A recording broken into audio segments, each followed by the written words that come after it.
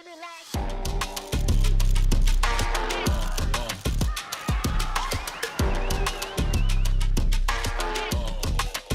into the second, slides it down, feel like a... Down the face, beautiful. One right here into the lip.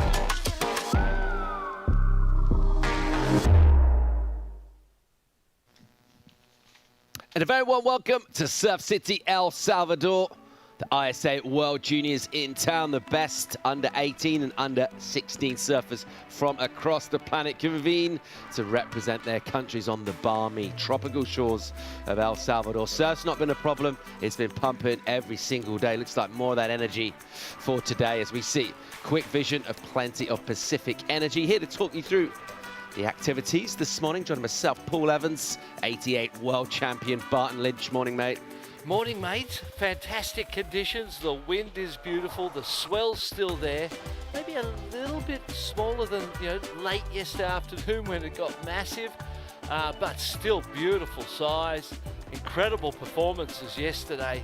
The boys under 16s, we reconvened with that this morning, and it was quite a show yesterday. They fired us up, didn't they? It was sort of getting towards that siesta time, that nap time. I mean, it's hot here in the afternoon, and your energy, you get these little ebbs and flows, and all of a sudden we were like just fired awake by the surfing that went down, basically. It was incredible. Look at the size of these waves out there this morning. Double, at least, overhead. Down the line here, beautiful walls. So we're looking forward to some amazing competition. And we're getting, by now, a few days here. This is our fourth day of competition. We sort of get into the rhythms of the day. In the mornings, it's a little cooler. Cool to be a relative term over here. We have those offshores. It's clean, as we can see from the vision on screen there. Nice smooth on the face. A little bit of wind comes in late in the day, but it doesn't seem to affect the scoring potential over here. We've seen great scores throughout the days here. And the left and the right, good morning, peoples. How are yous? It's going to be an exciting day. And the left and the right at La Bocana both offer great options. So there's plenty of waves, plenty of opportunity, and the surfers are able, because of that, they're able to just go a little crazy and show us really what they've got. We've seen some amazing surfing. Got to mention Ocean Lancaster yesterday afternoon with a 9.5. Well, I was just going to ask you, actually, it's still early in competition, so still early rounds. Obviously, we expect kind of the performances to go up as we go deeper, but already from what we've seen, in terms of the state of junior surfing, particularly in that under 16 category, it's in a pretty healthy state, it looks like. It's beyond healthy. It's flourishing, you would say. And here are the conditions today, 4 to 6 feet. That might be a little bit of an understatement, perhaps, almost 4 to 6 in an old school scale. The wind is northwest, super light, perfect direction, and we can see the tides there. We're heading towards 7:49, low tide this morning, 2 o'clock high tide. Around the top of that tide does become a challenge. It sort of straightens up, but yesterday it had been better on the high tide than the previous couple of days, primarily because of the size of the swell. We'll send a fresh quartet out to the water to contest heat number 10 of the boys under 16 round 2 is what we're focusing on. Looking at Manuel Couto from Portugal, also Jamie Vaselko from Portugal, Michele Scoppa, the Italian, Facundo Ruggiero from Argentina. Those four going at it. Top 2 will stay in advance. And this side of the draw, 3 and 4, will head to rapid charge. Of course, we do run double podiums here. This is La Bocana, principal venue. And you can hit the podium 2 button and head down and pick up vision of what's going down at El Sunzal, which is just a couple of clicks, a short walk, quite a warm walk down the beach. A very picturesque one too. It's nice to fly by with the drone and just check out this beautiful, beautiful coastline. So 20 minutes, we're underway here. And we've been talking about how important it is to get those strong starts, more important than ever. It does seem to have been the case repeatedly throughout the day yesterday. Whoever got into the rhythm early built that platform, and it was a much easier sort of place to defend from rather than trying to do late work, although we saw a bit of that too. Well, it was a very traditional sort of thing that we saw, wasn't it? The early start, couple of scores, set you up, and the pressure was off. A lot of other, the surfers that didn't get those starts, occasionally you saw a comeback, but we didn't see many of those. Generally, own the start, control the middle, and then potentially some defensive tactics at the back end with the priority if you needed to, but we didn't see much of that either. Big open lineup, lots of room, lots of waves. It's been one of the highlights, I suppose, has been the consistency, Paul, of the swell and the sets. Lots of waves and in-betweeners as well. Two surfers from the same country out here. Yeah. Two surfers from Portugal. We've been talking about the team aspect of this event, which makes it pretty unique. Is there much two surfers can do out in the lineup to affect things? Is there much teaming up that can go on? Well, you know, when you look at the positioning in the lineup there that we just saw from the overview, you've got 4 surfers. If I'm Team Portugal, I'm in the middle. I've got one surfer on the right, one surfer on the left, and I'm just making sure that we split a peak and get, or you know, one's guarding the left, so to speak, guarding the right, and you're in that position. And that would ordinarily be a coaching decision, really, whether you want your surfers to just focus in their own space, do their own thing, don't worry about the team aspect. If a point in time comes and you've got your 2 and your teammates only have 1 and needs 1, and you're in a priority situation where you can turn the blind eye and let him have a ride to get both of you guys through, I'm sure it would be on the agenda as well. But ordinarily, you just want them to, especially young kids like this, you don't want to overload them with responsibility and being responsible for someone else in the lineup, as we see that perfect triangular shape of the whitewater here, which makes it such a good venue. So yeah, I think it'd be a personal situation, but generally speaking, you want to take the pressure off you guys, not put more on them.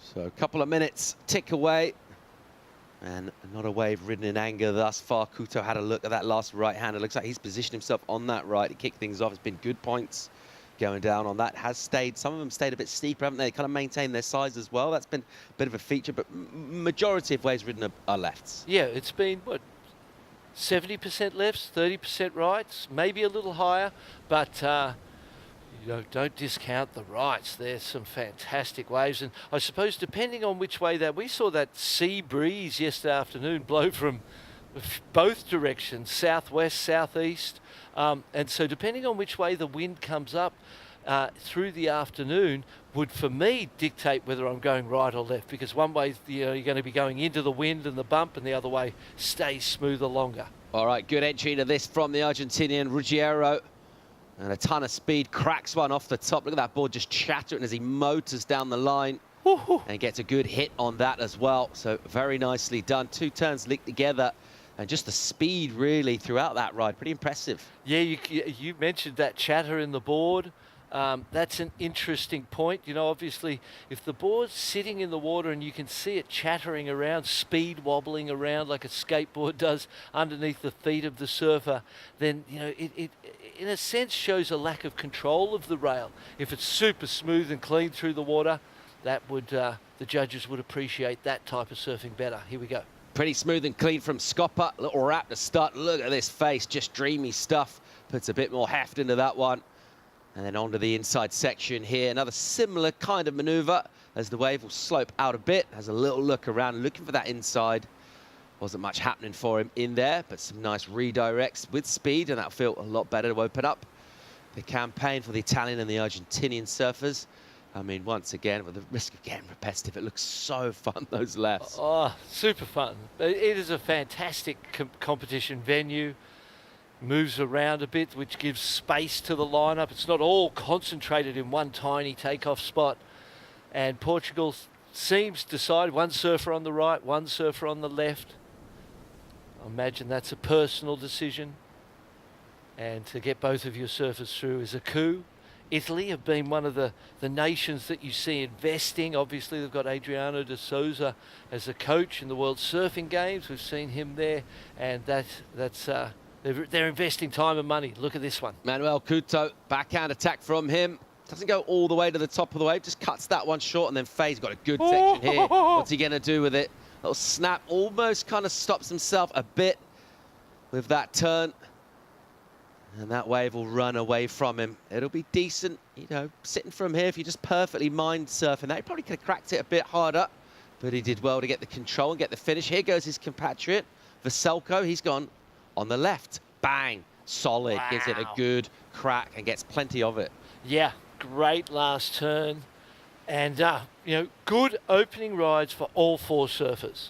It's going to be interesting to see as we look at coaching staff there for Argentina. Surfers coming up on, there's Lucas Skinner, one of the stars of this boys 16s division, was amazing at Rio de Janeiro back in early December in last year's World Juniors. There's Dad, Benny Skinner, and I would just say he's a good bloke. Great surfer and a good bloke.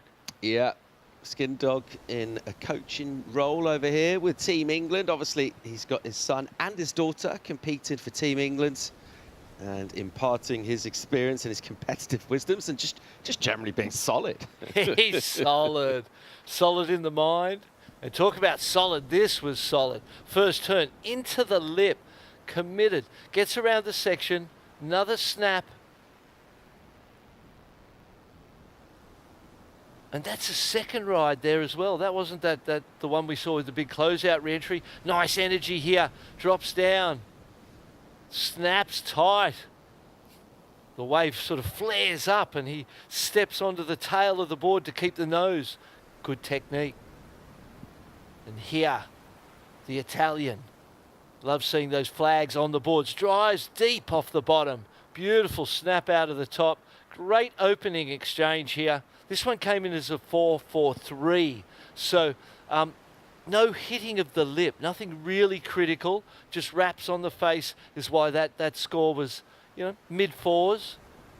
Again, as you said in the live call, didn't quite get up. But look at the size of this section here. He wants to get up there early, and he might have got there a little bit early, and it wasn't quite as critical as it could have been if it was weighted just momentarily. And here is the first one. Jamie Vaselko, great surfing family. Sure Mum and Dad are watching closely, and his sister Kika, World Junior Champion herself with the WSL.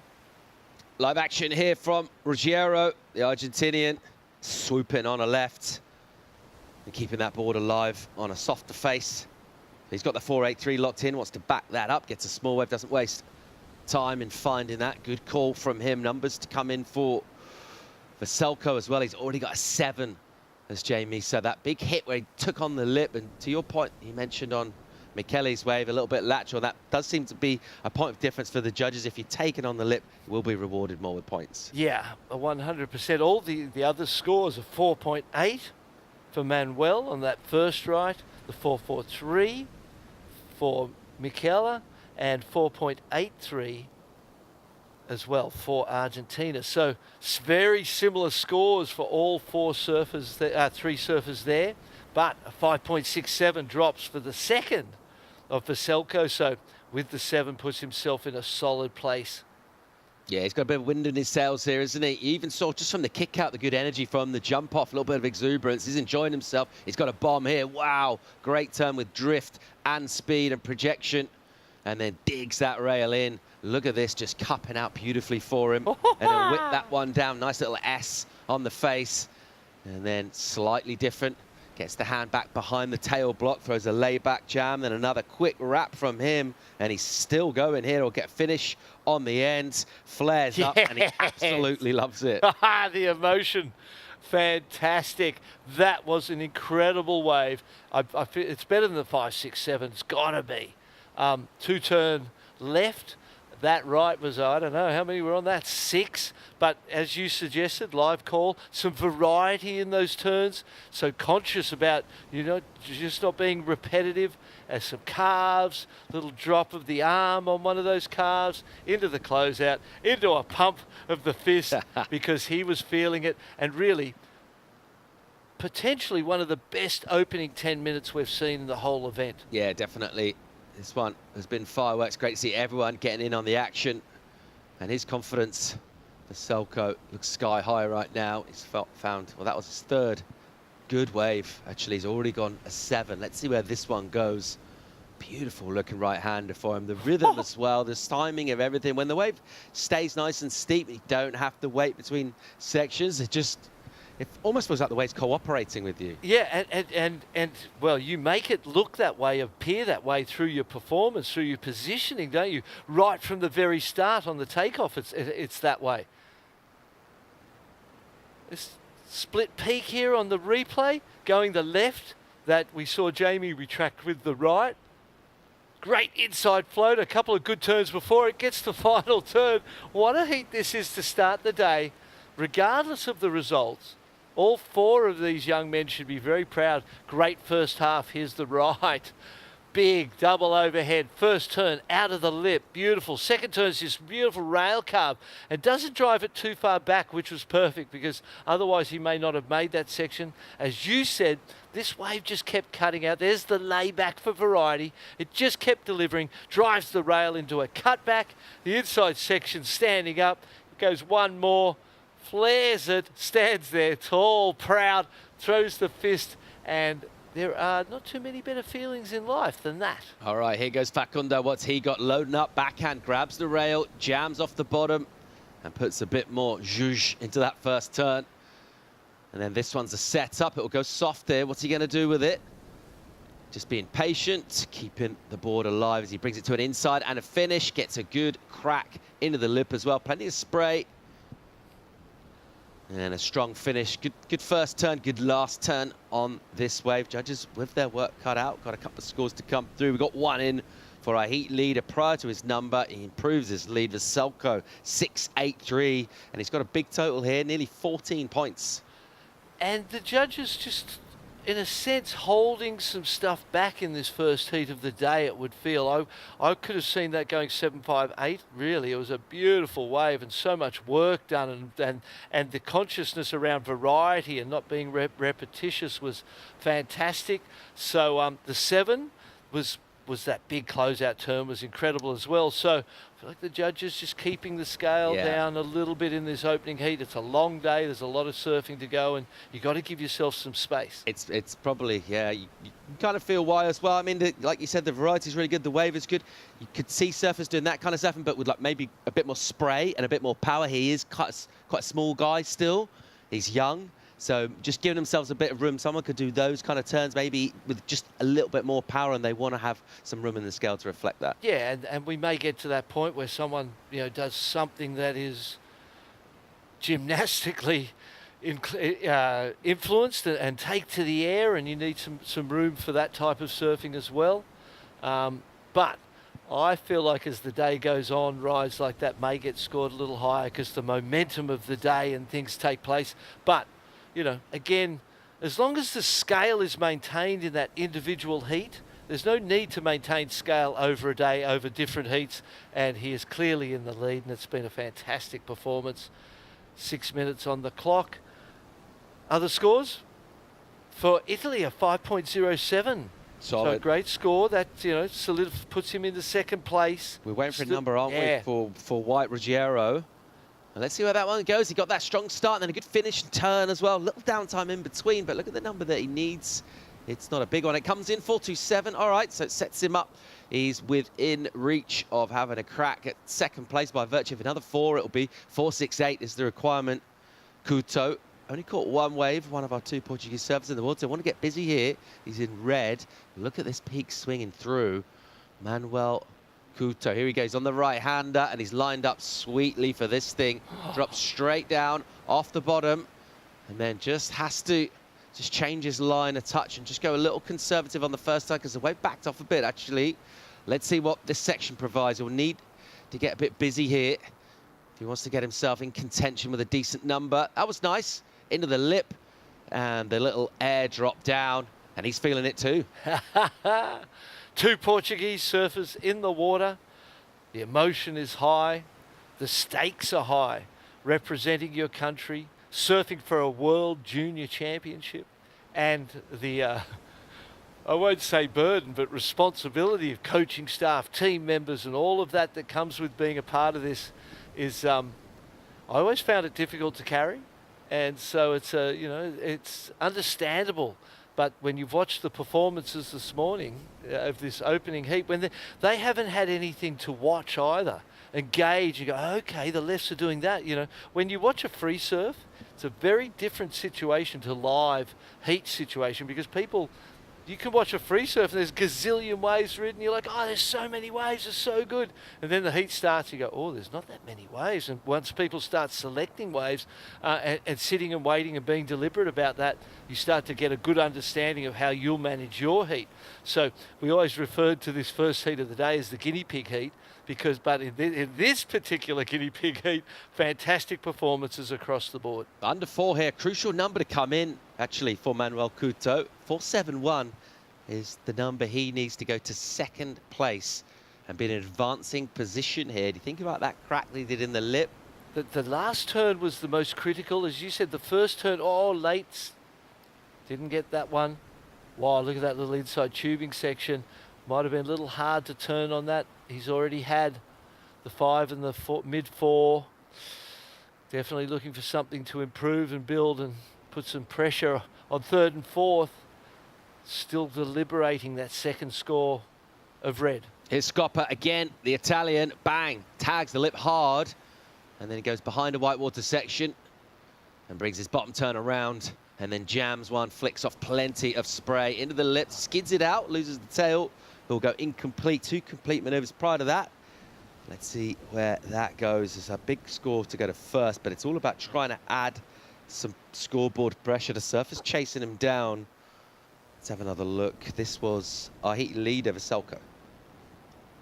Big wrap, went wide at the start.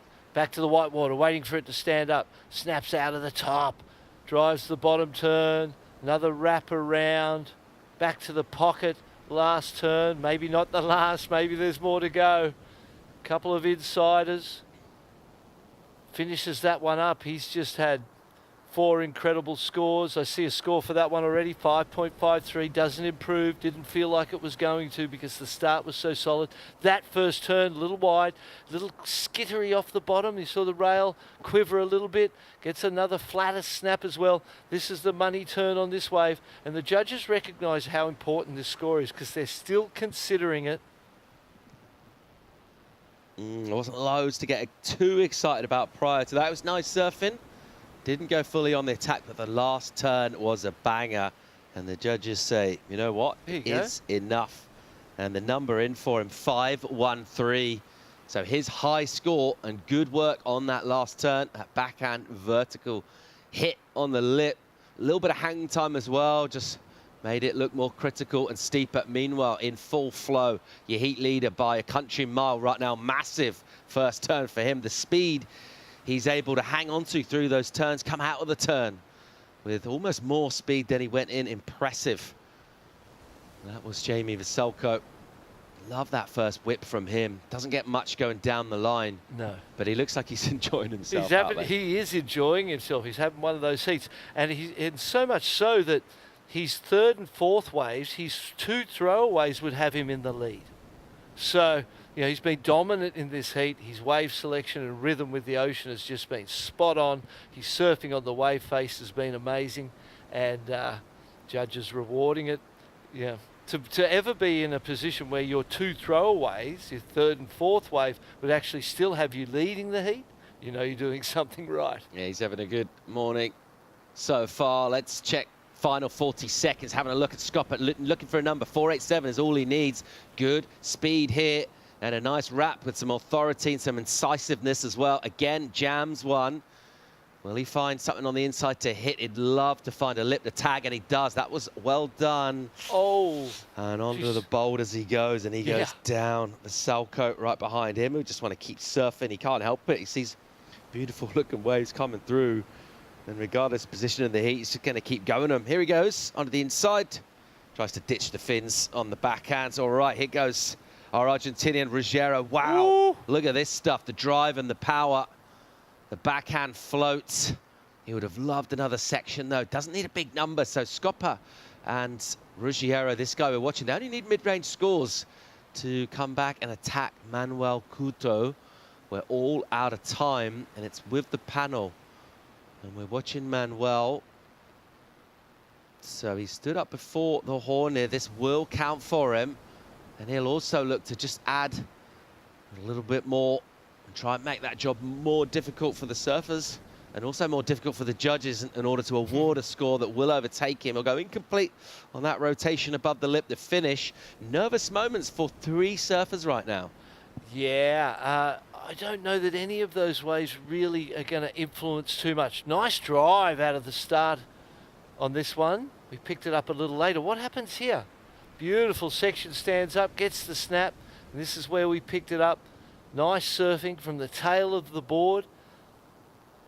So much so, though, that at times there's a little bit of quiver in the front end that sort of lacks. It loses some drive and speed when that quiver in the rail. Great heat from all surfers, regardless of the outcome. Vaselko, dominant from the start. A great heat from him. And the other three surfers can all hold their heads high. They've created score lines and performances that will give them confidence going into the repechage round, no matter who is in third and fourth. 3 waves still being considered.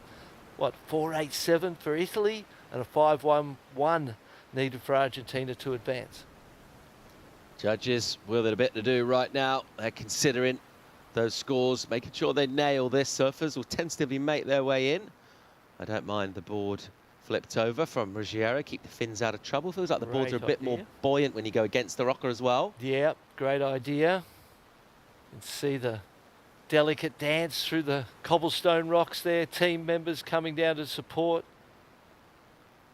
And that's one of the great elements of this event, is that team spirit and, you know, the different chants and celebrations that they all have is one of the very cool parts as well. Yeah, Argentina put on some really, really good performances yesterday as well. So vibes will be high amongst their squad. The Italians, well, the last score that will come in, bad news for them. Scopper didn't improve. We didn't think he would, but just wait to confirm the number came in. A 3.33, so he'll remain in third place position. So it comes down to the fact whether Couto... Oh, look at that.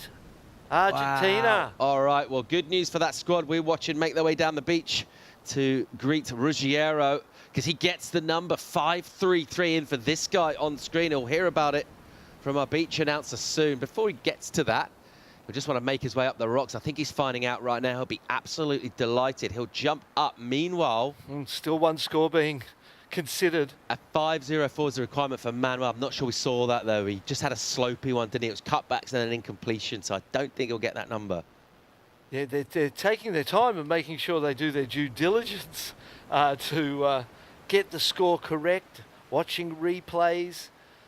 I'm kind of with you a little bit. There it is. It's come in, mate. Yeah, it comes in as a treat, so well done to this guy and to Argentina. They'll be absolutely delighted. So, tense moment, dramatic moment. It's great action. It makes for good entertainment too.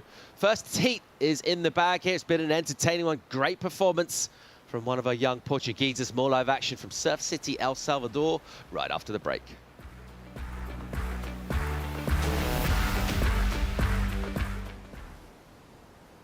There's a right time for everything. A right time to learn. A right time to try. A right time to fall. There's a right time to find your wave. And there's a right place to enjoy your passion like nowhere else.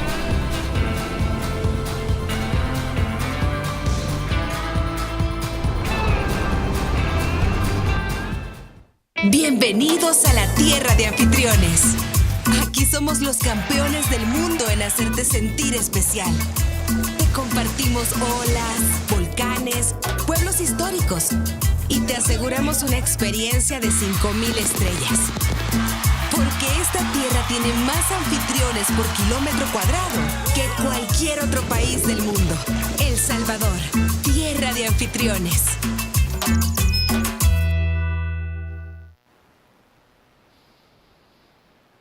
The ISA World Junior Championships welcomes you back to Surf City, El Salvador. Once again, showing us why it's very aptly named. Plenty of swell, clean lines filling in. And we've taken a little flyover to check out our podium number. Sorry, we're at podium number 1. This is La Bocana down the coast there. You can just see in the background, right of your shot, our second podium. That's El Sunzal right now. We're at our principal venue. We're already enjoying some scintillating action. Myself, Paul Evans, joined by Barton Lynch. And what a first heat to really kind of set the tone for the day, and we can expect more action like that to continue. All 4 surfers with scores of consequence in that heat. And here's this heat. This is a smoking heat too. Great looking matchup. The highly talented Kaisei Adachi from Japan, Gabriel Cabrera from Panama, Lucas Skinner from England, Yandriel Marentes from Venezuela. And they've already taken note where some of those scores were coming in, particularly where the waves were, and they'll have their tactics dialed in and think about what they're going to try and go for, what they're going to try and do, how they're going to try and show a little bit of difference. And you talked about in terms of not putting too much importance and too much information on it. You know, you can't kind of overload the information. Just get out there and surf well. Yeah, and make sure you're surfing well on good waves. You can't advance if you're not on good waves. You've got to be on the best waves. And looking at this one, Yandriel Morentes from Venezuela having a quick look. I'm very familiar with Kasai Adachi and Lucas Skinner. Both those guys have sort of submitted videos into my Blast Off video challenge. I've watched them evolve over the last 4 years to just some of the hottest young surfers in the world. And speaking of which, here is one of them right here. Here goes Lucas Skinner. Looking nice and loose. Sort of smaller inside section for him. And he'll tag it. So using that speed to go up, get plenty of the board through the lip. We'll wait for the judges' number to come in. In the meantime, someone that found favor from the panel, Jamie Veselko, is standing by for an interview with Rachel Tilley. Thanks so much, guys. Jamie, congratulations on your heat win. The first heat of the morning is not always easy. Having to prepare and set the scale for the day, talk to me about how you get ready for that day one heat, first heat. Yeah, I just surfed in the morning and that was it. Just get the first surf and watch the waves and go in the water. That's what I did. Well, it's also not easy. A few challenges for you this morning, having your other teammate in your heat. Talk to me about what that dynamic looks like. The other surfer got a score at the end, knocked your teammate into third position. What is going through your mind? What's going through your team minds with that? It was not so easy. I don't really like to go in heats with other teammates, but I'm happy to make the heat, but kind of upset that he didn't make it. What do you guys do before as a team to prepare? Do you guys spend time apart from each other, or do you guys paddle out together trying to make it through? Yeah, we try to make some strategies and like help each other, but it didn't work too well this heat. Well, you can't always control it. You did what you needed to do. Congratulations. You surfed amazing. Is there anything you'd like to say back home to Portugal? Obrigado a todos que estão a ver e vamos com tudo para os próximos hits. Abraço. Thanks so much. Back to you guys. Thanks, Rachel. Couple of waves there. A nice exchange going down during that interview. 15 on the clock, so I've lost a quarter of the heat. Numbers in for Skinner, 2.5 and a 1.77. He's got plenty more than that. And just that quick start that we talked about, Barton, a clear tactic for Lucas. Yeah, but scrappy, fair to say, by his standards. The surfing on the first wave looked a little bit nervous, you know, and so at that point in time, you need to just settle it down and you go, okay, I've tried a couple smaller ones. They haven't got to a 3 yet. I may as well, you know, not waste another 5 minutes on waves of no consequence and just try and get away from the surfers who have still got hold of their priority, so to speak, because they haven't ridden a wave yet. A couple of small scores for Venezuela as well, 1.5 and a 1.07. So really it's starting again, you know. It's like you sit there and go, okay, it's a 14-minute heat. I haven't had anything that I want to keep or even consider, and I'm going to forget about it because by Lucas's standards, he looked a little bit sort of rushed on those two. Big set shaping up on the outside here at La Volcana. This is the boys under 16, heat 11 of our second round of that competition. Who's in the spot here? Looks like a Japanese surfer having to think about it, but from deeper than him, it's Cabrera, the Panamanian. Here he goes. A little soft to open up with, and he has to sort of stretch things out and then swoop back. So unable to attack the first section, then he'll get a heavier one. And unfortunately, from his point of view, he has to go around that. So he's gone a long way and not really able to go back up and do damage. A little look around from Adachi again, going, nah, that's not my wave. He'll let that one go. So Cabrera with a little bit of an awkward one there. Yeah, again, kind of, it looks like a nervous start, and perhaps the quality of the performances in the heat before that they were watching and the quality of the waves got them so excited. They're like, there's lots of waves, I'm just going to get surfing. But you've still got to be selective. You've still got to make sure that the waves you catch, 20 minutes does go by super fast.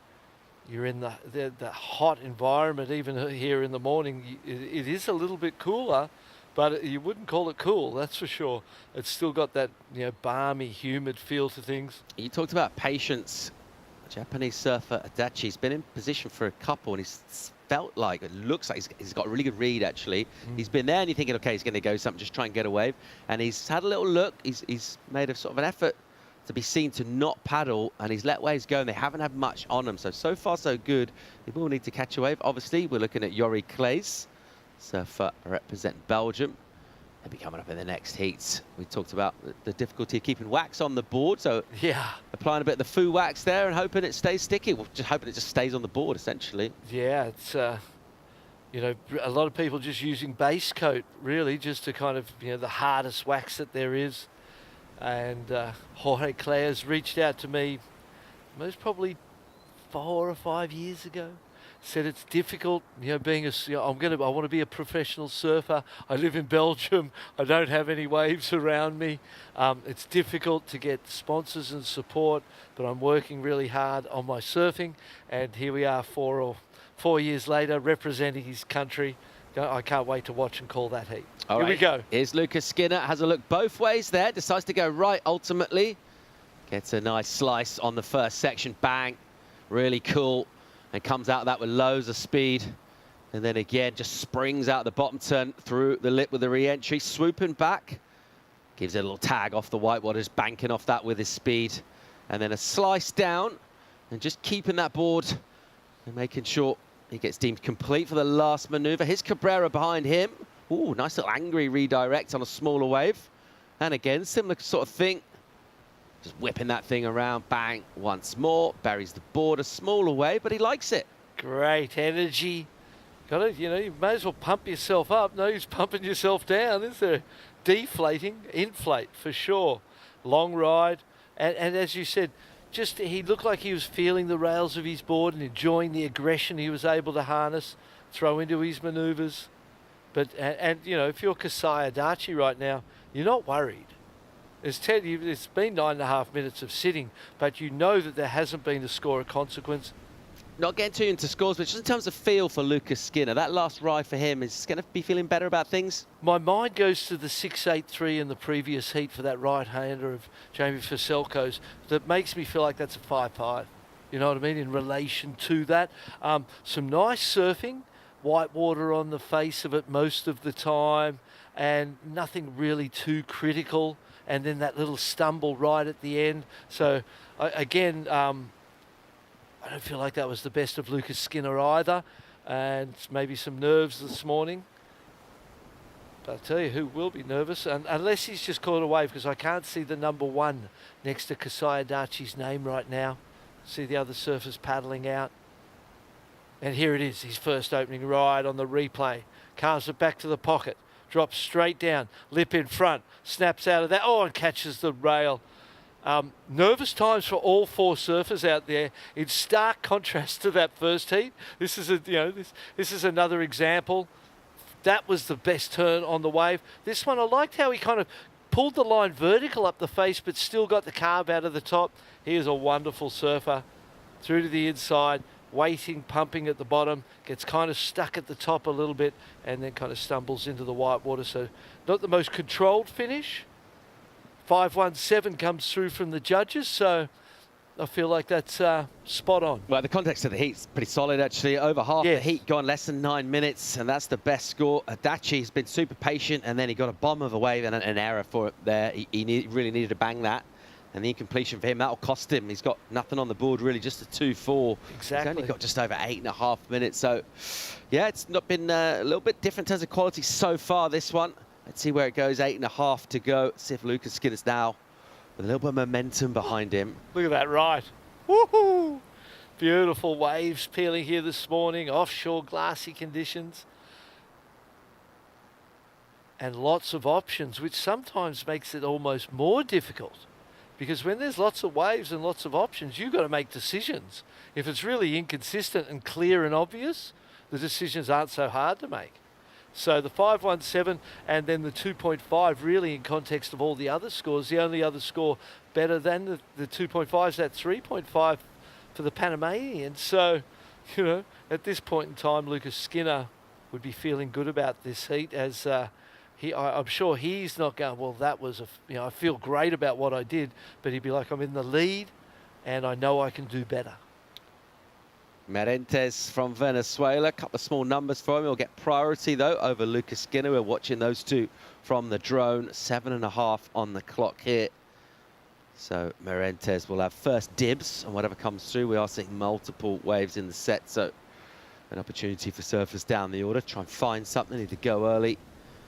And being selective in this heat so far has been what we saw Kasei Adachi do, which is all very well and good doing that. But then when you do go away, you need to make sure you get your finish. And he got an absolute bomb.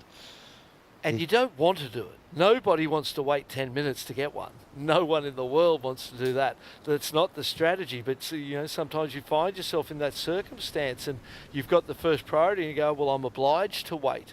And you've just got to put in the time, as we see preparations. It's the Hawaiians getting ready to go out and represent. Good squad energy from them too. Great little goofy footer, Merrick Mokhtatel. He's got a really lovely style. The Hawaiians, a strong team. I really enjoy seeing. What about this particular event is Hawaii being able to surf as Hawaii and not the USA. That is something that, you know, the World Juniors is really good for.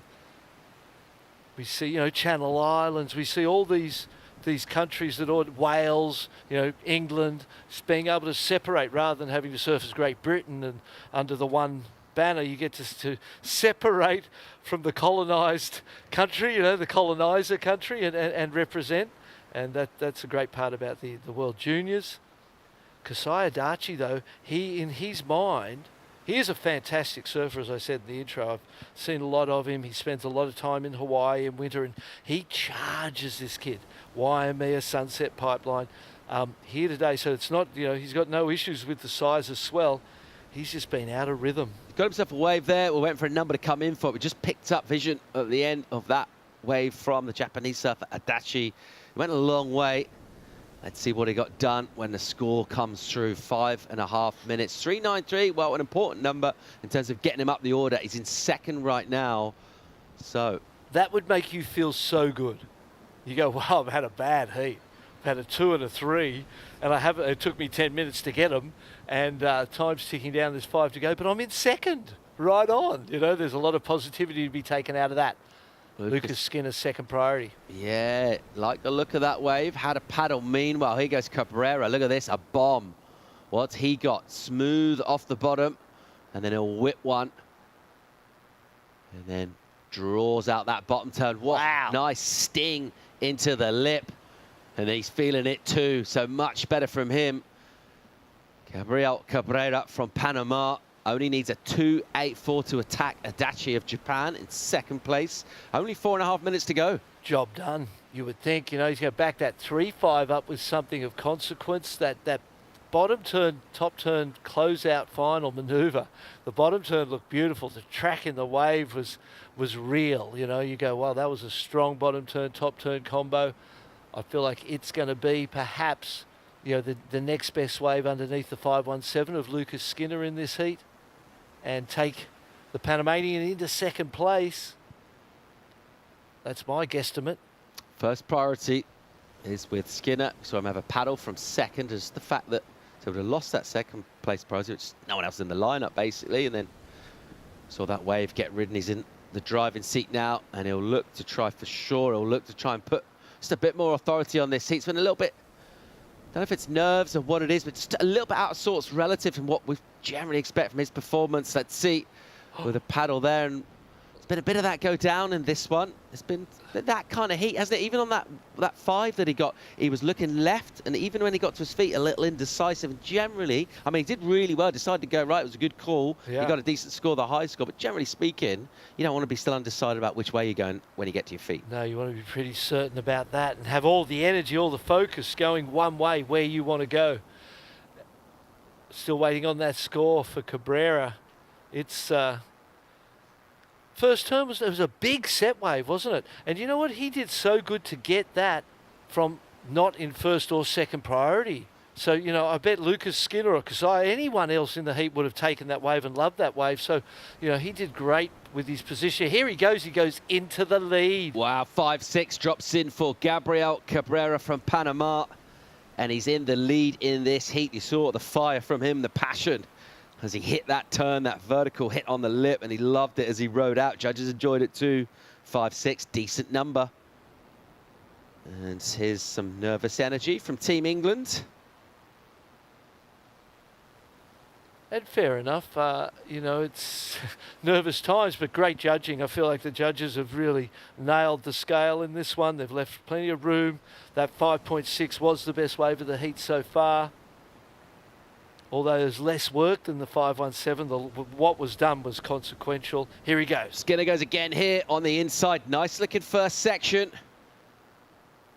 And jams one off the top, just gathers that board back into the critical section, hits it nice and hard. So technical surfing from him, and with not a lot of room to swing at, just kind of tightened up his arc with the bottom turn, trying to manufacture some, and he just knows he's on that 2.5 and he wants rid of it. Yeah, 100%.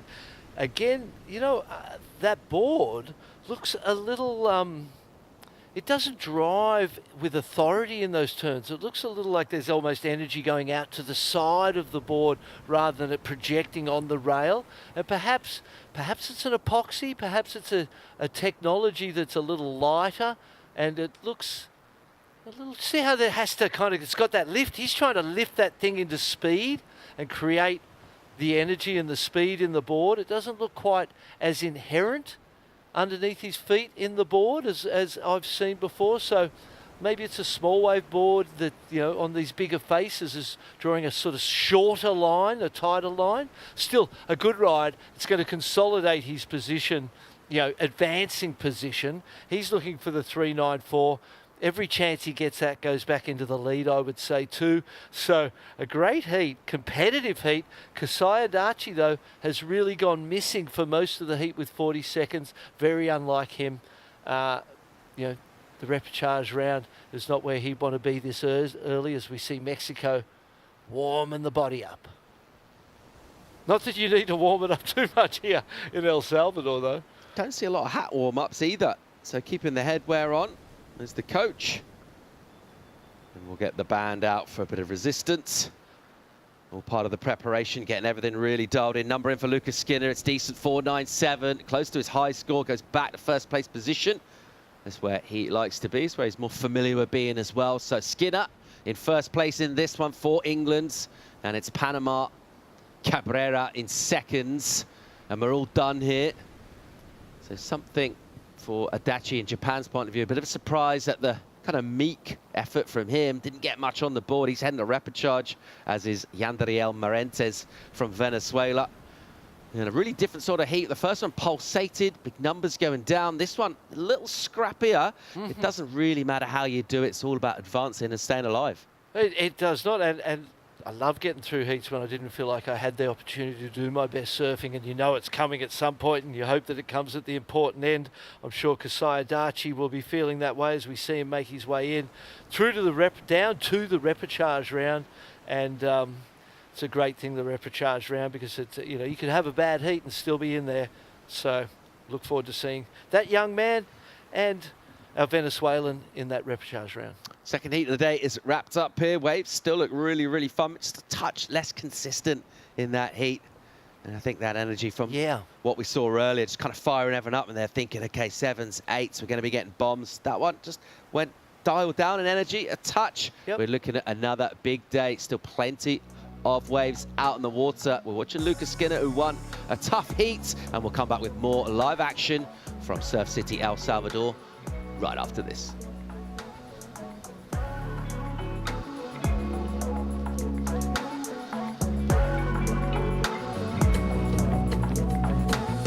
Consulta promociones. Disfruta de cable TV más internet residencial desde los 50 megas hasta los 1000 megas. Para más información, contacta con nosotros. Multinet, siempre que tú quieras.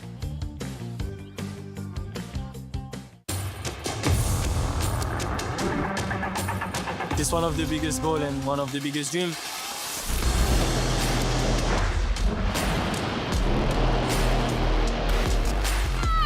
It's been like an emotional roller coaster.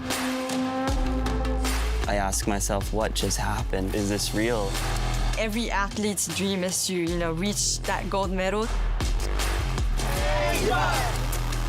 I'm on a mission, I think that everything is possible. It's not over till it's over.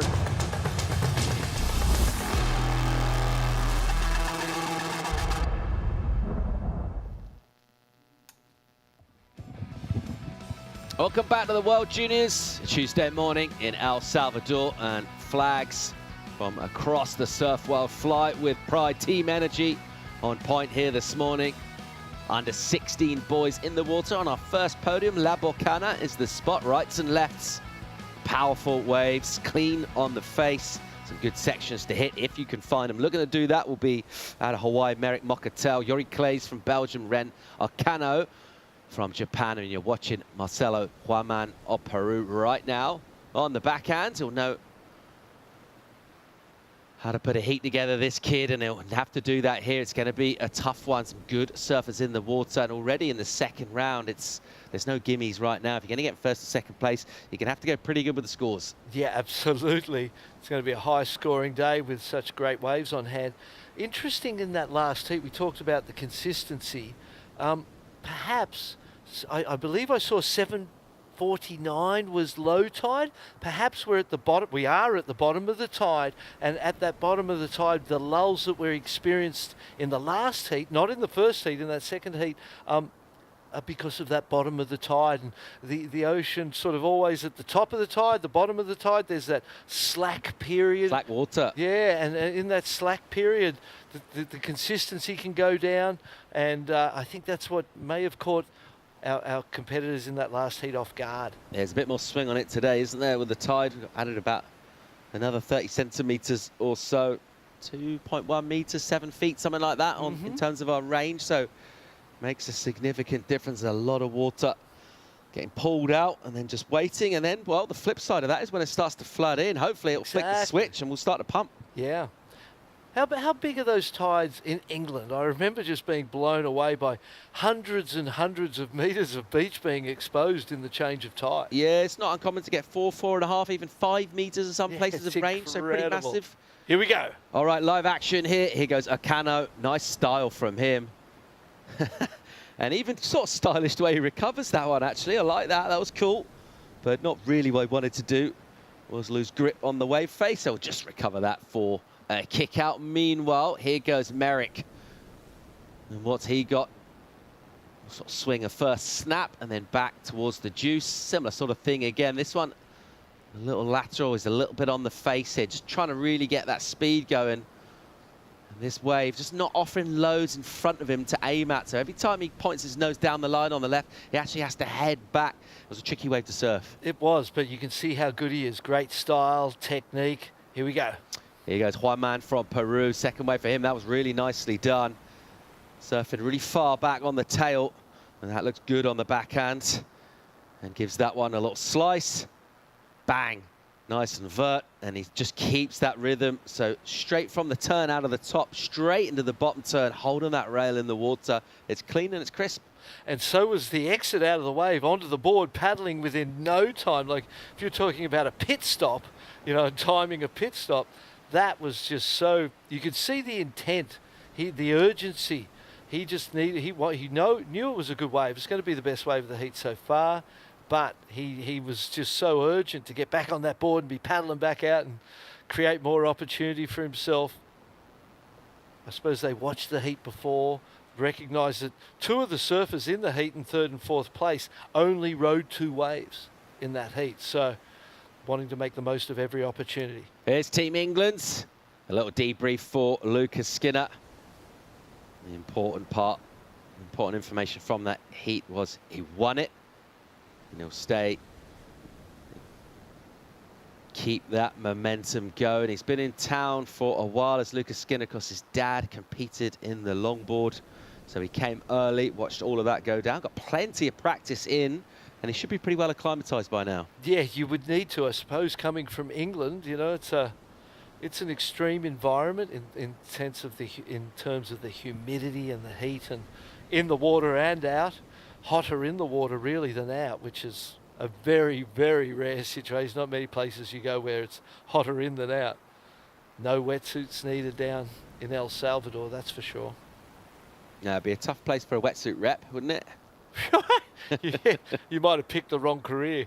4.5 in for Marcelo Human from Peru. I know, I almost felt like that could have been a little more of a score, but I suppose it left me with a good feeling because of the last turns and the earlier turns on the wave were a little flatter. Let's get some information from Team England. Lucas Skinner is standing by for a chat with Rachel Tilley. Thanks so much, Lucas. Congratulations. Job done, as we were just saying. Talk to me about how you feel in that heat. Yeah, thanks, Rachel.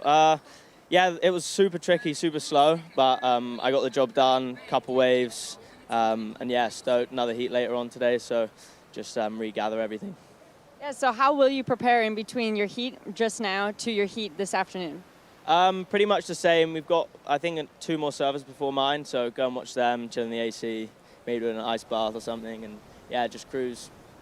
And I know you're a huge fan of the ISA theme song. Has it made it into your pre-heat playlist yet? Yeah, I actually had it in my head on the free serve this morning when it came on, but that song, yeah, it's a good song. Cheers, ISA. Is there anything you'd like to say back to England? Yeah, hi to Mum, Levin, Lucy. Thanks for all the support back at home. All the boys at the factory, know you were watching. Thanks for the boards. Yeah, stoked. Thank you. Well, we'll see you back here this afternoon, I'm sure. Good luck. Yeah, hopefully. Thank you. Yeah, Lucas, good job. He's stoked. Tough heat to get out of. And as you mentioned, BL, sometimes it actually feels better when it's a tricky heat and you're not really putting your best stuff over. They mean a bit more sometimes. Oh, I agree. Definitely. Oh, look at this. All right, loading up. Here goes Merrick. Look at the speed from him. Great looking section. And a big rasping turn off the rail. Back to the juice. And again, just opens up and opens up too much. And we talked about Wax earlier. Maybe just a traction issue there, but he slips off. Oh, heartbreak, because that first turn was authoritative. It was fast and sharp, and he was looking so clean in every way. I was like, oh, this is oh no.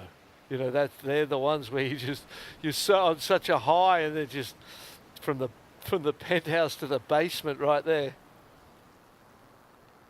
That was a beautiful big left. The first turn, all class. I was like, oh, he's on his way to a big score here, and then that slip of the foot. Holding the rail in the water for that long as well on a really open face. He's covering a lot of ground.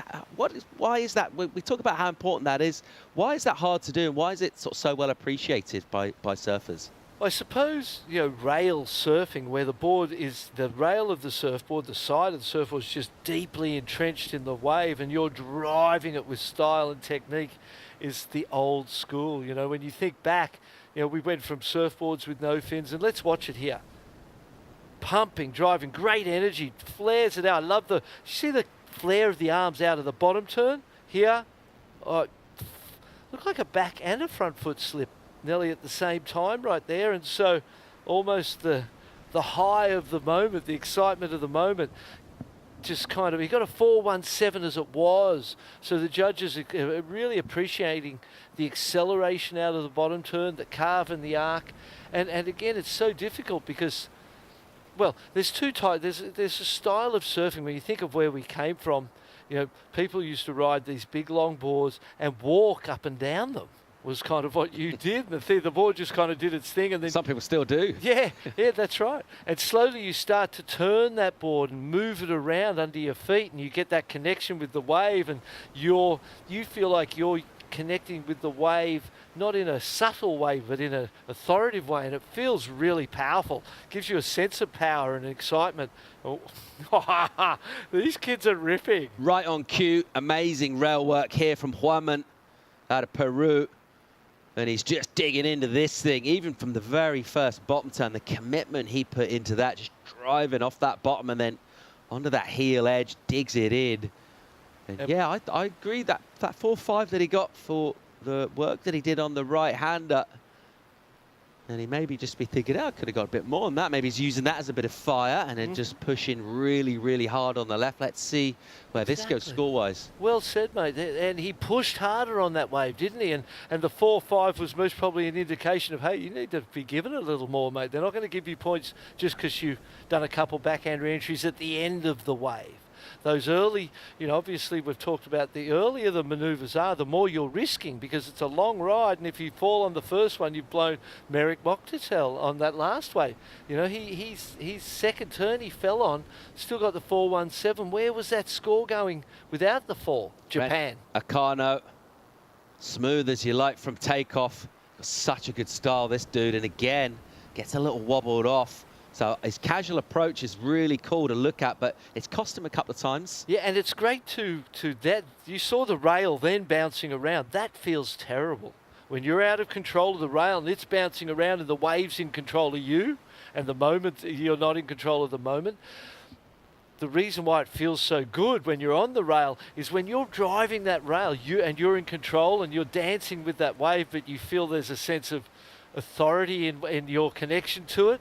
It's a powerful moment. It really feels incredible, and that's why the evolution of surfing still has that base in the driving of the rail, because it's a powerful experience. It feels great, and modern surfing is all about combining older elements where you're driving the rail with the new gymnastic aerial stuff above the wave, and we just see incredible performances above the wave nowadays. This particular wave, the lefts can be suited to the air at the end of them, but it's a hard wave because of its sort of perfect shape to do airs on, and you end up just doing more of a traditional performance. 6 minutes and 40 to go in this. The clock has absolutely flown by here. Numbers in for the last of Marcelo from Peru. 4-3 for him. He goes to first over Merrick Moktatel, the Hawaiian, who's looking for a 4.63 of his own. So modest scores again in this one.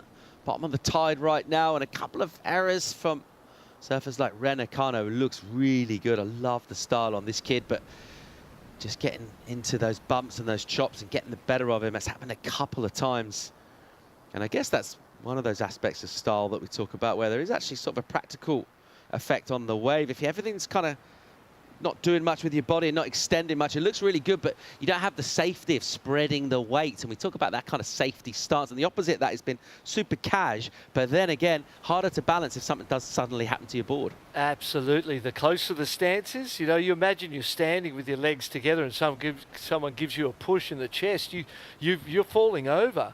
But if you've got that width in the stance and the bend in the knees and you're down in there, they can push as hard as they want and you might not go anywhere. So it's definitely the way to secure yourself on the wave. And there's a fine line between the two. There's a moment when to compress and be low, and then there's a moment to be tall and casual. And if you can combine them into the performance, you give the judges and the spectators a little bit of everything. That's most probably the best approach. 5 to go in this. It is Peruvian Juan Man at the moment in the lead. It's not a massive total for him. 8-8. He'll want more. First priority is with the Belgian Clays. Just got a 3 on the board. Needs a second score if it's 4-4-4 or better. The weights are the hardest part. The mind starts to become active. If you're just surfing and you're just catching waves and surfing, the mind's just quiet because it's happy. Here we go. Akano, what's he got here? Oh, again, another mistake from him. And this is almost sort of, that's the third time now, and there were points available there. He didn't need a big number. He's having a bit of a nightmare. Yeah, 4.97. Well, in the context of this heat, he needs the best wave of the heat, and maybe that was never going to be the best wave of the heat. But again, there's a casual, relaxed side to him, to his surfing that just looks beautiful. But there, it looked like the feet slipped in the wax maybe as well. Couple of slips in this heat so far. And really, we haven't seen the best of anyone. Marcelo Horman on his last left looked like the most authoritative surfing we've seen. It was confident and strong and aggressive. Other three surfers having some challenges. Here's Clay's good-looking wave for him. That was really nice. Great turn for Belgium right there. And then down the line, he's found a section, and he'll tag that. Just has to kind of surf his way out the lip a little bit because he got a touch caught. I thought the first turn was really good. And a 4.44, the requirement. That will certainly count for him anyway, just his second ride. I think there were two. There was enough time for two at the end. Came out of the first, dropped down. He needed to go straight down, straight up again. Then he would have had time for the closeout manoeuvre. As it was, he kind of got the first in and things were looking good. It was better out of the bottom, the first turn, than it was out of the top, which is rare for a kid, but a good sign. And then in the second end at the bottom, he kind of went pump, horizontal for a bit, waited for the closeout, and that kind of lost his momentum and speed on that one a little bit. Here's Merrick. What's he got from deep on a section? Nice and steep here. Loads up with the high line, then swoops off the bottom. Jams that in the pocket using that rail again. It'll go slopey here. And he'll stay on the tools as he swings around that bladey looking board through a softer section. Still got plenty of speed though. It's got inside. He'll make a little bit of room. He'll sting out the tail. Does it nicely. A good finish. I love his bottom turn. The way the arms flare on the bottom turn. It's a really, really beautiful bottom turn he's got. The way he uses the rail. Again, that score is going to be restricted by the quality of the wave. You know, it's late in the heat. You know, you're looking to improve on a 3.27. I think there's every chance he does that. That felt like another one of those 4-point rides maybe. There's the big tall ones where people just get 1 or 2 turns. Then those slopier, wallier ones where they get sort of 4 or 5, but they're mostly wraps and cutbacks. A lot of them, sometimes the less is more on the big face has been scoring higher. Setting up for a tight finish here, under 2 minutes. As we'll watch our heat leader, Juanman, out of Peru, dips in and slices hard on that rail. And again, off the bottom, so much drive. That was really cool. And can't get it done, though. It'll go incomplete as he pokes the nose. And he was on his way to a good number there, because it's the first sort of legit assault on the lip that we've seen in this, particularly on that left. And he'll make his way back out in a hurry. You can see the paddling. Look at Red as well. Merrick having a good old paddle. They want to try and get themselves opportunity in the lineup, get up the priority order as high as they can as well. Here's a paddle from Akana. What's he can do? Can he redeem himself? He's had a bit of a nightmare of a heat so far, as he'll open up with a really cool cruisy carve and another one. That was great. Loads of spray. His style is so good. And a good finish. Much, much better from him. Only looking for a 4.97 for advancement. Depending on what Merrick gets, Merrick's got another wave here. Here he goes from deep. Similar kind of story to his last wave, but this one just frustratingly just tumbles in front of him and not much he can do. He paddled really hard to get that wave and ultimately won't add to his numbers with that. I'm not sure he'll get back in the lineup with 40 on the clock. He's in second prior to a score to come in for the likes of Renacano. And he's still got a score as well. Here we go. Horicleos in third, looking for a 3.48. All right, here we go. A bomb for the Belgium. And at first turn, the wave goes a touch soft, so he has to be a little bit patient as he places his first turn. And he'll set up again. He'll need a banger of a finish here. He only needs 3.48 though. And goes into the lip with a load of speed and does it cash. It just sort of almost stops halfway through the turn button. Yeah, that could have been the score for him as well. 5 seconds on the clock. What a close heat this has been. Not the best performances from all of them. There's some falls, some slips, but still you can see the potential in every one of these surfers. 4 great young surfers in the water and a super tight heat. It's done. Judges considering scores for 3 of the surfers. Blue is the only guy. Jorge got a 3.17 for that last one. The score came in quickly. We're all out of time here. So leading the heat prior to that last exchange, the Peruvian, who surfed really well out there. That one error on that turn that he just did, his second turn on that bomb of a left. That would have really kind of just put that distance on the scoreboard, you feel. And it's tight and it's nervy, but what that means is we get these dramatic finishes with exchanges going down and the leaderboard flip-flopping in heats while surfers are basically either back in on the beach or doing that rock dance, trying to get in. I mean, the score of Peru's, that's not going to influence anything. He fell on the second turn, so you imagine that could be just thrown in by the judges quickly.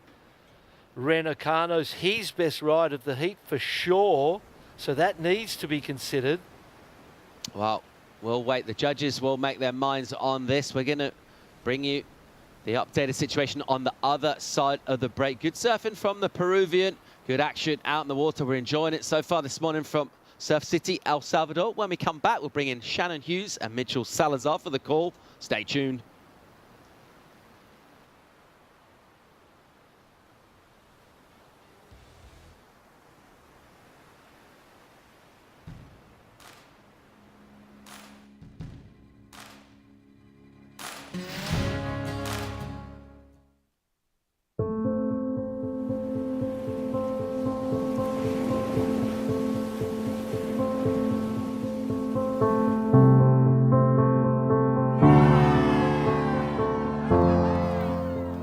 There's something profoundly spiritual about riding waves.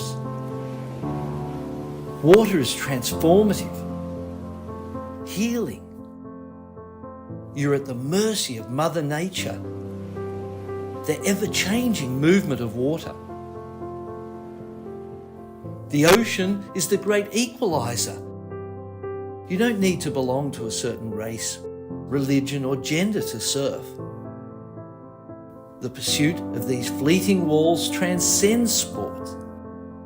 It's a way of life. And surfing has the power to change the world and has now taken its place on the world's greatest sporting stage, the Olympic Games. The International Surfing Association is the world's governing body of surfing, recognised by the International Olympic Committee with member nations around the globe. This is the International Surfing Association. This is a better world through surfing.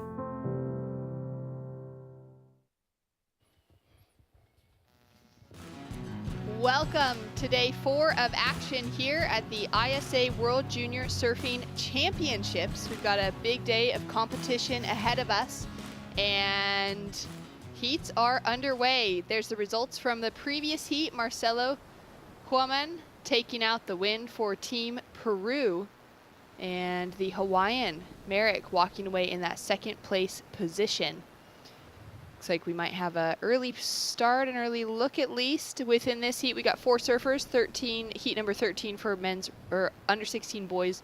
Round number 2, Israel, Tahiti, Mexico, and Chile out in the lineup with Orion Schemmer, Mauna Kea Hioi, and Tiago Sorrentino all up against Raimundo Berry. Let's take a look at some replays, start things off. Shannon Hughes alongside Mitch Salazar for the call, and Mitch, here's what we missed in the break. Yeah, Mauna Kea, he's a great surfer coming out of French Polynesia right now, and as you can see, great technique too. He's been a champion in several different events.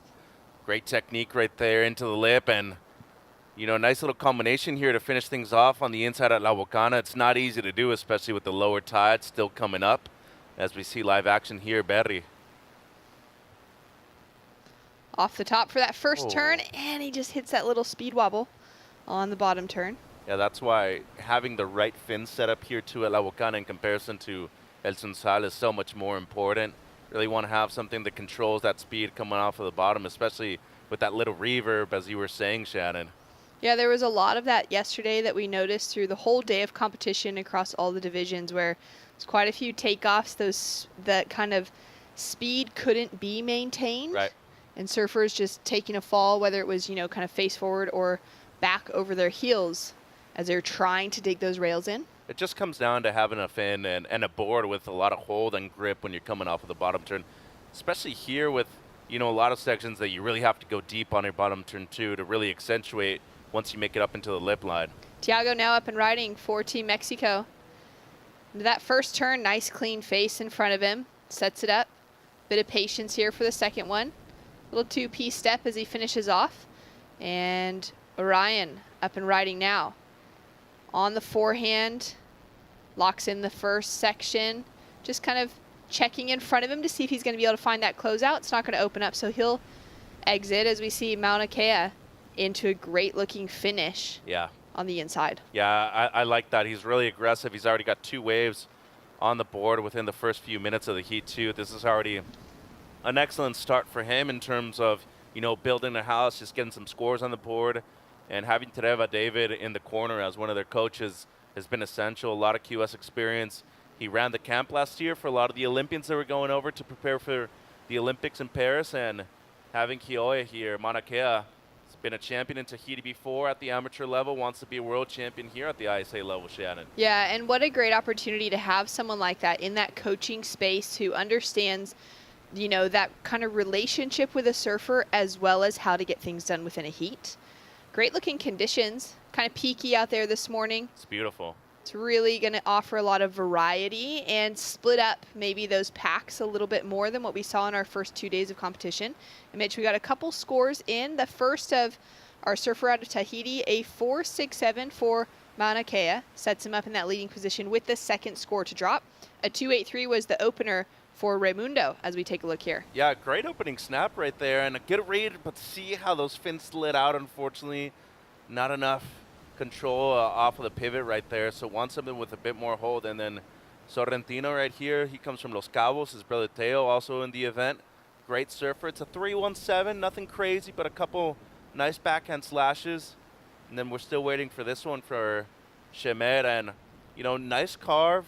Held his line for a good amount of time, but then after this, wave kind of shoulders off. As you mentioned, a lot of different peaks, and you really want those that are able to connect with one another. And then Hioya gets his backup score right here. Long drawn out bottom turn, nice roundhouse cutback. You don't see that a lot nowadays, especially with the juniors. And then a great finish. He has a lot of strength in those legs, Shannon, already has 2 scores on the board. Yeah, great to see that first turn as well, and then the finishing that we caught up with in live action. So he'll have a decent score to back up that 4.67 as we take a look at Raimundo. Driving through that opening carve, sets it up off the rail again, and frothy section in front of him now as he's working his way through to the inside, pumping and driving, setting himself up for the finish here, and that wave just kind of lets him down. Doesn't offer enough to really fight back, as we'll have a score to drop. 14 minutes on the clock. Busy heat to kick things off for their round 2 for the under 16 boys, heat number 13. Tiago with a great looking wall in front of him. Nice critical section to open up with. Sets it up for that second snap, kind of holds it off as he's eyeing off down the line and wants to time off the finish. That was good. That's his best wave by far, so 317 going to be the backup right here. So a good wave there by Sorrentino. Scores to come through across the board within this heat. We'll get a good look at that situation once they're in. At the moment, we've got a 317 for Tiago. We've got that 283 for Raimundo. So the opening exchange goes in favor of Mauna Kea, and now waiting to see where things will fall through for the rest of the field match. Mauna Kea meaning White Mountain in Polynesian. It's a beautiful name and really translates well to what you're seeing from this kid. I mean, he throws a lot of Christmas trees out there. The kid rips. I'm a huge fan of him. And as we see with a lot of Polynesian surfers, they usually come with a lot of strength and power within their surfing too. You know, case in point, Michel Perez, the guy's named the Spartan for a reason, right? And you see this next generation of Tahitian surfers, Bahine, Kohai, and now Mauna Kea on the team too. It's just really amazing to see different generations really elevate their game by seeing the older ones. Yeah, it certainly is. It's going to be exciting to see what the Tahitians continue to bring. Speaking of surfers that have brought a lot, in the opening heats this morning, we saw Peru's Marcelo Huaman take out the win in that last heat. He's on the beach with Rachel Tilley. Thanks so much, guys. Marcelo, congratulations. A close heat finish there where all your other competitors caught a wave and you were waiting to hear their scores to see if you still maintained that lead. What goes through your mind when you're waiting for that situation update? Bueno, yo desde el inicio del hit me concentré en agarrar bastantes olas. Como estaba al lado derecho, pucha, no escuché en realidad los scores que decían. Y pucha, al final, como vi que agarraron olas y yo tuve una ola buenaza que me caí, estuve bastante nervioso y esperé que ojalá que pase. Y bueno, resultó que pasé primero y muy feliz.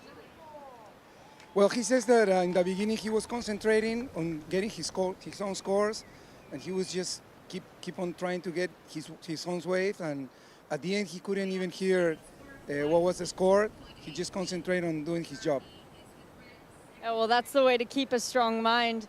For you, representing Peru, what does it mean to you to be representing your country in surfing for the team? Bueno, estoy muy feliz de representar al Perú. Este es mi segundo mundial. Bueno, estoy dando todo de mí y espero sacar un buen resultado. He's really proud to represent Peru.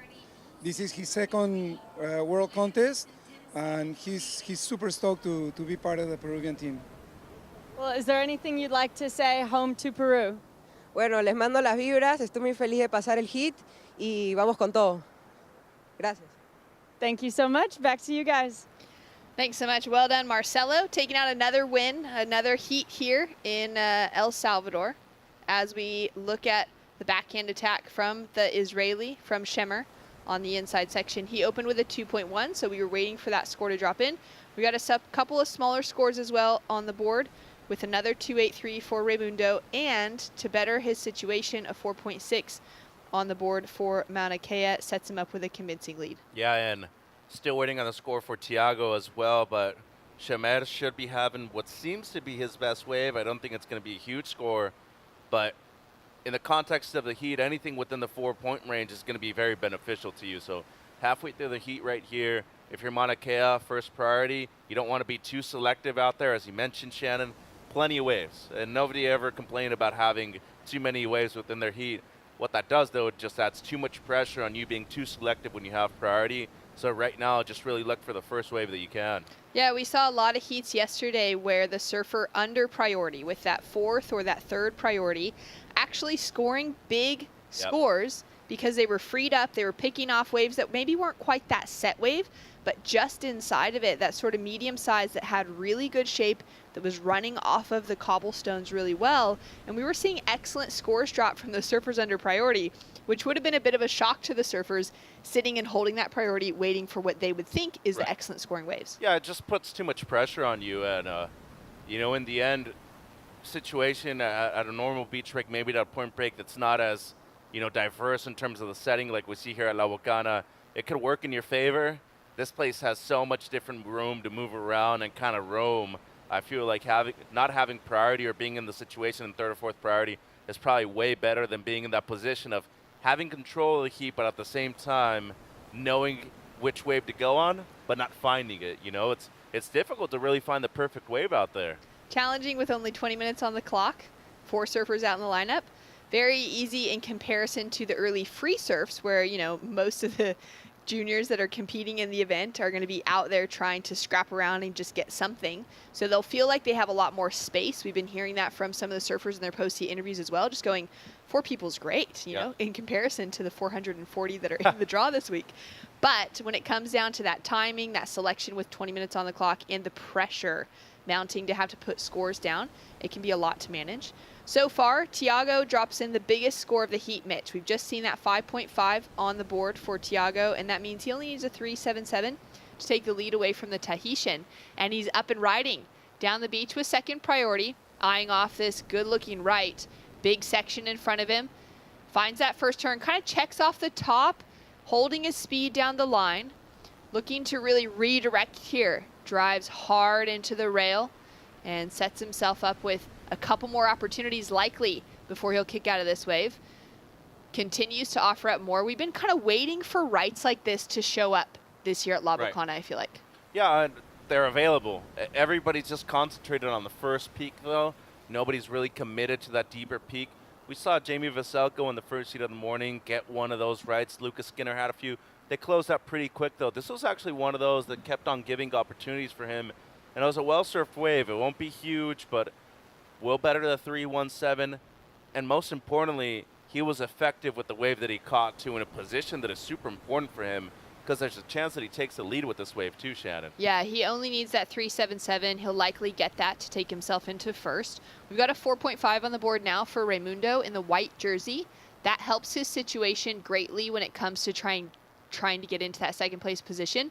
Once the score of green drops through, it'll also increase that requirement a little bit, but not by too much. So likely chasing something in the 5-point range to get Raimundo into second to avoid the repecharge round. Of course, we're still in the main rounds. For our first couple rounds we're running this morning, we're finishing out our under 16 boys main event round 2.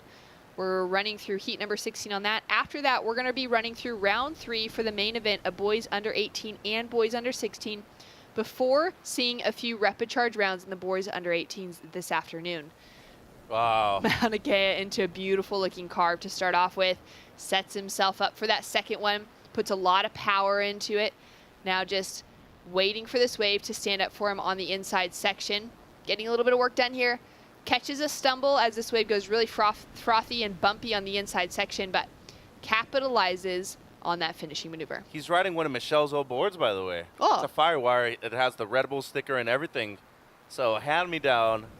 Obviously, it works great, but you know how great and effective was that use of priority right there. He held his composure, his positioning, and really accentuated what seems to be his best wave by a long shot with just under 6 minutes, Shannon. How nice was that opening turn? Yeah, no, and even the second one, too. To hold that rail like that, somebody in the U16s, that's, you know, a skill set that not a lot of people have even when they reach adulthood. So good on for Mauna Kea. Should be his top 2 scores. Yeah, putting that commitment in, trusting, the process that's led to being able to hold the rail in a situation like this when you actually have a great wave and when you got good equipment under your feet as well. Yeah, and he took the right line too.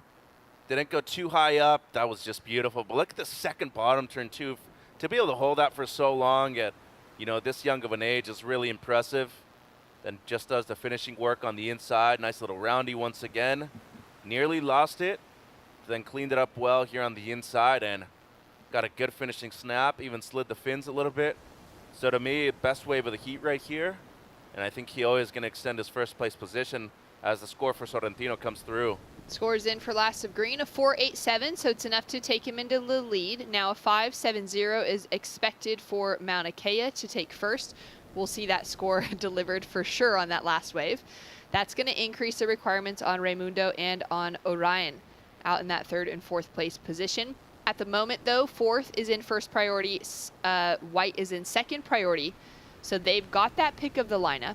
And if we get another decent couple of waves, which I think is a guarantee at this stage, 4 minutes remaining on the clock, and we can already see those lines coming in. Yeah, and Orion, well, he needs a 5.37 right now.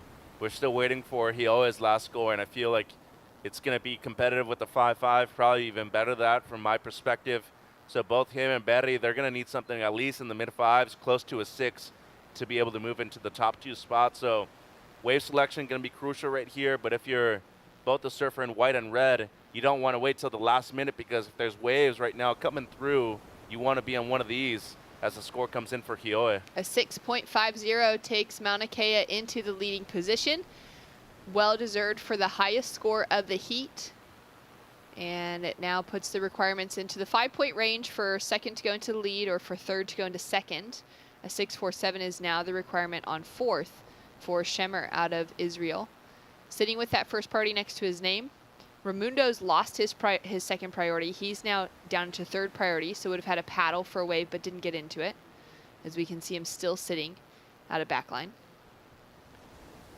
Tiago is back into that priority conversation as well, but he's not sitting with the pack here because he is way down, right, surfing his own game. Well, I mean, he caught that long ride, so just to be able to make it back, it'll take you a few minutes. But, what about the development of the Mexican team, too? Since, I competed in 2011, 2012, full team for several years now, a lot more support, but just the unity that we're seeing across has been huge for them.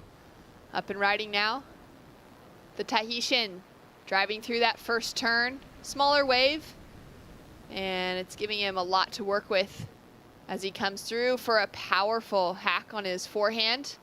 Whoa, great looking turns. He'll lose control of that final maneuver. And Raimundo puts it all up on the line. I like it, though. I like the intent. And as I was saying, you can't wait until the last 45, 30 seconds to at least give yourself a chance. You'll be moving up into 3rd priority once he makes it back out there. So you still have 2 minutes. Be aware of your surroundings. Be aware of what's happening in the heat in terms of time, positioning. So you still have a chance. You're needing close to a 6-point ride. Just get back out there and catch the first wave that you can go on, Shannon. 2 minutes. First priority sitting with red. So he's been pretty selective within this. He dropped in that 3.9, but only the 2 waves to his name so far. Mitch, at the start of the heat, we were having that quick discussion about priority being maybe, that sort of hindrance, especially when there are so many waves coming through, when there is so much opportunity, to make it a little harder to make those decisions on when to use it. Right. I think what Hioe has been doing in this heat has been very special. You saw him with priority, used it very well. Not in the priority rotation. Immediately he catches the first wave he can go on to try to improve on the low score. You can just tell that he's added a lot of practice being in a situation like this, and he's aware of what he should do in that given situation. Really impressed by that kid from Tahiti. Down to the final minute, and we've got a big day of surfing ahead of us. We'll have that tide pushing towards high around 2 p.m. as well. So we'll see the conditions change quite a lot as Raimundo is up and riding. One final opportunity to chase down that 5.87. Like you said, Mitch, needed to get into the first wave on the paddle back out. It's exactly what he's done. Found 2 nice open face carves, finished off with the foam, and that's going to help his situation. Will it be enough, though, to get him that near 6? So the big comparison right here is going to be both the 5.5 and the 6.5 within this heat. Hioe, remember the big 2 carves on the open face, cleaned it up on the inside. This one a bit of a smaller wave. He did super well, though.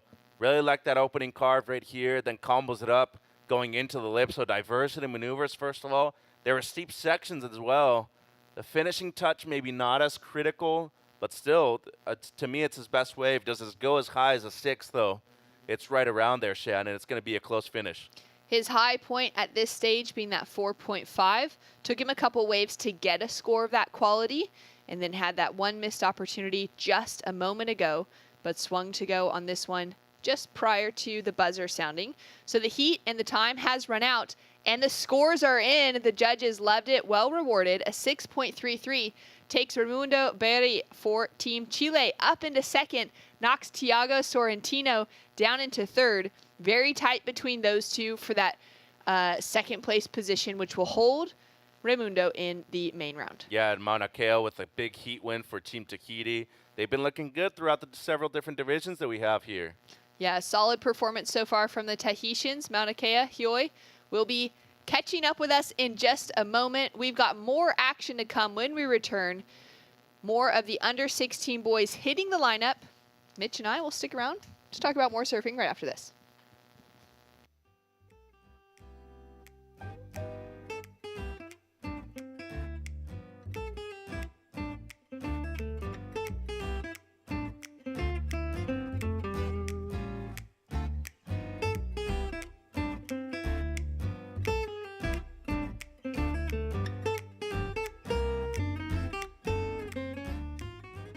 There's a right time for everything. A right time to learn. A right time to try. A right time to fall. There's a right time to find your wave. And there's a right place to enjoy your passion like nowhere else.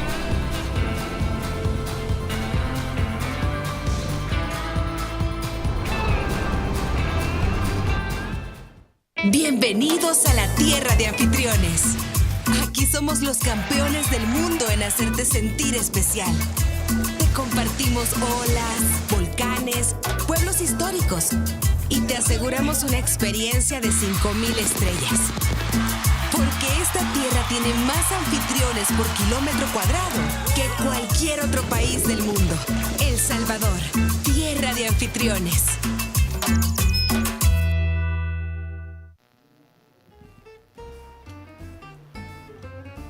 Welcome back to the action. Team Tahiti has just taken out another victory here at the ISA World Junior Surfing Championships, and it's a great day for them down on the shoreline. Early heat as well before the temperatures rise too hot here in El Salvador. The ocean felt like it cooled down a little bit yesterday, which is that slight bit of relief, although still quite warm. As we take a look at the opening ride here from Alexis Owen out of New Zealand. Great backhand attack to finish off with. He'll be putting his opening score on the board in the lineup up against a 2.5 from Lachlan Arguros out of Australia, Tristan Straits from Germany, and Aaron Bacon from Team France. Shannon and Mitch here on the call. This is a stacked heat. I mean, 2 superpowers with France and Australia within the water. New Zealand always brings great surfers. It's the second time I've seen Alexis, and I'm really impressed. Real strong backhand, good base. And not too much about Tristan Straits, so going to be nice to see him surf for the first time here at La Bocana. But as we've said before, Shannon, waves are nonstop. Plenty of opportunities out there, especially in a 20-minute setting. You don't really need to be catching more than 4 or 5 waves out there. Yeah, there's so much opportunity. Some of those surfers have been able to capitalize with just those 2 scores on the board. That seems to be kind of rare in heats, happens occasionally. Right. It's always fun when it's kind of like, you know, they can capitalize with just those 2 opportunities, but likely to see at least a few more waves being ridden within this one. Talking about Tristan, the young surfer representing Germany. He's from Anglet in France, just 12 years old, so the younger surfer within the contingency out in the lineup within this heat. Yeah, and former ISA gold medalist here at the junior level, Rachel Presti, living here in El Tunco for the past 5 months, so she's been helping out with the team. Really nice to see her being here and kind of instilling some confidence in a lot of these young surfers, especially a 12-year-old. I mean, pretty big out there today by La Bocana standards. We saw a lot of closeouts yesterday, and have a kid that young be able to compete and just feel confident to surf a wave like this. That's huge for your confidence, Shannon. Yeah, it's huge. He's finaled at the European Rip Curl Grom Search events. So he's been spending some time in the Jersey. And those events are great opportunities for Groms to really get to know the field and the areas they're living through. Right. If they qualify for it, if they, if they're those highest ranked surfers out of their regional Grom searches, they're able to compete at the international Grom search as well. Yeah, and that's at Bells, so an iconic wave right before the Ripco Pro Bells Beach too. Alexis now up and riding, dropped a 5.83 for his opening ride. Whoa. The Kiwi goes big on his first turn and only turn for that wave. I like that. I like the aggressiveness. I had the one section, knew that it was really going to offer just that, and he capitalized on a golden opportunity. Paddle here from Tristan, the young 12-year-old out of Anglet. Just decides to kick straight out of that wave. Well, and he's no stranger to a heavy water setting too. A lot of great beach breaks over there in the southwest of France. A lot of water moving, so he's probably comfortable in a wave like this at La Bocana, especially on a tide that's coming up too. A lot more manageable than you see when it's really the lowest part of the tide, Shannon. Yeah, a little bit more water on things keeps it a little slower even in the way that it breaks. When it gets to low tide, it just closes out so quickly on the inside. Though it does make for some very exciting finishes for the surfers that are able to find that timing. Well, really what it comes down to, low tide, if it's big like today, I'd be saying sit all the way on the outside if possible, but as of right now, it seems like a lot of these medium-sized waves tend to be some of the better ones. Paddle now for Aron out of Team France. Up and riding, just holding that line on the bottom of the wave, setting it up now for that first mid-face carve, sets it up for a snap off the top on the second. Looking down the line into a better looking turn. And just getting a bit of work done here, kind of pacing it out. One of these waves that's offering him 3, 4, 5 opportunities to connect the dots. And we might have a look here as well from Lachlan out of Team Australia on his forehand. So the goofy foot opting to go on the left for his opening ride. Sorry, he's already got that 2.5 on the board. This is going to help that situation. Really digs through on the opening turn. Big set in front of him. Oh, just snaps off the top and digs the nose in. 13 minutes, 34 seconds on the clock. We'll have scores to drop through across the board as we've got a little peak coming through here. And that last heat was really exciting for the Tahitian to take away the win in Mauna Kea Hioi. He's on the sideline as we see Tristan paddle over that wave. Down on the beach with Rachel Tilley, let's check in with the Tahitian.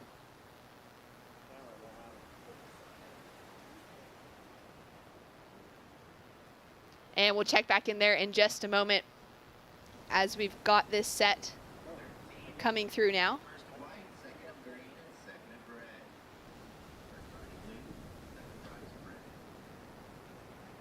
Scores to drop from that last exchange match as we got 12 minutes, 45 seconds on the clock. Yeah, and it seems like Tristan right here having a look. He's going to be going left on his second ride. So that first wave, just a quick in and out. Second one, struggles a little bit with the fluidity coming out of those top turns. Has to really try and keep himself a little lower on the face of that wave. Well, and as you can see, he's super light too, so wants to be riding something a bit heavier in these kind of conditions. You can easily get a little bit too far outside, especially when you're surfing with that rail on the face. But all in all, a big learning experience, Shannon.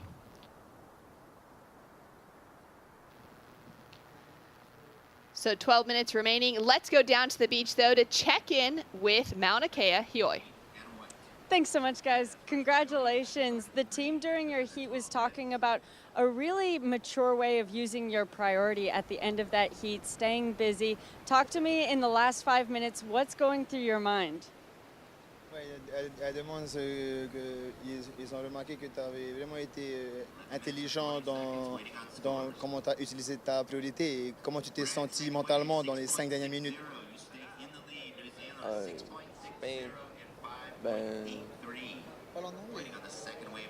So for me, it's normal. You have 2 good waves, so you have to control the situation in the water, and It's just the feeling. Yeah. And representing Tahiti, that would be such an honor. Tell me what that means to you. Qu'est-ce que tu ressens de représenter ton île ici dans les championnats du monde? C'est un honneur, quoi? Oui, mais je sais pas comment. Honor. It's a honor for me to represent my region, my country, and I'm here for Tahiti. Yeah. Well said. Is there anything you'd like to say back in French to Tahiti? En français, un message en français à tes parents. Ok.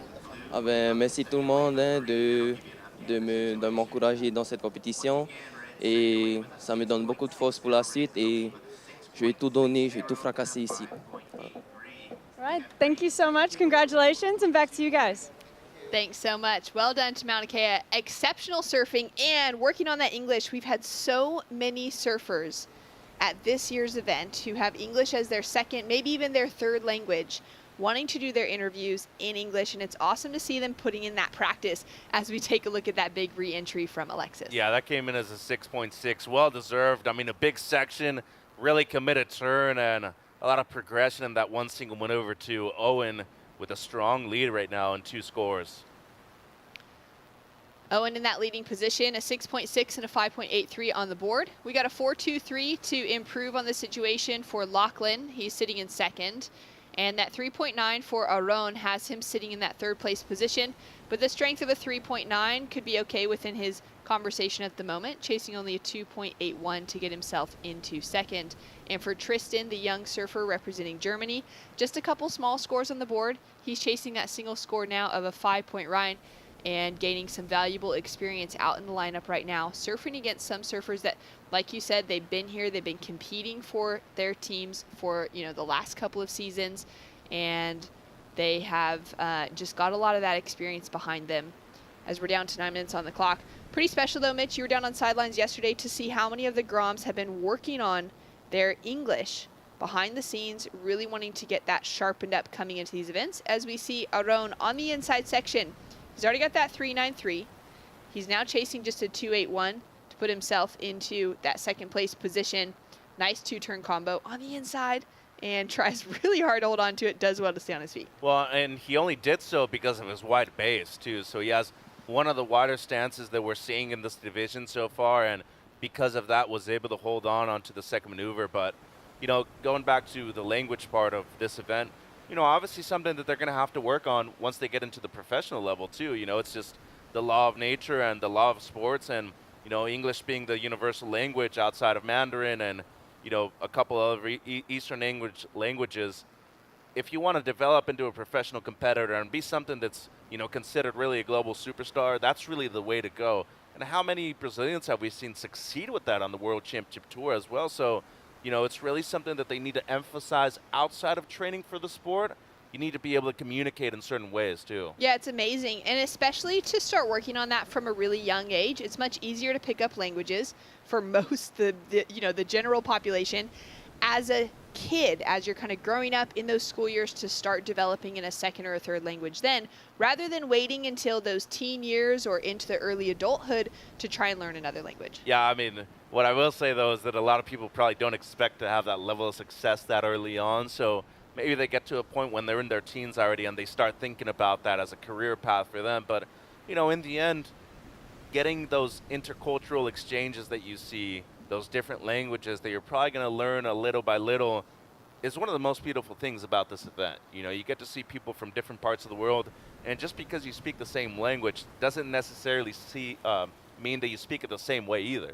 So an Australian, a British surfer, an American surfer, they can all speak the same language, but they can communicate a bit differently too. It's so true. It would have to be very confusing to surfers or for people coming from, you know, those second languages to have to pick up English, because there are just so many differences to it depending on the accents, the countries, and the terminology that's being used in different locations.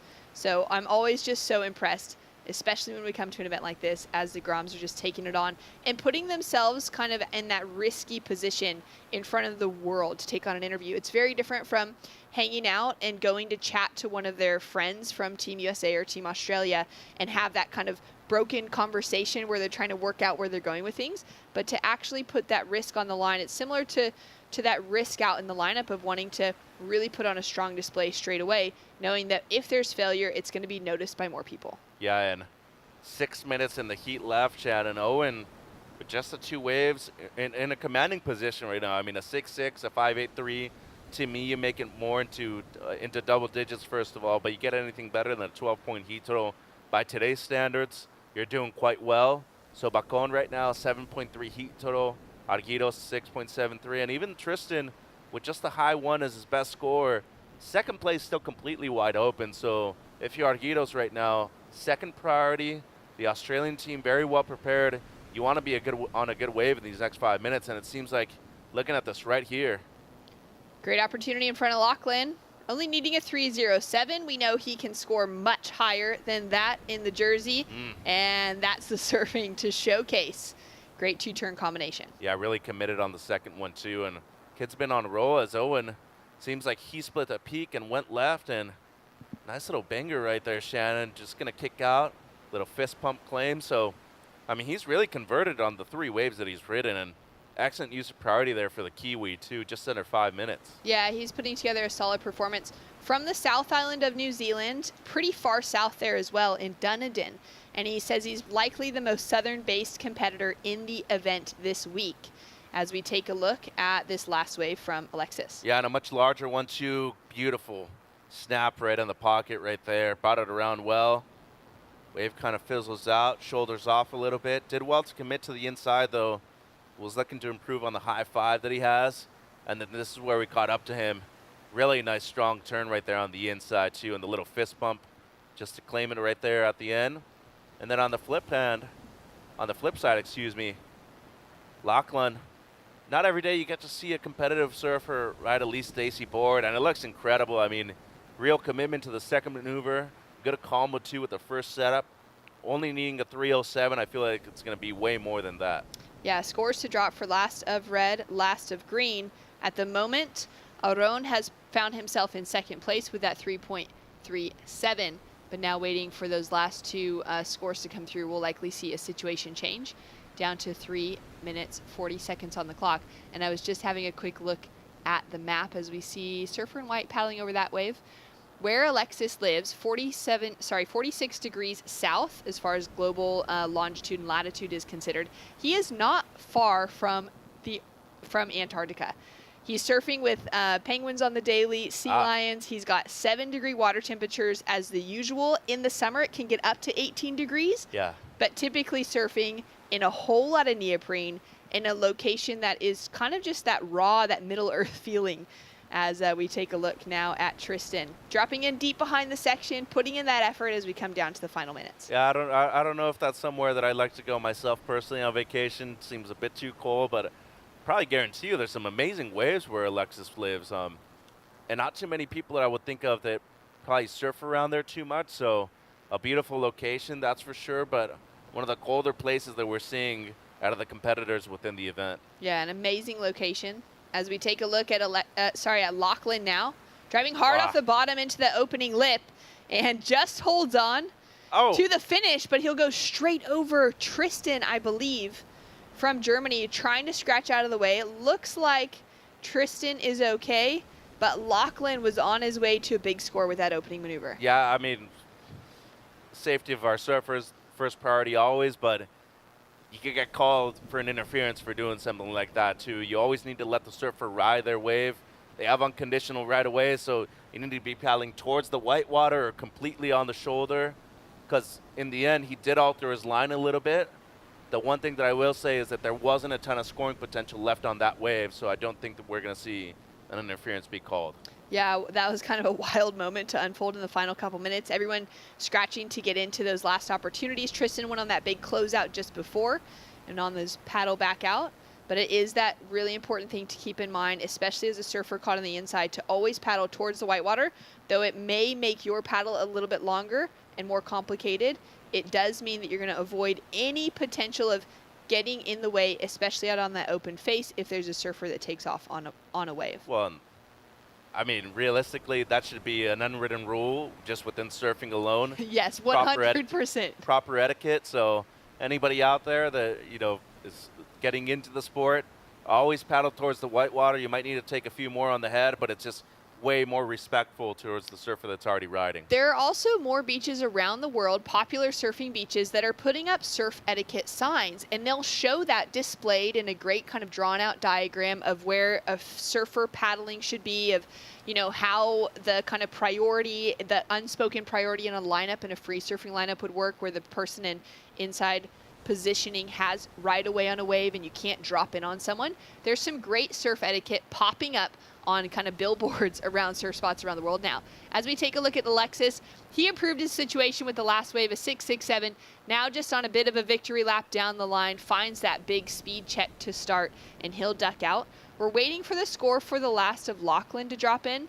For Tristan, his last wave won't factor into his top two, and he'll remain in that 4th place position.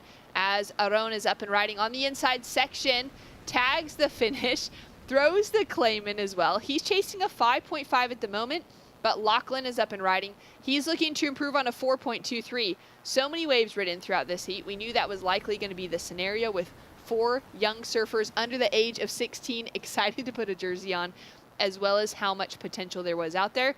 Mitch, we're going to have scores coming now as this heat has timed out. Yeah, and we didn't see Bacon's full wave, so did some work on the inside. Wasn't looking for a huge number, but the main issue right here is we're still waiting on 2 scores for Lachlan. So the right, which was the single turn, and then this last left. So here's Aron. I mean, major misstep right there. Catches the rail on the bottom turn. That never looks good, especially at the beginning of the wave. Recovers well with that roundy. And then this is where we saw him. Nice lip line hit. Deep bottom turn once again. Has a really nice pace to this wave. But the only bad thing about maybe surfing so wide in terms of your stance is that things don't look as powerful or as critical once you're hitting the lip. This is just a single turn for Alexis. Nice down the line snap, and that'll be it for him. The wave ends up closing out, but he was comfortably in the lead. And then another important wave for Lachlan. Just the one setup carve, nothing major, but then he makes it to the inside, and this combo was really beautiful, especially the last hit into the lip line. So a strong finish there for Lachlan. Previous comes through as a 4 or 5, so just slightly increases, but that enough is really what Aron was not looking for. Yeah, well, with that last score of Lachlan, the second to last, the 4.5, it means that Aron is going to be chasing a 5.57 now, take himself into the top 2 positions. We're going to go to a quick break. When we return, we will give you that full situation update. Scores still to drop for last of red, last of green, and last of white out in the lineup. More right after this.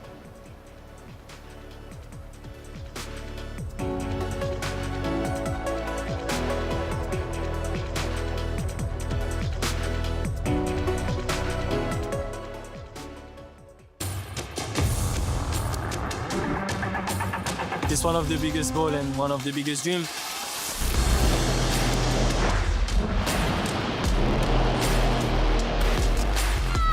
It's been like an emotional roller coaster. I ask myself, what just happened? Is this real? Every athlete's dream is to, reach that gold medal. I'm on a mission, I think that everything is possible. It's not over till it's over.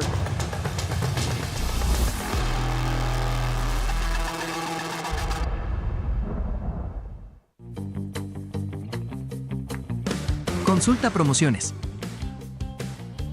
Disfruta de cable TV más internet residencial desde los 50 megas hasta los 1000 megas. Para más información, contacta con nosotros. Multinet, siempre que tú quieras.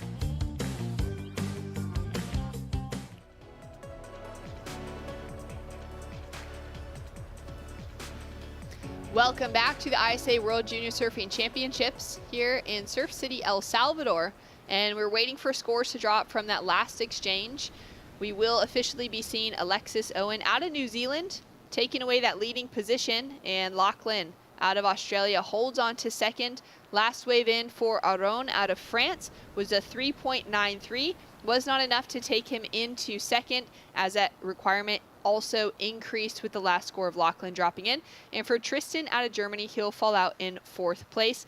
Now, 3rd and 4th will be heading into the repecharge rounds, with more opportunities this week to surf here at La Bocana or at El Sunzal. 2 great waves to be competing at during this year's ISA World Junior Surfing Championships. Yeah, you couldn't ask for a better location. Waves are super consistent, really fun, and 2 diverse waves too, so you know, a good setting to have the World Juniors once again. 19 minutes, 30 seconds on the clock for 4 surfers hitting the lineup. We've got 2 more heats remaining in this round before we move forward into main event round number 3 for the under 18 boys, which will be coming up next.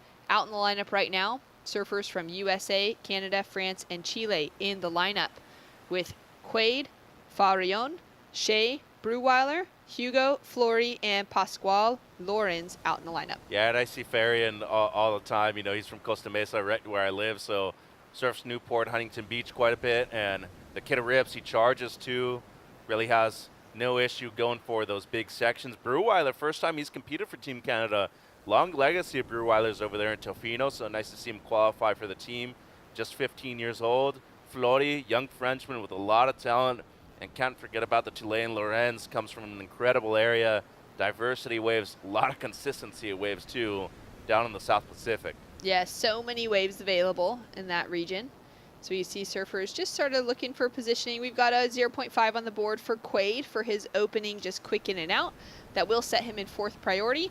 No priority established yet between blue, green, or white for the start of this heat, with a good-looking set approaching. Yeah, and you know, already being in 4th priority, this kind of opens things up for Quaid. So any wave that nobody wants to go on, he's interested, and you can see him right here on the inside of everybody else. Might be having to look at this right if nobody else is going. Seems like no taker, Shannon. Everyone kind of having a look down the way to see if that wave's going to close out. And a little taper to the line, but just not from where they were sitting. A good wave to be looking at. Still plenty of time on the clock as well, as the heat's kind of just starting to open up and get things underway. It's been an awesome week to be celebrating the ISA as well, Mitch, as it is the 60th anniversary. And what a way to celebrate with waves like this on the horizon in a place like Surf City, El Salvador, where the surf never really stops pumping. With Hugo now up and riding for Team France, deep behind the section. Oh, nearly made it. I really thought he was going to get there. He got too comfortable, though. Off of the takeoff, you could just kind of see that he felt like that wave was going to taper off and kind of shoulder back towards him. And I felt like he needed to take a higher line just to be able to get around it first. So it's going to be a missed opportunity for the Frenchman right here. Challenging to stay on your feet when there's like a whole, race of whitewater just pumping and brushing past your feet. Yeah, but I mean, first wave of the heat, imperative for you to get a good score, especially when you're holding everybody else off. So I don't think the team's going to be very pleased with that start. And as of right now, you just need to break away and try to find something underneath priority of everybody else, because, what happens here, 2 people still haven't caught waves, so they have open priority, but they still have higher priority than those who have caught. So if you're both Quaid and Hugo right now, you need to be breaking away and trying to catch your real, first wave of consequence. Yeah, sort of those missed opportunities for both of them on their first attempts, which then sets them in that lower priority roster as well.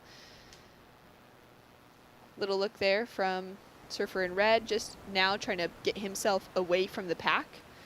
Shea and Pascual sitting nice and close to each other. Little arm-in-arm stroke here to get themselves in position for this next wave, and whichever of them is in the inside position of each other will have right away. We'll see if this wave is going to be big enough to break. Not really. So interesting kind of dynamic to unfold in the first 5 minutes. Now for Hugo, under priority, away from the pack, he's able to lock into his first opening wave. He's going to put a score on the board for this one.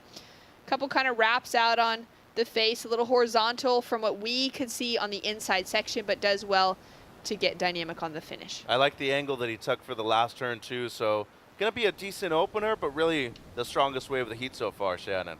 Well, that last heat was exciting. It was the Kiwi, Alexis Owen, out of the far south of New Zealand, walked away with a victory. Let's go down to the beach to check in with him and Rach. Thanks so much, guys. Yeah, congratulations. A strong heat lead you had throughout there. Second place needed an 8. The third and fourth needing even higher scores than that. How does that affect your mental game and heat strategy out there, knowing your competitors need such high requirements? It just makes you a bit more relaxed. You can sit there with priority and just wait for a better wave, yeah. And that heat win will lead you straight into round 3, which is taking place this afternoon. How will you reset in between now and then? Just have a rest in the accommodation and just eat some food and yeah, just rest up. Well, you're representing Team New Zealand here. Is there anything you'd like to say back to your family and friends at home? I just want to say a big thank you for all the support and hope you guys are all watching now. But yeah, thank you everyone. Well, you did them proud. Congratulations. Back to you guys. Thanks so much. Well done to Alexis. Get some rest. Get ready for the next round. We're starting to get to that end of competition, day 4, where surfers are going to be surfing a few times a day. Yeah, and I mean, you should be prepared for that coming into the event if you already knew at least a few weeks in advance that you were coming here. The main thing was really just getting a couple surfs in throughout the day. Given not everybody can do that. People go to school, people have to work, but I feel like at this point, you know, just having that kind of momentum going forward is probably beneficial to somebody like Alexis. So true. I'm also thinking of, you know, the temperatures of surfers like Alexis coming from that far south of New Zealand, surfers that are coming from that more Arctic region as well, like a Norway, etc., where the water's just going to be cold, even the UK. For them to prepare for something like this, they may need to be paddling out in their free surfs at home with maybe 2 or 3 wetsuits on top of each other, try and get that temperature up a little bit to prepare for these very toasty conditions here in El Salvador. I can tell you from experience, though, it's easier going from cold to warm, warm to cold. There's a big difference in terms of the way your muscles just agitate themselves when you hit the cold, once you hit the cold again. So just freeing yourself from the wetsuit is a major difference. Paddle here and a split peak for Quaid and Hugo under priority, just starting to let things go within this heat. We got a 3 on the board for Hugo. Now Quaid takes a while to get around that white water, but well worth it for the 2-turn finish on the inside. Smart. Just get a score on the board. Tough wave to surf to real fast down the line. Hugo will pick up with this back half of his wave. Gets a little stuck off that first turn or that kind of ending section, and he'll kick out. Drop that 3 to start. Still waiting for Shea and Pascual to get their campaigns opened up. And maybe this wave, we'll see Shea have to duck dive. Pascual as well, sitting on the inside section. Just caught out of position. Well, let's consider this too. Everybody that's in this round had to surf originally at El Sunsal. So coming to La Bocana for the first time might be a big difference as we look at Calama Stratton, kid from Puerto Escondido, Oaxaca. A lot of talent. I think you're going to be really impressed with what you're seeing from this young kid. Really young. I don't think he's even a teenager yet. I think he might be even 12, but kid at Rip Shannon. Yeah, excited, especially coming out of an area like that. Some heavy waves. Yeah, spent a lot of time on Oahu too. I think a big part of the success that we're seeing right now from the Mexican team is that a lot of these surfers were developed at a much younger age than, you know, the generation I came from. Everybody started surfing later on. Pascual now up and riding, driving through that first turn. It's taking him a while to get into this wave, but linking into a wave with a nice corner on it. Some good scoring potential out of those first 2 turns. And a little bit more in front of him here to finish off with. A couple snaps on his backhand, pumping down the line, wanting to finish off right in front of the rocks. Yeah, I don't know if that last turn was worth it that much, but, you know, well-surfed wave. Nothing super steep, but some great work on the backhand on the outside, and quick to judge right there, 3.33, so on the board already. And Farian gets his best score, a 5.83 near 6, Shannon, so he's up into first place. Yeah, great work for just picking things off. Under priority, up and riding already again. Great snap to start. Hard off the bottom, into that check, and sets himself up down the line for that closeout finish. Once again, just real smart. Quick backup right there. He's going to be able to cement his place in first. And, you know, coming from that Costa Mesa area, Newport, Huntington, 2 of the heaviest beach breaks within the region, waves that move around quite a bit. He's used to a wave like this at La Bocana that has that steepness to it, but also tends to have several different peaks. This is the perfect venue for him. It's so true. It's so shifty in that whole region, you know, surfing at, you know, north or south side of the pier. Even there, you're like, all right, are you going to sit right off the pier? Are you going to sit a little bit down the beach? There's so many waves and the peaks that shift all over the place, especially with the different swell directions that come in. Right. For where he's surfing at home. Similar story, you know, to the strength of a Courtney Conlog growing up in Costa Mesa. Surfing those beach breaks as her home area has turned her into an absolute world-class surfer throughout her career. As we take a look. Yeah, sorry, Shannon. Good little layback jam to start, too. So nice diversity. They went higher with this one than on the 583. So despite the difference in size of the wave, I think they just really liked the quick attack from Quaid at the beginning. See, he has a very similar maneuver on the 583, but took him much longer to be able to get to the open face. So I like the rewarding in terms of the 6.5 there. Scores are looking very good for Quaid at the moment. For Team USA in that leading position, 12.33 heat total. Puts a big requirement on the surfer out of France, Flory, chasing a 9.33 to get himself the lead.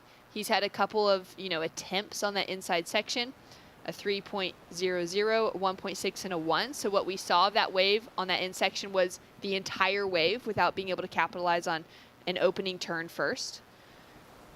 And a 3.33 on the board for Pascual. Has him sitting up in an okay position. Small requirements dividing him in second, and he actually has that single highest score on the board. Now the Canadian for Shea, like you said, first time representing here. He's also surfing in both divisions between the under 16s and the under 18s. That's tough. A lot of pressure on his shoulders right there. First time competing here, and you know, first time being a member of the Canadian team, which, you know, the last decade, I feel like they've been one of the most improved teams overall. You know, you have Sanoa, Mateo Olin, who've been great representatives. Wheeler Hasberg for a long time was one of their best juniors. He's eventually graduated into the pros now. But Osha Green, you know, Tanner, Tegan Sandvik, brought a strong team. I really like their components. But for Shea right now, you got a little too complacent with just being a bit defensive in terms of the wave selection at the beginning of the heat. And now you have only 8 minutes to get 2 scores on the board. Luckily for him, the surfer in second doesn't have anything better than a 3 as his best score. So still wide open. You got to get to work quickly, though, Shannon. It's so true, especially noting that, you know, a 3-point ride could be an okay backup score at this stage. Yeah. So for both second and third, if they get, you know, a 5 on the board, they're going to be looking really good to hold on to that second place spot. And it's going to put that requirement suddenly from a 4.6, which is, you know, a 5-point ride roughly, looking for maybe a 2-turn combo, up into the 8s if either of the surfers ahead of him are able to get something of substance. If you're Brewer Rally right now, you need your best score. You can't settle for a 3 or a 4. You need to be looking for your 5 or your 6 at the very minimum. You've already waited this long. Why wait a little bit longer, you know? So I feel that if you try to conform and just get that 3 on the board, you're probably going to give the other 2 surfers too much opportunity to probably get their best score. 7 minutes now. Needs to be moving, and that's the issue with an incoming tide here. The shifts tend to peak, and it usually tends to focus more on the left rather than on the right. Only 7 minutes remaining. I like that breakdown for Shea's situation. You know, right now looking for his best score rather than being okay to just take off on something that puts a score on the board. Good looking peak here. We may see an opportunity for a split peak. We'll track with Shea up and riding now for Team Canada out of Tofino. Hooks it up into the lip for his first maneuver. A little bit of bump on the face of this wave. And he's doing a job well done so far to connect together a couple of turns, looking for this end section in the shallows. And he'll throw it up. So great looking couple turns connected together for him, chasing on that 4.6 Mitch. Well, it's better than the 3s, I can tell you that. So it's going to get the second best score, you know, outside of Quaid's realm, which is huge. Now you have 6 minutes, though, and one major issue is that he's going to get caught inside over there by the right by this incoming set, and it's not a huge amount of time for you to be able to get your backup score. It's a long paddle from that right as well. Yeah. Even if there's no sets coming, well, you've got a bit of distance to cover. He was right on the rocks, too. Pascual now up and riding, up into the lip line for that opening section. A little bit of chatter on the face of that wave. He does well to hold on to it and nearly connects through for the finish. He needed that, too. Now Hugo and Quaid, arm in arm out in the lineup. So close together. Well, there's Shea's score, 4.33. So, you know, luckily it only seems like a couple waves broke out of this set, and with 5 minutes to go, might as well stay on that southern peak over there and potentially get a quick score on the board and move up into second place. Yeah, it's not looking so bad for him anymore. We were a little worried on that 7-minute mark where he still had yet to catch his opening ride, but waited it out, put together a score that's third highest of the heat. You know, it's better than what second or third had at the moment. Now the backup score comes through for Pasquale, another 3 on the board, and puts him up into second. Hugo with an opportunity. He's going to want to go bigger than the 3.6 he needs because the requirements are going to be small for the rest of the surfers. Couple turns so far, goes in for that finishing section. Really needed to capitalize on that. He did, and it was the best section and the best turn out of the entire wave, too. So it was important, it was necessary. And since he got dropped down to third place, needing a 3.6, I would say he's going to get that. And with just over 4 minutes to go, it's still anybody's game. I don't think it's really going to be a massive score. So it'll be attainable for both Pasquale and for Shea to move up into second place. Down to 4 minutes. Quaid with an opportunity to be selective, now in first priority. And Pasquale into that second place position, but Hugo to drop a score, needing a 3.6 to get himself into that second place position. For Shea, not a huge requirement on the board, and Pasquale on the inside section, nice wrap on his forehand, sets it up for the second one. That wave starts to stand up, give him that critical section. Nice corner in front of him. And this wave could turn into something. He's looking to improve on a couple of threes, Mitch. Looking for this finishing moment now. Pumping, pumping into the tiniest little bit of water right on top of the rocks. Not for lack of trying, I can tell you that. I mean, the kid really wants it. He's just had bad luck with his waves, though. Most of his rides, waves that have shouldered off, unfortunately. And then on his previous ride, the one finishing turn that he fell on, he rides out of that, and we're probably seeing something compete with the 5s and the 6s in this heat. But as of right now, 3 minutes to go, it's going to come down to Flory's last. Depending on how high that wave is, the requirement for both Pasquale and Shea, it's going to be a bit different. Scores to drop for last of Green, which was a completed wave, 2-turn combination on the right. And then a score to drop as well for last of White, which was multiple turns connected together on the left. It's going to make things likely a bit more challenging for Shea in that 4th place position now. Let's take another look here for last of Hugo. Yeah, that's really just a check at the beginning, so never got up into the lip. Much better right there. That's actually on rail. And then the most critical section of the wave, I mean, it was imperative for him to be able to ride out of that and complete it.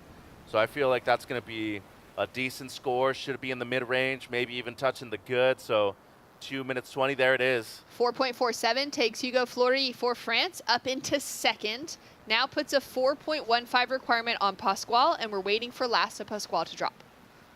And even Shea, I mean, 3.15 if Lorenz doesn't get the score.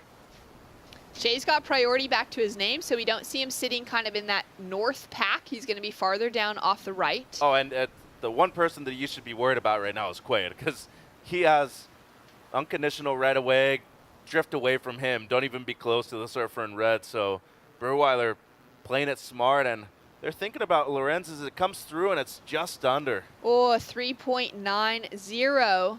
Let's take another look at it here.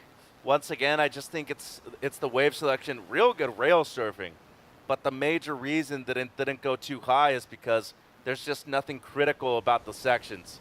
Always on the face of the wave. It's really great, but you need to be able to combo it up to get something in the 5s or even the 6s. Once again, not for lack of trying, though. I mean, the kid's grinded a few waves all the way to the rocks. It's so true. Great rail work, but that repetitive nature of horizontal surfing. As we take a look now at Shea, he's only needing a 3.15. Could it be 2 waves that take him through with that top 2 position? It took him until the 7-minute mark to get up and riding on his first. And we'll see if he's able to finish off now on the inside section. We'll miss the end of that, but we've got scores to drop. A 3.15 is the requirement. It was looking solid from the start of that wave. Yeah, and I already feel with the first 2 maneuvers he's going to get the score. So there it is. 4.1, yeah. 4.1 to back up the 4.33. And suddenly, Shea Breweiler's in the conversation. Quaid now up and riding, driving down the line, looking for a big section to lock into. Oh, great looking turn. Goes a little too hard. He didn't need that wave anyways. No, but would have been nice to finish with a little cherry on top of the cake, you know, right at the end of the heat, 20 seconds. And props to Shea Breweiler, dude. 8-minute heat, getting 2 scores and just advancing with those 2 scores. I mean, we can't call it yet. 10 seconds on the clock. Hugo has priority out the back, and I could see he maybe would be in position. Quade's going to throw it for a couple big maneuvers on his last couple waves. Those will be throwaway scores. And as the timer runs out, it does look like Hugo was unable to get himself another opportunity. I had hope for him for a moment with those few seconds on the clock, knowing he'd be in position. But it does look like Shea will be advancing through in second for Team Canada. Quade taking away the win for the USA. Yeah, and a big statement right there for Quade, too, in the U16s. A second-year surfer now in this division for the United States. And props to Shea Breweiler, surfed an 8-minute heat, and he moves straight through. Well, another great heat. When we return, Paul Evans and Barton Lynch on the call for more action here in the under-16s. 1 heat remaining in this division, and then we'll be into the under-18 boys main event round 3.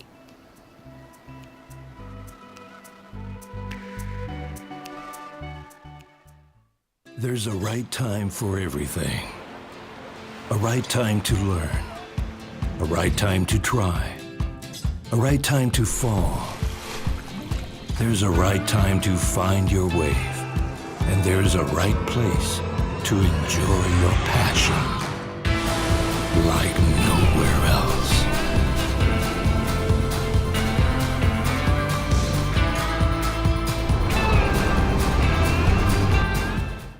Bienvenidos a la tierra de anfitriones. Aquí somos los campeones del mundo en hacerte sentir especial. Te compartimos olas, volcanes, pueblos históricos y te aseguramos una experiencia de 5,000 estrellas. Porque esta tierra tiene más anfitriones por kilómetro cuadrado que cualquier otro país del mundo. El Salvador, tierra de anfitriones.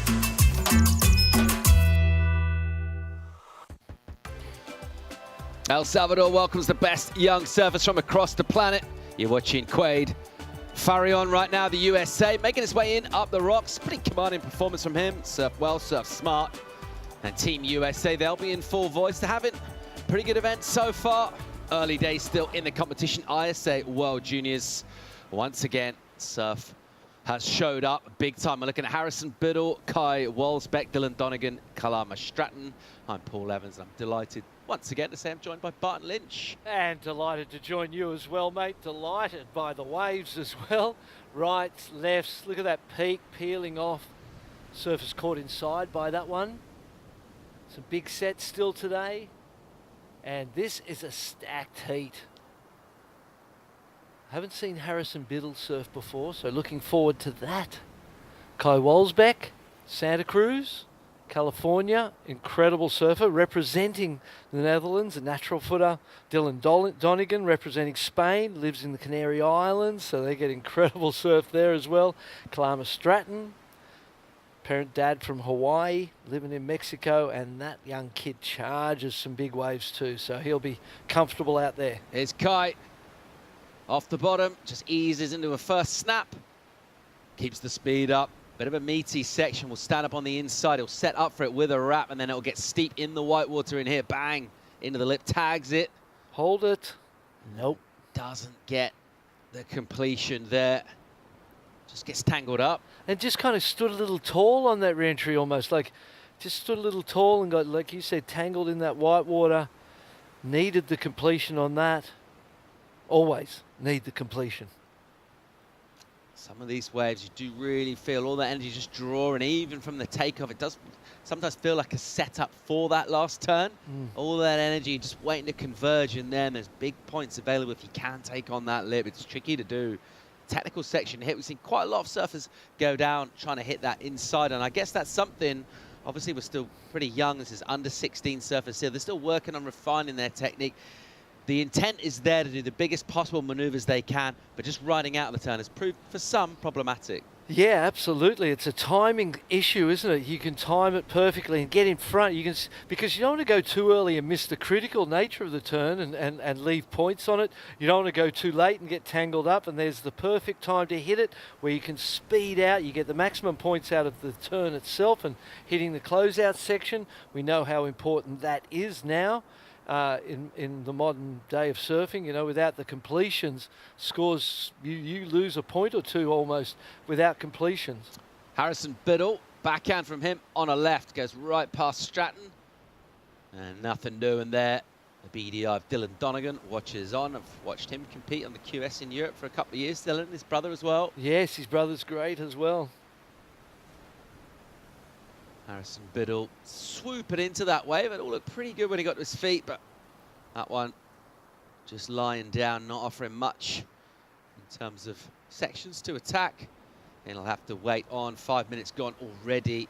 The numbers in for Kai, 2.83, swoops out the back, and then the incomplete insider, good enough for 2.83. He'll need a bit more than that. Here goes Biddle again here, right-hander, glassy, really nice layback, just rakes the fins onto the face, bang, snaps one, throw and spray. Good style from him too, and doesn't overcook it on the inside, just gives it a little tickle, didn't try and spank it too hard, and he likes it. Yeah, a little subtle claim at the end there. You know, just a good, clean ride. Not going excellent or anything, a little bit of a smaller wave, but he just, you know, he'd taken off and cut out, so he was down that priority roster. And that was a nice, you know, you could be sitting out the back just waiting, or you could do exactly what he did just there. So I would choose to do what he did and get a score on the board. We'll go to the lead at the early stage of the heat. Meanwhile, here's Donegan, the Spaniard, fades his entry into the wave to put himself behind the section to get this wrap. It's really nice. Throws up the arms, redirects the board, and then commits deep to the bottom turn and just knifes through that section again. Oh! Slicing really well and looked like back foot off the tail pad. We've seen a lot of that slipping off this morning. So the signs were good early, weren't they? Two lovely big swoops. And he's not ordinarily a blonde. Dyed the hair. And to look really, it's amazing how just a different colour hair can make someone look different. Appear different. First priority now with Kalama Stratton representing Mexico. Would seem that, well, it's going to be interesting to see Dylan Donegan's wave in relation to Harrison Biddle's. Both right-handers, one significantly bigger, and but incomplete, two first turns.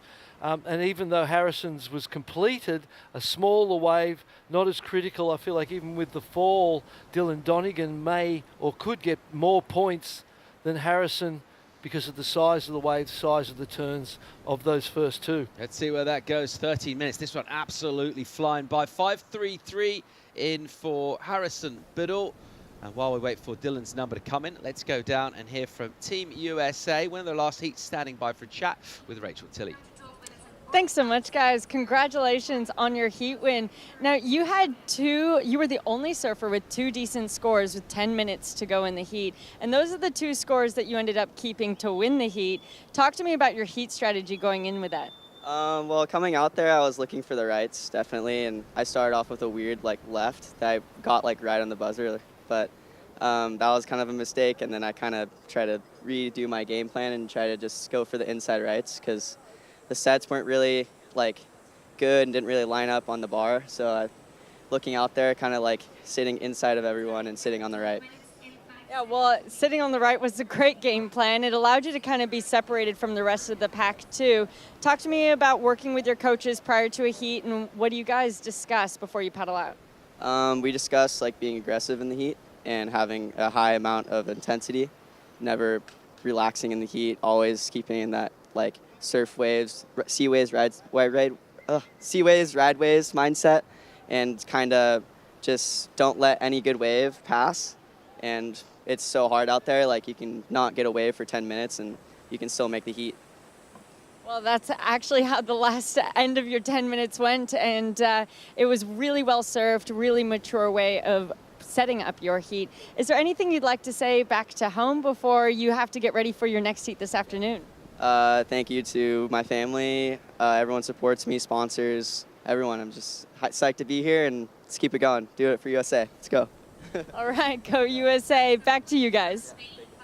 Very mature on the debrief there. Impressive from Quaid, and he's taken it all in his stride. He's taken on insights from his coaching team, and he's surfing really well. Sea waves, ride waves. It's a pretty simple concept. Makes a lot of sense. Well, as you said, articulate young man. And USA, you know, powerhouse nation in surfing. Obviously, the state of Florida has been ridiculously good at creating world champions, and the California coast also. At the moment, Biddle with the lead in this, the 5.33 high score with Dylan Donegan, though, and that was exactly to your point, Barton. Nailed it, 5.57 for him. So it just goes to show we don't need to get too caught up on completions on that last turn. Yeah, well, that was a good, you know, it was great wave selection. His positioning on it was great, and the turns were powerful and you know, sharp. So the judges appreciating those two turns.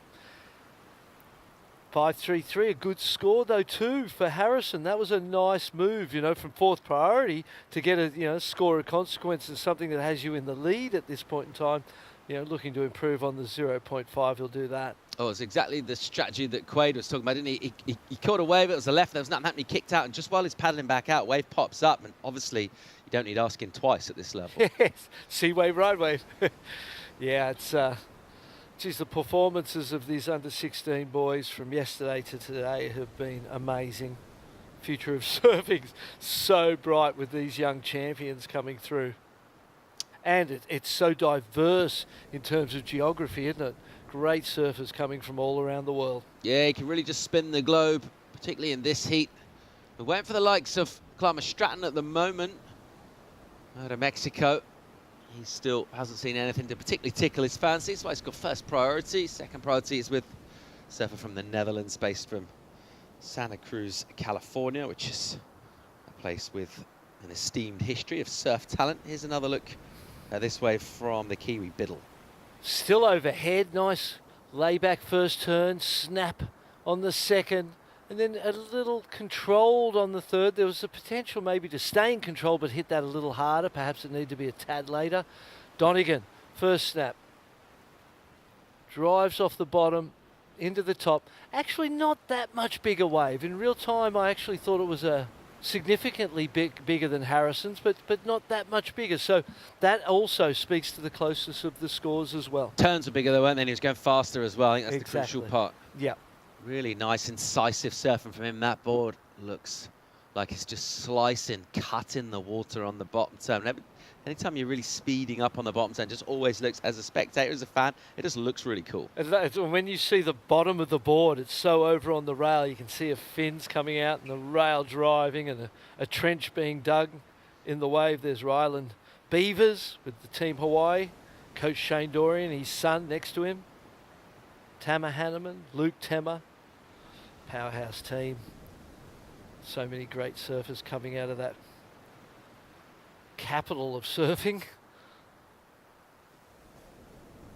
Yeah, sometimes in our teams, depending on the nation, of course, you've got coaches that are there to impart their tips, and then you might have a parent, you might have a dad. When you've got Shane Dorian, you've got a bit of both there. You've got someone that knows a thing or two about competing and about surfing, as well as obviously the parent of Jackson Dorian, part of that strong Hawaiian team. How cool to have someone like Shane involved at this level. Really cool to have him imparting back some of his wisdoms. And I suppose a lot of the stuff he's talking about won't necessarily be about the technical aspect of the surfing. I'm guessing it's a lot of it's more to do with that mental side and just managing the heat and that experience from being able to compete at the highest level. Yeah, I think that's where the focus is on the competing. You know, it's without good competitive strategy. Yesterday we talked about that pillar 1, pillar 2 concept. Without a good pillar 1 game, without a good, you know, Waterman game, you don't get the opportunities to perform. So much about competing. Here goes Kai Wolfsbeck, stretched out wall, ton of speed, gets in front of it, and then slices back to the juice. A little redirect from him. This one will run in front, he'll aim at the section here, and he'll go nice and drifty and loose, just a little under the lip with his first hit, and then the rebound comes a cropper. So maybe just not quite getting the finish he was hoping for there. No, and I really like the idea though. You know, he's still only 14, I believe, Kai. So, you know, he's got a lot of time, couple more years in this division. Love the idea on that last turn. Hit that oncoming bit, and then you got enough time to come around and hit the backhand section. Potentially a great combination of turns on the inside if it was completed well. Unfortunately, that doesn't feel like it's going to match those 5s either. Just still on that. Oh, it's only 6 minutes to go, mate. This heat's absolutely flown by, hasn't it? It's been a little bit of a quiet one, and it's really made those 5s stand out in terms of significance. Yes. I also just want to ask you on that coaching thing to do with Shane. I'm just thinking about what's he getting out of this? It's probably not. It's not even the money, right? It's not, he's getting paid to be a coach, but it's not. It's not something that's going to make you rich. He's probably all right for that. What is his motivation? Why is he here? What does it mean to Shane to be here and coach that Team Hawaii? I suppose, in a sense, it's giving back to your nation. You've had, as a retired pro surfer, one of the most renowned big wave riders, some of the most high performance big wave surfing, pushing the levels of that. In terms of respected surfers, you couldn't really get a high level of respect. No, in international. Absolutely. From the tour to the big wave stage, he is an absolute freak, mate. I suppose he really came into, the momentum generation was a powerful time. Rob Machado, Kelly Slater, Shane Dory, those guys came on. Ross, there was a whole, team of guys that came on the tour and gave it to the tour and took over and were the dominant force for a long time. But I feel like Shane's competitive days, he wasn't the best competitor. Right? He was a better surfer than a competitor. Yes, and then when he went to the big wave arena, you went, oh, that's what he really is. Oh, my goodness, look at what he's doing there. It was so beyond, really, what most people were doing. Here we go, Kai Walsbeck, insider, unfortunate fall again. So I feel like as you retire from the tour, Ross Williams, very similar, as coach of John Florence, they learned, when you retire and you start watching it, you start learning more. Ross was commentating as well, and when you're commentating, you're watching heats all day and talking through the strategic game being played. You learn so much once you're off it. When you're in it and on the tour, it's hard to kind of get perspective because you're just so, you're competing all the time. So when you get off it, you really learn a lot, and I feel like Shane and Ross both got off the tour and most probably knew more about competing when they were off it than they did when they were on it. And then there's the opportunity to share those experiences with your team and coaching Hawaii. I mean, I must admit, when I first saw him in that position, because of his, the momentum generation, most probably the richest generation of surfers in history. Here we go, Kalama Stratton. Yeah, nice hit from him. And then again, a snap up high in the lip. Oh, really nice again. Look how compact he is. And it's really clean, gets a little finish too. So Kalama Stratton waited really patiently, perhaps a little too patiently to get that first ride. And when it comes, well, it can go a couple of waves. And that was a pretty successful, polished, well put together ride. It really was. You can see the Andy Irons spray job on there. And look, he makes that wave look bigger. Nice first turn. There's the potential. I believe he's only still 12, 13 years of age. So there's the opportunity for this young man to grow and build strength. But when you consider what he just did then for his age, on the stage that it is, World Junior Championships, that was a fantastic opening ride. Against Dylan Donegan, the Spaniard, look how loose he is from takeoff.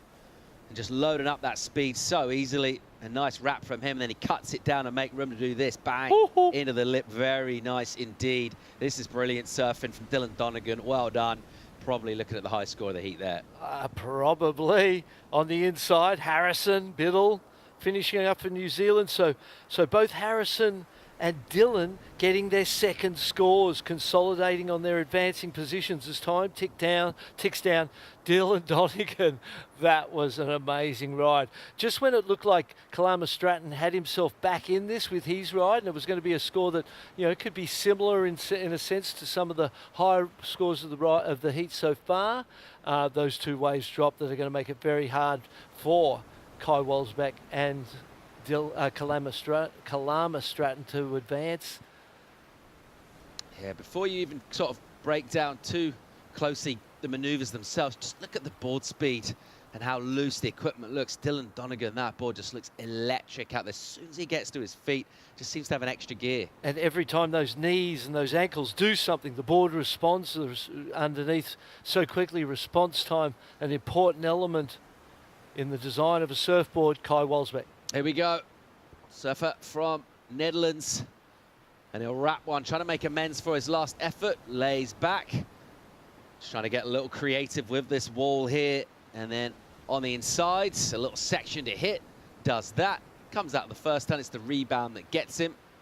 But a well-finished off wave, wants to get out the twos and needs another two currently to move up, but that will get significantly steeper, that requirement, when the scorer Dylan Donegan comes in, because it will count for sure for Dylan. He's only got one wave locked in, and he'll get another one, and a very good chance of improving on that as well. It was felt to us like the best of the action that we've seen in this heat, and it's nearly all over. There's only 30 seconds left. How did this happen? How did this happen? 3-2-3, the last for Harrison Biddle, puts him into the lead. We anticipate him dropping into second, with the ask being a 2.99 for Dylan Donegan. He gets that 100%, most probably gets double that. And then Kai Walsbeck looking for a 2.75. He got that as well, but he hasn't got that score yet of Dylan Donegan, so I feel like Kai Walsbeck's wave won't really be enough to get him ahead of, well, the potential for him to overtake Harrison Biddle. He needs that last ride to be, you know, heading towards a 6-point ride to be able to do that. I don't know that it goes that high. We're all out of time here. It's with the judges right now. You're watching young Kalama Stratton make his way in. He surfed one wave really well with authority and spark. Nice bit of attitude too. The style is really clean, and there's nothing conservative about what he did. He was all attack from the bottom into the lip. Love that. Expect to see plenty more from this young man. He'll do the rock dance and make his way in. It was beautiful surfing from him, don't you think? You know, for being, that 3 years, say, underneath the age of your opponents, and to be able to put on the performance, only one wave of consequence, but it was great to watch. Here's that speed that you were talking about. Beautiful read on this wave. Watch this turn, straight, vertical, frontside snap into the closeout turn. The judge is still thinking about it. I don't know that they need to think that hard, because it's pretty obvious. Late whitewater takeoff for Kai. It's really going to be between Kai and Harrison for second and third spot. Lay back there to add variety, as you suggested in the live call. Tangled in the whitewater for a little bit, but it had no impact because there was a lot of time before he got to the closeout section. There was maybe enough time for two turns before the closeout section. Numbers in for Dylan. Goes to first with some authority. 7.83 for him. A great performance from the Spaniard. Only needed two waves and did it with style. It's still pumping here at Surf City, El Salvador. World's best junior surfers out in the water. We'll keep rolling with the live action from the World Junior Championships right after the break.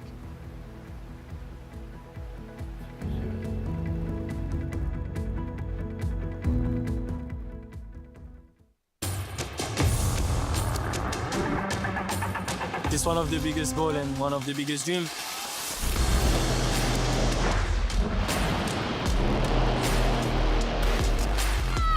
It's been like an emotional roller coaster. I ask myself, what just happened? Is this real?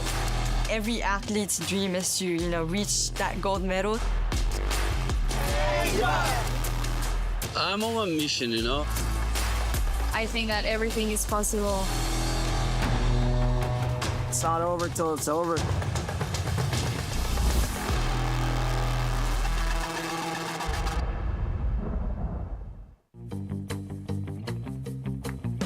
Consulta promociones.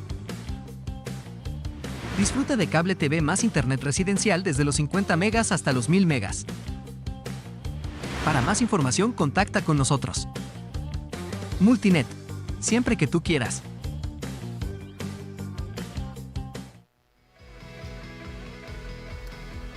Welcome back to El Salvador. Debriefs on the rocks here. And the young surfer out of Mexico, Kalama Stratton, doesn't advance from that, but he surfed well.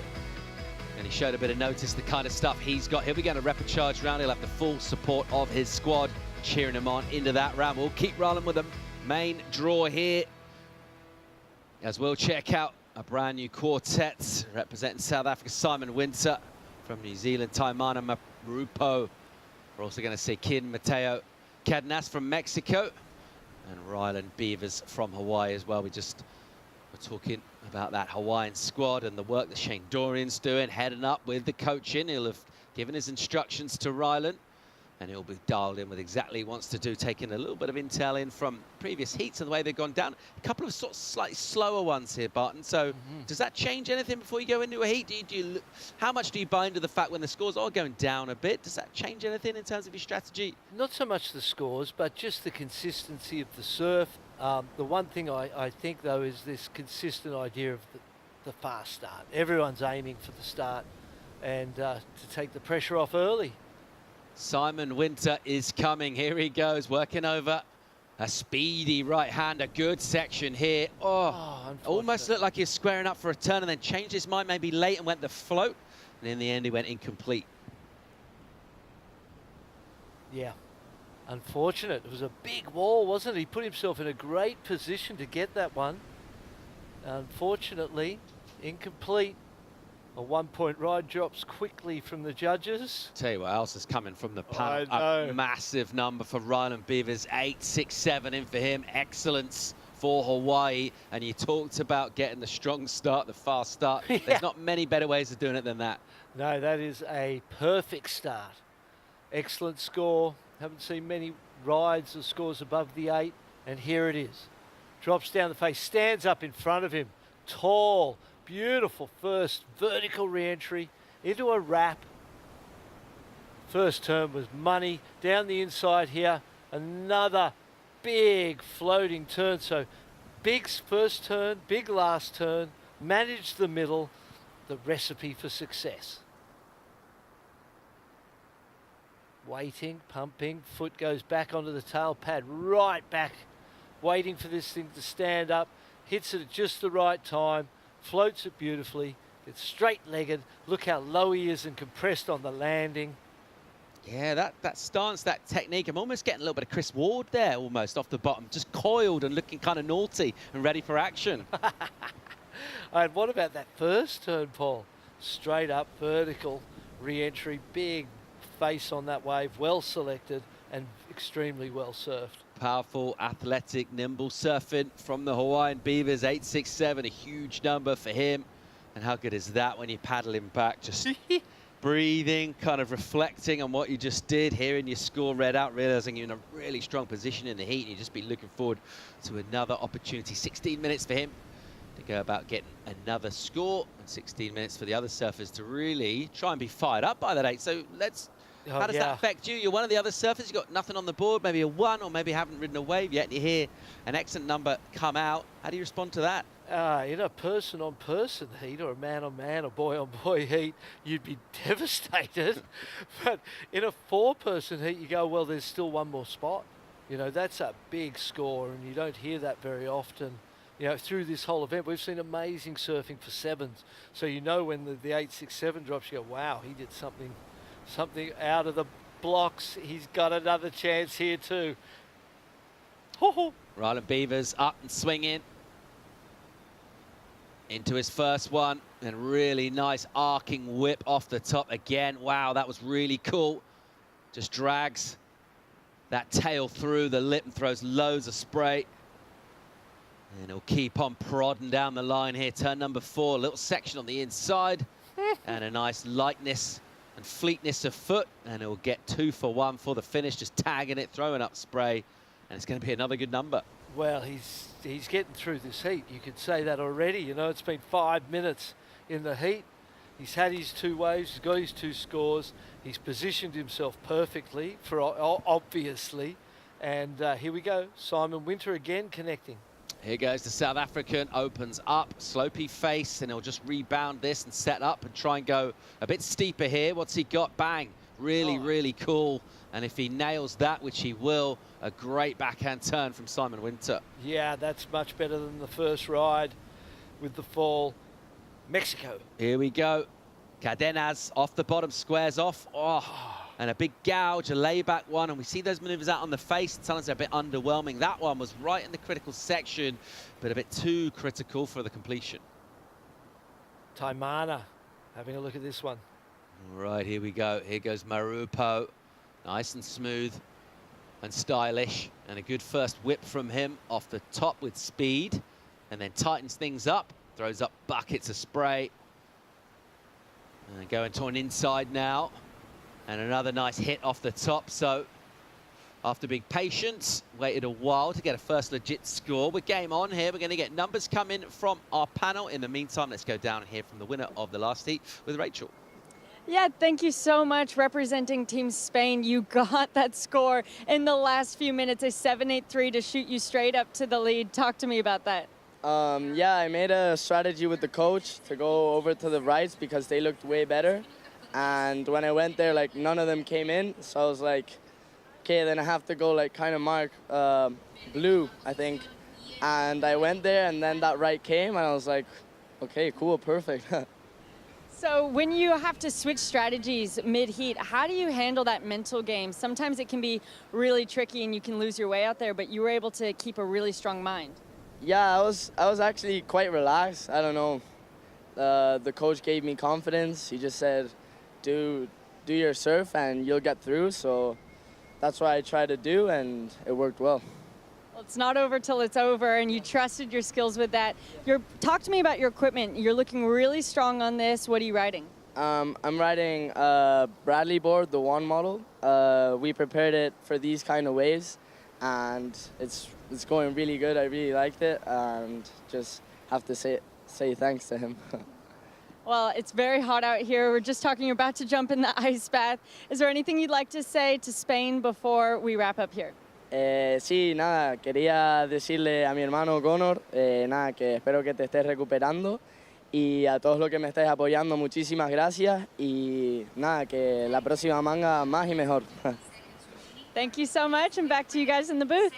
Thanks, Rachel. The Christian Bradley one model out of Bell surfing in Hossegor, looking great for Dylan Donegan, and he's ripped his way through to get that heat win. And absolutely delighted to do it too. There's 11.5 minutes to go in this first heat of round 3 for the boys. And we're watching Ryan Beavers on a bit of a tear here, but an 8.67 to open up. How do you back that up? How about a nice 7.17? Exactly, and an interesting comparison between those two rides. The 8.67, 2 turns, big wall, big face. Critical first turn, vertical re-entry. He's up and riding again, though it ain't over. Bang. How's that? Massive spray from the speed from Rylan. And then that one goes above the lip, liberates the board. A little bit of pop above it just to show some flair. And it looks cool, it's stylish. And he's loving this. Yeah, amazing surfing for Rylan Beavers. 2 great scores, takes the pressure off. Early days, you've still got, half a heat to go, and he's positioning in the lineup. If you're coming up in a heat, you'd be looking at where Rylan Beavers is sitting and go, I think I might just go sit right where he was. Yeah, these right-handers are providing bountiful rewards for Rylan Beavers so far. Another score to come in. He's already got huge total. 15.84 is absolutely massive. There's no way, barring something weird happening with interferences, that he's not making it through this heat. So at this stage, I wonder if the tactics might just change around. There's Carl Boothman. He's happy, stoked. Yep, hard at work there. Getting the action. I like the little flap on the back of the hat. Keep the sun off the neck. You know, when they spoke in that interview about how hot it was, we've been in air conditioning so much you kind of forget, don't you? You're so comfortable. It is warm out there. The ice bath's definitely getting used. Cadenas here, Mexico, off the bottom. Very nice on the bottom turn. Just got grabbed a little bit, though, that board as he came out of that turn. But he cleans it up nicely, and it's smooth. Just pushes a little extra off the back foot. Bang. That was cool. Loads of spray from him. And he'll lose the heel side edge there. But the damage was done on that last turn with plenty of spray, and that'll feel really nice. Yeah, that turn was nice. The first turn, as you said, sort of ended up drifting out a little bit onto the wall, had to cut back into the pocket, wait for it to stand up, but took advantage. Unfortunately, though, didn't get to complete it. Rylan Beavers is having some fun out there, mate. Yeah, it's just relentless from him. He's on the attack again. There's that first turn, and he just makes it look so easy, and he gets that foam climb to vert, to extended. Just putting that board up and using the speed and the momentum. He doesn't need to do much with the body. The position of the board is pretty much textbook and he'll get 2 scores to come in. Both of them will be very handy for other surfers in this heat. And important numbers in for the South African Winter, 5-5. So he did 2 turns. The first one was a setup on a big left, actually, and that last one was critical, and a 5-5 crucial in the context of this heat. Absolutely. You know, you take Ryland out of the scenario and consider it's been a battle for second place right from the start, with that 8-6-7 being dropped so early. That 5-5 is extremely significant. Got 1 score on the board, only looking for a backup, but still scores for blue, green and white being considered. Interesting with Ryland Beavers to try and differentiate between his rides, and you know, obviously between the first and the second there was a 1.5 point difference, while on the second there was those first 2 turns that were quite critical and aggressive, and then a lot of work down the line. 1.5 points extra really coming for the critical nature and the size of the sections, and that would be, I suppose, the most obvious coaching point that you need to illustrate or point out to your charges, is that big walls, big moves. Don't need the quantity, don't need the taper, just need enough time for 2. And as long as that wall stays tall and high and you get a couple of big turns in, big scores will drop. Here goes Taimana. Great looking wave for him. Just loses the tail. Such a good wave. A big wave, possibly the biggest we've seen in this heat. And he already got a decent number, 4-6, a crucial one prior to that for a left. And that would have been his ticket to really challenging Winter for second place position. Have you ever seen anybody compete with a hat on before? No. So that would be the first time I've ever seen someone. You know, I'm a hat wearer with the bald head up top that I have. You know, it's essential, the hat. And when you wear the hats in hot tropical areas, your energy, you know, I wear them in the Maldives all the time, and I guarantee you I get a whole extra surf a day because of the hat, because of the retention of you know, that keeping that sun off you, and you retain your power and strength. You're not getting zapped. And so interesting choice, really, when you've never seen it before. Yeah, certainly not in the juniors as well. Maybe in some sort of masters division. That's right, some old bloke longboard events or whatever. Generally, it's something with the bald head and the hat. You associate with a more mature surfer, more advanced in years. But good to see the youngster Taimana Marupo rocking the hat, keeping his head cool. He'll need to keep a cool head figuratively as well, because he's got a good score in and his surfing's great. He just needs another wave. Meanwhile, here goes Winter of South Africa, sets up on the outside bolt, off that rail, and then again, just leaning in. There's a little bit of a slopey face, so he has to just go out on that face, just kind of drive back to the white wall. It's more of a redirect than any kind of legitimate assault on the lip. And then inside, he gives it a little tag. Again, just kind of redirecting that board, really, so not throwing too much at it, but with a 1 in his total, he wants to work on that, and he'll certainly improve it. And he needs a 1.13 to go into second. He gets that. Taimana got the 2.03, which took him into second place, but that'll be short-lived. There it is. 3.7 comes in because the wave didn't have a lip. He didn't really get to hit anything. It was just wraps on the fatter, flatter face. So, yeah. Pretty obvious right now what you need to do. Just finding the right wave with the right sections. And it would definitely seem that the right-hander stays tall longer, or long enough. This will be interesting. So we're looking at Simon Winter all the way on the inside. And by the time he kicked out, there's 5 to go. So let's see where and when he gets in the lineup. In the lineup with priority is Marupo, surfer from New Zealand, who looks great. His style looks really, really good. Yeah. He's just had that fall on an absolute bomb. He needs another wave. First priority of 4.5 minutes. With the consistency of this ocean, you'd back him to get that wave, and he needs a 4.61. That's a very doable number. And the same for Cadenas from Mexico, 5.93, very doable for the young goofy footer as well. So this heat is on 3.7. Oh, hold on. Heat leader having a field day out there, quick in and out, closes out. But what a surf. He's had the judges still considering his third score. Yeah, right. A long time. It has been a while. He's got a couple of waves to come in. All it'll change, if it changes anything, was just extend his lead. He's way out in front, comboing everyone. And very impressive performance from the young Hawaiian, who did the damage early on with the 8.67, and then a minute 90 seconds later threw down the 7.9, almost going excellent again. Well, actually he threw down the 7.17, and that 7.9 is his third ride. So improving on the 7.17, doing exactly what you have to do.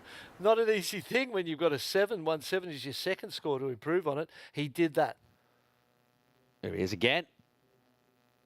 Loving it out here. Goes Ryan Beavers again. A bit of meat on this one. Yeah. And off the top with all that speed, and then patient down the bottom of the wave and into the lip, pushing hard, and then gets that air drop down because that's a steep section. Quick redirect off the rail.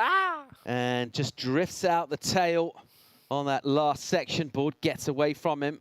He'll go incomplete down there. It will be a score from the panel. We're under 3 minutes now. By the look of our priority situation, looks like Simon Winter hasn't quite got back in the lineup yet. He'll get there reasonably soon. It's been a couple of minutes for him paddling out after his last wave. It was a crucial one to take him to second. Taimana Marupo still with that priority. As yet, he hasn't seen a wave that he feels will get him a 4.61. That's the number he needs. Just look at these big here it filling in. comes. And he's not paddling out because he knows he's in basically the right position. Didn't want to put himself too far out. Let's see if he can get on this. He does. A big wave here and a crucial one. Here he goes, Marupo. Looks like he's lost the hat as he'll go swooping first turn on an absolute bomb. And then he'll go mid-face down the line, looking for a steeper section, dealing with chatter. And that wave will just stretch away from him. So maybe just a little too big, that one, to offer up critical sections. And perhaps too big for the equipment that he chose to ride in this heat. That was the biggest wave we've seen in the heat. Big, double overhead. As you said, he'd lost the hat in the previous wipeout. And unfortunately, that one's not going to be the score he needs. Simon Winter, first priority. By not going all the way to the inside, though, he'll have a chance to pop back to the lineup. 90 seconds, he'll definitely get in the lineup. Maybe something on the inside will pop up for 6-1, but first priority was Simon Winter. And if you were him and you had second place position and not a massive lead, and there was a surfer chasing the score, I guess you'd be looking to keep an eye on exactly where he pops into the lineup. Yeah, absolutely. And then Kin Mateo Cadenas, we haven't seen him for a while, and I don't see him in the lineup, and he's not on the priority roster, so I'm not sure what happened there. Perhaps he made his way in. Here he goes. Here he is. Here we go on a left with some speed and pumping down the line. Opens up with a carve and just rakes that one all the way back to the juice. Bang, tags the lip and gathers it pretty well. There's some chatter. There is a little bit of chop in that face. There's power as well. And he does well to kind of clean all that up and deal with it. Gets a little combo on a smaller section on the inside. That'll be his final effort. Last 30 seconds here. That's Simon Winter having a look around, looking at where Taimana is. He's not particularly fussed towards trying to cover him. He's just waiting and holding his position. Not sure if we'll see much more ridden in this final 15 seconds. No, it's... I don't see that score. There it is. Not the score that he needed. 4.33. So this one, the positions and placements, 1 second, it's done.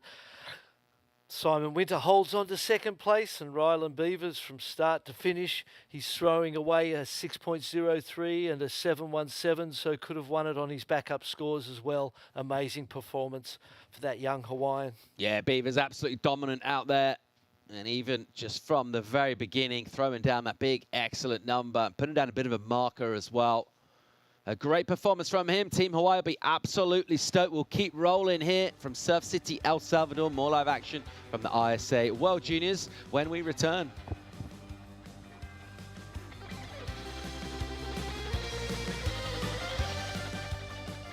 There's a right time for everything. A right time to learn. A right time to try. A right time to fall. There's a right time to find your wave. And there's a right place to enjoy your passion like nowhere else.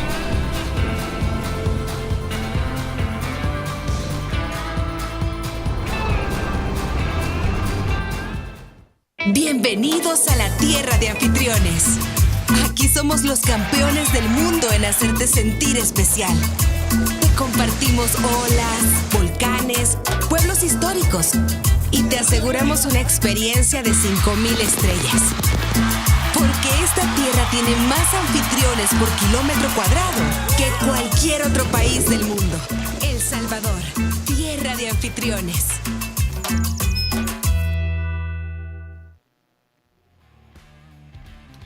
Welcome back to Surf City as we'll check out this powered up ocean, delivering plenty of opportunity for big numbers. Excellent performance from the Hawaiian in that last heat, just tore into it from the get-go. We've been talking about fast starts. That's how you do it. Of course, that's the tactic going in, but it's all about seeing what actually transpires when you hit the water. We'll have a look at Keikoa Hummel of Germany, Anton Habashi from Switzerland, Mariano Maguire of Peru, and Eden Hassan from Australia. I'm Paul Evans, joined by Barton Lynch. We're loving the action that we're witnessing. And here goes the German Hummel, and just chin plants at the bottom of that wave. Meanwhile, we'll pick up the Aussie Hassan. What's he got? A ton of speed, narrows the stance to go down the line, flying down the line, and then swoops an arc, which he whips back out of a high line, bang, into the lip. Very nice, recovers it real well. Nice and stylish, full of flow. Love that opening. Yeah, beautiful ride. As you said in that first turn, the way he whipped it at the end, a little punctuation. And fantastic young surfer, Eden Hassan. Someone I've been watching for quite a while. And it's great to see these young kids, when you know them before they've represented their country, and you've known them for sort of 4 or so years, and then you watch them rise and grow their careers, and you see the potential when they're young, but there's a lot of kids with potential when they're young that don't see that through and don't follow through. So Eden Hassan, great to see him here on this stage, well deserved. Driving off the bottom, there's the old face plant. Here's Eden Hassan, just a first turn, builds speed, drives down. Watch this carving turn, tight to the pocket. Really lovely punctuation at the end. Stomp the tail into this closeout floater maneuver. We saw a similar ride from Ryland Beavers. He was in the white jersey as well. It went to an 8.67, but it was a bigger wave, more critical final turns, and a little more sort of vertical on the first. So 5.5 for Eden Hassan and Australia on the opening ride. Pretty decent way to open things up. He'll be happy with that, 5.5. That's fair reward for the type of surfing he was able to do there. The speed was blistering pace, really. He was absolutely caning down the line on that. Looking forward to seeing more of him. It's bombing on this right. Here goes Habashi out of Switzerland. So tentatively just carved an opening turn, and then the wave will suddenly go deep and fat, and he'll kick out. You see the board slipping there on the rail. I mean, even in that situation where you feel those little slips, that has an impact on your confidence. You're like, whoa, what was that? And it can be positive because you go, okay, I've got to stay low. I've got to stay low, compressed, and drive that rail and hold it. As we see surfers in the next heat. Romeo Chavez getting his jersey on. No wetsuits needed in El Salvador, mate.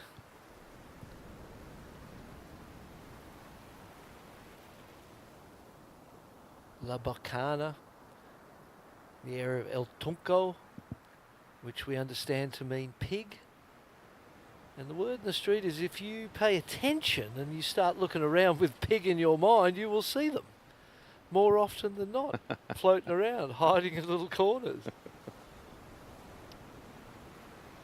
2 points for Antoine's wave. There's a thrower, it's a throwaway. And then talk about your confidence, Keikoa, on that kind of face plant up on the toes and fall. Those mistakes when you're on a good wave, it's hard to get rid of them. It's hard to leave it behind and go, okay, it's a 15-minute, 50-second heat I'm surfing now. It's okay, that's done. If you don't, that's one of the skills a competitor develops, is that ability to not carry baggage. If you carry the baggage from one heat to the next, one wave to the next, one event to the next. You're just dragging yourself down. You become really good at making mistakes and letting go. And it's just such a fantastic lesson for life. As there's Nate Leal up there, ducking and weaving in his camera stand. Yep, we've had some good times with Nate. Looks like he's having a good time in there himself. There's, yes, lunch has arrived. Might be breakfast actually, or morning tea, one or the other. Look at the teeth, beaming smile from Nate. Great energy from him. He's obviously not warm enough up there. He's got the long sleeve tee on. He's wiggling around. What is going on with the long sleeve tee? Maybe it's some protection he's thinking there rather than, yeah. Well, it wouldn't be for warm. Keeping the blistering rays off. Obviously, shout out to our crew, the production crew, bringing you these beautiful images all day doing, you know, we talk about how hard it is to be a competitor here and deal with the heat. But for the crew down here before anybody leaving the joint, after anybody in the evening, yes. Great job, they're warriors. Yeah, and before the event, setting up all the camera work, running cables all over 2 venues. It's a massive job. Big shout out to Jay Johnson and his team. We love you guys. Do great work. Yep, Action Sports Productions. Been doing these ISA events for years and doing a great job of it. We appreciate being here and working with such professional and lovely people. Just under 14 to go in this second heat of round 3 for the under-18 boys. And it is the Australian Hassan right now in white with the lead of 5.5 for a speedy, muscular right-hander. Couple of turns from him down the line. Good enough for that mid-range, healthy mid-range number. Priority is with this guy, Maguire of Peru. What's he got? That was nice. Hook right in the pocket on the rail, and he's super compact off the bottom. And he'll carve back again towards that pocket. Now you see some of that chop and wobble get into the wave a bit here. And he'll do pretty well to deal with that, compressing his body down, staying low. That helps. Helps you drive that board through that. So coming into this left, a bit of that water moving in. The current generally goes from right to left as we look out to sea. So kind of going into these left-handers, it feels like we're seeing a little bit of that in some of these waves. Yeah, and as well, like when you look at the ocean surface out beyond the break, you can see the ruffle of that sea breeze just starting to put a little texture on the water there, and that adds as well. You get the bump and the lump, and depending what's gone through before your wave or not. So many elements go into it, eh, Paul, to actually understand a wave, and then to consider when you take off on it that you've got to assess and understand what's going to happen at the end of it. You're not just looking at the immediate thing that's right in front of you. You've got to look at the wall and the line of the wave and understand its potential as it moves down the reef. On the inside now. Here's Hibachi driving off the bottom. I'm just overdoing it. It's kind of over surfing, really, that turn. It was a reasonable looking wave, and it would have been kind of a decent, very decent time to put something on the board. Maybe just forcing the issue a touch, Barton. Yeah, it's a fine line, isn't it? Better to over than under, you would think. You're a young man, you know. If you're scared and you're surfing tentatively, I'd rather see you just having a go and fall, but in the process, because at one point you'll stick it. You know, so it's a fine line, isn't it? But normally you want to get your first 2 scores in, then get crazy. Kekoa Hummel here. Can he make amends for a fall early on? Does well to deal with a bumpy opening section, whips the rail, and then fades that bottom turn down to square up to this section. Just kind of snaps out the tail. That was cool. And then some speed, and then a bit of aggression, some positive anger, and again, whoa, that was really technical. All right, okay, I like this. So great combo on the inside. He is fired up. We're enjoying that surfing. And while we wait for the judges to assign a number for that, let's go down to Rachel with the winner of the last heat. Thanks, guys. Yeah, I'm here down with Brylan from Hawaii. Congratulations. An 8.67 and a 7.9 as your 2 high scores, but also throwing away another 7, another 6. Scores that would easily win other heats out here. What type of confidence does that give you moving forward? Yeah, tons of confidence. I mean, I hadn't had an excellent score in like 2 years coming into this event, so I just kept catching waves, and they were good waves, and I felt like I was surfing good. So yeah, super stoked. Well, talking about your past experiences at ISA, how have competing in the ISA formats before and with the team impacted you preparing for this event here? Yeah, I have done the last 2 years, and it's definitely impacted me a bunch, just knowing how much of a marathon this is and not a sprint. So I'm just trying to slow my roll and keep my paces going. Well, coming from Hawaii, obviously you're used to power and big surf. How does La Bocana compare to waves back home? Yeah, super similar. Tons of power. It's really hot though, so you're sweating a bunch, and it's just like so overwhelming the whole time, and non-stop paddling. I was like exhausted when I came in, but yeah, super similar to the waves at home.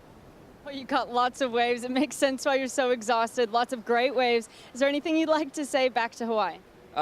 Yeah, my mom and girlfriend and brother are probably watching. Just love you guys, and we're gonna try to keep it going. All right, congratulations and good luck for the next one. Well done to Ryan and Beavers, smashed out a massive total, threw away some big scores too. And how's that to give you that extra confidence? I mentioned he hasn't had excellent scores for a couple of years. Wow. With that kind of surfing, it's hard to figure out why. Hard to figure out why. He's got a great personality too. He's always one of those kids that's always happy to see you, shares his stoke and aloha with you. Amazing to see that. You know, in between heats, we were talking about all 4 of his rides and how it was kind of hard to differentiate between them. Watching that 867 again on the replay there during the interview, not hard at all. That was an incredible ride. Big, big first turn. Here we go. Keikoa. It was a little bit slow at the start, but this is where he's got his groove. That first turn was just so whippy. That second turn, so whippy. Into a little bit of a layback turn. It had to be short to keep the momentum. Straight into that, into the third, and it was loose, fluid, but super radical surfing on the inside there. 617 he got for this. Almost loses it on the first bottom turn. And at this stage, you're thinking, wave might go slopey. Yeah. And then he just kind of fires uphill, maybe forcing it a little touch on the layback, but I love the stuff he did on the inside. Yeah, and the layback had to be quick because that was a money turn, and then the way he went straight out of that into the closeout, things weren't perfectly timed. They were a little off here and there, but the way he pulled it together, the second turn on the fat shoulder, the way he whipped that board around and put the life into it was amazing too. Let's watch Hassan fire up here. Wow, great first hit from him. Really nice vertical stuff. Then he'll whip one off the rail. This is a smaller section, so he'll just kind of prod that back and rebound off the whitewater. Plenty of energy still in that board, and that's a great finish and turn as well. And he is so nimble. The way he's able to just mix up the maneuvers without much time between. Rapid fire skilled surfing is going to get a good score come in. We're watching Hummel with a bit of a spring in his step now. He's fired up from his last score. Let's see what he's got for us here. He'll snap out the tail, throw some spray, and then off the bottom. And again, similar sort of stuff with that release, front foot to back foot. And again, tries it one more time, just slightly overcooks it on that occasion. Habashi needs to get going here. He's got nothing of any significance on the board. This is a great section for Habashi. That's a really nice hit into the lip, and the timing of it means that massive spray goes up in the air. Okay, well, this is a really good exchange, and we game on here. Here goes Magere, snapping on a face with a bit of whitewater on it. And then he'll just pump and adjust his line and then attacks that lip line. It's a tricky thing to do, coming late at that section with power and speed, and ultimately can't ride out. 7 points drops for Eden Hassan on the one before. The wave itself was most probably a 6, and he surfed it up through performance. Really seeing a difference in the style of equipment.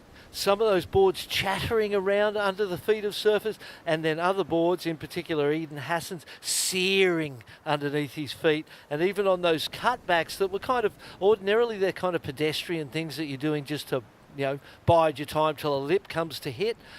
They had sear and speed in them that made it feel good to watch. The 7 points coming from the judges, they appreciated it too. Yeah, he's looking really fluid, isn't he? Sort of seems to have those body and board positions where it's very easy for him to generate speed and power from nothing compared to surfers that have to kind of work to find it and are searching for it. It seems like he always feels he's in the right place on the wave, exactly where the power is of the wave. That's where he is, and it feels like that's the key to good surfing. 100%. As we see the kids having a bit of fun playing the foosball. That's what they call it, isn't it? Yeah, a bit of babby foot, bit of foosball. What? Babby what? Babby foot. That's what they call it in France. Really? Yeah. Foosball, the kids, grommets, Love that word, grommet. And Mark Warren, former Australian pro surfer in the 70s. Part of the bronzed Aussie The crew? bronzed Aussies, exactly, with Peter Townend and Ian Cairns. He was telling me that grommet was a word that originated out of Narrabeen, where they used to have the grommet pole, which they would tie kids to back in the day when that was acceptable behaviour. But they used to tie kids to this grommet pole, and it was one of the things you were terrified of. You would get tied to that pole and just left there, stuck to a pole for hours, and it was known as the grommet pole. And kids became known as grommets, and it's surfing dialect now, and refers to it's got no gender, it's got no anything. You're just a grommet if you're a young surfer, and then you're an old surfer, you're a grommet at heart. Yeah, the good thing about that is it's not even age specific. It's just it's to do with sort of seniority, because you see sort of one surfer is slightly older than another. They might both be like late middle age, but the older one, the more senior one, still calling the relatively junior one a grommet, and they might be 50 something themselves. I have, well, here's my hero, Terry Richardson, and sort of like a father figure to me, still my great mate, World Masters champion, one of the first goofy foots to ever win a CT.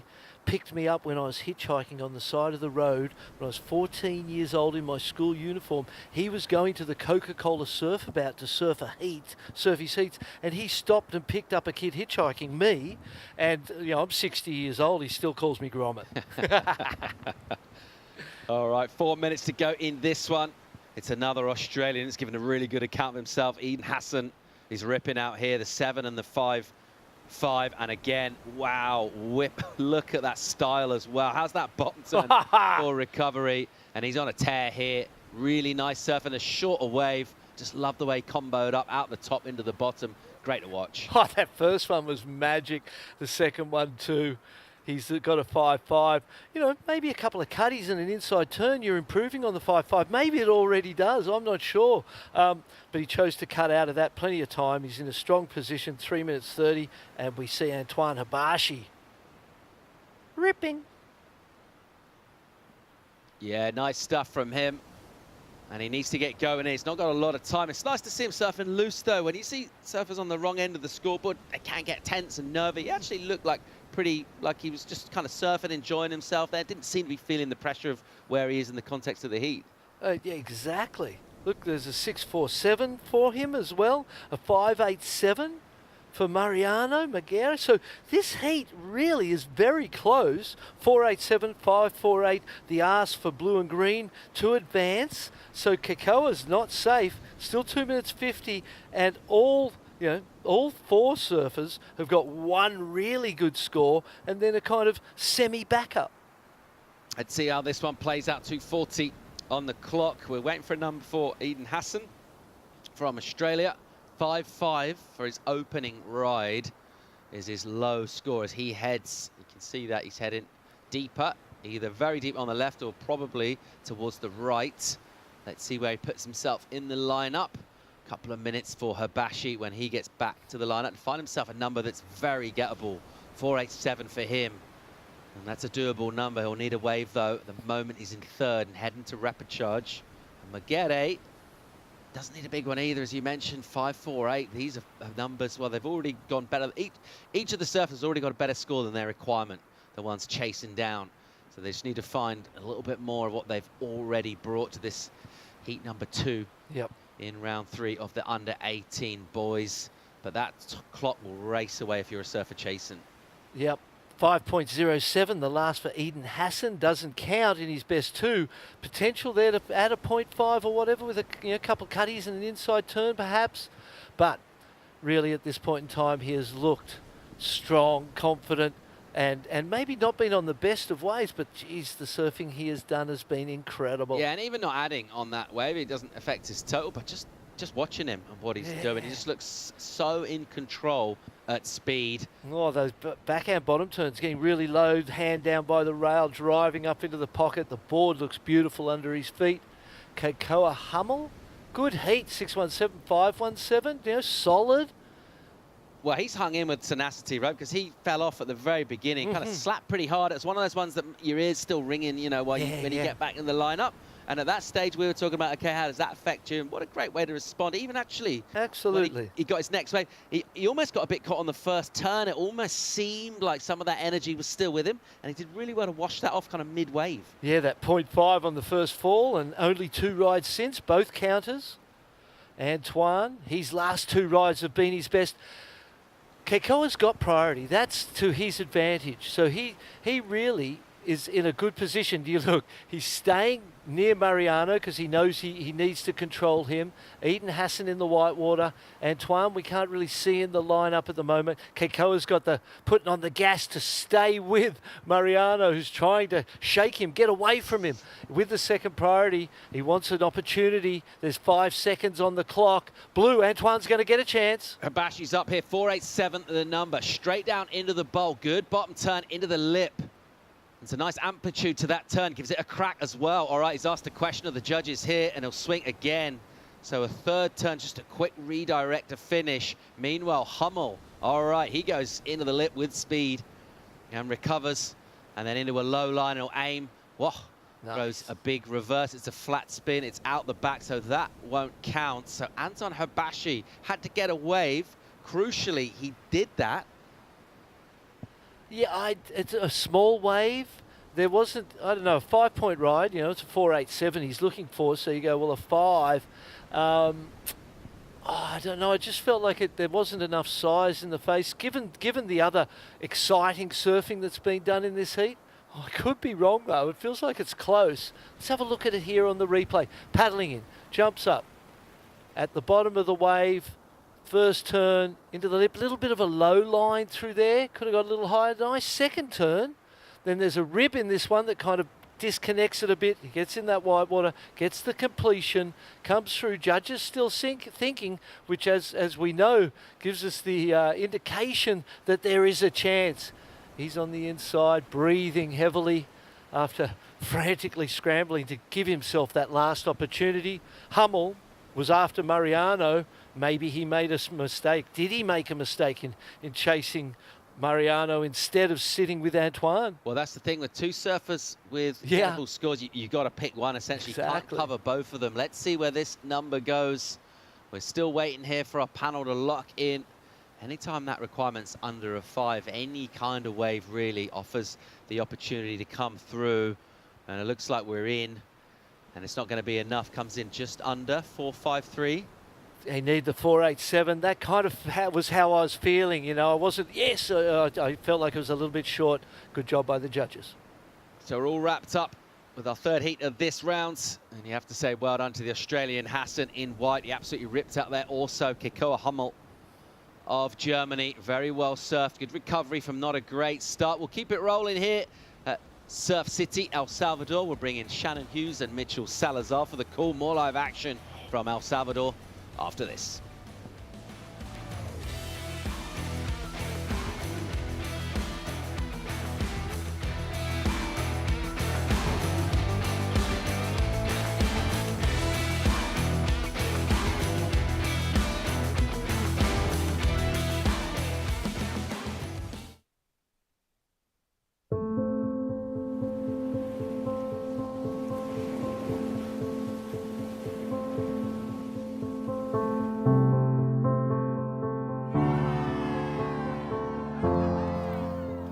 There's something profoundly spiritual about riding waves.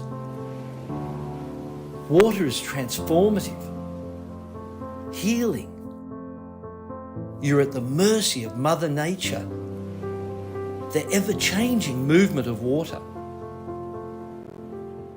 The ocean is the great equalizer. You don't need to belong to a certain race, religion, or gender to surf. The pursuit of these fleeting walls transcends sport. It's a way of life.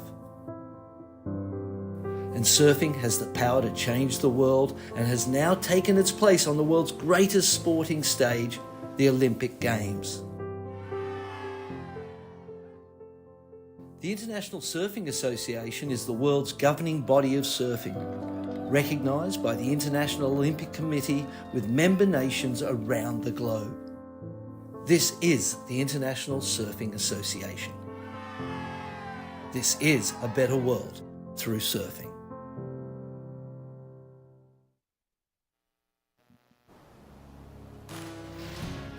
Welcome back to the ISA World Junior Surfing Championships here in Surf City, El Salvador. It's a special year for the ISA, celebrating the 60th anniversary since the inaugural world champions were crowned in Midget Fairley and Phyllis O'Donnell at Manly Beach back in 1964. Fast forward 60 years, and here we are still crowning world champions, crowning those gold medalists across so many different divisions and disciplines within surfing. It's exciting to see how far our sport has come as we now see the up and coming, the juniors, those that are going to be fighting for world titles in the very near future and those Olympic gold medals. They're out in the lineup right now, Mitch, fighting for the gold medals in their age divisions. Yeah, and look at that generation, the kind of impact that they had within the sport. Midget Fairley, you mentioned. Mickey Dora is another one that I think comes to mind too. And, you know, some great surfers coming up in this heat too. You have the two Romeos, Colombia for Chavez, and then Stone for Costa Rica. Dane Henry from Australia is a social media sensation. And John Bravinovich, great surfer too, coming out of Israel. Yeah, this is going to be a stacked heat. We've seen huge scores already dropped for Romeo Chavez in yesterday's competition, where he had an excellent score in his under-18s heat, and then he surfed in the under-16s and had an excellent score there as well. So that was exciting to see him go back-to-back with big performances at both El Sunzal and at La Bocana, working out the two different breaks and putting those 8-point rides on the board. Now he's in the lineup back into the under-18s jersey today. Yeah, and I've known him for years, and still can't believe that he's under the age of 16 too, that he's able to compete in both divisions. But that's what stands out the most, that you go from one venue to compete to another and still post an excellent number within a span of an hour, hour and a half. You know, that's really difficult to do, especially when you're trying to conserve your energy out here. Paddle now for Romeo Chavez. Speaking of him, he's up and riding on his opening wave. Really opens up the arms to drive through that first turn, lays it back on the second.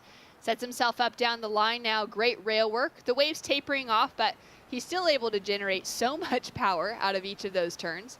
Goes in for one final maneuver here on the inside section and puts on a powerful touch to finish. Yeah, and I think he's riding a Dark Arts, which is a carbon vacuum board. Seems like it's working very well for Chavez, and the Colombian who resides in Ecuador. Some great waves around where he resides at. I think it's one of the most undervalued and underappreciated areas within South America, as it seems like Henry here going right. Having a look on the right, Dane into the first lip, nice and vertical for that opening snap. Oh, drifts the tail around. That was a wild, incredible turn for the second, and he'll be feeling happy. Having landed that. Watch out for this kid. I'm telling you, Shannon, I've seen some airs on social media. I didn't know he was this good on the rail, though, but that second maneuver has to be one of the best we've seen all event long. This should be a huge number. I mean, even the first maneuver, too. A deep bottom turn for a kid under the age of 18. To draw out a line like this is super impressive. Look at how deep and vertical he got on that thing. Real committed to the first section. This second maneuver was just precious, though. Fully on rail. Uses that back foot to just allow to put some pressure on that back end. And, man, that is an incredible combination of maneuvers. That should be excellent surfing, no doubt.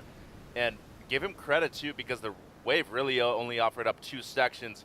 He capitalized on the only 2 maneuvers that he had on offer right there. But great first turn, and this second maneuver was just ridiculous. Look at the amount of pressure that he puts on the back foot right there. So good. What a way to open up his campaign here for the under-18s main round 3.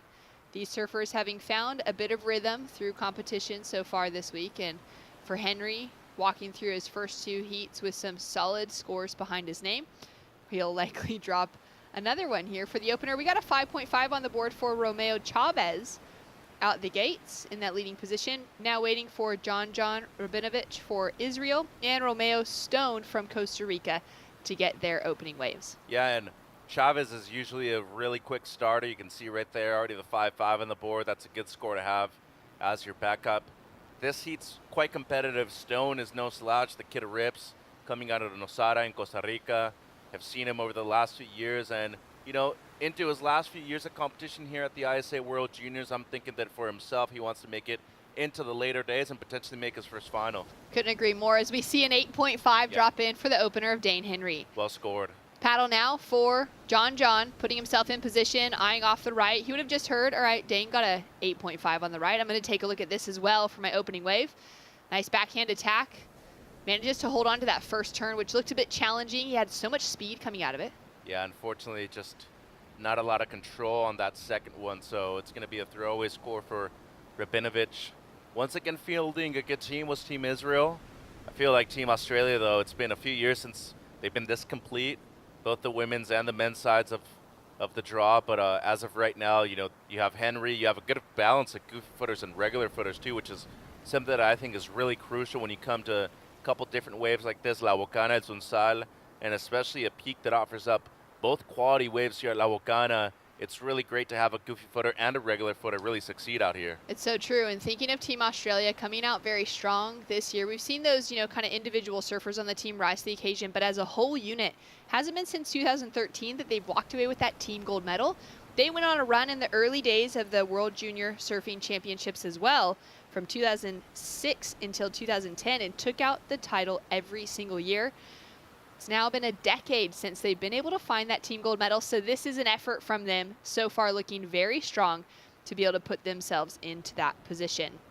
We're in heat number 3. Heat number 2 was an absolute firecracker as well, as we can see a paddle here from Romeo Stone. Will he be able to get into it? Surfer in white for Costa Rica, locking into his first wave now, goes huge on the opening turn, gets some air out of it, lands and finds his feet to be able to put on that finishing maneuver. That was a crazy recovery after the layback too. I did not see that happening. No, but I mean the second section was really hard just to be able to get up into the lip. He did some amazing work right there. That should also be a big score. Wow, well that was exceptional. As we take a moment to just digest, let's go down to the beach to check in with Rachel Tilley and the winner of that last heat. After that, we'll take a look at some replays. Thanks so much, guys. Yeah, congratulations, Eden, representing the Irukandjis with Australia. Talk to me about that heat win. Yeah, that one was good to get under my belt and just get like one good score, and yeah, I had fun. Some good waves as well, so yeah, it was good. Well, you've surfed at a World Junior Surfing Championships before here in El Salvador 2 years ago. How was it being already familiar with these waves in El Salvador, preparing to get ready for this event here? Yeah, it definitely helps coming over, like especially because we were over here for like 2 weeks last time, and it's a pretty tricky wave to figure out, and it definitely helps, yeah, surfing coming over a couple days before, and still you got to figure it out, but yeah, it was good. Well, you have another Team Australia out in this heat right now, surfing really well. What was your guys' coach game plan before paddling out for both of you having a heat back-to-back? Yeah, we all the 18 boys kind of help each other out and do a bit of coaching with each other, and kind of figure out a game plan and talk to each other. So we all kind of discussing that and trying to figure out like which ways were good, and yeah, I think that's pretty cool. Well, it looks like you were able to do it, and it looks like Australia is going well out there at the moment too. Is there anything you'd like to say back home? Yeah, hey to my family and everyone watching. It's probably middle of the night, but yeah, thanks for watching. Well, thank you so much. Congratulations. Yeah, thank you. Thanks so much. Well done to Eden, getting that heat win. Dane, his teammate, already sitting in the lead here as well. Yeah, and we're still waiting on the score for Stone, where here's the replay. I mean, just major commitment to this first turn right here, Shannon. It was almost a mistake that he went for that, but it put him in a perfect position to rebound with that second maneuver too, and score comes through. It's a good one. It's a 6.77 but on his opening ride. Once again, it wasn't intentional that he was trying to do that, you know, and it ended up working great for him. That second maneuver was really tough. I mean, to readjust your feet that way after laying back, not really having control of your board, that is just some amazing stuff for a great surfer coming out of Costa Rica. And, you know, it's a tribute really to what he's been able to do outside of the water in the gym too. You look at him, since I first met him, he's probably put on at least 10 to 15 pounds of muscle mass. He looks great right now in the U18s. Yeah, solid, setting in with the second highest score of the heat so far. Chasing a small number to get himself into the leading position. At the moment, red has higher priority than white, and red's gonna take off on the right. We may see Romeo on the left as John up and riding. Kind of bogs the rail on that second bottom turn, sets himself up here down the line, looking to try and build on this score line.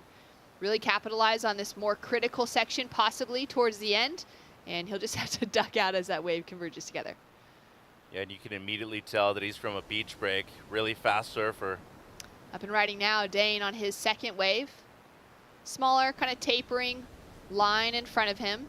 Just getting some of that bread and butter surfing done as he's driving down the line now, looking for a little section to tag on the finish. Right into the rocks. Yeah, got to watch out for your fins right there, but it's going to be a decent backup for Dane. So, you know, first and only excellent score of the heat so far, and more than halfway through the heat. So, going to have a strong lead in comparison to the other three surfers. The one good thing for both Chavez and Stone, though, they're at least in the 5, so attainable top 2 spots for them. Right now it's 7 minutes, though. It's going to be Rabinovich, who probably going to get his best score right here, Shannon. I just don't feel like it's going to be very comparable to the other waves we've seen in the heat so far.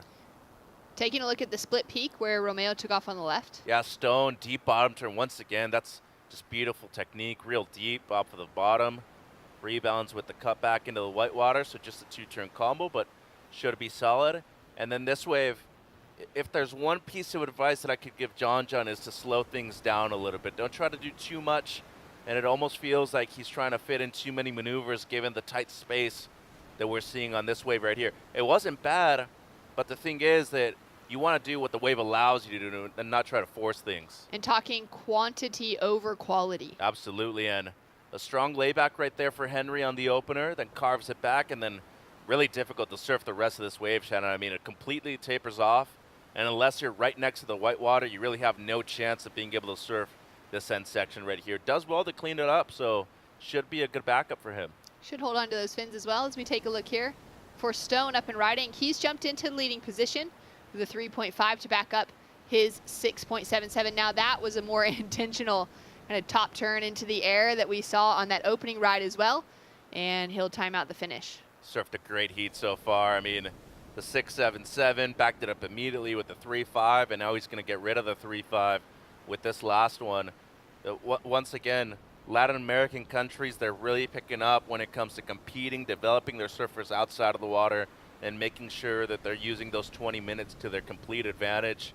He's caught 3 waves, you know, and his lowest score is going to be a 3.5 because he will be improving with this last one. But same thing goes for Chavez.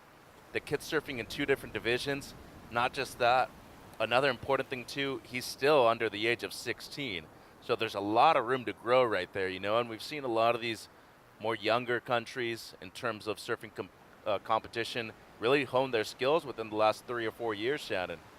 Team Hawaii getting a little reset before heading out into the lineup. That next heat will have young Jackson Dorian paddling out. These are his waves, too. I'm excited to see him surf. Yeah, that'll be a fun heat to stay tuned to for the next one. Out in the lineup right now, we're waiting for a couple more scores to drop. But that last wave in for John out of Israel, a 4.73. You're mentioning, you know, the fact that quality is more important than quantity in making sure you're timing it out, putting together solid maneuvers. Dane Henry up and riding now. Beautiful arc on that first turn. That same kind of tail slide and drift out of the second. Wraps it back around. Looking for this end section here. Is it going to stand up for him enough to do something dynamic? Couple cutbacks. And he's just going to put that finishing touch on. Decides to kick out there, which is a smart move because he's got a long paddle ahead of him. Yeah, and this is still another wave that is owed to him. So the one before still hasn't been scored and going to be waiting on this last one as the previous one comes through, Shannon. 6.5 on the board now for second to last of Dane Henry. Moves him back into the lead. He'll be looking for at least a 6.5 to improve on his overall heat total of 15 points now. We're seeing a very mature surfer within the blue jersey. 8.5 on the first one. Backs it up with a 6.5. This could go just under or just above, but I feel like the technique that we're seeing from Dane Henry has to be one of the best in the event, especially when it comes to the forehand bottom turn. His wave selection has been great too. Picking those ones off that really offer that steep section from the get-go. Chavez now with a paddle, sitting in a tough position, currently chasing a 4.78, which is not that big, but we're waiting for scores to drop for a couple other surfers as we get a nice carve out of that first section. Starts to shut down in front of him. He's going to hold that rail line off the bottom. Well done. And put together a nice re-entry on the end. Chasing, though, a 7.37. So we're waiting for that score for last of Romeo. It's in as a 6.1. Really starts to set apart first and second from the rest of the field. Yeah, so Stone into second now. Chavez needing, low 7. Rabinovich, he's needing something in the excellent range. This last wave, give him credit. That was a hard wave to serve, and he saw the way he paddled into it. He came from behind the section, too. He was a little late getting into it. I actually think it almost set him up better being a little bit deeper than too far out in front of it. So had the one carve and the strong turn to finish. 7.37, it would have to be better than Stone's waves, though. We will be seeing where the score goes. Let's take another look at it here. Needs to be improving for a 7.37 to take him into second. Nice carve, too. I mean, really brought out the shoulders around and then kind of ended up with a snap and then into the lip line for the second turn in a very critical section. I mean, it's at least got to be in the good range, right? It was a good combination of surfing. You look at the size of the wave, too, and the steep section right there at the end. 7.37. It's quite possible that he gets it. Yeah, that good range being a 6-point ride up to a 7.99 on the scale. As soon as you hit the 8s, you're in the excellent range, and puts a big smile on a surfer's face when they're able to do that. So far, Dane Henry finding that on his opening ride.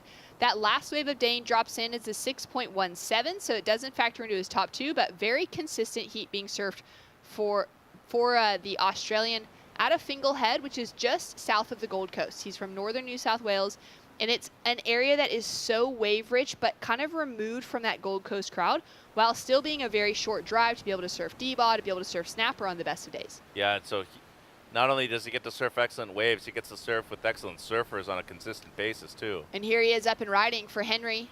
Looking to improve on a 6.5, drives through that opening turn with the layback. Tags that section, has a little look back to the beach, decides he's not even going to consider what's on the rest of it. I'm telling you, watch out for this kid, not only at this event, but years to come. Pro junior divisions, we're going to see him on the regional QS. He's got a lot of talent, really like the way he surfed this heat so far. Eden Hassan from Australia took out the previous heat. Now Dane Henry, his teammate, sitting in a very controlling position with a solid requirement on Stone in second. He'll need to go into the excellent range to get himself a heat win out here on day 4 of competition. And we've got John putting himself in position. Still waiting on the score for Chavez, too. It's been a busy heat, and all with scores of consequence. Chavez chasing that 7.37. And he gets it. It's a 7.34 just ahead of the requirement. Takes him into second. That pushes Stone into third, chasing a 6.17. Stone does have first priority. Will track with John. He goes down on the takeoff. Unfortunate. As he's chasing a big excellent score. Dane down the way. He's just having fun here now. Loosening things up, making sure that back is all ready for some more laybacks. Throws into the air as well. Great bit of variety as he comes through to the end. Yeah. Kid, no doubt, taking away the heat win right here, but really competitive heat for second place. Props to both Chavez and Stone. They surfed their hearts out. Romeo Stone, he can't really be bummed on his performance so far. 12.87 heat total with the waves we're seeing right now, and Chavez does it on just 3 waves. That was a very competitive heat. Props to both of them. Wild between Chavez and Stone, it's a 0.06, dividing the two of them in their heat totals. Very well matched. Stone with those couple of 6s. For Chavez, that lower 5.5, but getting close to excellent with that mid-range 7 on his last score takes him into second. And we're still waiting for a couple scores of Dane Henry to drop that are just going to continue adding to his heat total. An 8.33 has come through for his second to last, and it puts Dane Henry into an excellent heat total above that 16-point range, still with that final score to come. Well, you just look at the area where he's from. You mentioned just a little bit south of Queensland, right there on the border with New South Wales. So not only do you have excellent waves, you have excellent people to watch, but the legacy that is carried right there within that area lies heavy on people's shoulders. Doesn't necessarily seem like that's the case right here for Dane Henry. He's just dropped another 8-point ride as his final wave with that great layback to air. Finish on the inside section, and it's not even high enough to factor into his top 2, so he's thrown an 8 away. And we're going to see much more of this young man in the future, especially this week with his eyes set on the gold medal for the under-18s division. We're going to go to a quick break. When we return, we're going to check in with Dane Henry. Romeo Chavez advancing through in second. Bottom 2 surfers for Costa Rica and Israel heading to repos. We'll be back right after this.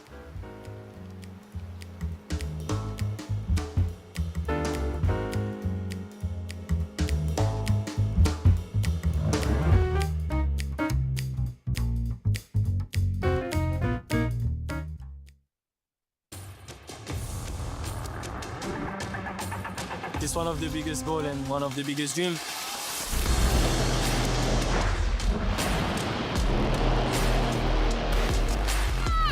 It's been like an emotional roller coaster. I ask myself, what just happened? Is this real? Every athlete's dream is to, reach that gold medal. I'm on a mission, I think that everything is possible. It's not over till it's over.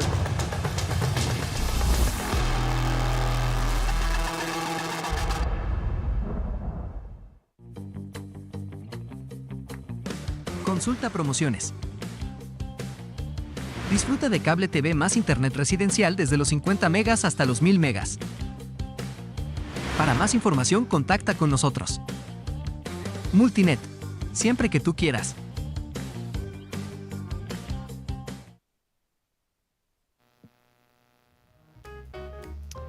We are back. A little jazz to take us through the opening wave of this heat as Rickson drives through that opening section into a great looking wave. Wow, beautiful wave selection for the opening of this heat from the Brazilian, and tags a section to finish. He's got a big smile on his face, and he'll just spend a moment underwater. Yeah, and Rickson Falcao, this kid's the real deal. He's done super well at home in Saquarema in Rio de Janeiro. Jackson Dorian, though, from Hawaii, kid from the Big Island. He has a lot of talent. Toaura Haumani from Tahiti and Martin Fortes from Portugal. So 4 really surfing nations out there right now, Shannon. Hawaii, Tahiti coming from the Polynesias. You have the Brazilian standout, Falcao, and Fortes, no slouch either, coming from the Portuguese coast. Yeah, this is going to be a really exciting heat. I mean, to be able to see that first wave of Rickson, coming through, we don't know where that score is going to go, but it's always nice to come straight out of a commercial break into a wave that looks like that. Imagine how he feels getting the wave right off the buzzer, too. It's pleasant for our audience, for those of us that are just watching for the day. That much better for the surfer in the jersey trying to get a big score. On the start, Martim now up and riding for Portugal into that first turn. Sets it up well as he's looking down the line into a big open face wrap into the power section of that wave, just kind of staying close to the whitewater now as he starts to line it up down the way. There's a little lay back in, adding a bit of variety in for the eyes of the judges, and has a little bit more on offer towards the finish. And the 767 in for first of Falcao. Yeah, that's a good wave, and anything close to the excellent range right off of the buzzer is something you're going to be extremely stoked on. But really, I mean, you look at the nations within this heat, a 7 or a couple of those doesn't necessarily guarantee you moving through. We saw it in the last heat. Stone had a couple of 6s, and he surfed an awesome heat and still ended up bowing out. So in the main rounds, you still have the chance in the repecharge, but for certain nations, especially those that want to compete for the gold medal overall, you want to be moving out of this round within the main, Shannon. Yeah, you really want to be able to avoid the repecharge rounds, not only because it gets you, that kind of quicker run to the finals, but also because you then just get to reserve that energy. There's a long week ahead of us. We're in day 4 of competition. We've got 9 in total before I crown our champions. Right. Less heats. I mean, that's really it. You Yeah. want to manage your energy, as you were saying, but more importantly, you want to be able to bring that energy to everybody else on your team. So if we see that from a lot of the surfers from Portugal who, by the way, there's a good amount of surfers within this draw that are surfing in both divisions. So if you're doing that too, you want to be able to surf the least amount of heats. Fortes now up and riding. He dropped a 4.67 for his opener. Sorry, Jackson Dorian up and riding in the red jersey. Into that first snap, sets it up well as he just drives down the line, like the positioning of that upper body, and just setting himself up as he pulls the rest of that board around under his feet. A little section here to finish with. It's going to stand up for him. Give him that opportunity to put on the finishing touch as we take a look from the drone angle on the inside. Yeah, and Jackson's second generation pro, father Shane Back Dorian, one of, really the standouts of 90 surfing within the United States too. Falcao now up and riding. Open with that 7.67 into another great looking left. Clean face. Beautiful turns. Cuts that one short to set up for this section, and something went wrong. Yeah, just lost the bottom turn right there. I think he got a little ahead of himself, Shannon, but should still be a good backup score right here for Falcao. 767 on the opener. Don't think this one's going to be as strong, but opening turn, you can't deny it. The kid has a lot of talent, and he's so fluid, too. I just really love his style. It's one of those styles that it's very pleasing to watch. Let's take another look here. Well, and even in slow-mo, just look at the way he props off of the bottom right here, and he's always eyeing where he wants to hit it. But to be able to have technique like that at this young of an age is just super impressive. Second turn as well, right in the pocket next to the whitewater. And look at his extension, too. The way he finishes the turn and kind of gives that little exclamation point is huge. Just right here, though, I think he was already thinking about going down the line and catches a little bit of a rail. Was already thinking about a different direction change, but first maneuver with the size of the wave should be complemented very well, Shannon, as the second one wasn't bad either. Yeah, beautiful couple turns. And then this is where things just get a little funny. Like you said, sort of getting ahead of yourself. Yeah. We saw that with a few of the surfers yesterday. Looking down the line when you should be focusing on the maneuver you have right in front of you. And then Dorian on the right comes through as a 5.77, so skid opener for Jackson too. Small in stature, but I mean, he is strong. This kid really has a lot of power within his legs. Great first turn right there with the layback. Then I like the use of the rail right here for Jackson, brings it all the way around. And a few years ago when he competed at this venue, primarily was looking at the rights too, so right at home here at La Wokana. Now competing in the U18s though, the kid from Kailua Kona on the beautiful Big Island of Hawaii. Just unfortunately for him, the wave just shouldered off eventually and never really steepened up until this end section right here. Was able to get a finishing maneuver in though and complete that wave. Yeah, Jackson's been one of those surfers, of course, you know, from a global standpoint. We've known so much about him since day one, essentially. Got onto a surfboard so early and has so many significant connections within the global surfing world due to his father. We've had those big expectations on him. We're hoping this year that, you know, he kind of is able to tap out of that. I mean, to have that weight sitting and wanting to find those big scores, it's hard for the best of surfers to manage. As we saw some great results in that last heat, another win for Team Australia with Dane Henry taking it out. Thanks so much, guys. Congratulations. Maybe the most dominant heat we've seen of the event so far. 2 8s in your scoreline, an 8 you're throwing away, another couple of 6s. You made it look so easy out there.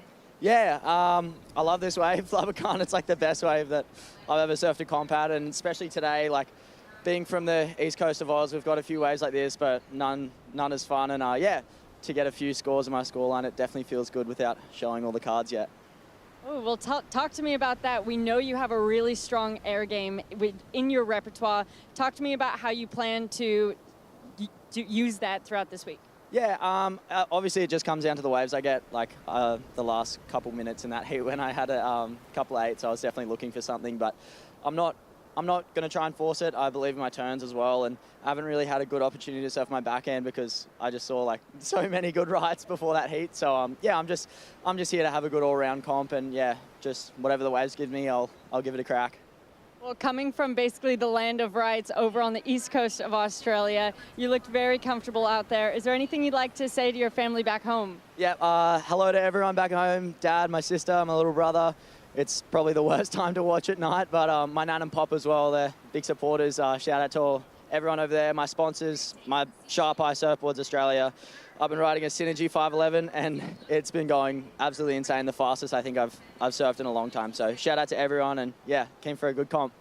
Well, congratulations. They can now go to bed and rest easy after that heat win, so good luck for the next one. Thanks heaps. See yous. Well done to Dane. Solid surfing as we take a look at live action now with Dorian up and riding. Just cruising past that opening section, carrying a lot of speed, but recognizing the quality of that wave maybe down the line, getting himself out of it and back in position quick. Yeah, wasn't really going to offer up any scoring potential. Halfway through the heat, we saw Fortes get a wave too. It's going to be right around his 4.67, his opener. Want to give a big shout out to all the shapers, the glasses, everybody that distributes sports worldwide. You know, Sharp Eye, they've made a huge impact within professional surfing the last 10 to 15 years. And Marshall Zuvi and his team manager, Yufu Penrose. Yufu's actually here managing the team. Sharp Eye and Mayhem probably have the largest team here when it comes to the ISA World Juniors. love to see these kids get the same amount of attention that you would see from somebody on both the Challengers and the Championship Tour. And it just goes to show you that they're developing these surfers from a much younger age, knowing that they're eventually going to make it there, Shannon. Yeah, it's so true. And they are the future of surfing. Some of these at a very young age, still in their, kind of mid-teens, have already graduated to that excellent level of being Olympians or make it into the high ends of Championship Tour events. But for a lot of these, this is the pathway for these surfers. For them to be able to get to know equipment from different shapers, to be able to have that investment from an early age as well, a shaper that knows that surfer, that knows the best ways to communicate about those tools, for that surfer also to become familiar with their equipment and to have a shaper relationship that's trusting, where they feel like they can start kind of communicating through what they're struggling with, maybe what they really like about a board, what's working for them and what isn't, is pretty incredible to think of a young surfer between 12 years old up to 16, learning how to have those conversations. Then the type of surfer they're going to be in their 20s is, really top notch. Well, the reality is you need to spend as much time as you can within the shaping bay too. You can do all you want in terms of R&D and know what it feels like under your board. How are you seeing it be developed though? Jacob Wilcox, Liam O'Brien, those two kids spent hours and hours both within the shaping bay and delivering a lot of boards for both factories within Australia, shops, and to other surfers. And I think that goes a long way when it comes to knowing the equipment that you're riding, but more importantly, appreciating the equipment that you're riding. A ton of people spend hours and hours within the shaping bay and don't surf as much because they're dedicating that time and their energy to that. So true. To the craft, to making the best boards in the world. And it's fun to be able to see those come together in performances out here at waves like this. Great to hear from Dane saying, he's got a lot of fun waves at home, but from a competitive perspective, this being the highest quality wave he's gotten to actually put a jersey on with. I mean, kidding? 6 to 8 feet every now and then, 4 to 6 on the most occasional sets, and tropical water. I could think of worse places to compete at. Well, I had a catch up yesterday afternoon with Courtney Conlog, who's longtime Championship Tour surfer. She's coaching for Team USA this week, and she was saying, even the quality of Soon Zal as the right-hand point, they would have been frothing to have a wave like this on tour for all these years. As we take a look at Falcao into that opening floater around the section, looking for a couple re-entries here, backhand snaps as he's working his way down the line. That wave seems to be maybe a little softer, not quite have as much power towards the end section, and you can see that water kind of drawing out against him. Still a smart choice to go on that wave. Nothing to lose. He's in the lead. He's still looking to improve on the mid-5. Doesn't seem like he does. Gets a 5.23 out of it, but at this point of the heat, everything that just adds on to your heat total right now extends your lead is a smart decision to make. So Falcao, you can see the competitive experience that he's bringing from Brazil. That's so true. That 5.23 was from the previous wave. We're now going to wait for this last score to drop through. Great consistency from him, though. With every wave he's taken off on so far, at least that 5. Opened up big with that 7.67. So now he's just trying to work his way to build into that backup score. And with 6 minutes on the clock, our surfer in the blue jersey out of Tahiti, Wamani, sitting in the most challenging position. Chasing only a 5.9 at the moment. He's sitting with first priority. He's only taken off on that one wave so far, so he's been quite selective out in the lineup. Yeah, and Haumani is one of those surfers that comes from an area that mainly has reef breaks. Over there in Tahiti, though, Papara has a wave that is extremely similar to this, so they put in a lot of time practicing at that wave in order to come here. Yeah, it's a great opportunity. Thanks so much for joining us online. Be sure to check out ISAsurfing wherever you're on social media. And of course at isasurf.org, you'll be able to find out more about each of these surfers, like that of Jackson Dorian. Check him out on Instagram, or just check out some of the bios that are available on the website. And Team Hawaii, they've come in really stacked this year. Yeah, they have an amazing team. Rylan Beavers, Malia Moana Lima, team captains on the respective ends. Here's Dorian now. Up and riding on his forehand. Nice snap in the section to start. Pumping down the line, trying to gain a little bit of speed. Little bump on the face of that wave. Straight up into the lip for that second snap. And now really wrapping in, getting a little more dynamic, putting that rail in. Yes. Yes. Great looking turn on the inside. Mitch is frothing as we look towards the finish of this wave for Jackson Dorian. That combo at the end, Shannon, was just majestic, really. I mean, more intensity in every turn down the line. And Taura also getting a piece of the action. We didn't get to see what he did on the outside, but he's also well down on the right, so we would expect that he'd have at least a few turns connected together. Situation will be changing for both of these surfers as they'll have scores to drop, and they had such small backup scores to their names. That was a good wave. 4 minutes on the clock, and Falcao, oh, that would have been so sick. Heavy fall. Well, he dropped in a 5.13. We had been waiting for that last score for a moment. So again, great consistency. This will be his first kind of mistake within the heat. Yeah, and it was a big section. He didn't really have any other option but to go for that right there at the beginning. And Fortes on the outside, 3:45 to go. It's going to be a necessary answer for him. Seems like he has the wave. Martim now up and riding, chasing an excellent score to take himself into the lead, but really wanting to secure himself as well in that backup, in that second place position. 2-turn combo to start, stands tall for a moment as he looks down the line to see what this wave will offer, and it's not going to give him much else. Yeah, he had bad luck with that wave right there. It seemed like it was going to be one of those runners, but after the second carve, it just shouldered off. There's a chance that he does better on the 4.5, though. I will say that, maybe even on the 4.67. I think Dorian, though, is going to be dropping a big number right here on his third ride, and a really necessary answer at this point of the heat, Shannon. I mean, comes off of the bottom. First turn's good. He gets a little hung up coming out of it, though, but the way he recovers in the second half of the wave was just beautiful. Right there, a little snap in the pocket to set things up. And this wrap right here brings it all the way around. That is just great technique. Always staying in the most critical part of the wave. And then right here, bango. And then a couple more to finish this wave off right at the end. Wow. Really like the way he was able to emphasize the finish right there for Jackson. Taking a look at the outside section that we missed for the Tahitian. Yeah, good opening snap too. A little hung up coming out of it. Much better with the wrap, real clean. And then right here is what we saw. This kid has a lot of power in his legs. And unfortunately right there, the wave just ran down the line, but was able to fit in one more. That's no doubt Tuaura Haumani's best ride. And then Fortes right here, the one carve. And then coming from behind the section, had the second carve as well. Into like a carve snap maneuver right there, but as you can see, forced to kick out. That wave, nothing more on offer.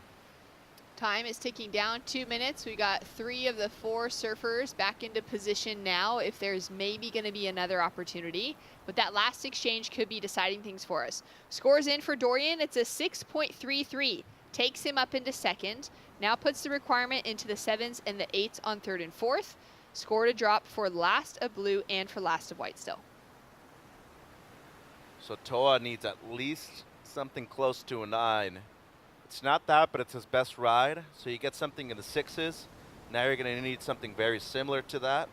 We'll see where it goes in 90 seconds. And, you know, it was the quick start from Falcao that put him into a position of success where he's never been chasing a score. Yeah, he did really well off those first 2 waves and then was looking to try and increase, couldn't quite get there.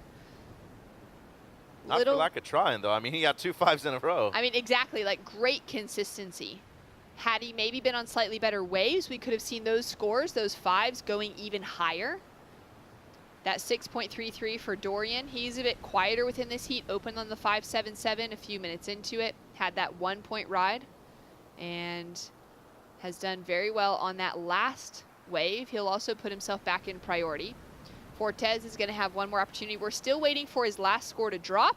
Oh. And he goes in for the layback, buries the rail, and won't be able to ride out of that. So we'll see if his last score is going to be enough for that 7.43, those 2 turns on the outside. He was looking to see if that wave would offer him more, didn't quite have it.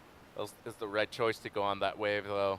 Not enough time. You don't want to be waiting the last 10 seconds and have somebody with higher priority go and cover you. And right now with 20 seconds to go, it's going to come down to the previous exchange. Toa's wave comes through as a 5.77. Still waiting on the one for Fortes. All right, well, for Tahiti, for Huamani, the 5.77 comes through as his best score, but the clock is going to work against him to find a 6.33. He's going to need to advance. Waiting on that last score now for Fortes out of Portugal, and it's just a 3.9 and that 1-point ride. So unfortunately not enough for either of them to really make a difference in their situations. It's going to be the Brazilian, Rickson Falcao, taking away a convincing lead with Jackson Dorian of Hawaii in second.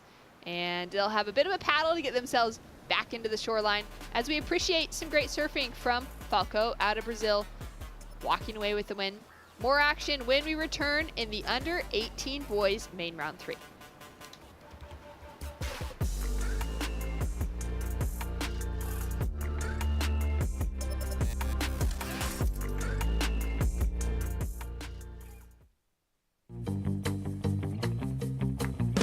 Consulta promociones. Disfruta de cable TV más internet residencial desde los 50 megas hasta los 1000 megas. Para más información, contacta con nosotros. Multinet, siempre que tú quieras. There's a right time for everything. A right time to learn. A right time to try. A right time to fall. There's a right time to find your wave. And there's a right place to enjoy your passion like nowhere else.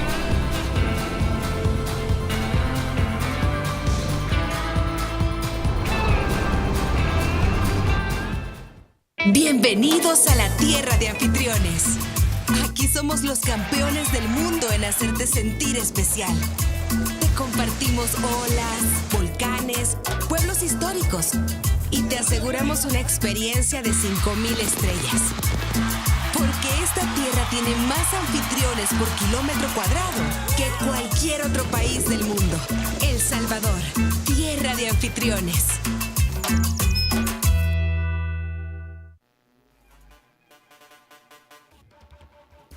We're here in Surf City, El Salvador, for another day with great surf, sunshine, light winds. Though it's there, it's still staying relatively light on the surface of the water. And we've seen some great clean faces through those inside sections, which is nice to see for these surfers paddling out sort of towards the middle of the day. It's 11 a.m. here in El Salvador. Yeah, and another great heat, Matias Canoto from Portugal, Lautaro Rojas, Argentina, Ika Watanabe from Japan, Lars Petters from Belgium.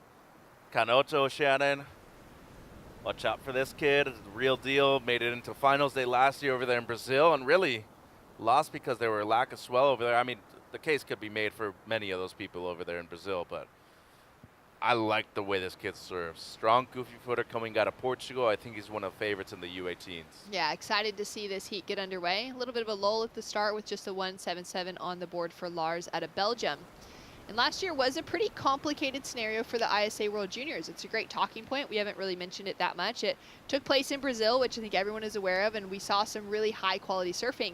But the surf just tapered off, and it became so challenging that we had to cut repecharge rounds out, which never really happens at the ISAs. It's one of the things that the ISA is very proud of, is giving every surfer that second chance all the way into finals day. And we had to actually cut out repecharge rounds just for the sake of having surfable heats with waves that were in that 1 foot range. Yeah, and I mean, you had to cut down time too in many different heats. It wasn't easy for anybody, you know, and people come in with a certain thought that they're going to have and maybe certain planning.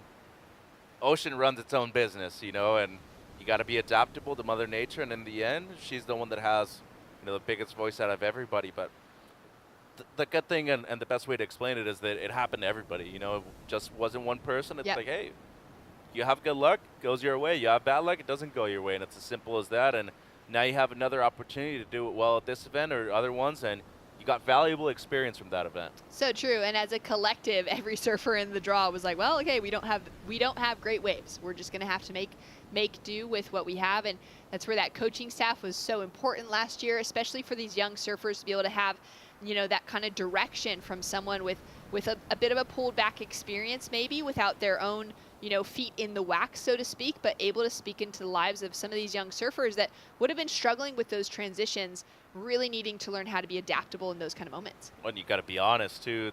The worst thing is when they give you the wrong advice at the wrong time, and you know, you try to sugarcoat things when instead you're trying to be as direct and as transparent as possible. So to me, the most minimal of information is better, but the most appropriate information given the conditions, and it seems like we've seen that throughout this event here. You got to wear the coaching hat just last year at the Pan American Games. Yeah, that was cool. Sort of your approach within that role? Yeah, and I mean, I was very fortunate to be able to work with people that already had a lot of competitive experience. I actually had the chance to be able to work many events with them, being within, not just that, being able to do different things with them in the event. Broadcast, judge, maybe even announce on the beach too. So I had a certain direction I needed to go with them, but in the end, you got to let your surfer make your own decisions, and I think we've seen that a lot here at La Huacana. This is a place where you can't really give any instructions from the beach. It's so far outside. There's a lot of distractions, a lot of noise, and you have 20 minutes to make the right choices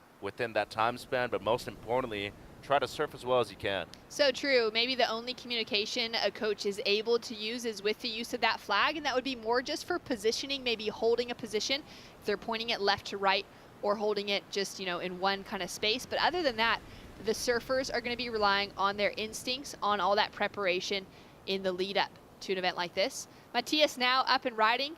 Little quiet start to this heat. Soft turn, and he recognizes that, so kicks out. Yeah, and he's going to be in the lower priorities right here, as it seems like Watanabe's up. Iko on his forehand. Nice style as he's just getting those last couple turns thrown together. Has a little check over to see where the rest of the pack is sitting. And what the Japanese team usually does very well, they scout the location before they come here, and they're usually very well adept when it comes to knowing where to sit, different tides, different swell direction, and the different size of the waves too. So they've done their homework before they even got here to El Salvador. Yeah, they're a team that puts in a lot of work behind the scenes. As we take a look at the replay here, the outside of Iko. He split the peak, and great first turn right there, blows the fins out of the water. Beautiful roundhouse cutback for Watanabe.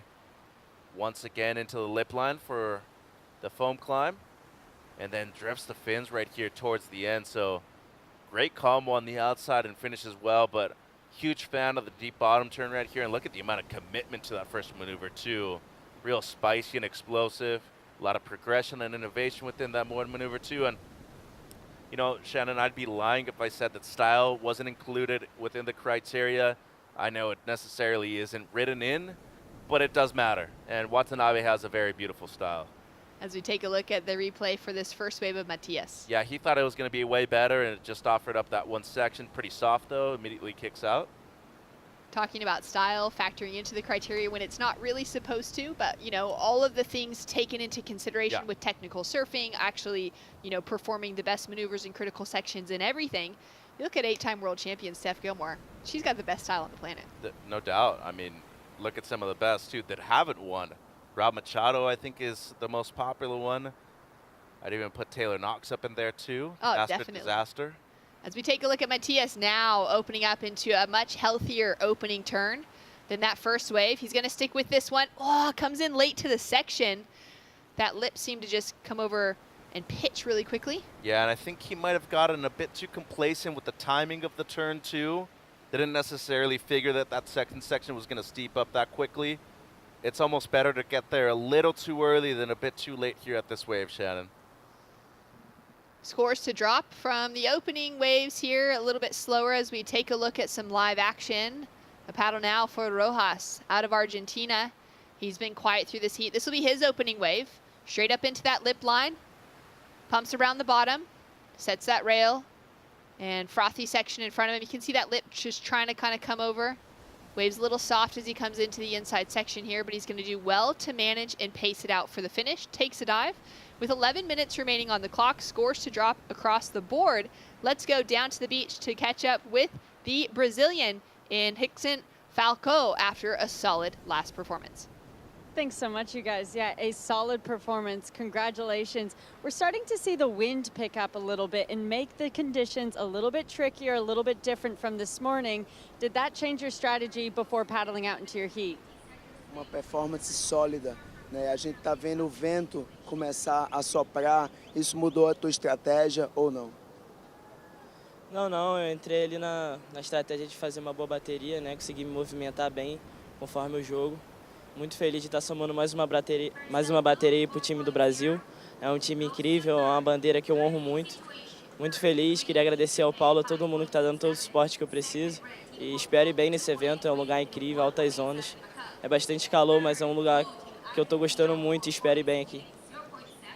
Não mudou a minha estratégia, eu escolhi English. It doesn't change my strategy. I choose the right. Also, I wanted to move a lot in the heat during the heat, and I'm very happy to make another strong heat. Thanks for all the team Brazil. Thanks for Paulo, me, and he's happy to keep going in the event.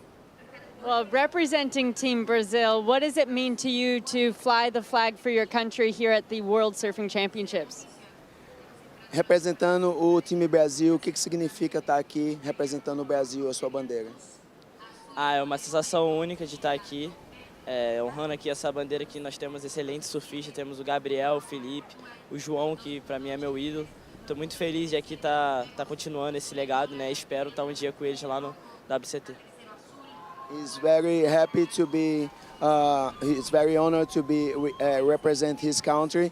You know, like Gabriel, like Felipe and João Chianca, his idol, and he's gonna do his best.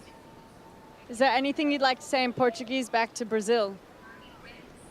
Queria agradecer a todo mundo que está aí na torcida. Vamos para cima. É um campeonato incrível, grandes oportunidades. Temos bastante baterias pela frente, degrau por degrau, e é isso. Queria agradecer a todo mundo que está aí assistindo no Brasil. Valeu. Thanks so much. Back to you guys.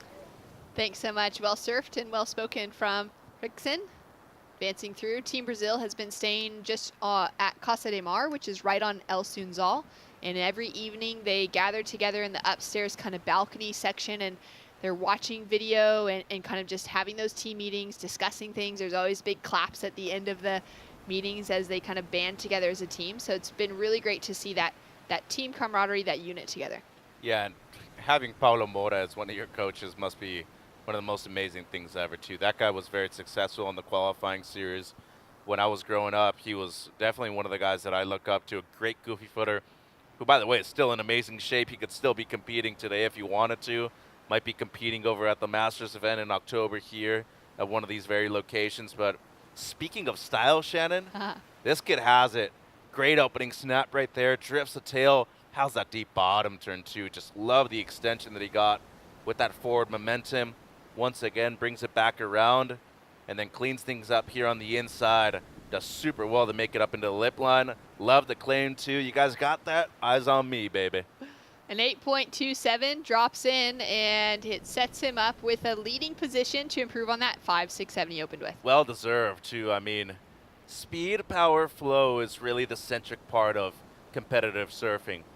But as we've mentioned before, style is integrated with that when you do all three things correctly.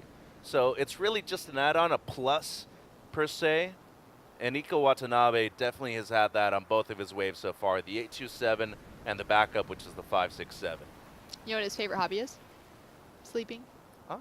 Sounds like one of our judges, Ren Hashimoto. All she likes to do is sleep too. Might be a Japanese thing, Shannon. It's a great thing, improves your, longevity of life, gives you that energy to be able to paddle out for good heats like this. And with the sort of surfing Nico's doing, he's clearly been resting well in the evenings. It seems that way. I mean, dropping an excellent score. It's not easy to surf out there either. A lot of different moving peaks. And especially with the incoming tide, it usually concentrates on one part of the reef more than others.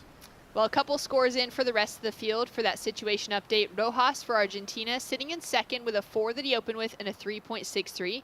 Petters for Belgium sitting in third with a 1.77 and a 3.03. And Canoto from Portugal with a 1.87 and a 2.83 as his best score so far.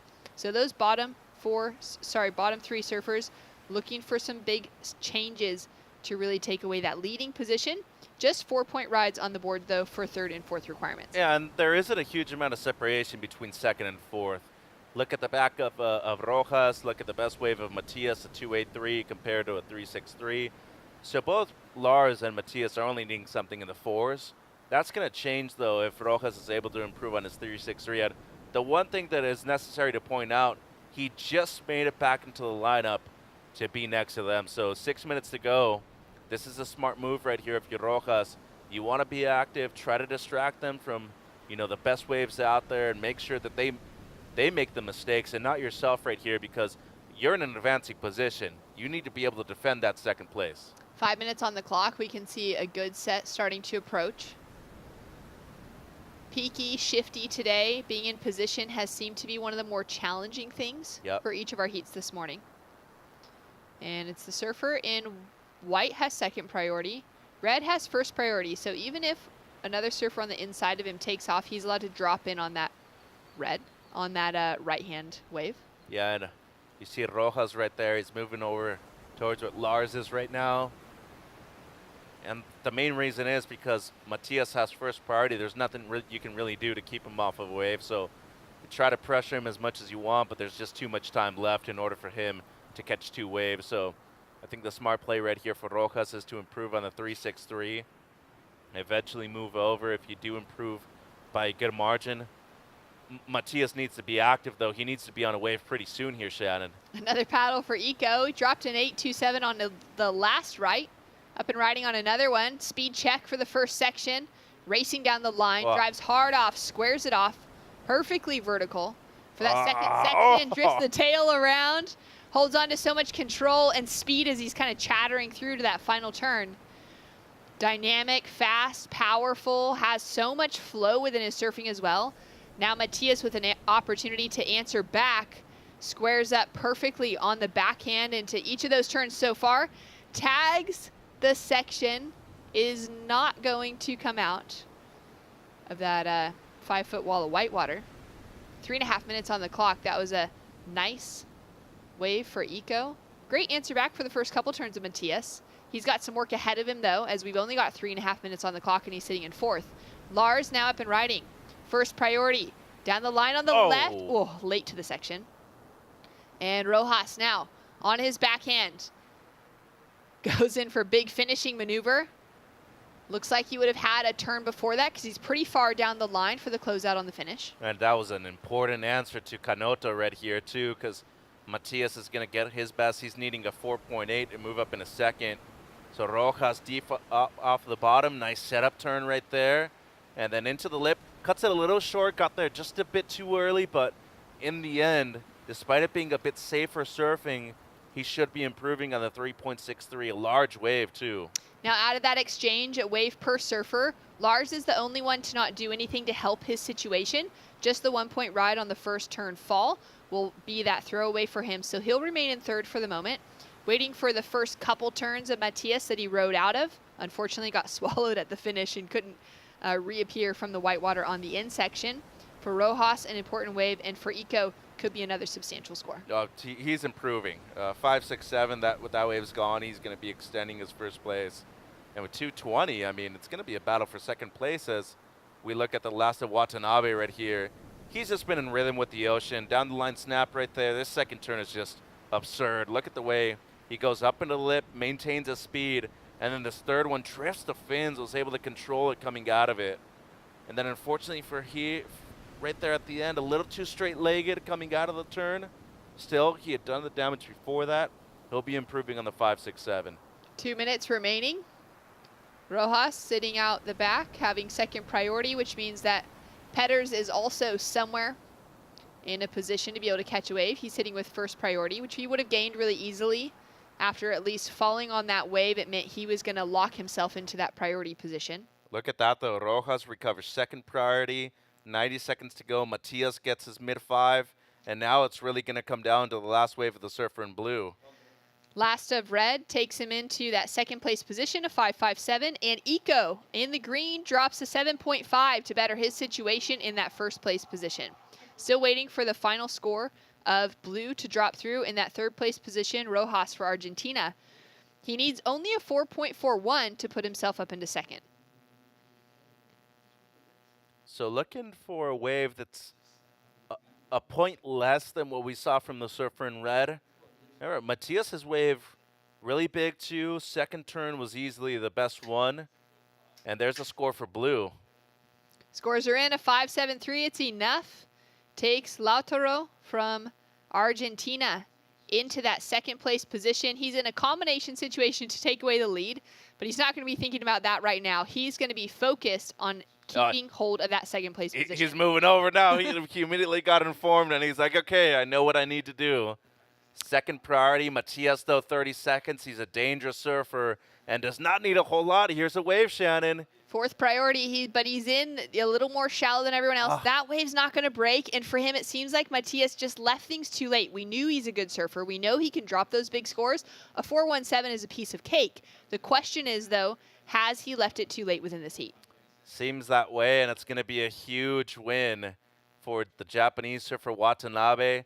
but a major advancement right here for Lautaro Rojas from Argentina.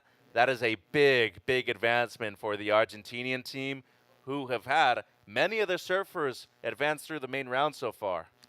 And the time will finish with scores remaining the same. It's going to be Japan in the lead, Argentina in second, Portugal in third, and Belgium in fourth. They'll be heading into the repechage round. Round 3 lands them pretty deep in repos already, so that's a great thing moving forward, and they're going to have a slightly shorter road at least than having fallen into the repos any sooner. So solid performance from Team Japan, more action to come, and we've had such a big day of surfing so far. So many solid scores being dropped in. Mitch, you got to imagine that the surfers coming up in, the heats to come are just going to be frothing at the bit. Well, and look at the conditions too. It's way more manageable than yesterday. That's the most important thing. But you're at a point of the comp too where it's either you're making the final or you're losing out within the middle of the round. So these are really the rounds that you need to be making out of points-wise in terms of your team, but individually if you're looking for a medal. So true. Looking for that individual medal, but that team medal is also ultra important. Every heat advancement counts for your points, as well as even that third and fourth place finish, which we'll get into more of when we hit the repechage at the end of the day. Yeah, and it separates you from the rest of the pack. It kind of shows who's the top dog, what they're kind of doing out there, who's been in control of both locations so far, and it seems like we're seeing Watanabe be one of those front runners to potentially get a gold medal at the end of the week. Well, another exceptional heat. When we return, Paul Evans and Barton Lynch on the call, chatting more about the under 18 boys out in the lineup. We'll be right back.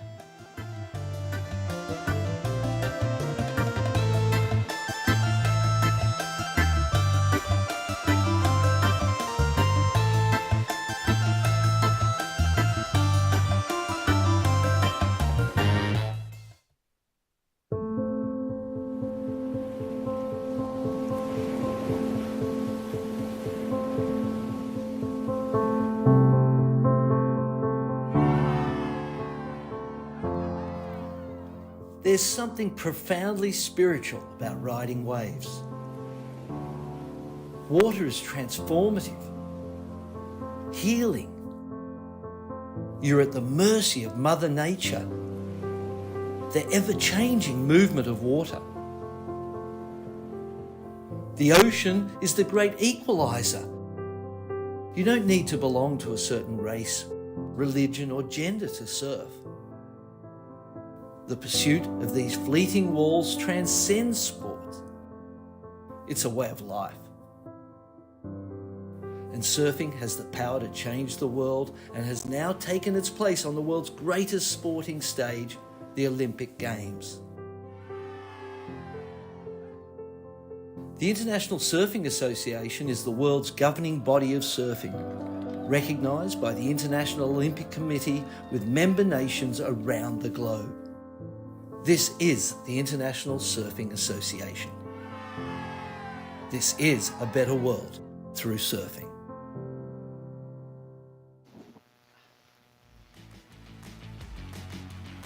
Surf City El Salvador continues to deliver the surf. The best juniors from around the world bring the drama. Entertaining matchups continue through the under 18s. Cleaning up results from our last heat, Japanese surfer Watanabe getting the win.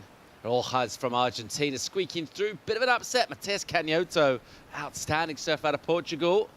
He'll go to repechage rounds, and we're watching big swell continue to fill in here. I'm Paul Evans, joined by Barton Lynch to talk you through the action and getting close to that midday with a little bit of wind coming through, but still plenty of good sections to hit.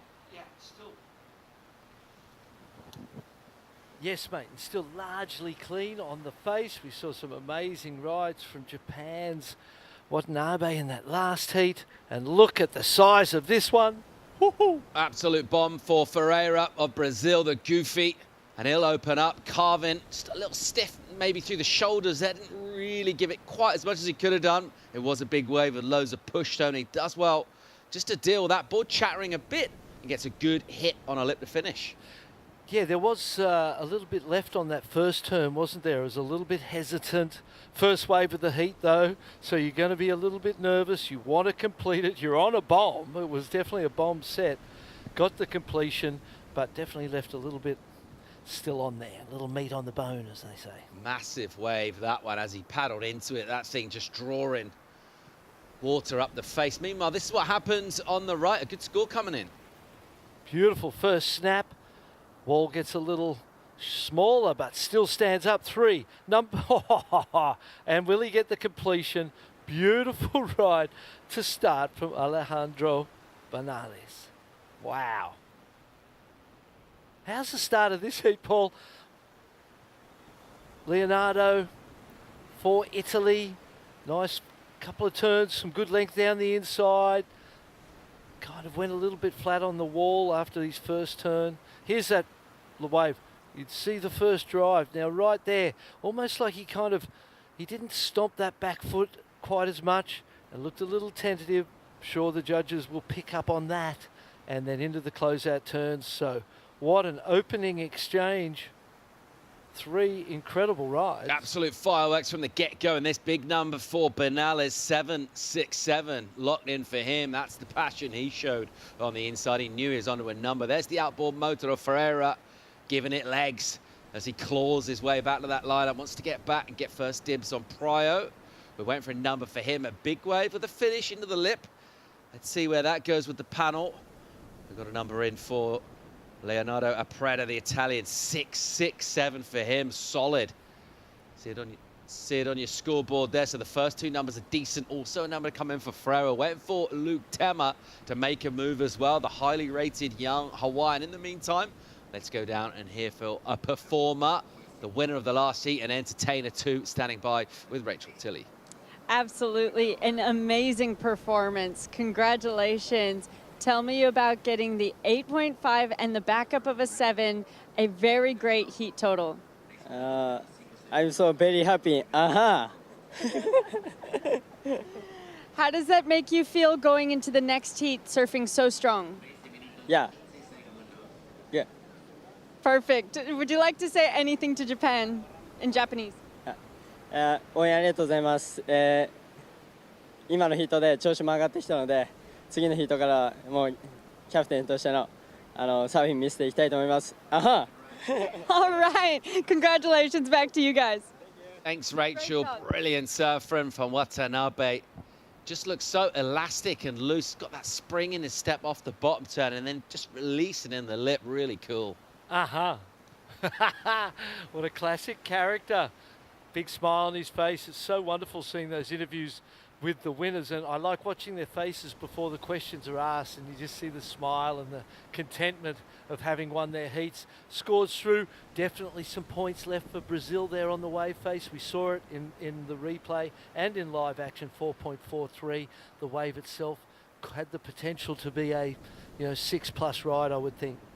We were impressed by Luke Tema in the early rounds. Tell us a bit more about him.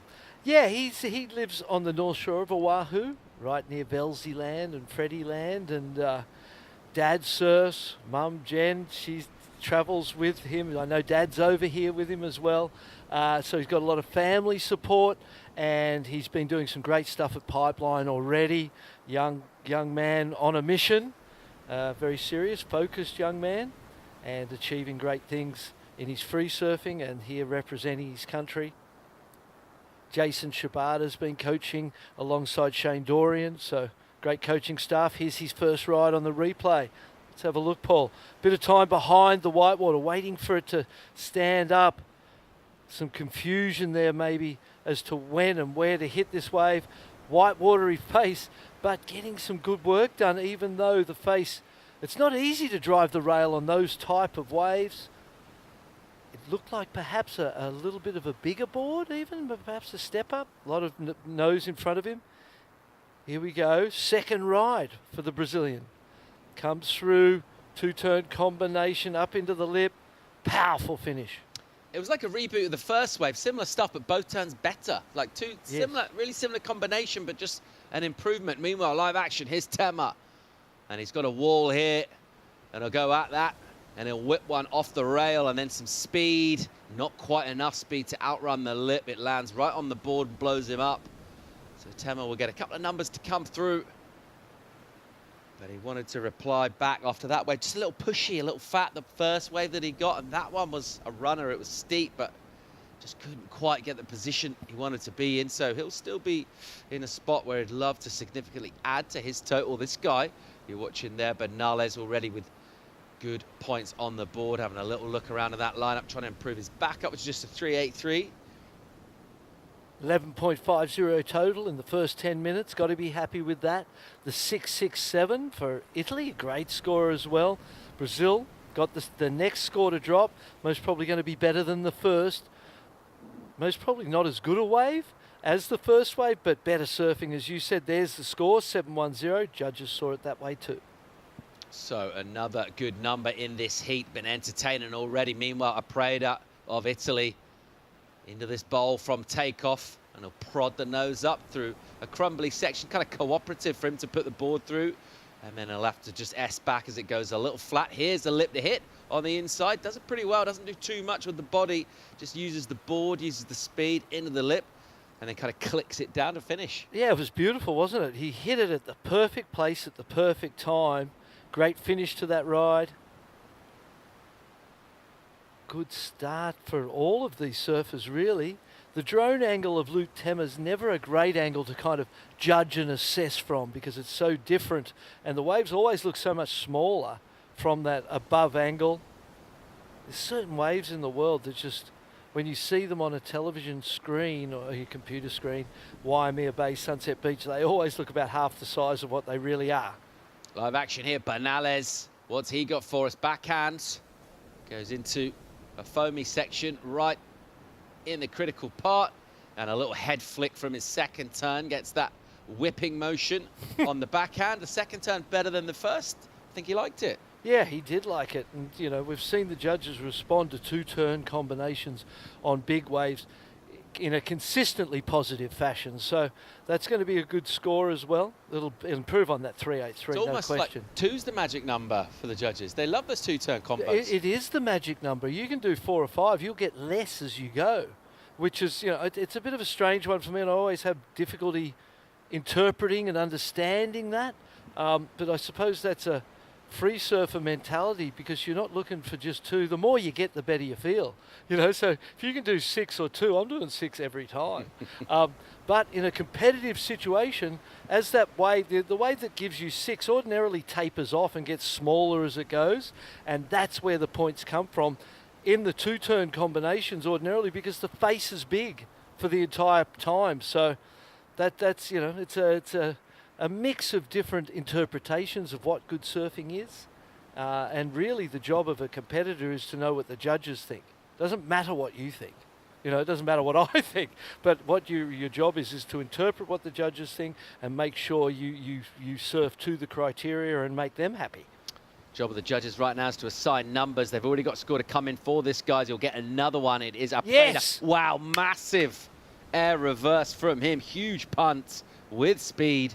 And he'll throw it away, but we love that intent. Oh, I love it, mate. We haven't seen much of that, you know, and that was a big section. That was a courageous attempt. You pull that off, I see 10 points dropping. If you land that and come out of that white water, that was a giant attempt. Performance-wise, probably maybe one of the biggest surprises of the event so far is how relatively few airs we've seen. And that's nothing to do with the talent of the surfers. We know like everyone in this event loves to boost. It's probably more to do with the waves and the sections, the power of this wave and how hard it is to find those ramps, basically, certainly in the last few days that we've seen. Yeah, absolutely. You know, in Rio de Janeiro, in the 2023, let's have a look at this. High lines and see where he is in the middle of the wave, sees the lip coming, drops down, loads it up, gets plenty of height, was coming all the way around.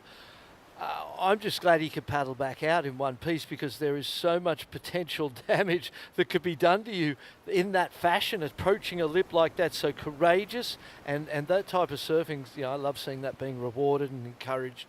Prior to that throwaway, big air attempt from Apreda. Got a decent number locked in. 5.77, solid backup. Goes to first, 12.44. Healthy numbers as we go under that 6-minute mark. The Brazilian Ferreira, the Goofy in red, he's got 7.1. Meanwhile, hang on number in for Benales. It's all action here, 5-6-3. There's all sorts of good scores coming in as we go towards 5.5 remaining. Only Luke Temmer not really at the races so far in this one. Everyone else is going at it. Yeah, he's got the 4.67. He's got another score to come. Judges considering that now. 5 minutes to go. He's behind the 8 ball significantly. We'll know exactly once this second score drops. But the other 3 surfers, 13.3, 12.44, 11.53, really close. And, all with good scores, the 7-1 and the 4.43. Obviously, the Brazilian be looking to back up that 4.43 and add another point to his total. Would take him into second place. So tight heat, great surfing from all of these guys. 2.93 for Luke Temmer, that really doesn't do anything. Yeah, it's all going to get real in the last 5 minutes. Here's a paddle from Ferreira, decides not the wave he's after. Will he lose priority there? Surfer in red with that 1 next to his name means first refusal of anything that comes through. First choice is his. He'll hang on to that. Temmer right next to him, second priority. He's going to need to try and make that count. Needs to get something going here.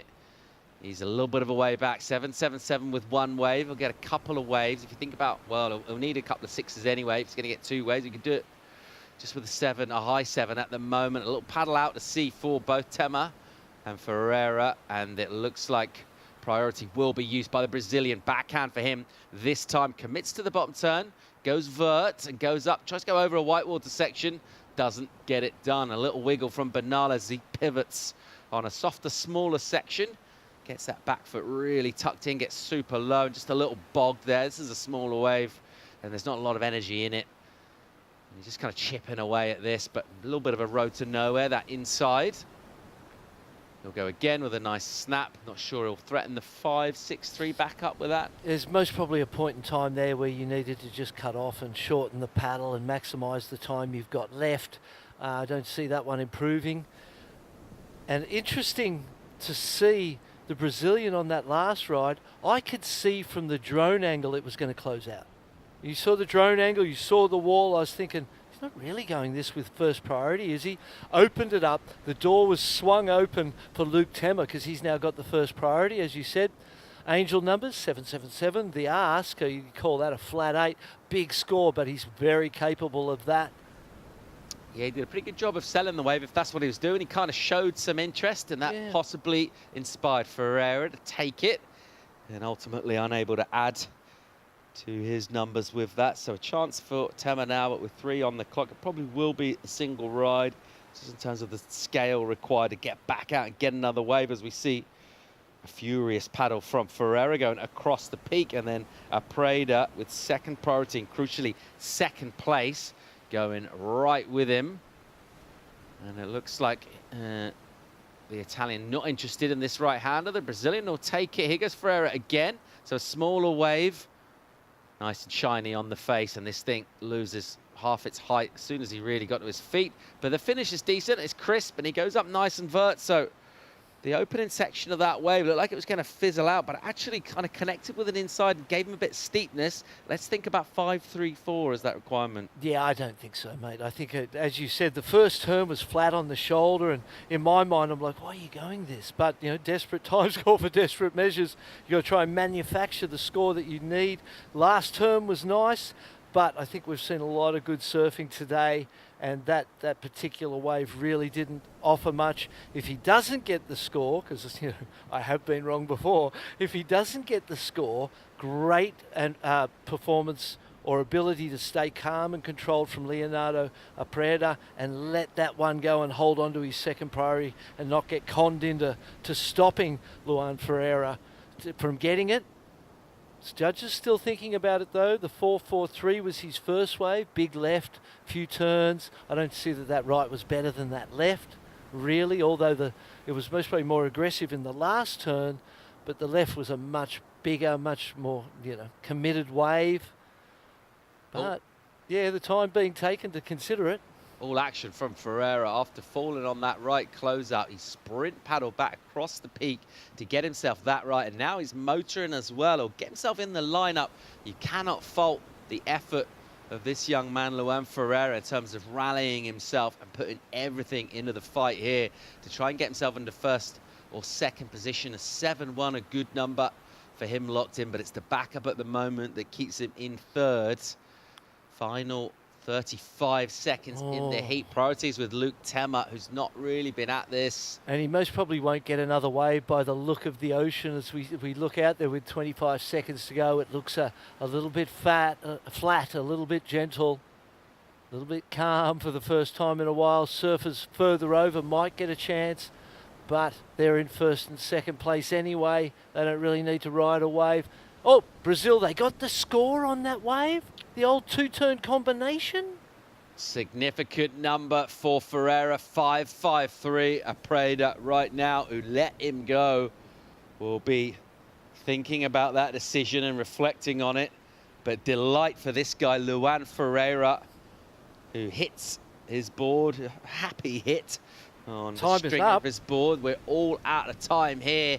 And a crunch moment, and we talked about the effort that he put in just to find himself that wave, to get in position, just to get there, to go all the way down and find himself that inside right. A brilliant heat as we just enjoy the spectacle here. Of course, the action in the water is red hot, but there's different ways of keeping cool up and down the beach here. And I believe Rachel Tilley has found a good way to keep cool.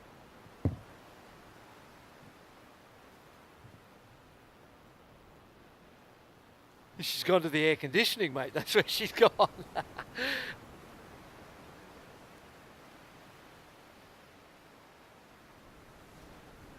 Todo bien, por favor.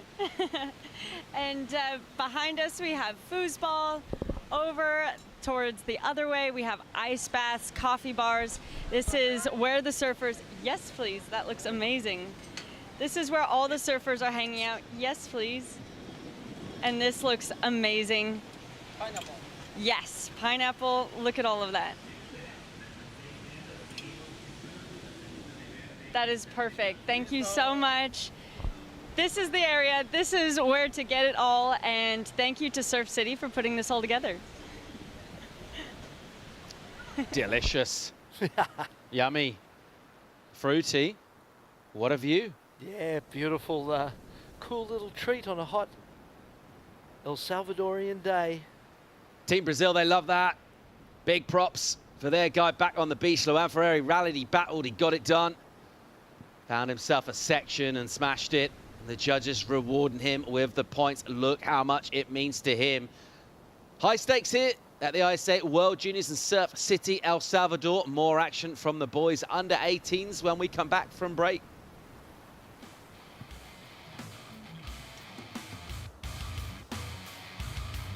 There's a right time for everything. A right time to learn.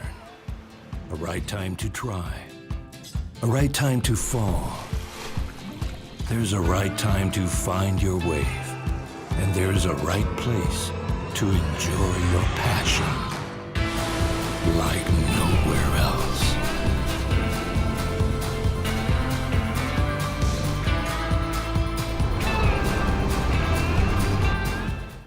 Bienvenidos a la tierra de anfitriones. Aquí somos los campeones del mundo en hacerte sentir especial. Te compartimos olas, volcanes, pueblos históricos y te aseguramos una experiencia de 5,000 estrellas. Porque esta tierra tiene más anfitriones por kilómetro cuadrado que cualquier otro país del mundo. El Salvador, tierra de anfitriones.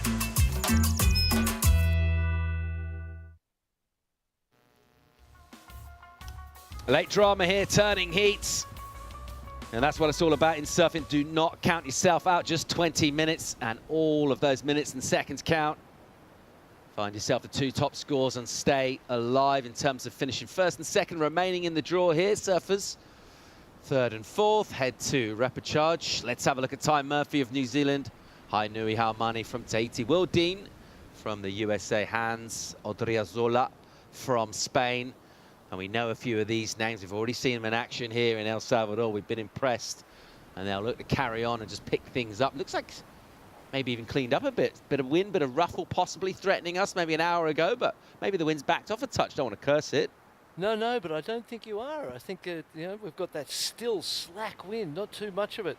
Glassy on the surface, and the great consistency to the sets, 20 minutes, and the reigning champ in the under-16s, Hans Odriozola. Quick one there, in and out, 2-point ride, 2.83. Not going to be a keeper. A modest number for Hans to kick off, and then a decent bit of energy swinging in, but both our surfers tight. And Inui not overly interested in that, and everyone will head a little bit back in now, so possibly feeling they're sitting too far out the back, trying to find themselves opportunities on the inside. And with 15 minutes and 40-odd seconds remaining, let's go down and hear from the winner of the last heat, standing by with Rachel. Thanks so much, guys. Congratulations on your heat wind. The conditions have changed a bit throughout the morning. The wind's starting to pick back up, but it's still looking super fun. Tell me about how you felt out there. I'm happy to make this heat. Conditions are really good. Out there is big. I like these conditions. I think it's my favorite conditions to surf and compete. I was so lucky to get one first wave really good that was a wave that let me pass this heat, and yeah, super happy to be surfing perfect rides. Now, your strategy going into that heat, you talked about getting that first one right away. Is it getting a quick start and a strong start really important to you in your heat strategies? Yeah, I think yes, because it's like your first wave gives you confidence to the rest of the heat.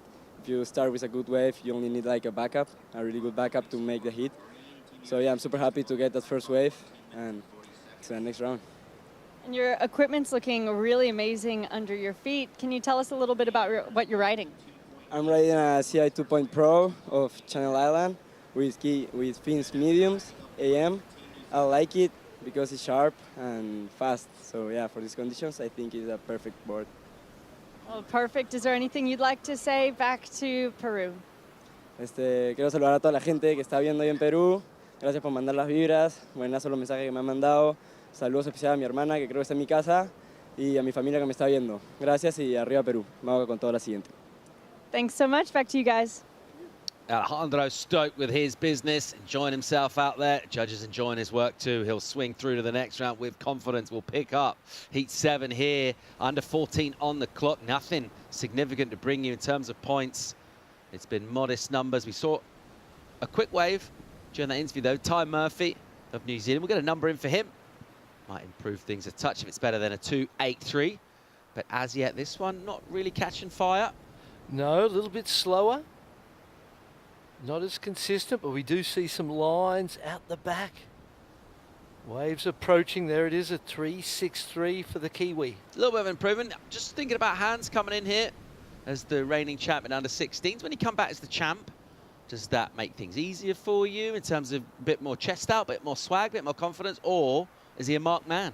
I suppose in this particular event, you're not going to the same location. Say you've won at Huntington Beach, say, or wherever it is, and you go back there to that location.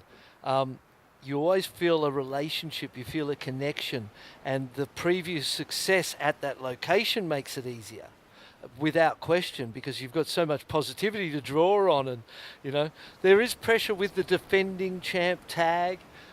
So you know, it's a personal thing and the way you deal with it. But generally speaking, in this type of thing where you're at a different event, you know you can do it, you know you can win. Hans has stepped up to the under-18s now.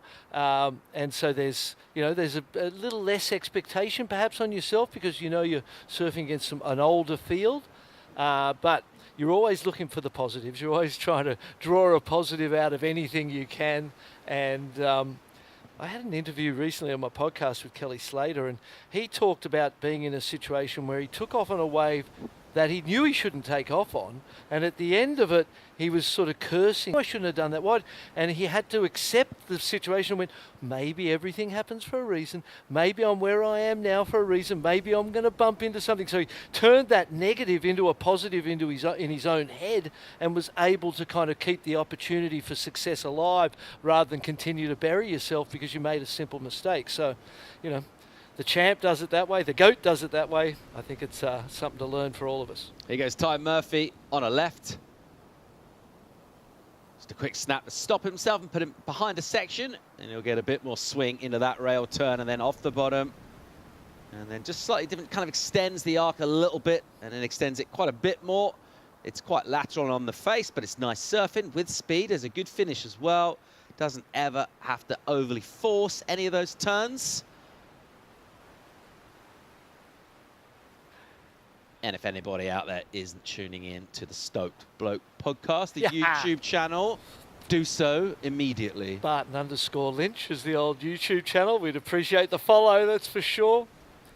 And that was a good ride for the Kiwi. I love the way, you know, he kind of built momentum as he went along, didn't he? And at the start, it looked a little bit slow and pedestrian, the face of that wave. And as it started to steepen up on the inside, he started to give his turns a little more. So you imagine he's going to combo that 3.63 with what will be, I imagine, the best score of this heat so far.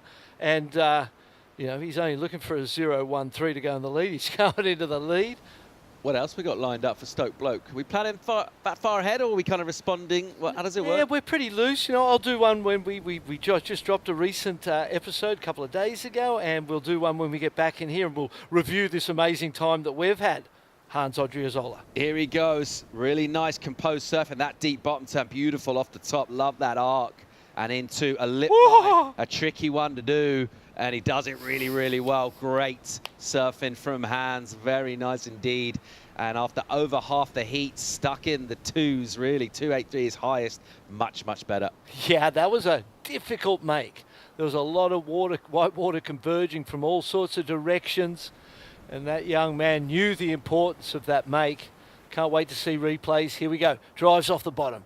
Nice wrapping carve, but a bit bumpy on the face. Drives into the lip. That's a money turn. Beautiful snap into this last one. Big, high floating maneuver. Difficult, critical, completed with aplomb and style. And the judges are going to love that. A 5.5 for the last of the Kiwi comes in. Here's Will Dean. Oh, another turn, a good turn for him. And just sets himself up so well off that first turn and almost inexplicably loses it on the bottom. They didn't look like he slipped. No, it was almost like the body was so leant over and the arms were in the wave that the wave grabbed him, and as the board's projecting with speed, he almost got held behind by his contact with the wave. Be interesting to see that again. Unfortunate mistake. You saw in that first turn what a great surfer he is and how competitive this heat. The Tahitian, with the first priority, needs to get started, needs to find something. 8.5 minutes on the clock. Ty Murphy here on a left. Composure from the takeoff, and he got a big chunk of that. Loads of spray off the rail, tagging the lip, nice and crisp. And then on the landing, just directs the board back down the line, and he'll slice through an inside runner section as well. So keeping busy is Ty. Third wave for him. The first turn had a lot of oomph behind it. Spray looked nice. We're waiting for what we reckon will be a hefty number for Hans Odriozola. Will Dean with a little misstep. Quite surprised to see he hasn't got more on the board thus far. And as you mentioned, BL Harman, he's got nothing going yet. Yeah, he's got to, here he is on the screen looking around. Sets on the outside. Still got time for two. But once Hans's drops, you'll know what sort of scores you're going to need to get into this heat properly. Once you shed that first priority and you're able to hunt two, that'll make things a little easier, a little lighter on the shoulders of the young Tahitian. Will Dean having a look at this too, paddling fast in the perfect position for the takeoff. Yeah, chance for him to make amends here. What's he got for us on this right? He goes streaking down the line. Oh, no. And just overdoing it. Looked like it might have been a bit fast anyway, didn't it? That section, unless it slowed up, but that section stood up and broke quickly in front of him. Big catch of the rail. So two running right-handers and two incompletes for Will Dean, who surfed so well in the previous round. Does Hans Odriozola go excellent, do you think, on that one? The start wasn't quite excellent, but the momentum built in that second turn was better than the first, and then the third was better than the second. So I feel like it's, and the second had that drama that the judges love, and it was one of those big tall waves with not a lot on it, but just enough to get them excited, perhaps. Numbers in for Odriozola, No. 6.5 for him. 6-5, so maybe the judge is picking up on the fact that maybe just that last turn, it's got a touch caught, didn't he? Still, it's really well surfed. It's a really good number. It's an important number for him. He was in the lead. He consolidates and getting close towards double figures. So it is our surf from Spain and New Zealand at the moment with all of the points in this. And the American is nowhere near it with 6 on the clock. Still waiting for Hainui out of Tahiti as well to get going. Definitely harder to get big points for less manoeuvres on a big steep wall if you're on your forehand, as opposed to the backhand. You know, you imagine a Goofy on that same wave, or if Hans was on his backhand on that same wave. I feel like just the tightness that you get, the fact that you're able to square it up out of the bottom, the heels being so strong when you're on them, get up in the pocket. The backhand is definitely a key to getting big scores when you don't have a lot of wall and a lot of space to work in. Not so on the forehand. 5 minutes and 30 seconds to go. And we'll watch Will Dean here. Backhand for him this time. What's he got? Springs off the bottom and whips one, puts plenty into that first opening carve, and again. And then the wave will just soften up a touch here. That was nice as he goes up into the lip. And again. And still swinging. He'll get multiple clicks through an inside section. He'll kick out with speed because he knows he'll want more. He needs more. 6.33 is requirement to go up and threaten Ty Murphy. Otherwise, he can improve on his high score of 2.8, which you'd say he's got a decent better doing. He'll bring the requirement down. Replay. Nice snap on the first beautiful carving arc. Up into the pocket again. This angle's making things look a little more critical than they did from the front on angle, don't you think? From the front on angle, I thought there wasn't really a lot of arc in the turns out of the top and a bit flicky kind of, you know, as he got down the line. But from that angle, it made things, they look squarer and more authoritative off the bottom. Here goes Ainui Almani of Tahiti, super late on that backhand. Good attempt from him, an incomplete attempt. And he's struggling here. He needs an excellent number right now, 4 on the clock. He's way back, crucial number for Will Dean. Exactly. I was thinking exactly the same thing. We watched that from the drone and he saw all the spray. He saw how much he was doing on those turns. It did look significantly better and more critical from that angle. Let's see where this goes in terms of the score for him. Judges won't look at a drone angle. And the only good news at this point for the Tahitian is that he doesn't have priority. Because the priority, you know, when you've sat with it for 15 minutes, you just want to shed that thing and just get paddling, get surfing, get hunting. And with 340, you still got time for 2, but you need that first one quickly. Will Dean's number is crucial, 5.33. His high score improves his standing in terms of his points, and it brings down his requirement. He's still in 3rd, but now he needs a 4.01, and you saw the speed that he kicked out with already, just paddling pretty much as hard as he could, sprint paddling to get himself back in the line. He'll get there with a couple of minutes. Meanwhile, here's Hans on a big bombing left, patient off the bottom. And he'll whip one, and then it'll get steep here. Oh! And he will get wobbled off. And how many times have we seen that happen today on this left? Surfers, particularly on that section, they get the first turn done out the bat, and they have so much speed into the bowl. And when they hit the chops, maybe just taking his eye off the ball a little bit. Yeah, that timing. He kind of turned as the chop hit his board. Yeah, easy to say to avoid that, but really hard to do. A 6 drop for the Kiwi for his last, consolidating his lead in this heat. So a really nicely, kind of almost tradesman-like performance from the Kiwi. Just keeps chipping away, 3.63 to a 5.5, up to a 6, heading in the right direction with his scores. Yeah, what's been different and kind of crucial for him, he's been doing good turns, but he's not trying to go crazy, and as a result of that, he's getting completions. And in that, you know, you look at these overall points, yeah, it's not 8 9s, but it's good enough for first place, 11.5. And he'll be feeling pretty good about life right now. Will Dean absolutely motoring towards this left. Here he goes, he's up, the American. Oh! And once again, in a heat where he's made a couple of mistakes that, for a surfer of his caliber, we're pretty surprised that goes down on the takeoff there. Yeah, and sometimes when your head is going faster than everything else around you, you're rushing and you start to force moments in your surfing, you come a cropper, and he definitely did that there. That was unfortunate. You know, you're down the priority roster now. Ty Murphy, heat leader with first priority. Tahiti with second. Here goes the Kiwi. Dreamy looking wave for him. Phases entry. And then he'll wrap his calf. Doesn't need to force anything here. He's in a good position in this seat. He's just enjoying himself. A clock will tick down, and he'll bring this to an inside with a load of speed. And that's a thick, huge lip. And if he makes that, which he does, wow. And no sort of sign of how delighted he was to make it. Didn't even lift his head up. So kind of humble body language for finishing a really, really tricky turn. That was a thick lip, yeah. That was a thick lip. That was definitely the best moment of the heat. Whether it combines with this first turn that was not quite as aggressive. He drives the bottom turn beautifully. Nice wrap back to the pocket. Stylish. Tall surfer. Pumps the board. Goes again. Another turn. There were two nice snaps on the outside. And this is a big, big maneuver. Waits for it. Throws it up. Lands on that lip. Full free fall. Straight legs to compression.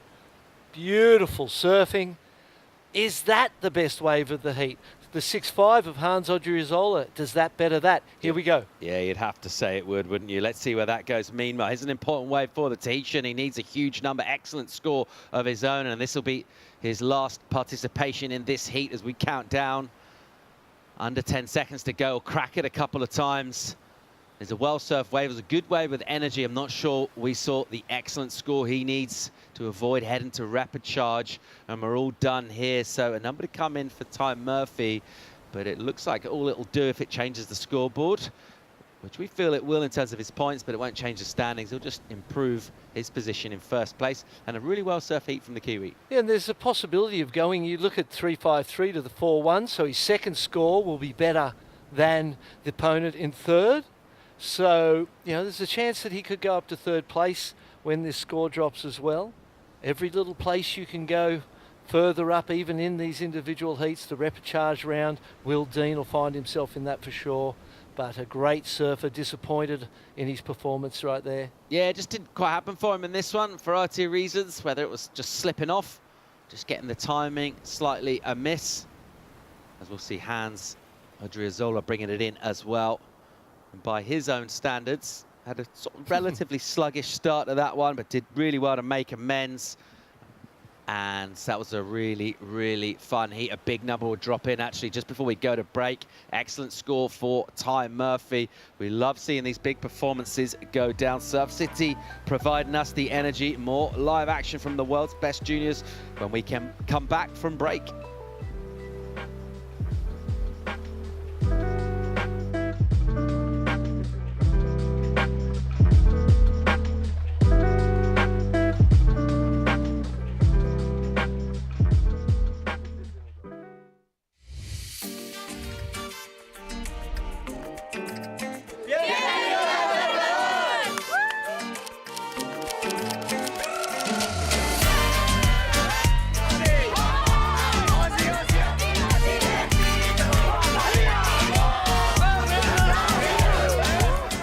In a world full of violence and hate, we answer with love and peace and surf.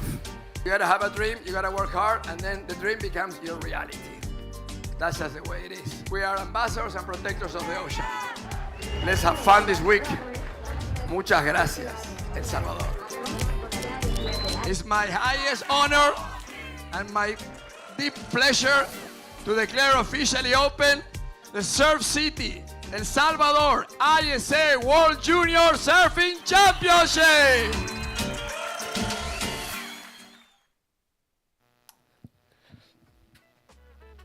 Welcome back to El Salvador. It continues to pump here. We're up to round 3 of the boys under 18s. Heat 8 will take to the water. Some heavy hitters will paddle out and duke it out and vie for spots to advance. Surfers in 3rd and 4th will head to repechage, not what they want to do. A trickier path to ultimately medals here. And we're having a look at Le Pierre, the Frenchman. What he got, draws out off the bottom. Really nice hit from him. Super vert. And putting loads of pressure on that rail, the hillside edge on the bottom turn. And then just punctuating that lip line. And then things get a little deep and soft and flabby through here. We'll just stay with it. Meanwhile, we'll pick up Polishuk, the Canadian.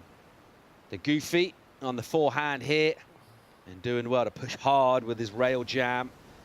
Brings him all the way back, swings it into the juice, gets that one a touch wrong to finish, goes over his heels. He's right on the inside here. So 20-minute heats go thick and fast, and if you can get your work done early, that's invaluable.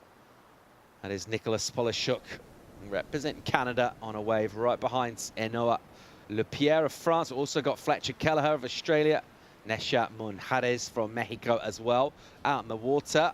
And BL, mate, from what we've seen these last few heats, just goes to show that this is like what we're expecting from earlier rounds coming in. It's a completely different ocean that you're surfing in. You might be getting 8s and huge performances earlier on, but it's all about getting 2 new waves. It doesn't really matter what goes before. It's about the next 20 minutes. Yeah, you're only as good as your last wave, as they say, you know.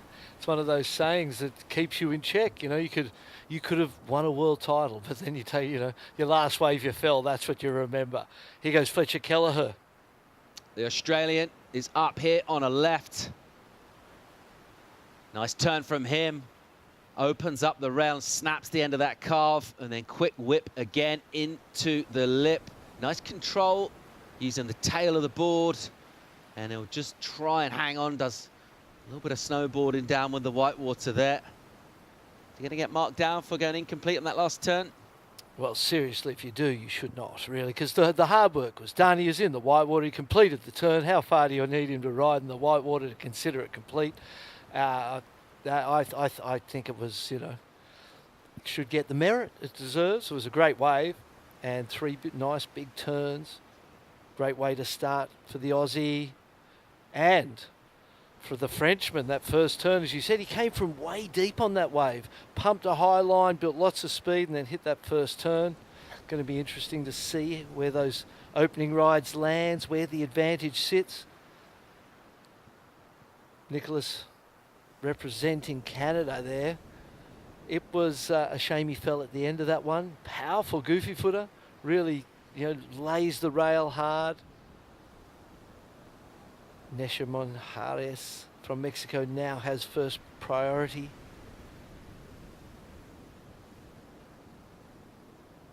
Under that 15-minute mark in this one, we're waiting for numbers to come in for 3 of our surfers. It is just Monjares as yet to get down to business in this, so he'll have priority and he'll wait for his opportunity. Let's see where these numbers go. You can see red, that's Kelleher making his way back out from all the way on the inside. A little bit of duck diving to do because we've got a set outside. No great surprise there because the set's pretty much like clockwork here. Every couple of minutes you just see these pulses, these thick lines come in, and then they come together as a triangular peak, and providing loads of opportunity. First numbers in for Fletcher, 5.33 for him. He's got another score to come as well. So the first number in, it's pretty decent mid-ranger. A reasonable way to kick things off here. In the meantime, let's go down and hear from the winner of the last heat, standing by with Rachel Tilley. Thanks so much, guys. Ty, congratulations. The definition of building a house. You improved each score up until the very end, stamping it out with an 8.83. Talk to me about that. Yeah, well, it's pumping, so I was kind of just going out there trying to catch waves. Yeah, and then managed to get those 2 first ones, and then, yeah, I was just trying to honestly block the other boys from going on that last one, and then it had a sick inside section, so I hit it. But yeah, pretty much it. Well, it had a great section, as you said, so a really smart move taking that one for yourself. Do you feel like already being in the leading position, taking off on that wave with about a minute to go, gave you the confidence to absolutely send it on that end section? Yeah, definitely. I felt like, yeah, I could have like thrown at it pretty hard because I've already had those 2 good scores, which I did, and I landed it. So yeah, I was stoked. Well, is there anything you'd like to say back to New Zealand? The whole team is around us behind the camera. They're so stoked. Anything you'd like to say back home? Yeah, to anyone watching back home, thanks for the support. My parents, everyone watching, thanks, means a lot. Cheers. Thanks so much. Congratulations. From Kai Murphy, he absolutely ripped that heat, saved the best for last, going excellent. And he seems like a pretty cool customer. Yeah, classic Gromit, really. Good interview, good vibes, and what a great floater. 8.83 for that ride. And I suppose it talks to the critical nature of falling out of the top of something, doesn't it? Here we go. Live action, Monjares of Mexico. Whitewater section, a tough one. Goes late to the lip and just tries to hit it quick and get out. Lip has other ideas. It's been a tough section to hit that inside on the left. There's a lot of power converging on those shallow rocks down on the inside. There's not been that many surfers have taken on that, like full-bodied sections, full-blooded, and been able to come out and emerge still on their boards. If you can do that, judges are going to be impressed by it. We are waiting still for our panel, though, for 3 numbers. Need a second wave of the Australian, Kelleher. And we've only seen the one ride of Kelleher. So much happens out there that it's, you know, you're bound to not be able to capture everything. But if it's the 5.33 was the left that we watched, it would feel like he didn't get credit for the last turn. And if there's a better score than that comes through as his second ride, then it would make sense. But we were wondering whether he would get credit for it. I felt like he should. The score will tell us. Here we go. Mexico up and riding. Woo! Great first turn. Loads of spring in his step. Loads of amplitude to the turn. Monjarez just opening up there. Plenty of spray with it too. So something of an insider, but really well surfed. A lot of energy and athleticism in that surfing. Yeah, the way he flared that tail out of the top, drifted with absolute control and style. It was a small wave, not a lot of work done, so don't expect it to be such a high score, but it would make you feel good. It was one of those turns where you're feeling your board. You're connected. Judges feeling pretty good about the first wave of Polishuk. 6.77 for him, the Canadian. Lepierre, the Frenchman, 6.33 for him. So good numbers for them. We're due a number for what we just saw for Monjarez of Mexico. Meanwhile, here's Polishuk. What's he got? Great looking wave, and he absolutely tears into that thing. Wow. Goes really hard with his second turn. Almost lost it on the bottom turn, just loading up so much torque as he drives that board. That's what we want to see, though. That was pedal to the metal, as they say, just driving into that turn. And that second lip assault was just aggressive. He would have got massive scores if he made that. Obviously, got the best of the opening exchange, won that just by that small margin from the Frenchman. The Aussie with the 5.33, so 3 good opening rides. The Mexican needs to settle it down, put that, you got the 3.83 there, that was one turn, so you go, well, I got 3.83 on a small wave for one turn. Good positive signs about your future when you know that's the information or the way I would view that 3.83. Obviously, it's not a score you want to keep, or you kind of go, well, why'd I go that wave? But the good news is it was one turn that was rewarded handsomely and shows you that the judges appreciate what you're doing. Well, the Australian team have looked really, really solid thus far. They'll be further buoyed by the fact that their scoreline has swelled. 6.83 for Fletcher, puts them in a really strong position. How's that turn from Nesha Monjarez again? Very nice. So staying busy, staying active, not in terms of just catching waves, but also what he's doing on the wave. He's all action. Here goes Fletcher. Backhand from him this time. Opens up, puts the first turn up, releases some spray, and then loads up for another one, which has a little bit of whipping angle in it. It's kind of carving down from the top. That one goes more into the lip, so a strong finishing turn on the backhand. Beautiful surfing from the Goofy Footer, 6.83 for the second ride. So 2 strong scores for Fletcher Kelleher, and the potential for that 5.33 to be erased with that last right-hander. It's going to be a really interesting situation.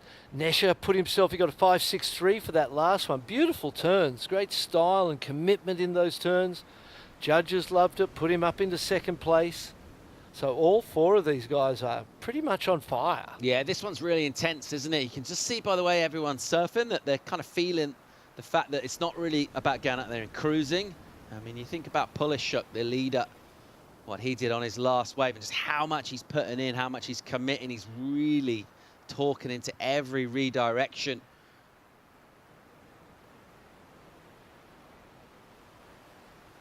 As we'll go 7.5 remaining in this. The Canadian in the lead at the moment. Still waiting for some scores to drop in here. But Nicholas Polishuk of Canada goes ahead of Fletcher Keller, the Australian. And that means Monjarez will drop down to third, 6.45 his requirement. Enoa Lepierre got the 6.33 early on. He's in this. Just needs a second score. Still sitting on one wave ridden with 13 minutes of the heat gone. So the Frenchman in blue with first priority. He will need a wave here, and there's sets coming out the back. He's waited pretty patiently for a little bit of quality. There's been all sorts of scores going on around him. His wave came early on in this heat, and since then he's been really, really patient. Well, that's going to go one or two ways. He's going to look like genius if he gets a bomb and gets a good number, or if something goes slightly wrong, maybe a little bit of doubt will start to creep in. Certainly the clock will tick away. We know that's going to happen. Bomb out the back here, and we see a paddle seaward for Lepierre, and also for Polishuk, who's pretty close to him, right behind him in second priority, just saying, you know what, if you don't fancy this, it'll be mine. Meanwhile, Kelleher will go, and a score's dropped in for him, a 7, so he goes back to the lead before this comes in. So the backhand work being appreciated by the judges, so he says, well, I'll show you a bit more. Exactly. And he goes right on this one, and he covers some ground. He's gone miles looking for this dumpy section, and almost flicks it around in the lip for a finish. I travelled quite a long way for not much, but prior to that, that 7, a crucial number for that backhand turn, that last vertical turn. And we talked about that and how many points that turn brings. Yep, sure does. 7 points.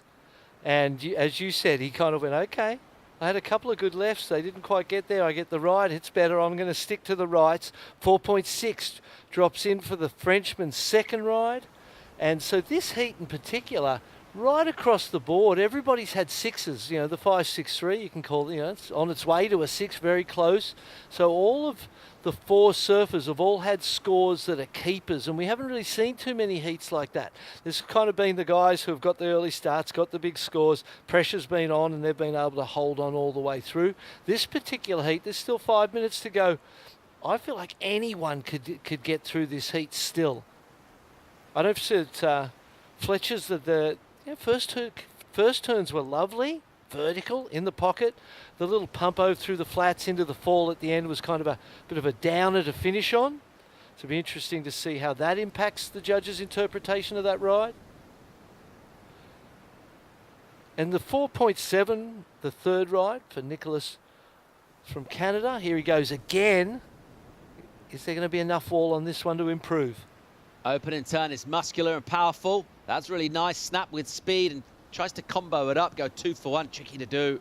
And if you don't get set over your board in that powerful, rumbly whitewater, it can be difficult to make, and he'll go incomplete with that. So he was in second prior to that. Not sure he'll improve on his numbers, so he'll probably remain where he was scoreboard-wise. The requirement for Enoa Lepierre of France, 6.62 is the number that he needs. He's got first priority. And with 4 minutes to go, maybe starting to think about using that sooner rather than later. But at least you've got it. You don't really get to choose when you use it, really, in a sense. You know, you're looking for a call it a 7. You don't want to be going for a 6.6. You know, you've got to always aim up a little. So you'd be thinking, I'm looking for a 7. Every wave that comes his way, he's got to read it, look at it, understand whether there's a 7 in it or not. We saw that first ride, the 6.33 from him, real deep on the point, came flying along, big outside turn. So he knows that the backhand is a potential way to that score. Really great heat, this one. Mexico now second priority. So third and fourth in the heat have first and second priority. 3 minutes, 10 seconds on the clock. So, you know, they're in the best possible position they could be to turn this around. They've got the right of way. They've got the control of the lineup. That's first base. 3 minutes on the clock here. Australia and Canada at the moment in positions to advance in first and second. The Frenchman, Lepierre, with that priority, will have to continue to be patient. You're looking at Fletcher Keller. He's the heat leader on the screen. Aussies have been great so far. They've performed really well. They look like a strong team with good unity. And a lot of preparation's been done. It feels like they've ticked a lot of boxes. We always expect their surfers to be talented, but there's a lot more to it than just talent. There's all that hard work that goes in. They've got a lot of resources as well, that team. And so far, it's still really early days, but it looks like that's paying off, BL. Yeah, great support from the government for Surfing Australia. They've got the High Performance Centre at Casuarina. They've got great coaching staff and, as you said, admin and infrastructure all around them. Every reason to succeed. A bloodline and a heritage that's rich in Australia, and they haven't won here for 9 years. And this may be, as we see a 727, the backhand, definitely the old recipe. We are seeing it time and time again here in the commentary booth. And Fletcher Kelleher, 2 sevens, holding on to the lead. France and Mexico with the priority. They need a wave. They need a set to kind of head to where they are in the lineup. This feels like the closest thing we've had to a lull for a while, doesn't it? We've had a few minutes of that away, which is pretty standard for surf contests. Not here in El Salvador, where you basically, as soon as we watch a replay from a last ride, we see another set and someone standing up on a wave. But this has just gone a little quiet. Meanwhile, Keller say, I'll keep surfing. Now, you like the rights? Okay, me too. And he's off the bottom. And so whippy and quick the way he puts that board up, Vert. This wave a little softer now. Has a little look over his shoulder. Then he sees this steep section. And he just kind of joins up the dots and whips it. This looks like... Oh, important ride. Looking for the 6. Big first turn for Lepierre. Massive wave on the face. And he does well after sort of almost skidding out on the bottom turn to recover. That's a great hit to finish. And we talk about backhand Rios. There's one that's Vert. There was one prior to that, and he loves it. The only down part was the wobble off the bottom, but he recovered from that wobble really quickly. 3 turns, right in the pocket, set wave. When he needed it, 35 seconds, Nicholas Polishuk in second place, looking over his shoulder, looking back, going, oh no. He would have seen board out the back of that wave 3 times, nervous times for both Canada and France. Yeah, he could well be in a spot bother here, Polishuk, because Noah ripped that wave. And thinking about amplitude and turns and going those deep bottom turns all the way, joined up. Aside from that one little wobble, there's a couple of big hits. That backhand surfing was crisp. Vert, speedy. Yay or nay? I'd say he's going to get it for sure. Well, I'm not so for sure, but I'm going yay with you. There was a couple little moments of losses of control that made it either dramatic or a reason to kind of come down with the score. As we see him there on the rocks, he must be out of breath, pressure situation. Mexico, unfortunately, didn't get the last ride, but great surfing from Nesha Monjares, and he'll take that confidence into the repechage round. Who's going to join him?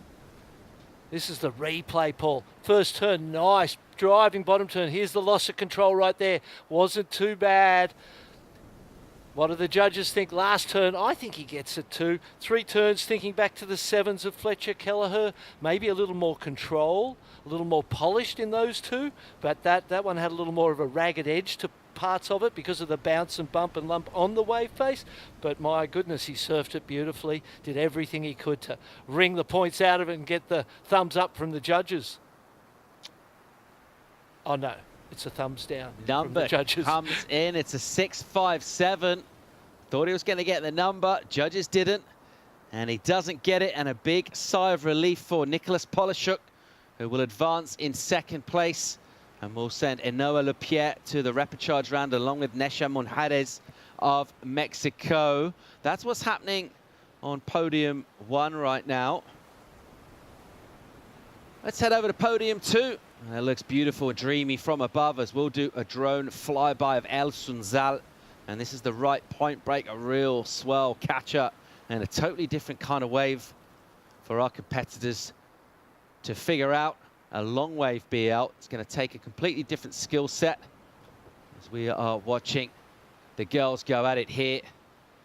And this is Arisa Ishii of Japan, and she is slicing. And this one, that inside runner section goes all the way through to the inside, and that's where she'll bring this and look to finish right underneath the tower. And a couple of crisp hits from her, puts it all the way on the beach. Right onto the beach, and there's quite a few rocks on that shoreline now. They weren't there a couple of days ago, but with the swell, they've washed a lot of those cobblestones onto the reef. You can see how perfect this wave is. Super long rides, long paddles. It's an exhausting wave to compete at. So you can see a completely different playing field over at El Sunzal. And if you want to see what's happening over there and follow along the under-16 girls, there is a button, Podium 2. Right now, we're in the third round of the under-16 girls. This is Heat 5 of that round. There's something of a modest lead from the Brazilian Maria Eduarda. Currently, the Peruvians chasing her down with the high score, Zariki. And also the surfer we just saw, Ishii from Japan. She's got the 5 locked in. So that's what's happening on our second podium at El Sunzal. And once again, you can click that button, Podium 2, and follow along. We do have cameras on that. It's actually our judges' cameras. So a live feed, you can see all the action that's going down simultaneously a few hundred meters down the beach from our main venue at La Bocana. And having these two distinct venues, totally different types of wave, tells us, well, it's not only great in terms of competition, but also shows us just how much diversity of surf is available here at El Salvador, particularly at Surf City. Absolutely, and you know, hosting so many fantastic competitions here with the ISA, with the WSL, longboards, juniors, World Surfing Games, WCT events, and you know, essentially rebuilding their economy and the nation and using surfing to do so. And there's a lot of positivity here in El Salvador, looking towards their future, and they're really stoked to have us here.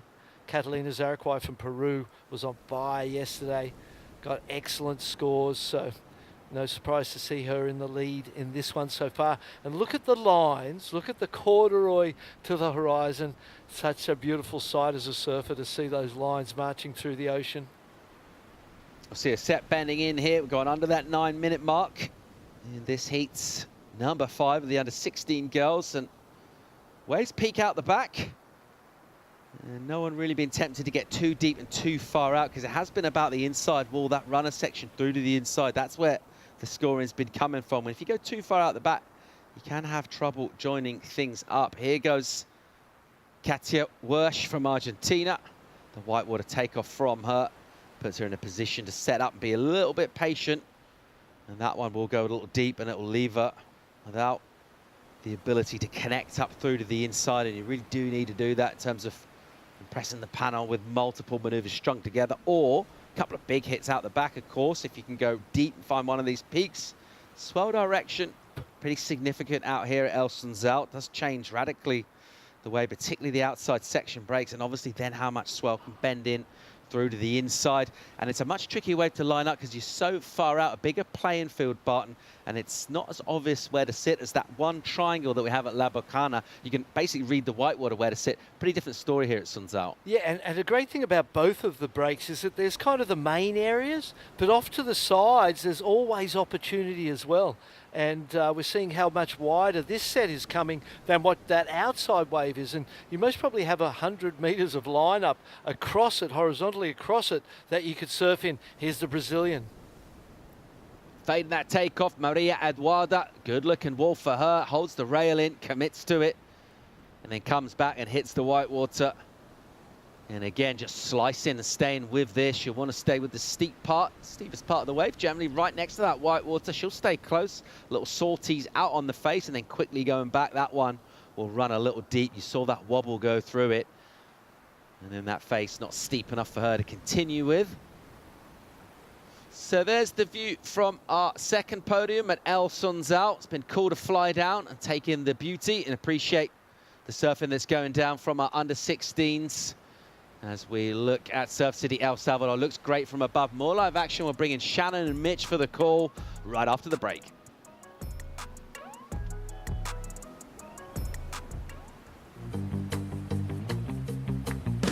Consulta promociones. Disfruta de cable TV más internet residencial desde los 50 megas hasta los 1000 megas. Para más información, contacta con nosotros. Multinet, siempre que tú quieras.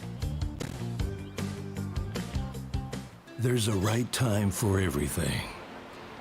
A right time to learn. A right time to try.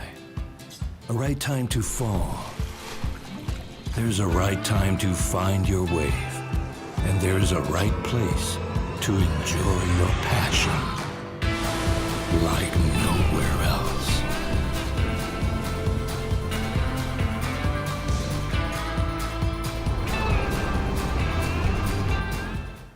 Bienvenidos a la tierra de anfitriones.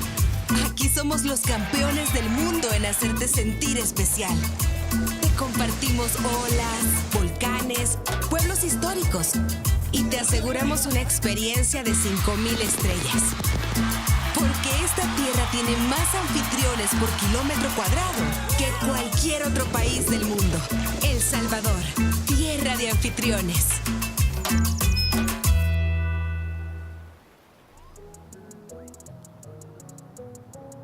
Welcome back to Surf City, El Salvador.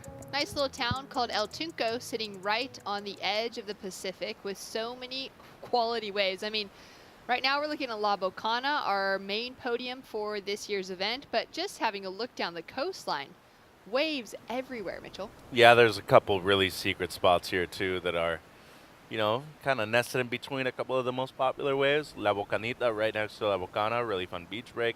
You see over there towards what would be the easterly part of this area, Conchalillo, then you get into the Punta Roca region, and past that, you got a couple of other beach breaks before you start heading into really the more easterly part of the country where you see Las Flores, Punta Mango, but here in El Tunco, two of the best waves and the most consistent ones within the region, one of them being La Bocana. Yeah, La Bocana has been firing throughout the morning. We missed the first kind of half of this heat, but Romeo Chavez is sitting in the lead for Colombia. Behind him is Tomas out of Costa Rica, sitting with a 3-point ride. Romeo with a 4-point ride on the board. And just a small score for Massimo. Victor quiet within the start of this for Team Panama. And so just those kind of small scores on the board to kick things off with 12 minutes remaining on the clock. We'll see Massimo now swinging to have a look at this one. Representing Switzerland, born in Dubai, but residing and learning how to surf in Cape Town, South Africa. Loves the left and is favoring this one. Oh, as he just goes a little too hard on that second turn. As we wait for the next set to roll through, let's go down to the beach quickly to check in with Rachel Tilley. Thank you so much. Congratulations. We just rounded out the round 3 of the under 18 boys division, and you took the win on that heat. How are you feeling? Yeah, I feel good. It was kind of I started off the heat, falling a couple of times, had to regain my composure and go out and get a couple more. So yeah, I was stoked with the win. Well, talk me through that. When you have to regain your composure mid-heat out there, what are things that you tell yourself in your mind in order to do that? I kind of just like take a couple breaths, splash myself with some water and just reset and like think what's my next job and what's my next goal. Well, being a part of the High Performance Center at Surfing Australia back home, and you've had plenty of opportunities to travel around the world in your young age, going to Hawaii and plenty of other critical waves. How does this wave compare to your experience around the world? Yeah, this wave's so good. It's really powerful. So it's similar power to Hawaii, but Hawaii is obviously more powerful. But yeah, it's pumping here. It's been pumping every day, so stoked to keep rolling. And your equipment's looking great. You're on a DHD. Tell me a little bit about what you're riding. Yeah, this is a DHD DNA. It's kind of what I ride in, like everything between 1 to like 5 foot. This board's like magic. It's feeling really good, so I'm gonna put it away after I go back in. Perfect. You were looking amazing out there. Is there anything you'd like to say back home to Oz? Yeah, I just want to shout out to everyone at Freshie Board Riders, my family. Mum's probably at home watching. It's pretty early, and thanks to my brother, my coach. Well, congratulations and good luck for the next one. Thank you. Thanks so much. Keeping that board straight on ice, also so the wax doesn't melt off. That sounds like a good plan. And Kelleher, like his style, another great goofy footer coming out of Australia. You know, we've seen a lot of them lately really develop into very mature and great competitive surfers, going back to Owen Wright, Matt Wilkinson, two guys that were super successful here. Now you have people like Jarvis Searle, Reef Hazelwood, and now the next generation with Keller. Massimo up and riding on his backhand, had that fall on the second turn, unfortunately for his last wave. This one's going to shut down in front of him as well, and he won't be improving on the 2.53 that he found just before. We've got another score in for Chavez in the leading position with a 5 now and a 4-point ride. A 2.57 in for Tomas for his last wave. Now drives hard off the bottom, swoops into that first turn, throws a lot of spray, and connects well with that next section. Can't quite get the ride out, unfortunate, as he gets just drawn back over the falls. Yeah, Tommy Boy rips though, and Pathenai, kid who's been around for, good amount of years despite his youth, and competing now in the U16s into round 3, one of the main rounds. Still a big possibility that he could make a push for finals day. Need to make it out of this round right here, as Chavez, he's already pulling double duty, made it through the round of 18, or excuse me, the U18s and round 3 as well, and looking to do the same thing here in boys U16. Yeah, a little bit of, excitement for him, working his way through on both sides of the draw, both divisions. And so far, it's been paying off well for Chavez. Surfer in white, Victor, sitting in that first place, that first priority. He's got that 517 that he opened up with for the surfer out of Panama. Looks like this could be a nice looking wall, and he's going to decide not to have a look at it. Yeah, one that just faded away, and Camarena comes from a great area in Panama, Santa Catalina. Incredible waves over there. As we look at Tiger Obubo about to paddle out. Team Hawaii, great support system behind Tiger as he hits the lineup from a very sporty family. His aunt, Megan Abubo, of course, a longtime competitor on the women's tour. One of the OGs of Hawaiian surfing on the women's side. And Tiger, great surfer, did super well last year. Expecting kind of the same thing from him. Big set on the horizon. So surfers are kind of having a look towards it. We'll see if Victor decides to go on this one. You can see the shape of that wave really looking like a teepee, just tapering off on that shoulder so significantly. Right. Sorry, Shannon. They got to be aware of where they're at with the tide right now, though. There's going to be a lot of those waves, and unfortunately, in those 20 minutes, if there's just all of those waves like that, you still have to surf them. You can't let them go. And we're at a point of the heat, 6:45. Look at how wide open the heat is. That's a great point, because kind of looking at it, coming into this heat, having missed sort of that first half, you're going, all right, well, the shape to that's not that great. So maybe wait for a better shape. But given the time that we're at, it's past 12 o'clock in the afternoon now, about an hour and a half from that high tide mark. If more waves are going to be coming through like that, you got to be looking at what could be happening on that first section. You could drop a big score for just a single turn. Right, and we've seen it before, and then in comparison to the U18s, where there's probably more demand for combination maneuvers, they're going to reward you here for a single maneuver a lot more. So I'm surprised that a lot of these surfers really haven't been able to get a 4 or a 5 out of those kind of slopier ones. And I think in the end, it's a playing field for everybody. So if there's minimal waves and minimal good waves, you still need to be on something to ride. We're also bouncing back into the under 16s. It's the first heat of round number 3. Just prior to that, it was the under 18s division out in the lineup. So we'll see a little bit of a shift in that scale coming into the under 16s division. And we can see that S next to the name of Massimo out of Switzerland, meaning he has suspended priority because he would have gotten wiped out by that set. He's just regained his 3rd priority that he had prior to taking a couple waves on the head. Nice that that's something that's been introduced in, especially at a break like this when those big sets are coming through. The conditions that we had yesterday and today, we know that swell is going to be tapering off through the rest of the window, unfortunately. Not necessarily getting super small, but at least, not having as much of the size on those outside sets as we've been seeing. So we'll likely see less of that positioning being a problem. As we take a look now, Victor has first priority. In a great position here to hook it up into the lip. Little shade over his head as he makes it through that first turn and just finds the coping on the second section. Waves now softening out a lot.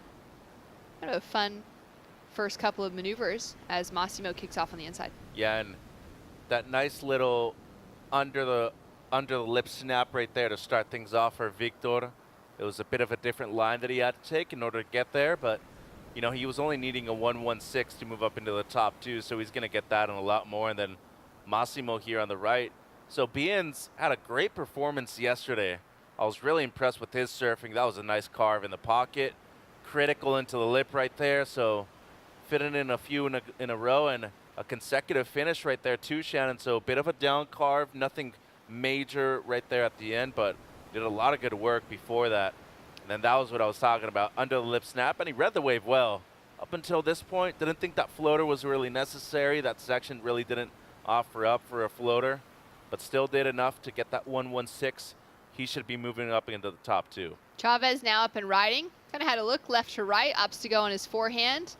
First snap, vertical into the pocket. Second one, wraps it around on that clean face. Third, back into that vertical nature, and finishes off well with the fourth. I am really impressed with the way he's competed so far. Once again, it's been years since I've known him, probably since he was around 12, 13. He's close to being 16 years old now, so it's one of his last years in the U16s. And, you know, given how he's had to manage both the U18s and the U16s, it's really going to come down to what he's going to prioritize over the other. Do I feel like I have a better chance to do well in the U16s? Do I have a better chance to do well in the U18s? And so far, it seems like it's pretty manageable to do both well. And 3 minutes to go right here should be bettering the 4-point ride. I feel like he's not only going to extend, he's going to feel really solid heading into the last 3 minutes. Taking a look at the draw of surfers, 441 in the conversation. There were 18 boys and 19 girls who were able or decided to compete across both divisions, the under 16s and the under 18s. Out of that first main round, there were 5 girls that were able to make it through in the top round in both sides of the draw that they're competing in. Of the boys, those 18, Romeo Chavez was the only surfer to make it through in the top end of the draw out of that main round. He's now finding himself in round number 3 for the under 18 boys as well, and the under 16 boys. So really solid performance from the young surfer, making a name for himself. As we take a look now at Tomas on his backhand, finds that first turn nice and critical. Second starts to get a little softer as this wave begins to stand up for him on the inside section. Quick tag to the lip, and he's looking to find a 5.67, build on a couple 3-point rides. Yeah, and he should be able to do that right here, but look at the score that Beans gets, a 6.0. Still waiting on the last of Chavez. He's probably going to move back up into first place. And that last one at Camarena was huge for him, a 4.27. So into the top 2 right now, and with the minute 40, it might come down to this last wave of Tommy Boy needing a 5.67. Don't think it's that high, Shannon, but should probably be his best. Should be improving and chipping away at that requirement at least. We've got a 6-point ride on the board for Last of Massimo, which is the highest single score of the heat, but he doesn't have a solid backup score. Needs to improve just narrowly. And we've got the scores, though, that have dropped in for Last of Chavez. It's a 7.33, and it changes the situation for everyone. Yeah, and luckily for Beans, he's kind of on the lone peak over there by himself. Does have a minute, and he didn't get 3.44 right now. We're still waiting on the last of Patanay, but I feel like Beans is in a good position to move through right now. 3.44, breaking away. He's over there by himself. You can see right there, kind of on the easterly peak towards the other part of La Bocana. And that right-hander has really been where he's gotten his best score so far this event. You can also see that Victor, sitting in second with first priority, is having that paddle, looking straight at Massimo. Wants to try and apply some pressure, but Massimo has done well to give himself a bit of distance. Well, he's broken away now. He's coming to cover him over here. Little bit of a line starting to come through. We'll see if it's going to be big enough even to break for where they're sitting. Ooh. Victor's going to have the opportunity to go on this. It's looking like maybe there will be another opportunity behind, but Tomas up and riding on the inside section, goes in for that first turn, can't get a piece of it. Victor uses his priority on that last wave, and that leaves 5 seconds on the clock for Massimo. He only needs a 3.44. He's in the paddle now. He needs to get hands off the rails, up and riding. We'll leave that in the hands of the judges, whether or not he was up in time. But a turn like that, dynamic, single section, a little bit smaller of a wave. Mitch, what are your thoughts? Well, the main issue is if he got up in time or not, and it doesn't seem like he did. It probably would have been right around there, but unfortunately for him, time just ran out, and good work by Camarena to keep him off of that left-hander. That was really the strategy that worked out, and in the end, he'll be advancing through. Both surfers doing exactly what they needed to in that situation up to the finish, but unfortunately about a half second too slow for Massimo to be able to get his hands off the rail into that standing position, and that last score will not be counted. Congratulations to Romeo Chavez, advancing through yet another main round heat here at the ISA World Juniors, and Victor Camarena for Panama with a great heat, great strategy on the finish to hold off that second position. We've got more action to come when we return. Spain, Brazil, Australia, and Hawaii will be hitting the lineup.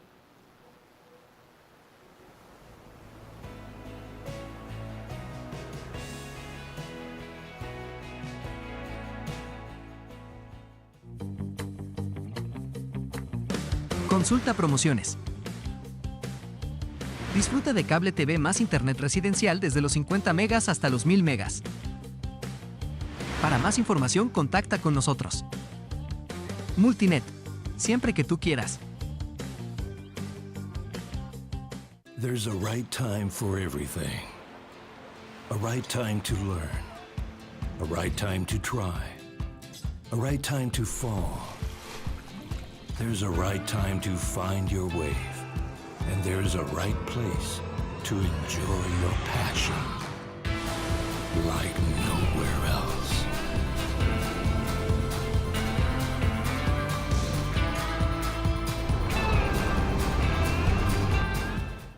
Bienvenidos a la tierra de anfitriones. Aquí somos los campeones del mundo en hacerte sentir especial. Te compartimos olas, volcanes, pueblos históricos y te aseguramos una experiencia de 5000 estrellas. Porque esta tierra tiene más anfitriones por kilómetro cuadrado que cualquier otro país del mundo. El Salvador, tierra de anfitriones.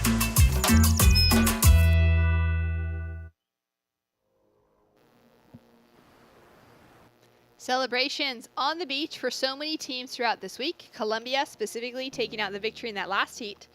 And you can see the crew down on the beach just getting into the shade as quickly as possible, Mitch, because it's really hot out there. It is, and those rocks tend to be as hot as they can right now in the middle of the day, so got to get into the shade as quickly as possible, stay hydrated, and most importantly, manage that kind of energy that you're going to have throughout the week. You'll see when the tide is lower and you have to walk over a lot of rocks even just to get to the water line to paddle out, that a lot of teams, surfers, will wear some flip-flops down to the shoreline, some sandals, and then they'll have somebody down there can throw them back to you because they just can't even cross the rocks without some cover on their feet. As we take a look at heat number 2, coming up for our round 3 boys under 16, Maverick Wilson for Australia, Alejo Velado for Spain, Levi Silva of Brazil, and Tiger Abubo for Hawaii. Yeah, Valido comes from Lanzarote, great place in the Canary Islands. Super cool kid, was really impressed by the way he competed yesterday. Wilson comes from WA, a surfer with a lot of experience in heavy water waves, and same thing could be said for Tiger Abubo as we look at the 6'5" right here for Mav. Into the lip once, real strong surfing right there for the Australian.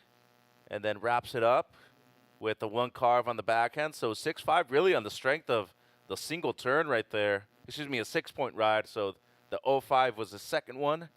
And non-priority situation between red, blue, and white.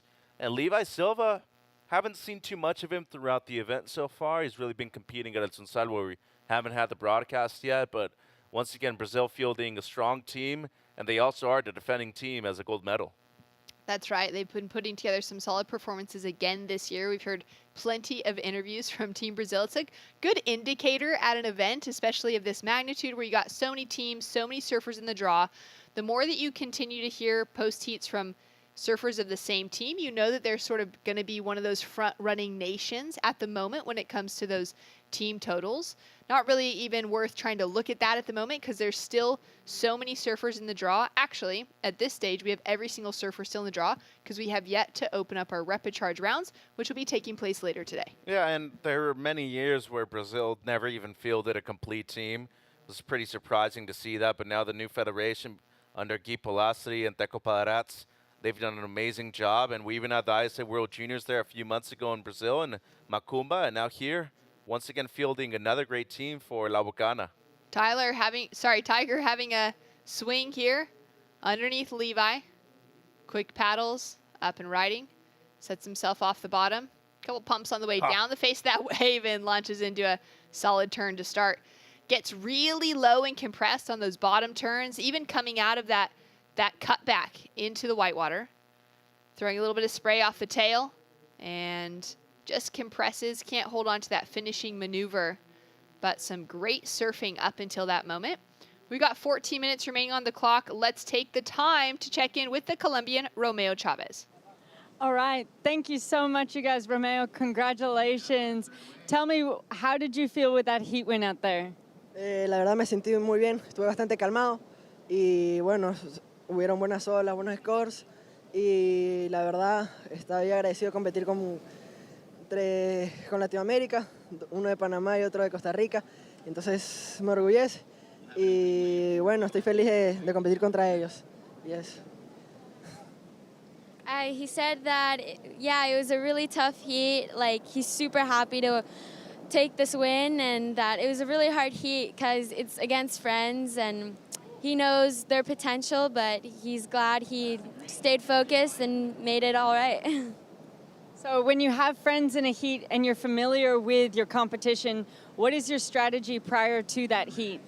La verdad, hacer lo mismo que en los hits anteriores, estar calmado, buscar buenas olitas, conozco la bocana, sé dónde sale la ola y bueno, eso.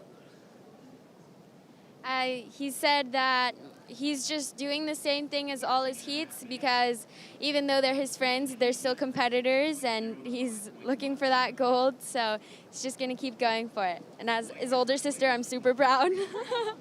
Well, I love the passion from both of you guys. Is there anything you'd like to say back to the country of Colombia? ¿Qué me preguntó? ¿Qué quieres decir a Colombia? Nada, agradecidos a todos los que me están viendo, al Team Colombia, súper feliz, los quiero un montón. A la gente que me está viendo en Ecuador, por supuesto, también los quiero un montón y vamos firme a la final. Congratulations to all of you. Good luck. Thanks so much. As we lock straight into live action, solid size takeoff for Levi on his backhand into that first opportunity. Looking and just keeping his eyes focused on that next section as he draws the board up into it. Couple more turns. Stalling out now and waiting to see if that wave's going to reform. Not going to give him much more opportunity. Has a check back to the beach as well. Yeah, and props to Angie, the Cesare, too. Translator in need, you know, supporting her younger brother, Romeo. Angie herself a competitor for Team Colombia, and Romeo Chavez once again moving through in the main rounds for Team Colombia, both the U18s and the boys U16s, as it seems like Wilson extends his lead, Shannon, a 5.1 on his last. Tiger gets a 4.33 on his opener. Valido just a 2.77, and now waiting on the best so far for the Brazilian Silva. 12 minutes remaining on the clock. Small requirements dividing third and fourth place at the moment. So for Tiger, looking for a backup score would make a bigger requirement on the rest of the field. I would think he'd probably be looking for his best ride now, 4.33, especially with the fall right there at the end. Got to be trying to match at least the 5 of Wilson at this moment. And you know, there's one thing that I really like about Abubo surfing, especially on the backhand, Shannon, is that his shoulders are always moving with his lower body too. So always in sync, great connection, but most importantly, everything's moving at the same time. So nothing's ever broken up. And I think that's something that we're starting to see a lot more in the U16s in comparison to years before. It's so true. Really just having the whole body doing the right movements at the right time, rather than some of those surfers that maybe have their arms still loose. Things are just a little bit disconnected that need to be well-rounded as they get a little older. Incredible to see a surfer like Tiger just have that all composed at such a young age. Well, and you want to simplify it as much as possible. You look at a pitcher in baseball, it all comes down to their mechanics. If their mechanics are great, they're having a good start. If they're bad, they're usually giving up a ton of runs. So you got to minimize the amount of effort and movement that you're trying to do out there and keep things as simple as possible. Set starting to approach. Tiger has first priority. He's going to paddle over that one. And looking for a wave that's going to give him the potential to get to that best score. Barton talks about it, through most of his heats. Just looking at those waves, looking at that scoring potential. If you've already got a score as a 4.33 on the board, not taking off on a wave that can offer you anything less than that 4.33 in total. As we take a look now at Alejo with a paddle, just a 2.77 to start. He's now looking to put a much better score on the board. Goes in for a heavy section and takes a long fall. Big commitment on the line for Alejo. It seemed like he was thinking that the wave was going to do something else on that section right there and was waiting for the wave to kind of push back towards him. That's why I was surprised about the maneuver selection right there. He kind of went for a floater rather than trying to go through the lip line and maybe attack it a bit more. It's just going to be a throwaway for Alejo right now, but a nice effort nonetheless. Halfway through the heat, though, and outside of Wilson, nobody really has a combination of scores, so still a wide open heat. Silva gets his best of 4.43, so the third best wave of the heat. And as of right now, Abubo, first priority, it's going to be decision-making time, Shannon. It seems like he's going to be committing to the right-hander as Wilson. He's going to stay within that area, too, as he did get a 6-point ride earlier on in the heat over at the same right. Yeah, there you can even just tell with Tiger's body positioning. That was a smaller wave. It's not going to break. He's not going to have a look at it, but just looking down the line to the right, wanting to see the shape of it, getting to know, all right, if a wave hits in this section, even if it's a little bit bigger, what kind of shape and potential it could have. Yeah, and really nice to see Jason Shibata back with Team Hawaii, too. I couldn't agree more. I have so many good memories of Jason coaching the Hawaii team. Reynolds Hayes was also a great part of that. Kahea Hart, Berta Ishimaru, like all those memories. Seeing Tati, Mahina, everybody else. Dax McGill, Finn developing with that team right there. They were always one of my favorite teams to hang out with. Always had some incredible surfers, amazing competitors, but just the vibes that they brought. And you're seeing it now with a lot of these kids. Maverick now up and riding. The Australian locking into that first turn out of Western Australia, which offers such a variety of great waves. Lots of great surfers coming out of that region of the world as he hooks it up into the finish and looks strong. He's looking to build on a 5.1 on the board so far, Mitch. Should be doing it here. Really nice composed surfing, nothing crazy. Seems like he knows how to surf a heat, I can tell you that, and he's really been looking to improve on his low score since he got the 5.1, and as of right now, under everybody else's priority, it seems like he's going to be doing that. Once again, really nice composure, nothing major, but surfed this wave as well as he could have. That great second hook, beautiful stuff, and with this high tide, this connection on the inside can be a bit difficult, especially to regain all that amount of speed, and does well just to be able to get into the lip with enough time to come down cleanly. Score comes through. It's a 5.57, Shannon. Great way to build on that score line. Tiger with a beautiful looking ride up in front of him. Mitch, you called it, that this is exactly what he'd be looking for. Grabs that rail to hold on to control, try and throw some power into it, but doesn't get that projection off the finish. So he was trying to improve on that 3.43. First turn was in a decent sized section. It was. Score comes in immediately, a 3.43. They were quick with that one. With the high tide, it's almost better just to be a bit too far out front than be too deep. Next thing you know, it's the whitewater that's not letting you back into the wave. Levi drawing a deep bottom turn, hooking it up into the lip. Looking down the line, this wave is staying really clean for him. Quick two-turn combination. Nice.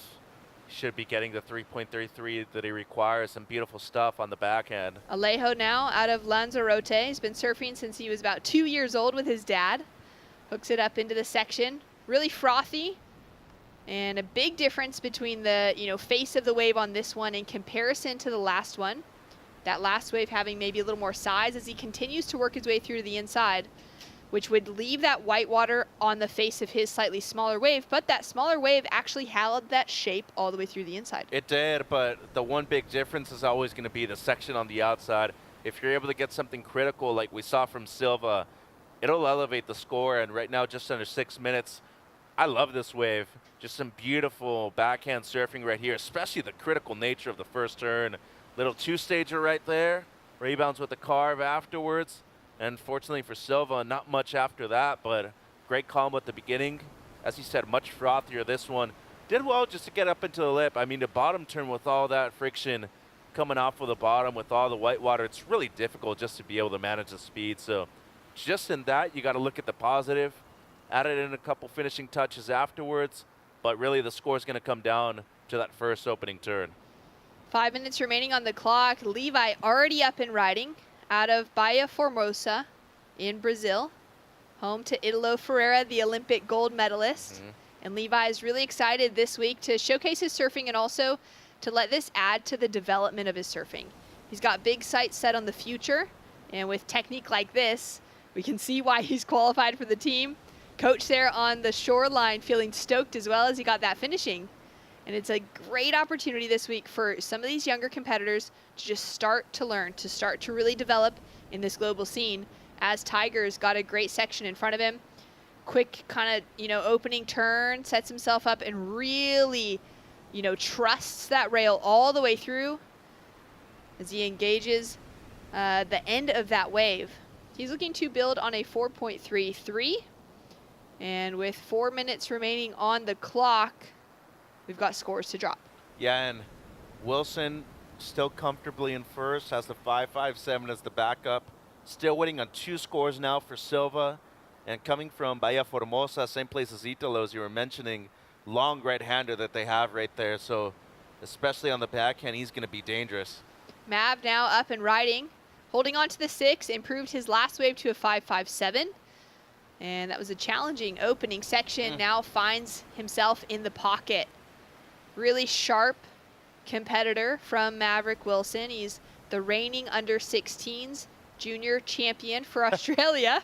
Feeling stoked, a little bit relieved at the end of that wave. He should be. That was a well-surfed wave. He's been in rhythm with the ocean, and they are super far down the beach. I mean, who knows if they can actually even see them. I'm pretty sure they have a camera as far east as they can, but they are very far down. So just got to watch out with that if you're a competitor. And as a coach, you need to let them know that that is a possibility. You know, if judges can't see you, they won't score you, Shannon. Great opportunity as well to check in with the beach marshals. The judges can communicate things like this for where that contest section will end through the beach marshal to those athletes. Yeah, and looking at the replay here, excellent timing on the first 2 turns. A little late on the first one, but I think it set him up even better in the pocket for the second one. You can see right there the hook under the lip. And then once he makes it back out into the pocket, just some great stuff. Love the slide of the fins for the finishing maneuver too. And my favorite peak to surf right here at La Bocana is that one. It's a little less crowded. And as you can see, the quality of the wave is also there. Little late on the first one, but see how well it set him up in the pocket for the second one too. Just waited for that wave to stand up. Combos it up well. Once again, a little hook. And then the variation right here with the slide of fins right at the end. Coming from WA, you got to expect him to have a lot of waves of consequence with power. Seems like he's feeling at home. Scores to drop now for last of green, blue, and red. That will leave Tiger with his last score in already of 4.17, so his situation will remain the same for his heat total. His requirement and his place within this heat may shift based off of what we've seen from the other surfers who have scores to drop that could be improving on their situations as well. We're down to the final 2 minutes. You can see Alejo already out in position. He's got that first priority next to his name. A little bit of a line starting to come just behind, so we may have enough time for one more exchange, but this last one's going to be really important to those heat totals. A 4.43 drops through for last of Alejo, so that does come through as his highest score, only needing a 4.81 now, and he's sitting with priority out the back as we're waiting to find out how big that requirement may stay, depending on where Levi's last wave drops through, and same as Maverick. Yeah, well, the crucial wave right here is going to be Blue's last. How high do they go? How much are both Abubo and Valito going to need here in the last few minutes of the heat? Just over 60 seconds, and priority with the surfer from Spain. He's looking for at least a high 4 right now, Shannon. He's putting himself in position. That's this not wave, the wave, yeah. It's not going to be it. And we'll see if there's anything else behind it. He was certainly hoping as he was scratching. You wouldn't have been able to see behind a wave of that size either from his perspective. Well, there are a couple lines coming through, though. We've got a big score that's dropped in for last of Maverick Wilson. An 8.60 keeps the Australian in the lead and increases it significantly. Levi Silva would now need a 9.8 to take himself into first. We're still waiting, though, for the last of Levi to find out how much that requirement will grow on our bottom 2 surfers. 25 seconds on the clock. Lines approaching. Will we see a repeat of the last heat where our surfer in green, Massimo, got a wave, but it was just after the buzzer that would have given him a score to take the second place position. This one's going to break, though, Shannon. He's got to go, and he's got to be hustling right now.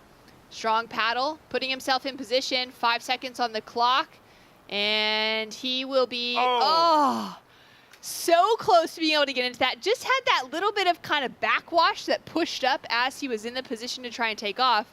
And it's not going to be the opportunity for Alejo. There we can see Maverick just on a victory ride into the shoreline. And scores in for last of Levi. It's a 5.9, so he did well to improve his situation. And it would have put the requirements into the mid-range. 6 points for Tiger and for Alejo. Yeah, and unfortunately, I think they just weren't able to be on the best waves in this heat. Wilson was once again in rhythm with the ocean out there, and Silva he fought back. I mean, he had a 4.43, eventually started to improve on his scores and had to settle for second place. But in the end, Shannon, it's an advancement. He's moving through. Huge result, and well done to Maverick. An incredible performance for the surfer out of Western Australia. And Aussies taking through another solid lead throughout today.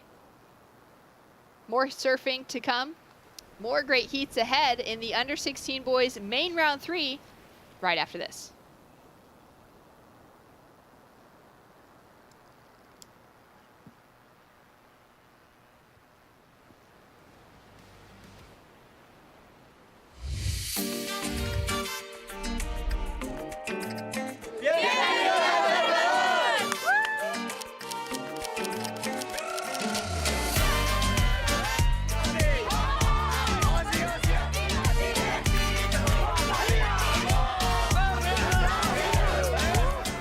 In a world full of violence and hate, we answer with love and peace and surf. You gotta have a dream, you gotta work hard, and then the dream becomes your reality. That's just the way it is. We are ambassadors and protectors of the ocean. Let's have fun this week. Muchas gracias, El Salvador. It's my highest honor and my deep pleasure to declare officially open the Surf City, El Salvador ISA World Junior Surfing Championship.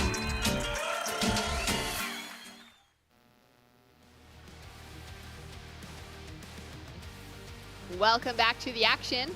We have just seen Levi Silva for Team Brazil hold on to that second place position down on the shoreline right at the river mouth with his team, and they'll be celebrating along with the Irukandji's team that's down there with the green umbrellas.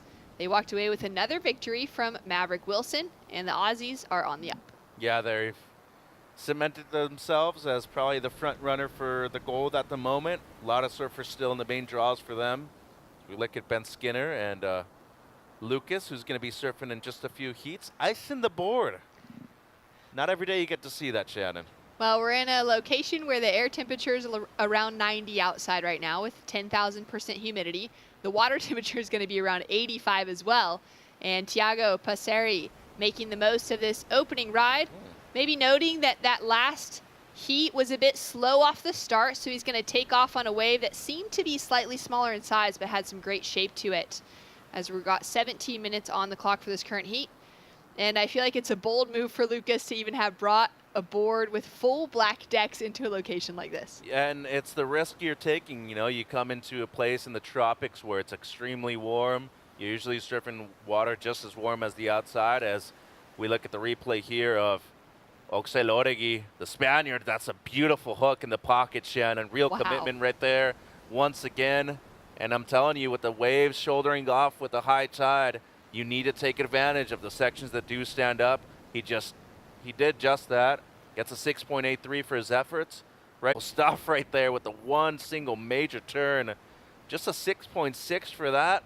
Committed, perfect bottom turn, an excellent turn right there in the lip line right there. 6.6 for a major maneuver out there for the Australian. Yeah, that was massive. What a way to start things off. Let's take a look at this wave from Tiago that we caught in live action as well. Yeah, and he surfed great yesterday. Dropped an 8 en route to a victory. 5.77 right here. Couple great hooks in the pocket, and then a beautiful finish for Passeria as well. So close to a 6-point ride. Surfer in white, green, and red. They've all started off with something better than a high five, Shannon. That's right. Oxel sitting up in that leading position, a 6.83. The 6.6 of Ocean just behind for that single turn, and a 5.77 for Tiago on a combination of maneuvers to get himself into that near 6. That does leave Mike Prada for Venezuela sitting out the back with priority, knowing that his 4 competitors in the lineup have all started out strong.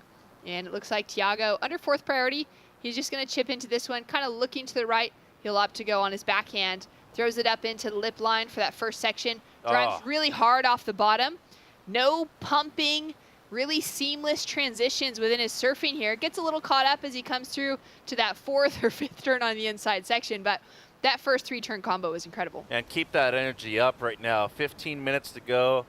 you're going to move up into the top 2 spots and drop what seems could even be his best ride. I mean, no doubt the best I've ever seen him compete. He might be surfing the best I've ever seen him too. And I've known his father, Martin, since before Thiago was born. And to be able to see him mature and grow into an adult like he's doing right now, like, it's really beautiful, Shannon. You get to different stages of life. You have expectations of yourself. And now being here competing for a junior gold medal, it's really awesome. As we look at the replay here, just excellent timing right there with the first one. Had to take a different angle. Real committed to the second one. Love the variation right there with the slide of the fins right in the pocket. And then right here, hooks it back. So 3 different turns in a real tight space.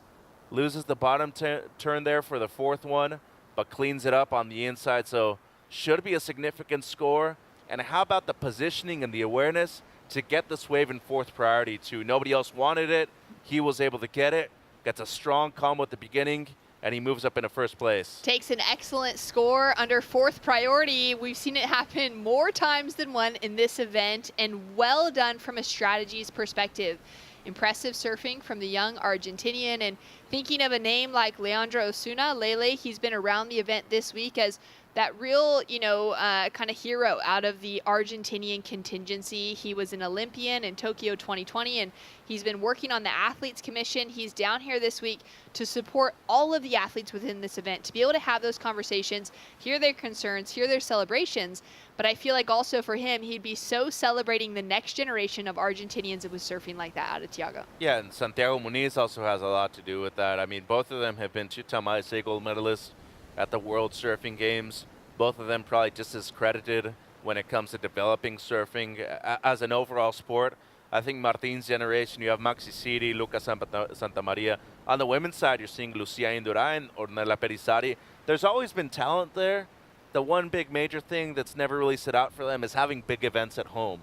They've had regional QSs, smaller ones, but they've never had a world championship event, something that has really catapulted them into stardom. So having an event like that in the future would be huge for them.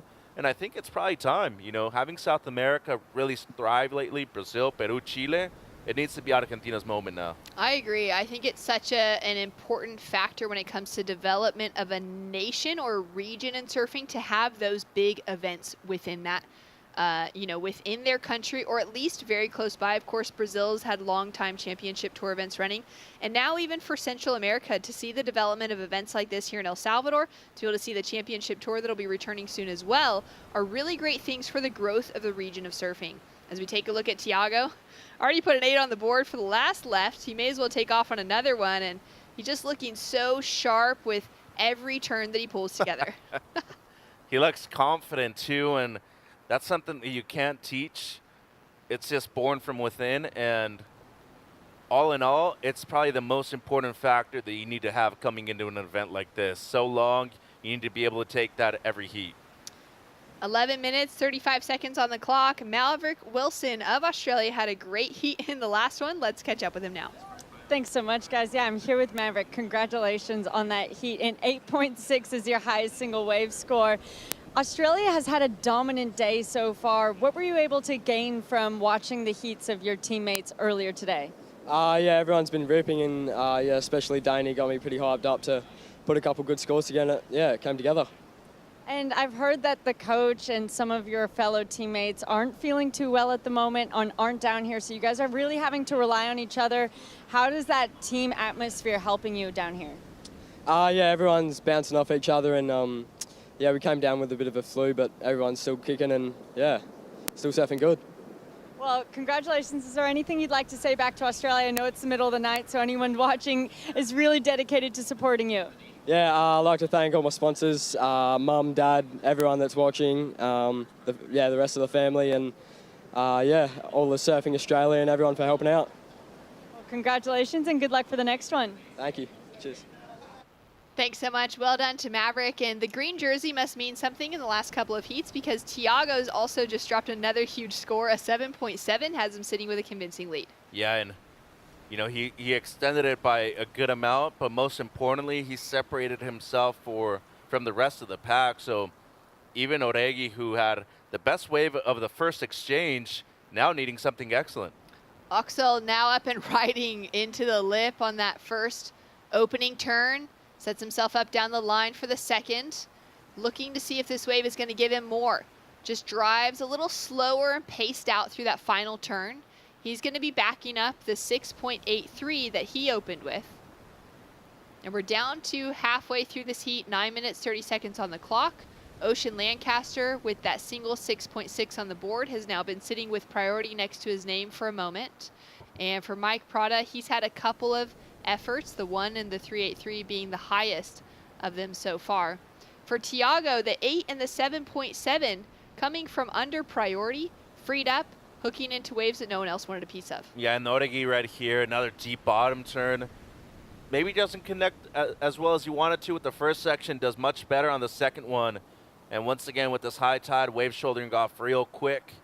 But it seems like he's got a good mayhem under his feet, so equipment looks awesome. His surfing obviously there, and technically as sound as possible in the U16, so gonna be a battle for second at the moment as he's needing close to a 9.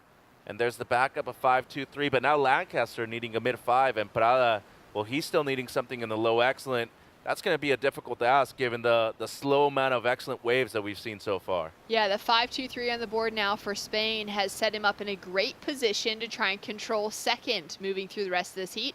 Wouldn't be surprised if he finds himself with an excellent score, but it's going to come down to that wave selection. And as you said, it can be challenging. We've noticed that through the heats throughout today, that you may have the opportunity, but you also may need to be relying on just getting the job done on something with slightly less quality. Prada now up and riding, extending through that first turn, squaring up off the bottom, and just slips off the tail pad for that second turn. Pushed a bit too hard on the second one. I like the readjustment after the first turn, though.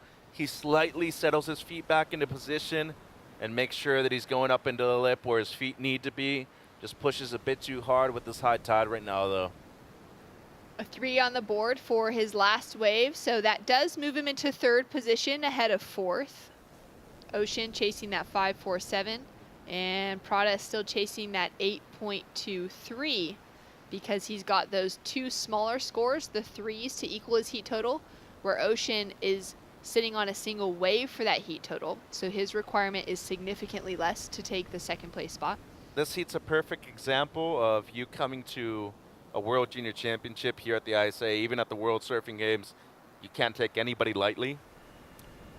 And I think most coaches, especially of the bigger nations, recognize that immediately. You come to this event, you need to take everybody as strong as possible. And when it comes to competing out there, every heat matters. Every wave matters. So make sure that you're committing to make the right decisions. And in the end, all that's important, Shannon, is advancing. Whether you get first or second, I have 18 points, I have 8 points, that's good enough. I just need to be beating another 2 people in my heat. It's so true, especially in this stage of competition. Once we get to that medal match, to that final, positioning's all going to be about going for gold. Right. But the whole journey there, you can walk away in second in every single heat and still be a gold medalist. And we've seen people do it before. Sally Fitzgibbons a few years ago at this location got knocked down from the main round into repechage round 2, surfed around 12 heats, was a gold medalist at the end of the event.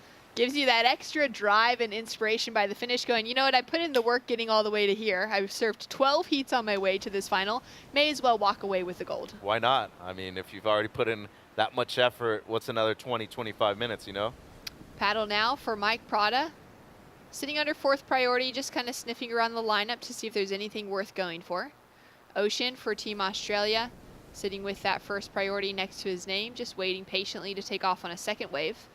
And it's been great to see, you know, the development of Team Australia, to be able to see those surfers that also have a future within the organizational side, like a Sally Fitzgibbons, but still putting in all the work in their professional careers. For her, finding herself an Olympian for Tokyo 2020, still dropping in some excellent scores on the championship tour, now to battle back on the Challenger Series again this year. But having that much drive within it and that much commitment, I think eventually she's going to be a very valuable asset to the Surfing Australia family. They get a lot of support from the government. I feel like many other governments worldwide could learn from that. I'm really surprised that within North America we don't see that more. The US, Canada, Mexico, what's going on? You know, I feel like there's a lot of money that's probably invested in certain sports that, given they do generate more income economically, but surfing is a sport that's just going upwards the entire time. Second year in the Olympics now, Shannon. I still don't feel like there's enough support given to a lot of these surfing federations within larger countries.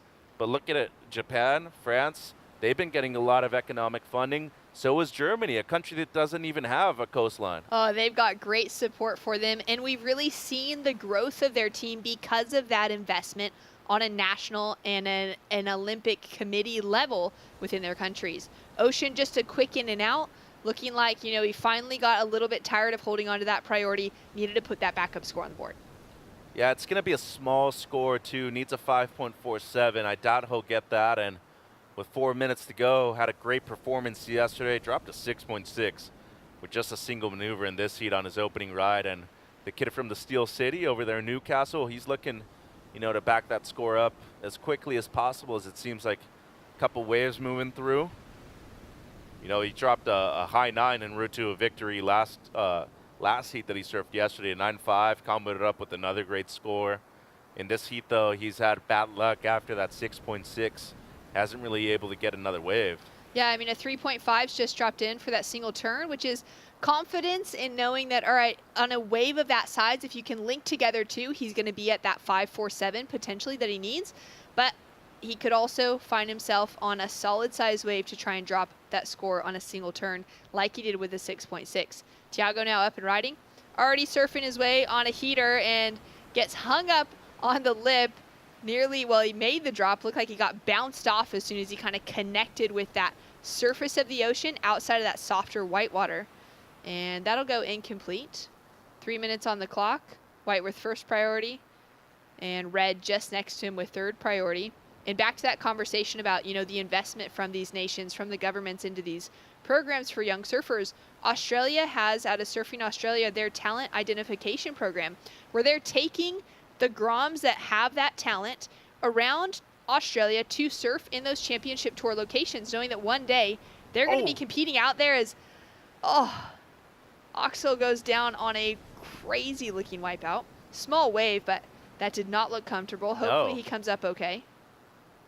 Prada now with a chance on his backhand. He's looking for an 8.23 because he just has those couple threes on the board, and with the score dropping for the last of white, in that 5.23 and that 6.83 on the board, it's made his requirement pretty large. Well, and doors open now for Lancaster. 2 minutes ago, Oregi was pressured into going on that wave. He did not improve on the 5.23, and 2 minutes is more than enough time to get that 5.47. So if you're the Spaniard right now, you need to be hustling back into the lineup and try to defend that second place position. And the main issue right here is that Lancaster is just as good on the forehand as he is on the backhand.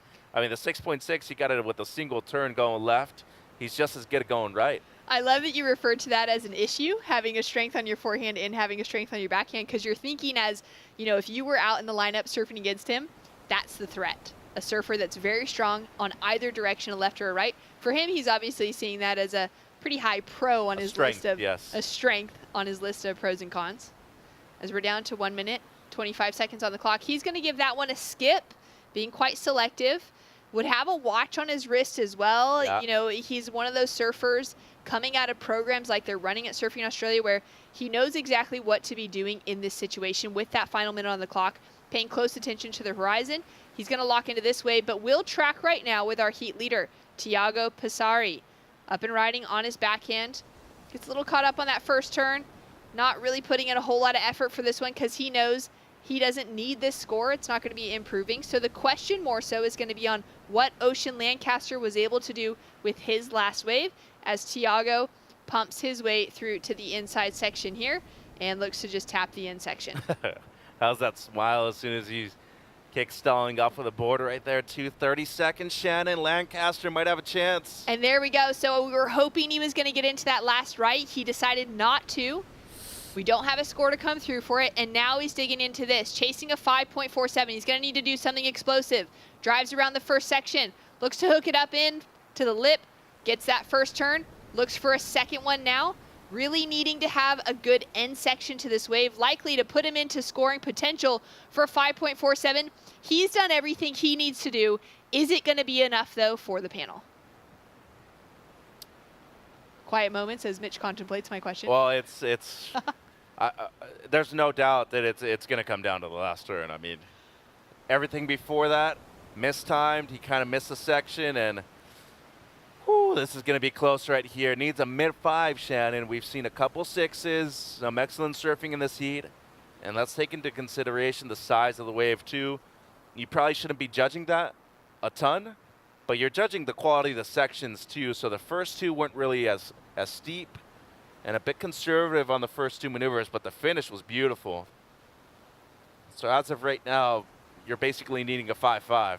Does he get that in comparison to the other 5s and the 6s that we've seen in the heat? Yeah, he's going to need more judges nodding at least to that 5.5 than less in order for him to get the average in his favor. Comparison would be to the 5.23 that we saw from Oxel out of Spain, which was pretty early within the heat, to back up his 6.83. Look at the positive, though. If things don't work out, never gave up. You had a chance at the end. You didn't fall. You surfed it as well as you could have. And just after that 6.6, I mean, he couldn't find another wave. He had the 3.5, just a single turn on the right. And this is going to be really tight. I mean, it's right around there. I could see it being a yes or a no. And even for that 6.6, had that wave offered him more than that single big maneuver, he'd be looking at a smaller requirement with a higher single score. So well surfed, the waves just sort of letting him down through that middle part of the heat. And he drops in a score that's just enough. It comes in from the panel. A 5.77 just narrowly gets the nod, takes Lancaster into second for Team Australia. Thiago Becerri of Argentina will be walking away with the lead. And an incredibly well-surfed heat from our Spanish competitor in Oxel Oregi, but it's just not enough to hold him in that second place position. And great comeback. I mean, to keep your head on your shoulders like that, surf that wave as well as he could have, and you know, that one little mistake that Oregi made going on that wave and not being able to improve cost him the heat, but props to Lancaster and incredible surfing by Becerri. Incredible. Well done all around. Thiago with another victory for the Argentinian squad. We're going to hear from him shortly. When we return, Paul Evans, Barton Lynch on the call. A few more heats to get through to the end of the day.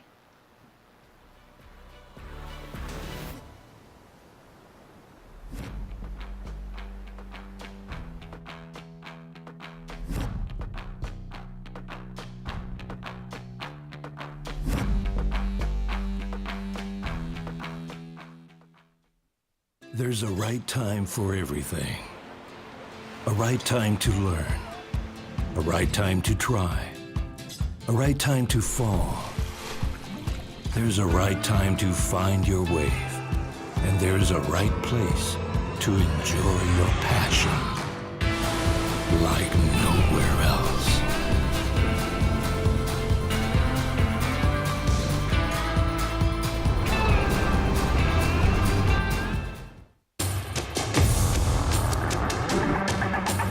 It's one of the biggest goals and one of the biggest dreams.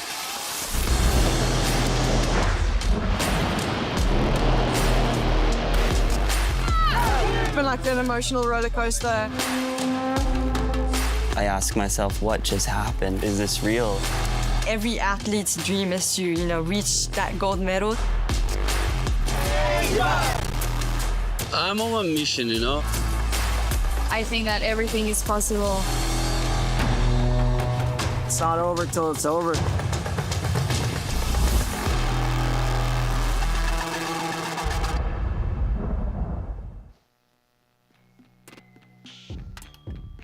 Welcome back to Surf City, El Salvador. ISA World Juniors in town.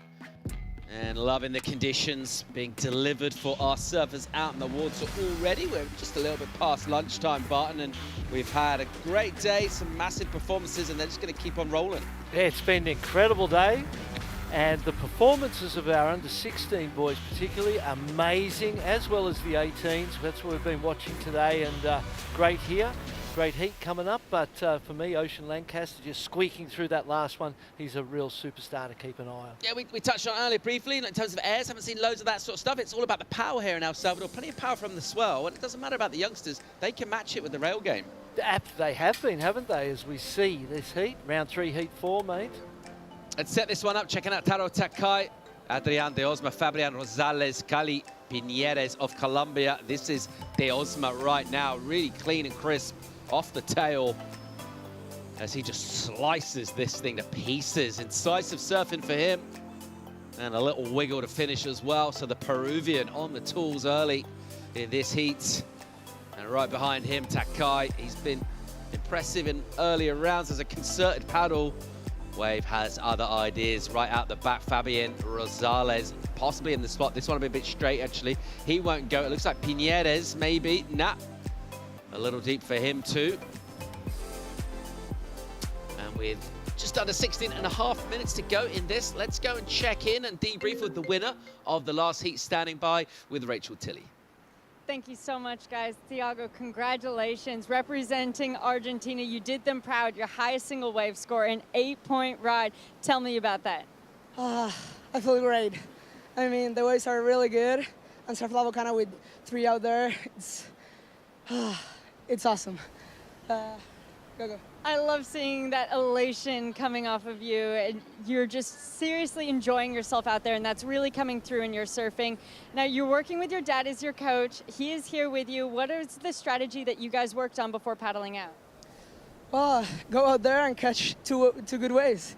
But, well, I think the team is super united. We all support each other. So we are a great team. He's a great dad and a great coach. And I feel great, and I'm here with him and with all the team. Well, we love to see it. You're doing amazing. Is there anything you'd like to say back to Argentina? Thanks. Bueno, muchas gracias a toda la gente de Argentina. La verdad que el apoyo está sirviendo. La verdad que estoy sintiendo súper bien y con todo para el round 4. Thanks so much. Back to you guys. Well done, Thiago Passeri. Ripped that heat apart. He's delighted. Good energy from him. And a hit there from Takai. There's the whip on the backhand. A little too much in order to keep surfing. Getting sort of vibes of Leo from Thiago. Sort of similar. Similar surfing, almost similar kind of voice as well. Yeah. Like the look of him a lot. Here goes Piñeres. Bang. Hits it really hard. Look how tightly compact he gets off the bottom to square up to the steep section. He's only a wee lad. And he is absolutely slicing this thing up. So the Colombian going to town, love it. Yeah, great start. Boys under 16s. So a lot of these kids doing double duty, surfing 18s and 16s. And, you know, as a kid, I just wanted to compete as often as I could, whether it was board riders, any surfing contest there was on, I was going in it to compete. There's only one way to learn, and that's through experience. And this young guy lives on Maui. And so he's no stranger to big open ocean swells. In the lead, current leader. De Osma, a little patient for the opening part of the ride, and he'll have to continue to be patient because that'll be a kick out without really getting a tee off on any sections. He's got the 5 locked in. He'll improve on his small 0.5, but not by massively significant amount already. We've lost. We're down to 13 minutes, just over 13.5 to go in this. So time just absolutely flying by here. Piñeres is 4.43. That's in. We're going to get a number for Rosales as well, as he has a paddle on a big wave with a bit of wobble on it. Yeah, that was a wobbly one. Wave selection, all important. Need to find the big steep walls to get the big points. We saw earlier in the heat, Taro Takai had a paddle at that wave. If you remember back to that moment, it was a terrible wave. It was never going. He was so lucky he didn't catch it, but to me it sort of, I felt nerves in that moment, like he was, you know, he sort of looked at that wave and thought, I just want to get started quick, and it was the sort of wave that was never going to be. And then he got his first ride after paddling for that one and fell. So some nervous times for the Japanese competitor. Finds himself down in 4th place, the only surfer not to have had a score that potentially could be held onto. Replay. Fabian flying out of the top there. Costa Rican colours on his board. And nice completion. Different angle. Love this angle. Look at that bowly, beautiful left. Nice snapping. That was an incredible turn. And into the closeout. So a 2-turn combination. That's going to be a great score. There it is. Takes him up into the lead. First wave, 5.83. Yeah, solid. Really, really good. Love that. Just drifted the tail, didn't he, on the lip? Just skidded it up there. Kind of board slide. Really cool looking, particularly from that angle looking in. Really got to appreciate what he was doing. Looked so dynamic and cool and a little bit different as well. Yep, absolutely. It's seen something of a sort of standard approach to this takeoff and a couple of hooks waiting for it to stand up and go to the inside. You almost kind of feel like you know what's coming. And as soon as someone does something different, as a surfer, as a fan, you just naturally kind of go, okay, yes. Wow, something fresh, something new, especially when you've watched, you imagine the judges. They've watched so many waves, so many heats, and I always say that what they want to do is feel something, not see it. They're watching surfing all day, but sometimes the performance of an individual is something you feel. Their energy, their commitment, their passion just comes radiating out of their performance into you, and that's the powerful surfing. When someone does things that you feel and they affect you emotionally, that's when the big scores drop and the excitement rises. 11 to go in this heat number 4, round 3, under 16 boys. The one Japanese surfer, Takai, is back. Well, he's got first priority. He's just got a 1 on the board. He's the only surfer not to put a score up. He'll probably do that here if he spins and goes on this. He's put himself in the spot. He's in a good position for it. Pinheiro just has a little look, keeps him honest. But Taro Takai says, I don't think so, mate. And he's up. Bang. Nice first. Oh, nice first jinx by the commentator. Unfortunate nosedive there. Wow, some nervous times for Taro Takai. We'll do a shout out to his little brother, Yujiro Takai. Great surfer as well. I'm guaranteed we'll be seeing him in these World Junior Championships in the future. And Taro just needs a few deep breaths. Big set on the outside, catches all the other surfers inside. Hopefully he can get back out the back. He'll be down the priority roster. So now is his time to, move away from the other guys and just try and find something, find a settler for his nerves. We've seen a little bit of this stuff with surfers falling at that stage on that turn, maybe like, what, 3/4 of the way through the turn? What exactly is happening there, BL? Well, I feel like when the head is engaged and the thinking's happening and the determination and the desire and all that stuff's leading you, you kind of tend to have the head forward and the weight forward. As you come out of that maneuver, there's this like, you're excited because you've got one. You think you've got it. The mind goes ahead of where you're actually at. It's thinking about what you're going to do next, not paying attention to the moment you're in. And the next thing you know, your nose digs in and you come over the handlebars. That sometimes can be the reason. Rosales here, as he'll dip in with a nice bit of style. And then drive one back, gets low, compresses the knees, gets right down, or grab the rail and do it again. Little figure 8 whip, banks off the white water. Another slice, kind of lateral stuff, as this will then come towards the inside, which will get a little steep for him. And he goes a long way, gets that board right up, tries to go as vert as he can, put as much of his board through the lip, but by doing that, he just couldn't quite join it up. And a little grimace from him on the inside as he'll go incomplete on his last turn. So most of the damage there done out the back. Yeah, and even there was kind of wraps and cutbacks. In reality, he's just looking for a backup score for his, best wave of the heat so far. He's 5.83, and he recognises even if I get a 3 or a 4, it's going to, put me in a strong position. It means I've got 2 scores already. And, I've got the best wave of the heat and then a backup, and I'm in a good position with 8:20 to go. A little spread from the pack there. As they process information from where the sets have been so far in the opening 12 minutes or so of this heat. The kind of waves they're looking for, what they're hoping to get. And then maybe just modifying that with what they think is going to be achievable, maybe considering what they've done and where they've been on waves, and I think they could have done differently. Here goes Taro Takai trying to make amends for falling on his last left, and he's driving from a low line with speed. Really nice as he slides out the fins and drifts it, makes it look cool and polished. A softer wave so he can push a little harder on that first turn, and then it gets slopey, so it's really that first turn, and he couldn't have done much more than that. It made it nice and technical, it looked great. Yeah, and he drifted for a long time. Stayed centered above the board. It could have easily have, such commitment in that turn, and as much, just mostly, not so much in the bottom turn, but out of the lip was absolute commitment, drifting the fins. Could have easily sort of come a cropper there and fallen on his 3rd wave in a row. Luckily for him, he pulled that, and even though there wasn't a lot of wall, it was a good confidence booster, and there could be 4 points in that one too. Down to 7 minutes now. It's all going to get frantic because we're going to get scoring for Tara, and then we'll be a similar kind of order where everyone's got one scoring, and then there's still plenty of backup work to be done. So this one's going to be really, really tight. You reckon we'll see another one of those heats of finishes with flip-flops in terms of that leaderboard. Let's have another look at this turn. Off the bottom, and just drifts, and just had to plant that back foot and try and re-engage those fins. He did that well. Some nice little turns to, you know, complement the major move. And here's the drone angle. Watch how long he drifts for. Into the lip, and drifting, drifting, drifting, longer than normal. And at a moment, it was like, oh, he's done too much. He's given it too much, but not. Got the fins back in, re-engaged, and then got another couple of really pretty cars. Beautiful surfing, great style. Diosma lets it go. Rosales says, gracias. And he'll whip in here and leaning in hard into that steep section. So not a long wall, but it's a steep wall next to the whitewater. That's where he stayed, and he gives it the treatment to finish as well. Belts one, and that'll feel nice as well. He missed the last section on his last wave, and that time just sending some spray. And he'll be feeling good about getting the finish in there. He got a 3-4-3 for his previous effort.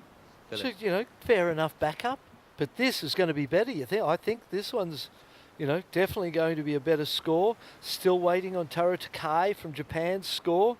He'd love to hear that soon and just know where he's at, if he's in this at all or not, you know. 5 minutes, still time for 2 waves in reality. Peruvian Diosma here. Here he goes. Deep bottom turn and cracks the whip off the top, and again opens up that body nice into the lip that time. So different in terms of the pocket turn, and then that one in through the lip, pushing nice and hard. It's crisp, and he looked kind of in control of where he was going. He never really looked like second guessing himself in terms of where he's placing his turn, which is cool. And that magic 2-turn combo, BL. Yeah, we'll see how high that goes. A 3.87 for Taro Takai, so really not what he wanted. Really, you go, okay, still haven't had one. I've got 4 minutes and 45 seconds to get 2. That's got to be the agenda for him right now. He needs to get on the hustle. See the arms waving. He wants that information. He gets that information. He'll be able to plan his strategy from then on. Waiting on the score for Adrian from Peru. And still, heat leader Fabian Rosales. Still waiting on his score. There it is now, 5.07. Consolidating the lead.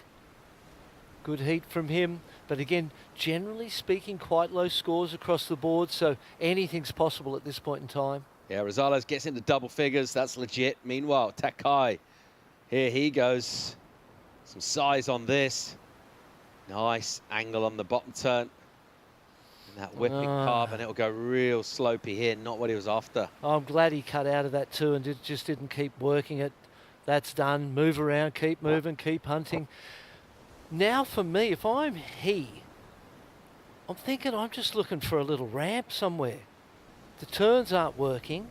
Maybe I can find a little ramp on a right and just go to the air and show the judges something they've never seen and turn a couple of average waves that I'm going to get without priority into something through some athletic performance, some gymnastics in the air. I think that would be a smart move. Again, main round here, so we don't lose anyone, which makes me feel good. They're going down to the repechage round, and we've seen today in round 3 where round 1 you see some occasional lopsided heats because of the differences in ability from some of the developing nations to the powerhouse nations. Now in round 3 already everything's tightening up. We've seen that today. No free lunches in this one. Under 3 minutes here, and the number for Diosma means his second place position is consolidated. So if 1 and 2 in double figures over 10 points, that feels better for them. So the chasing surfers looking for 6s now with under 3. Here goes the leader, Fabian Rosales, with a paddle give way, and it is Taro Takai on that right. So a change in terms of going right, but a good wave here. First turn is a speed turn, and that one stretches way out, and he'll go over the falls as well for good measure, and his frustration continues. Yeah, it's been a really difficult heat. The rhythm hasn't been there with himself, with his board, on the wave, with the waves, and it's been a bit of a struggle from the start. He's much better than this has shown. You know, he's only looking for a 6.73, so still there. It's still completely possible. I mean, if he'd climbed up on that cascading lip and wafted the nose and landed that, you know, you could be at a 5 and all of a sudden, you know, you got a couple minutes and you don't need much of a score. So definitely some missed opportunities. Yeah, crucial here that he gets quick out the back, isn't it? Just to give himself a maximum opportunity. Just punch through this section, pop up, ideally somewhere else in the lineup away from everyone else. Exactly. And maybe just see if he can get something come through. We talked about how consistent this is. Aside from the entertainment factor for us, it's a major boon for the surfers. And if you do need a score, should be ways out there for you. Let's have a look at Rosales now. Here he goes. He's behind a section, though. And a long way behind. He does sort of well to cover some ground, but this is not going to help his score as he waits an eternity, really, to get on the face. And then he parks it. Yeah. And gets tubed. And he likes it. He's having fun. He's a surfer. Why wouldn't you want to get barreled? I've seen Jerry Lopez come out of tubes exactly that same way. That was cool. Just having fun out there. Look at the smile on his face. Leading the heat. 1 minute to go. Pineres has been quiet. He's only ridden the one wave. Lowest wave count. 4.43. Only looking for a 6.17, but really needs to, you know, it's too late to be considering riding many waves. Blue. De Osma with some speed. Look at this steep wall for him. What's he got? There's the wrap. Throws up a shape with the arms, and the board is crisp. And then he spank it. Loads of spray in that early afternoon sunshine, and he'll whip things through for a finish too. So still going down here. This will be his last ride. He'll bring this one all the way in. A mini section on the end. Just be careful of the board in there. And then the heat leader Rosales up again. He's just had a little bit of viz, which he likes, and he'll bring this one in. Just swing through. And it looks like we didn't get another wave ridden by Takai or Pineres. Pineres has got to be disappointed with himself if that is the case. He only got one wave out there, and hard to think why when you see 5, 6 waves going down by some of his adversaries. Just never really got in the rotation. Totally, and even the last of blue, Adrian Dios Osma, you know, if Pineres had got that wave, he could have turned that into a 6.17 potentially. So sometimes you're just out of rhythm and you can't buy a wave. That seemed to be one of those heats for Khalil. Replay, look, he's behind. That board's fast that he's on, isn't it? He comes round the corner. We love getting barreled. So does this young man. Gets a nice little cover up there, stands tall. And that was a cool finish. Not a statement, the no claim claim. And this, Diosma's wave, carving out of the top. 5.73 on this one, his best wave. So that was worth going if you were looking for a 6.17 at that point in time. Pineres was. So with the priority, missing a lot of opportunities as the Peruvian through to the inside, gets that score, with that wave, and wins the heat. Wins the heat with that long right-hander. It'll make the trot back towards the contest set up here at La Bocana with a little extra spring in his step as well. He'll be getting an interview shortly for good measure. And just as we were talking about the fact that there are opportunities come throughout these heats with these consistent sets coming in, he squeezes every bit of potential out of his performance and out of the scoreboard. And well done to him. As he'll trot back, he'll get a little debrief done as well. But a great way right at the end of the heat as well, giving you that little extra kick through to the next round. And a tough heat to get out of that one. As you mentioned, BL, they're super close right now. There's not loads of different, there isn't that golfing talent that we've seen. Everyone that's made it to this round has competed well, and they'll continue to do so. It's the under-16 boys live in the ISA World Junior Surfing Championships, Surf City, El Salvador. More live action from a warm Tuesday afternoon right after this.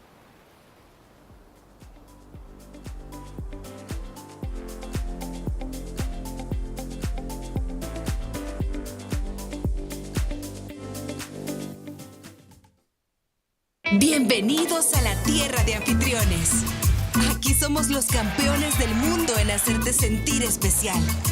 Te compartimos olas, volcanes, volcanes, pueblos históricos y te aseguramos una experiencia de 5,000 estrellas. Porque esta tierra tiene más anfitriones por kilómetro cuadrado que cualquier otro país del mundo. El Salvador, tierra de anfitriones. There's a right time for everything. A right time to learn. A right time to try. A right time to fall. There's a right time to find your wave. And there's a right place to enjoy your passion like nowhere else.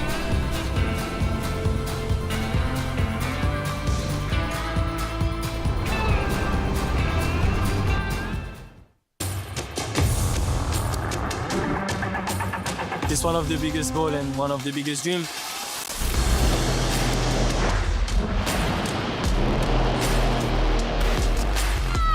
It's been like an emotional roller coaster. I ask myself, what just happened? Is this real? Every athlete's dream is to, reach that gold medal. I'm on a mission, I think that everything is possible. It's not over till it's over.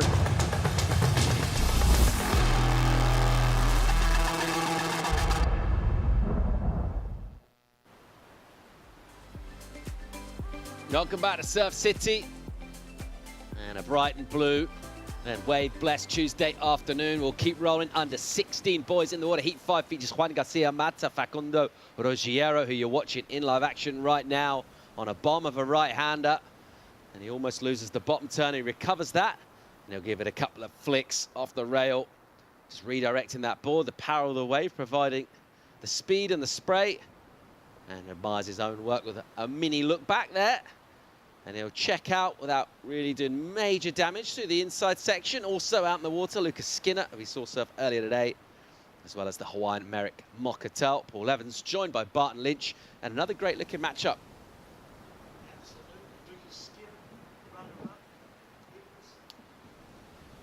Lucas Skinner, runner-up in this division in Rio de Janeiro 2023. Here he is up and riding. Here goes Lucas. A left for him. Nice turn off the top on the backhand. Bang, another one. Good opening combo. Whoa, great third hit as well. It's cash and stylish and polished. And that is top to bottom surfing. And no downtime at all on that wave, BL. No, not the biggest wave, but a great starter. 383 comes in for Argentina. Hawaii. Mokatell here, look at this. This is a bomb. And pushes really, really hard, almost too hard. Does so well to hang on. I'm not quite sure how he did that. And then he'll go through to the inside. And he's up for this. Look how much he's putting into these turns. He's really pushing hard. One of my favourite styles. The way the arm flares in the bottom turn is very individual. I like it a lot. See a lot of lines outside, so sets approaching. Having to duck dive that one. Love the drone angles, really adds such a wonderful element to the broadcast.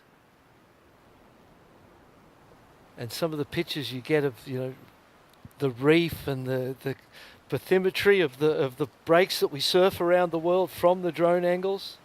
They've added so much to the broadcast. Particularly the swells as well, because generally you're obviously looking at swells from sea level. So it's really hard to notice the refraction, some of the bend. That's really, really cool to look at that. We're watching a wave bend in now towards Ruggiero of Argentina. And here he goes on a bomb of his own. Bang! Ooh. Wow, that was really aggressive. Love the intent from him. He goes into the lip, and then as he gets pinged out of the lip, he'll go down. In the meantime, let's go and hear from the winner of the last heat, standing by for an interview with Rachel Tilley. Thank you so much, guys. Adrian, congratulations, representing Team Peru. You had a strong heat out there. Tell me about how you felt. Well, pretty fun to surf in these waves. It's amazing. The place is great. The water is really warm, a really good environment. Super happy to have gotten a couple of waves to pass the heat. Although the conditions were pretty tricky, like the peaks moved a lot, I was able to get a couple of good ones and pass the heat. So when you are observing the fact that the conditions are changing a lot from this early morning, how do you stay adaptable and change your strategy to adjust to that? So from early in the morning, I came to watch a couple of heats of the team, and the conditions has changed a lot. So what I thought was coming 1 hour and a half before the heat, and to adapt to those conditions, and like not forget about the morning, but really focus more on how the conditions are right now.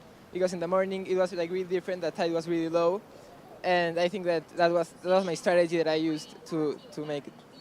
Oh, well, a great answer and a great job out there. You adjusted well and did the job. Is there anything you'd like to say back to Peru?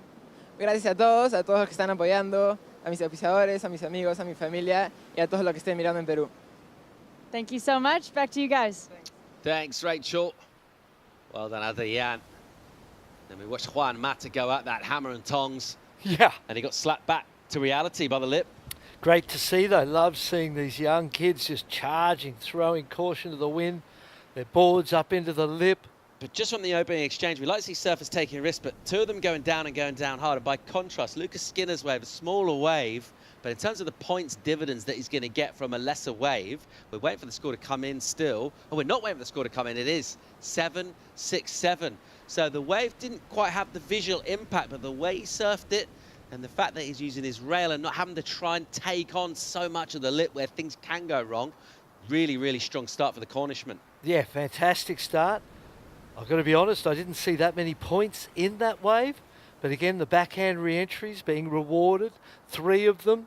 They did kind of get better as he went along. The last one on the closeout, critical. So, you know, it's consistent what we see and what we learn. And it makes it, I suppose, more predictable, more understandable that you know that, you know, big backhand re-entries tight to the pocket, few of them, and you're on for a good score. Yeah, had a bit of a stuttery start to his previous heat, the end of the last round. He's back with vim and vigor in this one already. 7-6-7's big, really big to kick things off. Meanwhile, here's a solid wave, Ruggiero. And then he'll go patiently streaking across this section. Gives it a whip, which he just sort of ran out of steam, or maybe his angle wasn't steep enough up the face. Whatever it was, he ended up doing that turn just a little bit in front of the pocket, and the wave left him behind. Yeah, the first turn was missed too, so I feel like that was a bigger set wave. It was bumpy on the face, and maybe there was a bit of, he was tentative, wasn't he? He kind of missed the first opportunity. The second one was a little mistimed too. So yeah, that was a big set wave. There was going to be, you know, a lot more points in that if that first turn had happened with authority. But once that first turn was kind of missed and carved down around that section, it kind of, you were maybe battling upstream a little bit to get a good score. So better you get out of there, get back out the back, and, you know, make sure you get that first turn in. Numbers in for Merrick Mucatel, 4.57 for him. So he gets involved in this one. We'll get down towards the halfway point now. A little graphic about conditions. Solid swell, 5 to 8 feet. The winds have been light, actually. In fact, the last couple of days they've stayed lighter than they did the first couple of days of our event window here. The wind picked up late morning. It's sort of sat back down again now. It's dreamy out there. Yeah, and you imagine as the heat of the day comes on, the sea breeze comes in to cool things down. But not the case today. Beautiful glassy conditions all day. Let's go and check in with Team England. Rachel Tilley's with them. Yeah, I'm down here right now with Team England. Looks like sets are coming, and so intensity is high. Lucas is leading the heat, as you guys can see. He has a 7.67, and it's looking like he might have a look at this wave. Red is up and riding. It's not going to come through for Lucas out the back. So, Ben, can I ask you real quick, what have you given Lucas as advice out there, as he's doing well so far, but he still has half a heat to go? Yeah, I mean, it's really hard to find the right waves. There's a lot of different places to take off. Here he goes right now. He's on the right. No, he's gone left. So I just told him, you know, when we warmed up the first day he came here and warmed up. The first day he came and warmed up was really similar to this, and just to remember that day and try and look for the same waves as he caught that day, because he had a great free surf. He opened up strong, but he just needs a good backup now. So we'll see how it goes. Well, a bit of more work to do, but plenty of time left, so good luck to Team England. Yeah, thanks, Rach. Let's go, Team England. Woo, woo!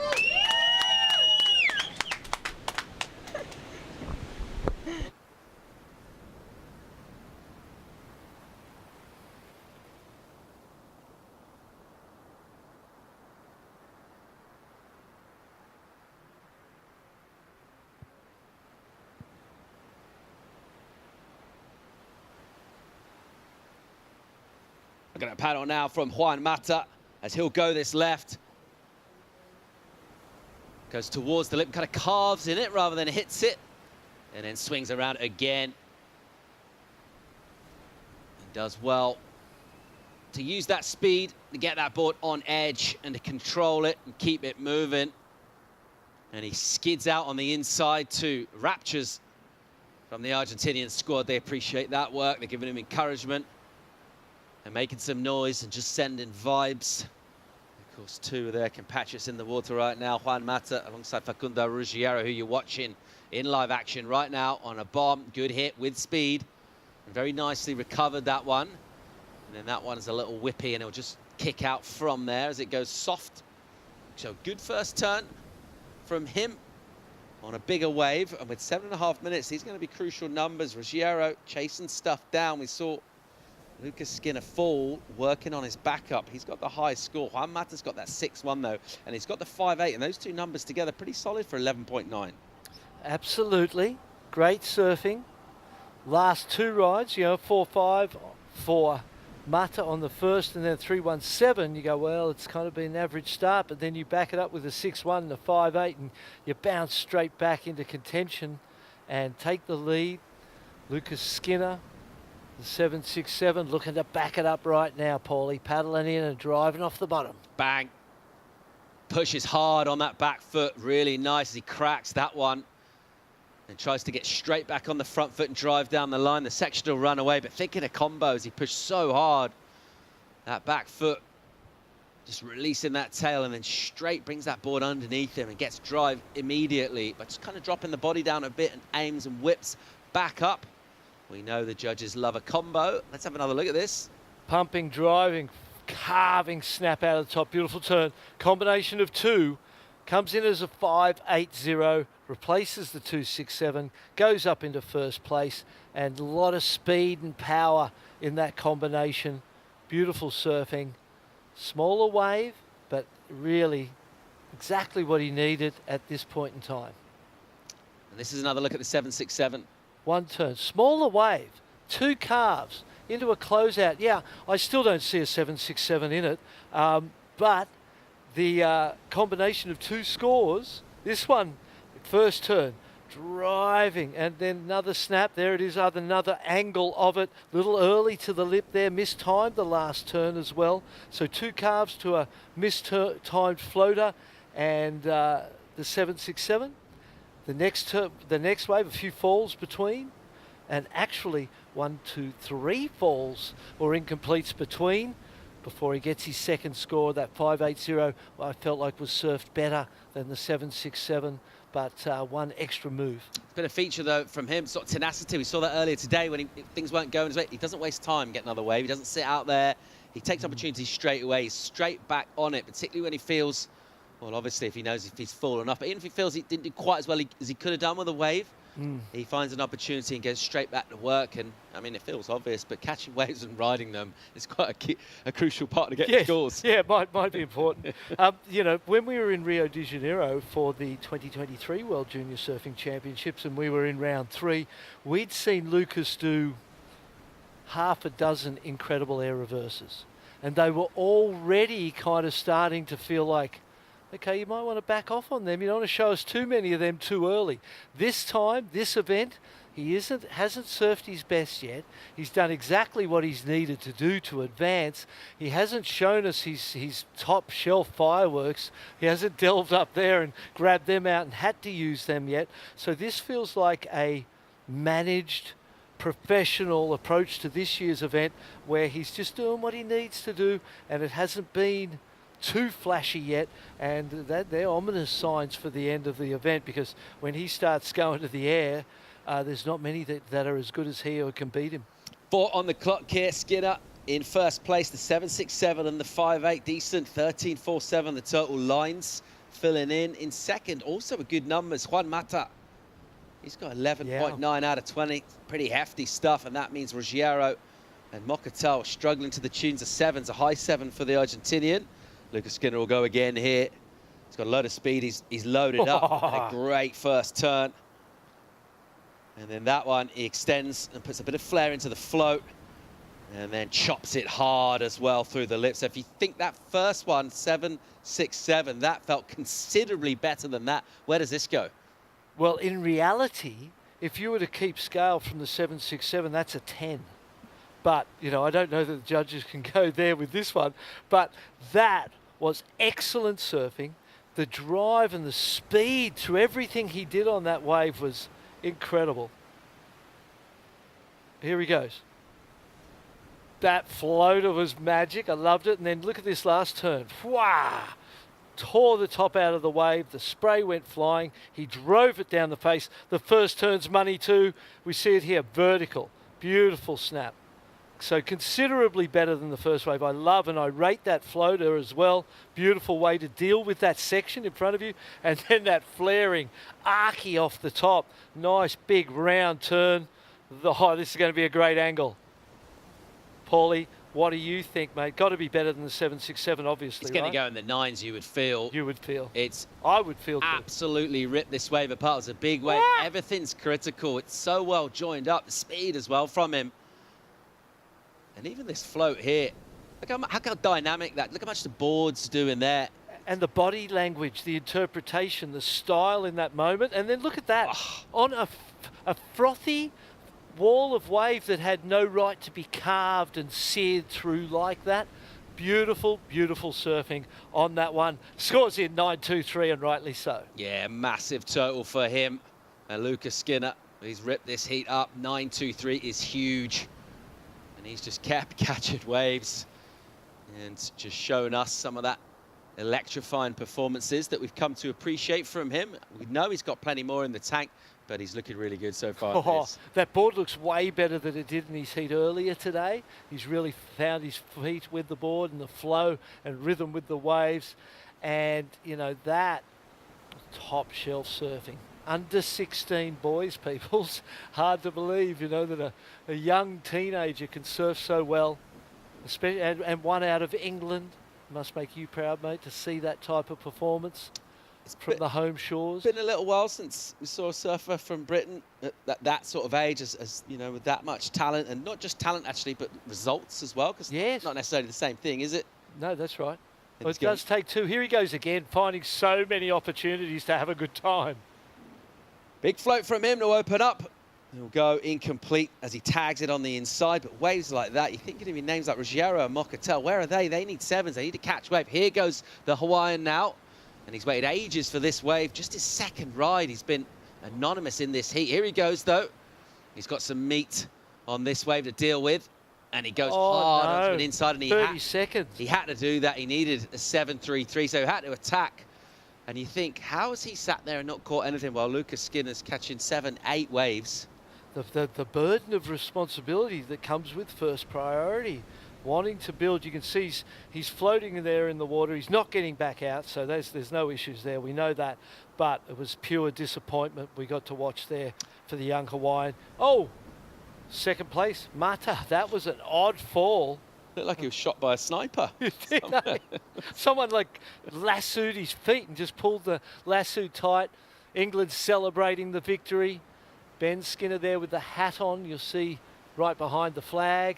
That's the father of Lucas Skinner, so he'd be a proud dad right now. Great win for England. Yeah, great result and performance, particularly for them. And Lucas straight in. Team England will get into a huddle here. And in terms of notes on that heat, it's not too much to say other than keep doing that. Well, yeah, for he and then for, you know, for Merrick and Juan and for Sundo, you guys need to, Facundo, they need to stay busy. They need to be catching waves. You need to get on the hustle as Dad gives his son a hug and a kiss for a job well done. Brilliant heat from Lucas Skinner.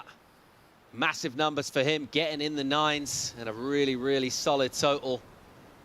And now that's the second time he's surfed today, actually, which you know, that maybe might not sound that impressive to people thinking they just surfed 2 20-minute heats. I'll tell you what, the heat out there, the pressure of competition, that is draining.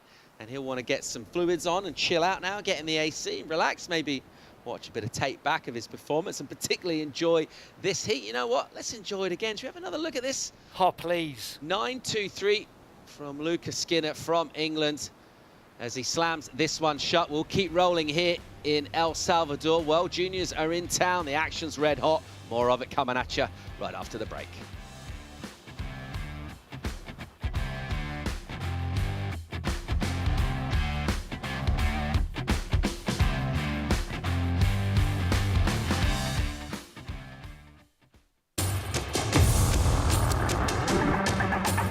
It's one of the biggest goals and one of the biggest dreams.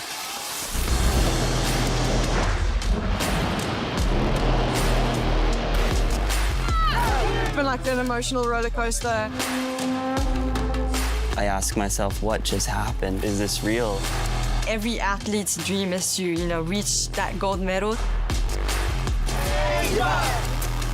I'm on a mission, I think that everything is possible.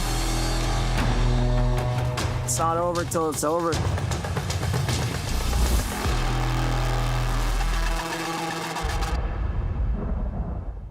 There's a right time for everything. A right time to learn. A right time to try. A right time to fall. There's a right time to find your wave. And there's a right place to enjoy your passion like nowhere else.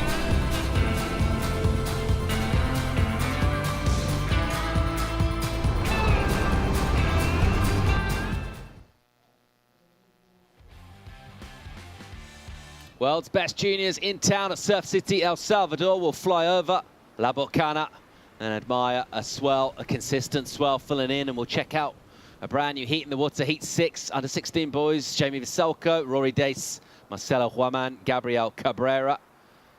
So South Africa, Portugal, Peru, Panama. And 20 minutes to get a couple of scores. 2 of those minutes already gone.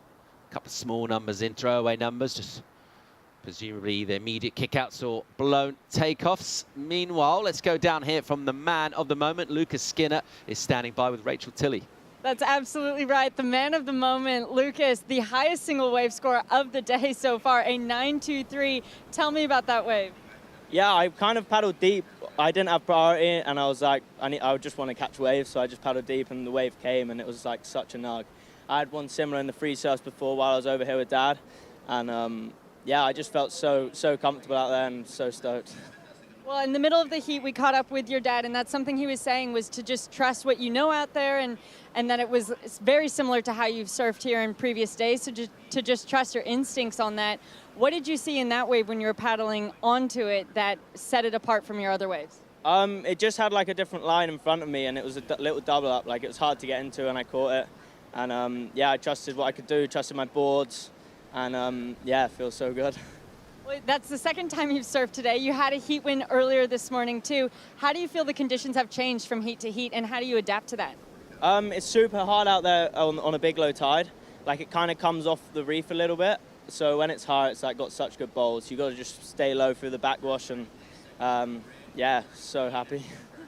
Well, your team is so proud of you here. They've been cheering so loud. I know everyone's cheering so loud at home too. Would you like to say anything to them? Yeah, again, Mum, Lila, Lucy, everyone at home, everyone at the factory again, all the boys, just getting on surfboards, repping, stoked. Thanks so much, congratulations, and back to you guys. Thanks, Rachel. We'll pick up Huaman here on his backhand, doing good work, big section way over his head, and he put it up nice and steep and tagged it. And there's the South African Rory Dace. And if we're just reading by his body language, doesn't seem overly enthralled by the work he's just got done. The St. George's Cross will flap in these balmy airs here at Surf City as Team England. Pretty happy with the way that one worked out.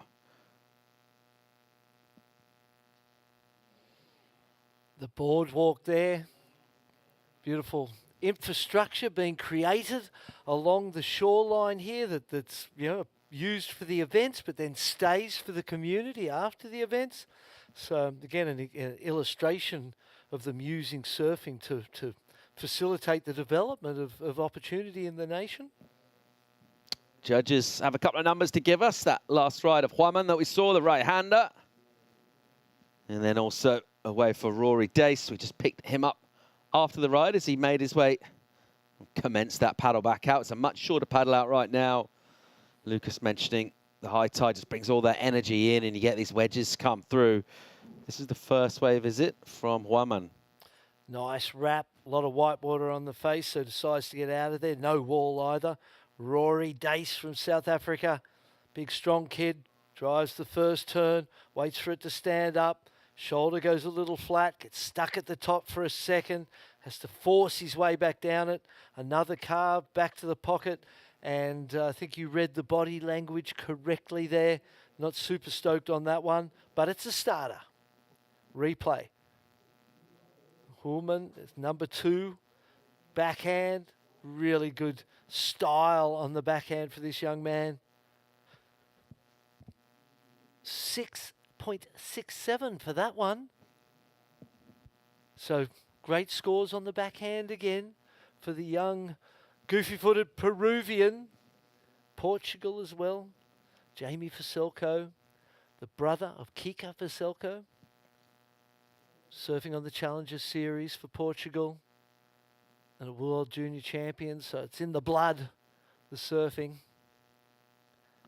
14 to go in this. Huaman score, the 6.67, is the best of it thus far. Backhand, getting points, getting dividends from the panel. The combos, they love that. The sharp finish, strong surfing, vertical attacks, and goes into the good range of the score. 4.33 for Rory Dace, the South African. Better than he would have thought. Feels like, I remember when we did the first heat today, Jamie Faselko was in that heat, and I was kind of saying how I felt like the scale was held down, and how by the end of that I feel like that scale will start to breathe and expand, and I think we're kind of seeing that expansion in the scale in this heat with the 4.33, with the 6.67. It's kind of like the tide, wasn't it? It was lower this morning, and it just kept and now with high tide, it's just floating up on top of the tide. Yep. 13 minutes to go in this. Let's see if we can get a wave 4. Jamie Faselko, also Gabriel Cabrera. Not a lot to get excited about for them thus far. And we still really went for Rory Dace. He needs a second wave and a legit score as well as a backup for Marcelo. He's only got that 3.17. He won't be happy with that. He'll definitely go to work on that. So getting down to, what are we, mid-afternoon, 2:15 in the afternoon here. Probably the warmest part of the day. Exactly like you said, you expect the wind to be maybe raging a little bit off the sea here to kind of level things out, but it's not really been that way. It's nice and smooth and calm, and with that high tide, because we haven't got the onshore, we don't have nearly as many of those chops, and that's just smoothed out the faces and made these wedges look dreamy, and that's why we're seeing surfing like 9s coming through for the likes of Lucas Skinner in that last heat. And this one, other than that 6, bit of a lull in it, bit of a quiet period. We'll get towards that 12-minute mark now with some lines approaching on the outside, but we were actually just talking off air in our break there with a few crew that have been coming here for a number of years, different events, and no one's ever seen this place under head high. They've never seen, chest high is the smallest anyone's seen. I've never heard anyone say, it was flat. So in all the events that have been run here over the years, they've always had waves, and that's what makes it such a great regular stop for the ISA with such big fields of competitors. You need a place that's consistent, that gives you lefts and rights, that creates equal opportunity for all. And El Salvador, Surf City El Salvador, is definitely a great place for events, provides wonderfully. There's always going to be lulls, that's just the nature of the ocean, but we haven't seen too many that have lasted very long. And again, we've seen some surfers find it difficult to get waves, but at the same time, their opponents have had 6 and 7 waves at the same time. So more often than not, it's been the priority that has had you sitting and waiting. And with that priority, you've fallen into the trap of being over-selective. And people without priority, well, Lucas Skinner just dropped the day's highest score without priority. So lots of opportunity without the priority. You just got to be patient with it, but don't be too patient. It can be a hole you can fall in. That's the Portuguese server Vasilko with prior right now. He'll give it a paddle. He'll realise he's not really in the spot there. And our heat leader, Marcelo Huaman of Peru, will take it, and he won't take it very far. He goes down. The octopus just grabbed his leg, dragged him under. Unfortunate fall, but I'm not sure that wave was going to stay open for too long. Looked like it was going to race off pretty quick. Down towards that 10-minute mark now. Scores will remain as we were. Huaman will get just a tiny decimal for that. Let's see if we get any repositioning here amongst the pack. Priority, we talked about that and how sometimes that can weigh on surfers and start to play in their mind, make them do things they otherwise wouldn't do. Let's see how Jamie Vasilko reacts to having that priority. At the moment, he hasn't really had to make many decisions. He's made a little decision not to go there, which is a good call. But other than that, there hasn't really been any waves. Meanwhile, Huaman, relatively liberated with no priority, decides to take a wave, and he rides it a couple of times, gives it a crack. Why not? Looking to improve on the 317. First term was beautiful. He's got a great backhand. Really lovely backhand. Peru known for its left points. Definitely keen to go and visit some of those points. I've been to Peru a couple of times for a WQS event back in my touring days, and with the ISA, the Australian team as coach. And, great country, passionate people. Vasilko using priority. All right, here he goes. Nice looking wave. Look how steep this is. Cracks it really hard and then keeps the speed. The bottom turn is nice and low and deep and powerful and controlled. He loses it, but it's just the end of the wave anyway. So all he would have done is really just ease the tail out and then kicked it anyway. Fair call. A little fall at the end, but prior to that, that first turn, it looked sparky. Yeah, my mind's referring back to the 6.67 and that score from the Peruvian, the potential of this wave, Rory Dace. Here goes the South African. Good first turn of his own. Look at the spray. It takes ages to land. He's a big lad, and there's some power in the water. So when those two match, it's spectacular. And again, gets that head down almost between the knees and just throws buckets. And then he'll tag it a couple more times as well. And a finger flick to finish. We don't mind it at all. I love a bit of passion. Don't hold it in, let it out. And great. Rory's a great kite surfer as well. Does a lot of kite surfing. So talented kid. Going to have a score to back up that 4.33. Vasilko, this is going to be an important score for him. If the judges are kind and overlook the fall and they don't sort of take it into consideration too much and penalise him too much for that, he'll have a score that will match everybody else's and be in a competitive position. Panama, they're wanting and needing right now. Second priority. And a Grommet having a great old time in the shore break there. How good's the beach? You know that as a father. You take your kids to the beach. You don't need any toys. You don't need to entertain them. You don't need a screen. You don't need anything. You just take the kids to the beach. They'll entertain themselves, and Mother Nature will do your job. Here we go. Oh, quick in and out. Vasilko realises pretty quickly that one running away. His number's in, 4.83. For prior to that, so that crack on his first turn on the back end. Good enough for 4.83, good enough for second as well. Currently, we're waiting for a number for Rory Dace, though. This one will be interesting. So we got 4.33 on a wave that was slower, smaller, and had fewer turns. So you're thinking this must be significantly better than that. Where's he going to put him, I wonder? And you saw the spray getting thrown as I did, and it was a good long ride. The completion was there, the emotion at the end of it, a plea to the judges. Come on, give me a big score. 6.67, the high score in this heat. That was some backhand turns, just two of them, I think. Yeah. Wasn't it, on that right-hander, the vertical finish. So let's think about how that will compare, and we'll wait for the judges to lock in. 6.5. I mean, we've lost so much time, so we haven't lost any. It's just gone fast, gone by so quickly. We're absorbed in the performances, mate. You're not even watching the clock. Here we go. Huaman will go backhand, a little lip crumble, and he'll go around that, and then won't quite get at it. He'll go not quite vertical, more sort of 45 degrees up towards the lip. Was that Cabrera getting a little tangled? He needed to go something, so he's got the right idea, not quite the execution. Under 6 minutes now. No, the pressure's mounting, isn't it? You know, you can tell. We haven't had a repechage round yet, so the guys who are advancing through these main rounds very soon are going to get some time off. They're going to have a day or two where it'll be elimination rounds to catch up with the main round. And so while it's been, you know, a few days of tough work here in the heat, they'll get some time to refresh.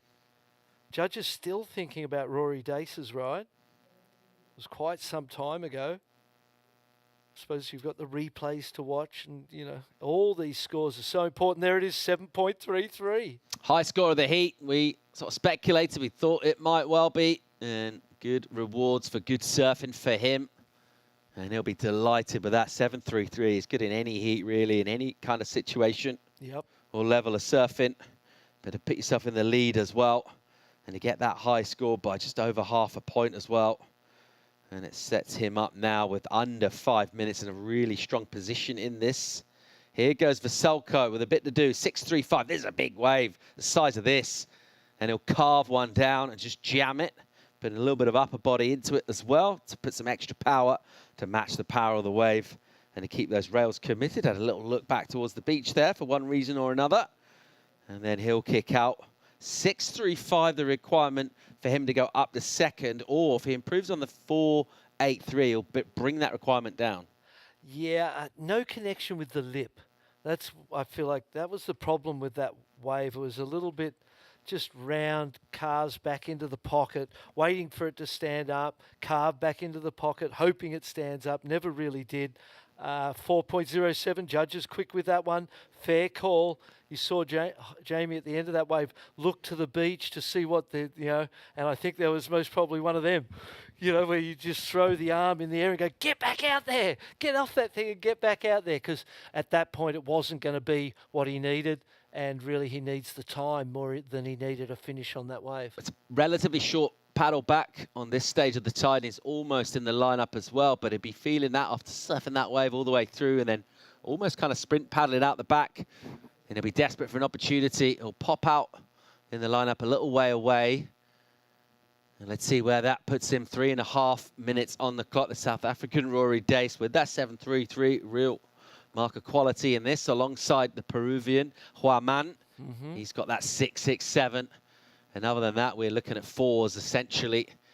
So really, for you know, for Jamie, you just go, if I throw that 4.83 with a 7, I'm in the lead. You know, so the ask is, you know, 6.35, as you can see, to go to second place, but the lead's about a 7 away as well. So pretty clear what he needs. You'd hear it. There's no wind muffling the sound or taking the beach announcers, you know, commentary somewhere else so you don't get to hear it. Major set out the back. Look at this thing. Oh, yeah, swinging in. I mean, this thing looks like the biggest set we've seen for a while. And I think our surfers have noticed it. Rory Dace has seen it. He's heading out to sea. There could be some duck dives here for our field. Rory Dace paddling wide. He might be a chance. Yeah, he might get in position here for the left, is he? He'll have a look and realise, no. So no takers on this one.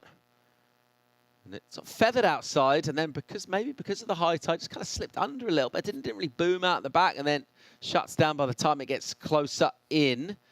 Oh, look at green, heading towards red. 2 minutes on the clock. First and second place with first and second priority. And second place, doing the work, going from offensive now that he's created his base scoreline of 11.17.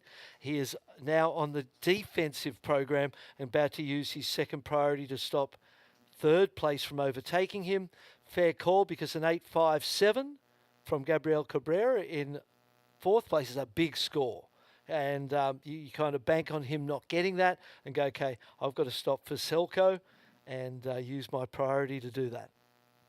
So textbook tactics, really, from defending a second place position in a four-surfer heat. Identify, first of all, where the threat's coming from. Sometimes they might be evenly matched. You've just got to make a decision. Exactly. They're tough decisions, and just got to go with your gut feeling of who's the one you've got to protect or defend against. And in this situation, really obvious who you've got to look for. And he's been making him paddle a long way. Here goes Rory. He'll cut down his line to make room for that bottom turn. It's a little sluggish on that first chop off the rail. That's much nicer. Under the lip, cool little hair flick as well to sign it off. And then there's more spray. He does display some water, this guy. And he'll give it a couple of hits as well. Gives himself a shaka. Don't mind that. So Veselko got himself a wave. He got away. And this one will push into flat water. Will it stand up, though, Paulie? Looking at an inside. We'll need something pretty solid here for 6.35 for a finish. Whatever he does here, it's not going to be massive points on the inside. He's given it a bit of fire. Did we catch the very first turn of that ride? I'm not sure we did. He might have done something out the back. But from what we saw, it looked a little bit kind of set up. And then the finish, a touch underwhelming, just in terms of the height of the wave. This is a solid wave, though. Wow, man. And maybe this is why he let him go, because he saw this. And this one much steeper the whole way. Gives it a first crack. Oh, closes out, though. He's not going to get an improvement. So that one will run down. So Juan Man identified a wave. Got one turn out the back. Time is up. We don't think he'll improve his 4.5. We're out of time in this heat. Dace is good. And it's all about Veselko's number. And he's been stuck in the 4s in this. Got a couple of them. He needs to go a couple of points better. 6.35, the requirement. Score came in for White. Stays in 4th place. Gabriel Cabrera through to the repechage round.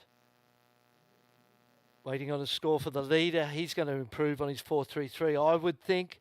And what is Jamie Veselko's score? I'm with you. I think the outside wasn't strong enough to get the 6.35.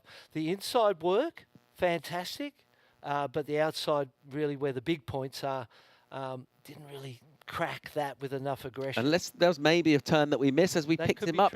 If he did something major right from the get-go out the back, that could certainly have a major impact on the score. Well, we'll leave that with the panel for now. And we'll find out when we come back on the other side of a break. It's been yet another entertaining heat still. Great conditions out in the water for the world's best juniors. More live action from Surf City, El Salvador. We'll bring in Shannon and Mitch for the call. We'll be right back.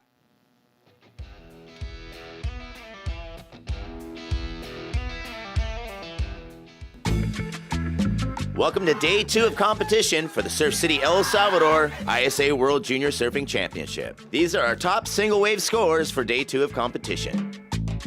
This coast finding an option here, the Australian Kelleher. Beautiful carving from him. How's this stuff? Smooth as you like with speed. Team Spain's Hans Odriozola gets an 8.17. Feels amazing. I'm super happy to get 2 good waves, and I'm happy to make my first heat, and let's see how it goes. Team Hawaii's Tiger Abubo with a 9-point ride.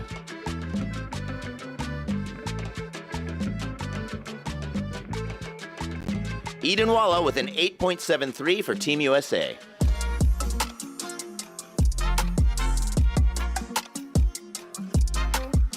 Look at this thing, absolute bomb. Rosanna, how's that turn? Love that. Really aggressive, coiled in the bottom. Another vicious snap, loads of speed.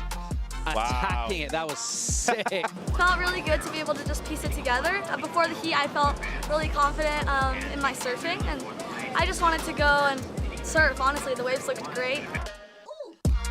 Look at the size of that section too. But to be able to get, first of all, the highest score of the women's U18 event so far.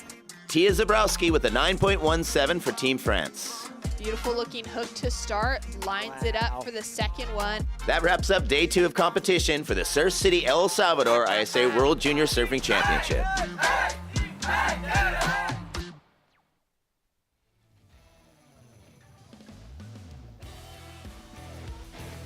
We're back into live action. That wind has certainly started to pick up as we're into the afternoon here of day 4 for the ISA World Junior Surfing Championships. Lachlan laying it on the rail as he's coming down the line, setting himself up for the inside finish. Quick out, that'll give him a slightly easier paddle as we take a look now at Harrison for Team New Zealand, setting himself up with that mid-face carve to start. Little bumpy on the face of these waves. As they're taking off on those outside sections, a little chatter from the wind and things getting slightly sloppier, but overall still some big scores dropping heat after heat. So it's very exciting to be tuning in to the kind of towards the back end of the day. Shannon Hughes in the booth alongside Mitch Salazar to call the action. Mitch, you've been involved in so many ISA events along this, along the years.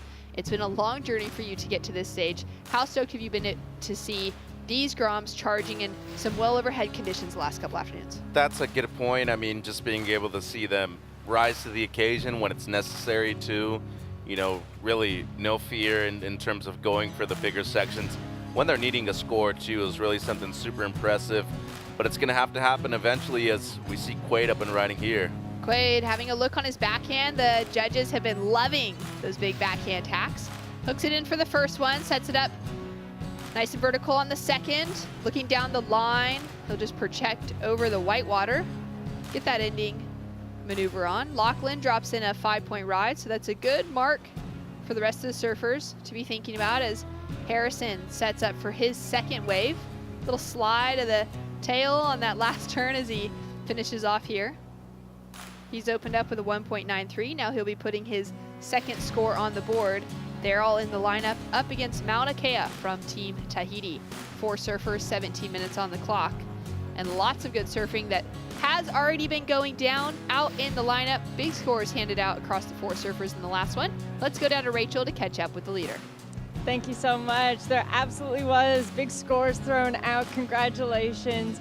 That was an excellent surf heat. Talk to me about it. Yeah, it was a super fun heat. I mean, versus Jamie in the first round, so it was nice to have a heat with him again.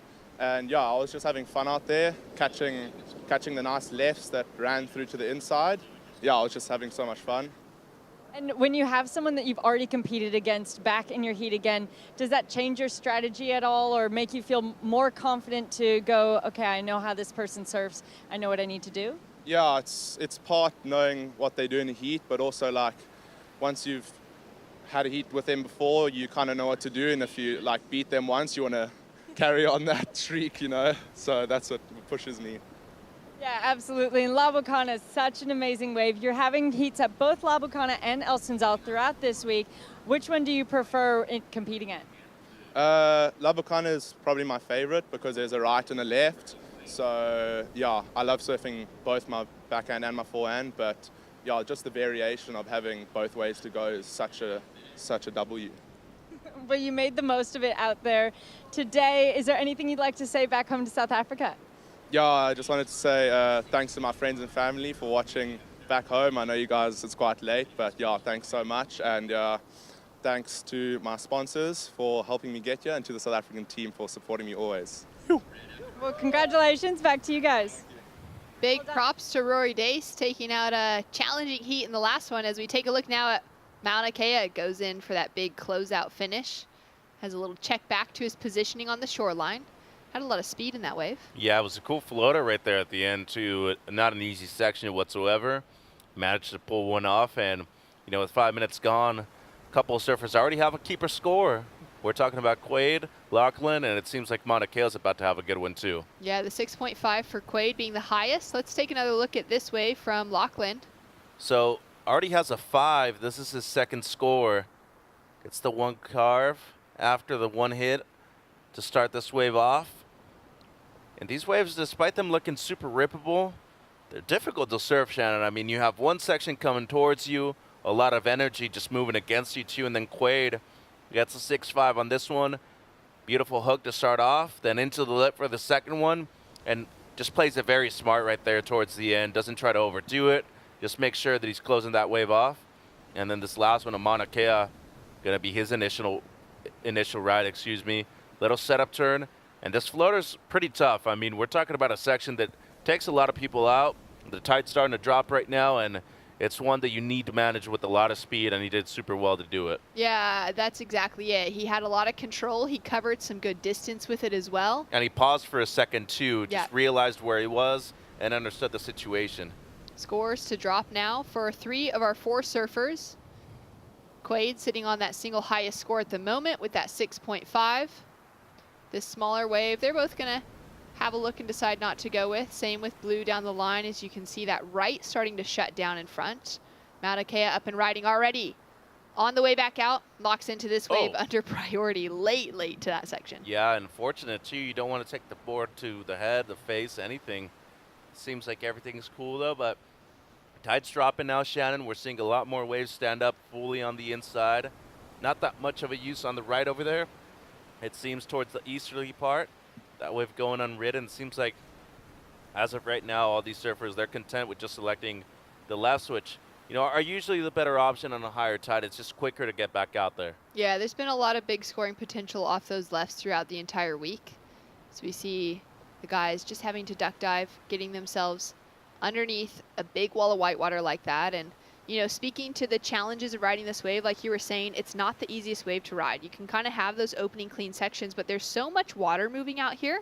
It's almost like we're in an island location, like you're in Hawaii and you get that backwash sometimes, you get that side sweep.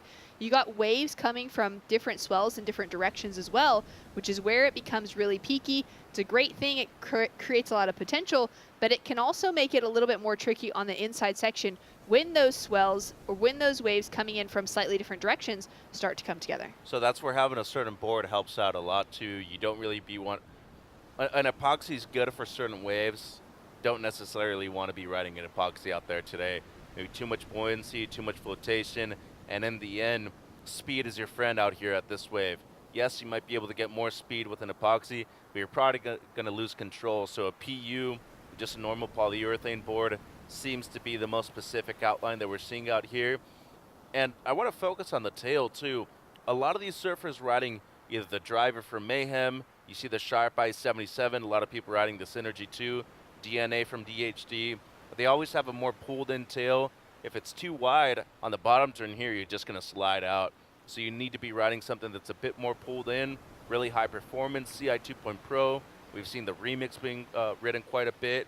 And in terms of the fin selection, something that just holds a lot and doesn't pivot out too much when you're on the bottom turn either, Shannon. Yeah, great insights. Those pulled in tails, just allowing that board to kind of stay in the face of that wave a little bit easier. And, you know, you can work with the tail too if you want. You can use a squash. A lot of people opting for the round tail, you know, maybe not as rounded pin. And then a swallowtail is essentially two round tails too. Matt Biles always talks about it. I love swallowtails because it just allows you more control, but just as much pivot as you would have on a squash tail. Couple different options that we'll see from these Groms testing out. Some of them would be really familiar with their equipment, understand some of those nuances. Others maybe not so connected to that equipment, learning how to surf or being a surfer for a while, but not quite having that depth and insight, depending on where they're traveling from, maybe what their home shaping community looks like. If they're buying boards off the rack from shapers in different locations around the world. And so it's a great opportunity as well for these Groms to be connecting together, to be looking at each other's equipment, you know, taking a look at the equipment that some of those surfers dropping the big scores that are having really consistent heats are doing, because it's not just their surfing that's getting them there, it's also that equipment that's assisting it. 100%, and you're only as good as the board that you're riding too. And a good surfer can ride anything and still perform. But when you're competing against the world's best at this high of a level, you need to be on the right boards for yourself. And, you know, as we've talked about during the event before, certain people have limited resources. That's understandable, but as soon as you get a little bit of spotlight and some success, you should have opportunities and things available to you that you probably didn't have before. So this is the event, or this is the type of event where you should be reaching out to others and try to get some more access to equipment, especially those from countries that don't necessarily have a ton of options. And I remember I took a board off of a rack one time, a Paisel, ended up being one of the best boards I ever had, and it wasn't a custom-made board for me. It was just a stock standard board. It ended up working. I've also got one of my favorite boards at home from Thomas up in the Noosa area of Queensland, straight off the racks, sent it down to me, and it's been one of the best boards I've ever written, just locked in straight away, where some of the hand shapes that, you know, kind of have come out before that, I just wasn't that happy with, wasn't really working. So it's cool to be able to see some of those things, to be able to get to know those nuances, and even an opportunity like this from some of these Groms to maybe be able to even buy a board from someone else at an event like this. By the end of the event, you're going to have a lot of surfers with a large quiver that they brought in. Maybe they don't want to bring everything back home again, and you might have the opportunities to get your hands on equipment that you otherwise might be a little bit more challenging, and to be able to get it maybe at a slightly cheaper price than buying it straight off the racks. We actually see that a lot at this event at the World Surfing Games, people just buying boards off of others. It's really cool to see the people that have had more opportunities, maybe a bit more equipment, kind of just be like content to sell their gear, and eventually provide some stoke for another person that wouldn't necessarily have that option if they were just at home. I remember Felipe did that a couple times here and ended up working great for the person that bought the board, because we're talking about a 2-time world champion, a former ISA junior medalist. Like, the guy knows what it's about, right? And then you see somebody like Quaid who can just ride anything too, and that's really where you go to see the best surfers in the event too. Those guys that just couldn't ride anything at any given time.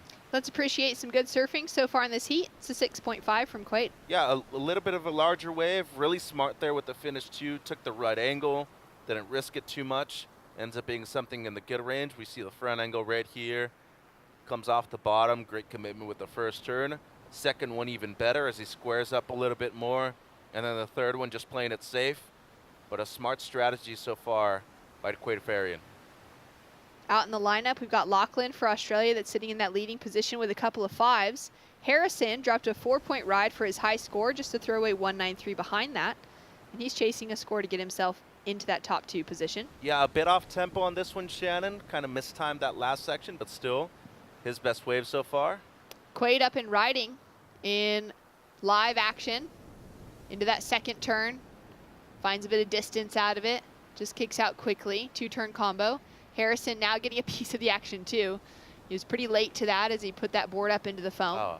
Lachlan goes for something a little more radical in the turns, and he'll fall on his final maneuver. Well, Quaid should be taking the lead here. Needs something close to a 4.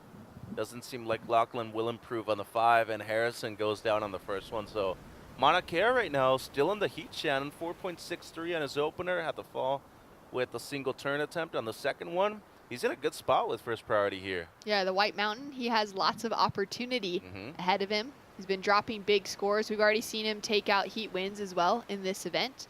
So just kind of playing that patient game. Only chasing a 188. We do have a backup score to drop in for Quaid though, and that's going to change the requirements should he take the lead and make it a slightly bigger on the rest of the field into that 5 to 6 point range to be able to take away second. And we have seen Tahitians do super well in this format. Tamaroma Kom was a finalist before at the junior level. Hira Tarinatufa has been a 2-time gold medalist at the World Surfing Games, so they've got experience. Can't talk enough about Michel Perez too, one of the all-time greats coming out of the Polynesia, so they know what they're doing. They've been in these situations before. They've kind of passed on that information to some of the newer generations, and as of right now, 5.5. That low benefited Mauna Kea quite a bit because it meant that everybody else wasn't able to get a backup score. So as of right now, having that exchange right there, Quaid getting his second best ride, Harry getting the fall, and then Lachlan not improving on the 5-point ride. It was almost best case scenario for Mauna Kea. A score in, just a 3-point ride for that last of Lachlan, not going to factor into his top 2. And a 6.17 on the board for Quaid takes him into the lead, increases the requirement by a lot. A 6.47 now for third, and a 5.84 is what Mauna Kea will be needing on this wave to put himself up into second. First opening cutback, sets it up off the rail and drives hard into the lip line to finish. A solid second one right there. The first, just really a setup carve, but you know, strong on the finish right there. Should it be better than his 4.63? Is it close to a 6? Maybe right around there. They've been a bit more lenient with those end section maneuvers right now on the higher tide. Probably won't see scores that go that high, Shannon, on the larger waves when we see a lower tide. But the swell already dropping, really good in terms of the consistency, a lot more manageable. But as you can see on the higher tides, it is a bit slower. So these are the heats where you really need to compete better rather than surf better, Shannon. So true. 2:45 p.m. So we're just coming off of that high. Conditions will hopefully be improving through the afternoon as that tide drops out. Taking a look now at Harrison into that first snap. Sets it up with a little drift off the second. Sticking with this one, hoping to be able to really milk it for a little bit more. Chasing down a 6.47. 3 minutes, 40 seconds on the clock. And it's going to be an interesting few days moving forward as we have the decline in the swell. It could really just separate the peak. The shape should stay really nice, just given the nature of this cobblestone bottom. Kind of have everyone sitting in a little bit closer to shore, possibly shorter rides, with Quaid looking really sharp for Team USA out in the lineup. Little wait this afternoon to get his hair wet has not, been a hard thing for him to come out firing in the lineup. Little fist pump right there at the end. Quaid's surfed and competed very well today. This is the second time he's competed. Remember, we saw the last few heats of the previous round compete earlier this morning, so already the second time that he's had to surf in a jersey. And with just under 3 minutes, I feel like he's going to extend his lead by a substantial point. And as of right now, it's going to be a battle for second. Scores in for the last of red, and it's enough, Shannon. There it is. He's got a 4.63 and a 6.6 now on the board to improve his situation. And a 5.77 is the requirement on Lachlan, a 7.23 now for Harrison. Harrison with a score to drop from his last wave, and now to find out how much Quaid could be increasing his leading position with, should he improve on the 6.17 on the board. Yeah, and part of Newport Beach Board Riders, competes very well for them. Second time now as a member of the USA Junior team. Did quite well in Brazil in his first instance, but, as we've spoken before, great waves at the beginning of the event. We had to cut the repechage, so everybody that was still in the main rounds only had one more opportunity left. Wasn't able to get anything good after that, and then next thing you know, qualifies again for the team, and Simo and the entire coaching staff once again selecting a great team. But he's kind of leading the pack for the U16s right here, and he's looked great by doing so. Putting himself in position, Lachlan decides not to go on that one, so Mauna Kea now up and riding under second priority. Nice little start to this wave. Two-turn hit to the section, smaller size, trying to improve on the 4.63. It was really smart at that point. In lower priority, might as well try to back up and improve on the 4.63. Seems like Harry and Lachlan up and riding. We'll track with Lachlan, chasing the smaller requirement, a 5.77. Gets a little stumble on the first turn. A lot of chatter through his board as he's driving through that bottom turn as well. Harrison looking for the finish. Oof, just kind of coming underneath the lip rather than be able to connect with the edge of it. Quaid going into the air. Watch out, though. Don't hurt yourself at this point of the heat. No need. Seen that quite a bit in the U16s. I like his look back to the beach as well. You could imagine the coaches just going, calm down. Chill out, kid. Chill out. Take a breath. A lot of heats to surf after this. No need to injure yourself, damage the board. Scores in for his previous wave. It doesn't improve. It's a 5.70, so still going to be the higher score for the majority of the heat outside of the two that he has. But it's not enough to improve his leading position. Score to come in for last of Mauna Kea. Again, trying to improve on the 4.63 specifically to put a bigger requirement. Well, doesn't seem like either Lachlan or Harrison are really going to have another chance here. And the last of Lachlan was just not enough, the 2.7 for his last one. Up and riding. Looks like this may have been before the buzzer sounded. Nah, just with the body language, you can tell after the buzzer right there, so not going to count. So Harry needs a 7.23. Don't see it being the best way of the heat, Shannon. Yeah, that's a great way to look at it. Sharp surfing from Harrison, but that 7.23 is, about a point higher than the highest score that we already have on the board. Still waiting for the last of Mauna Kea and Harry to drop in. Last in for the Tahitian, Mauna Kea, a 6.03, does well to improve on his second place position. Also means the requirement on Harrison, which was already high, is that much higher into the mid-range 8s now on that finishing ride. So he certainly won't be getting that score. Could maybe be sneaking himself into that third place position. We'll find out when we return. More action. We're going to be into our final heat for our main round 3 on the under 16 boys. Once that runs, we're going to be kicking off the first few heats of our boys under 18s repechage round 1 to end the day.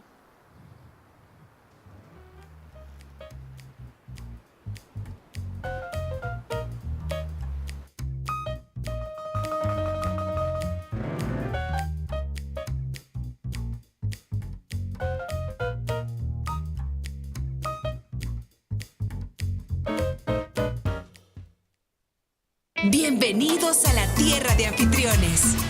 Aquí somos los campeones del mundo en hacerte sentir especial.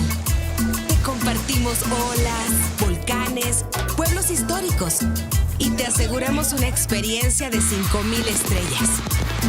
Porque esta tierra tiene más anfitriones por kilómetro cuadrado que cualquier otro país del mundo. El Salvador, tierra de anfitriones. There's a right time for everything. A right time to learn. A right time to try. A right time to fall. There's a right time to find your wave. And there's a right place to enjoy your passion like nowhere else.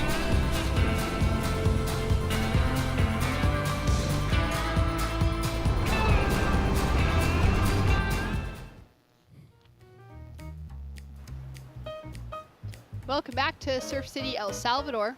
Team Tahiti feeling happy after a second place finish in that last heat with Mauna Kea, mounting a 12.63 heat total behind Quaid with a 12.67, pretty much splitting hairs for the lead in that last heat. They'll be both heading into main round 4 on the under 16 boys side of the draw, and the team is having a little debrief down on the shoreline as we take a look at live action with Alexis Owen out of New Zealand. He dropped some great scores earlier this morning as we finished out main round 2 for the under 16 boys, and he's off to a sharp start. We've also got scores to drop in already as we take a look at live action with Dylan out of Team Spain flying into our screen on the back half of that wave. We've got a score to drop for Raimundo out of Chile and Shea from Canada. Yeah, and Breweiler, first time we're seeing him compete for Team Canada here at the ISA Juniors. Seeing Alexis for the second occasion now. Berry, Chilean out there in the blue jersey, and Donegan surfed great this morning. He's definitely one of the standouts here in the later heats of this round, so got to watch out for the Spaniards and how well they've competed so far in many of their divisions. But in terms of activity, Owen is a quick starter. I think he's probably on most of his first waves of his entirety of his heats. Up and riding now, Raimundo with a challenging sort of backwash in that wave, does well to just keep that board moving with momentum. Finds a solid finish as well, right in front of the flags. That's where the teams would be positioned if they're not standing out on the rocks somewhere. If they're hoping for a little bit of shade, that's really the only area they can find it. As of right now, I think a bit shaded than earlier, but I mean, don't want to be out here not being in the shade at around noon. It is hot and humid, and the sun is strong here at La Bocana. Shea up and riding, waiting for his first score to drop. Unfortunately, just takes the spill. And I think Alexis being there kind of distracted him a little bit, maybe caught him off guard, being a surfer right there paddling back out, but he still has plenty of time to get back out there. It seems like consistency picking up. It certainly is. We just can't stop watching live action. Alexis goes down on that first turn, unfortunately. Thinking about shade, you know, a lot of the accommodation spots around here, whether it's a big hotel or just those smaller kind of, you know, great little setups to be staying in, check in the closet. There's often an umbrella there because we get such heavy rains occasionally. Great option to bring that umbrella down to the beach, keep some shade everywhere you're walking as we take a look at Dylan. Oh, great looking first turn. Seems to be like something's happening out in the lineup where everyone's just kind of falling and unable to keep that momentum moving forward. 15 minutes on the clock. Shea sitting in the lead with a 5.5. We've got scores to drop across the board, though, to give us a good look at what's happening. The last heat was owned by USA surfer Quaid Farion. He's down with Rachel Tilley. Thanks so much, guys. Yeah, Quaid representing USA. Congratulations on that heat win. Getting a couple of sixes right off the bat. Was a quick start really imperative to your heat strategy? Yeah, what we worked on before this event was really getting quick starts, and what we really focused on before this heat was getting quick starts, because I was watching the heats just on the beach, and people who weren't getting quick starts were kind of lacking on the kind of wave starved, didn't really get the good waves. So I really wanted to be aggressive and get out there and try to get out to the point as quick as I can to get a good start. Well, it worked out perfectly for you. You maintained that lead throughout it. And you've been hopping between El Sunzal and here, supporting all your different team members that have been surfing today. What is that like, being here in a team environment and going and seeing everyone's heats? Yeah, I love it. I mean, it just makes me psyched to watch other people surf from the team and get excited. I mean, my voice is a little burned out from yelling all day, but I love it, and wish there was more events like this, and really psyched to surf with my home country, USC, and really love it. Yeah.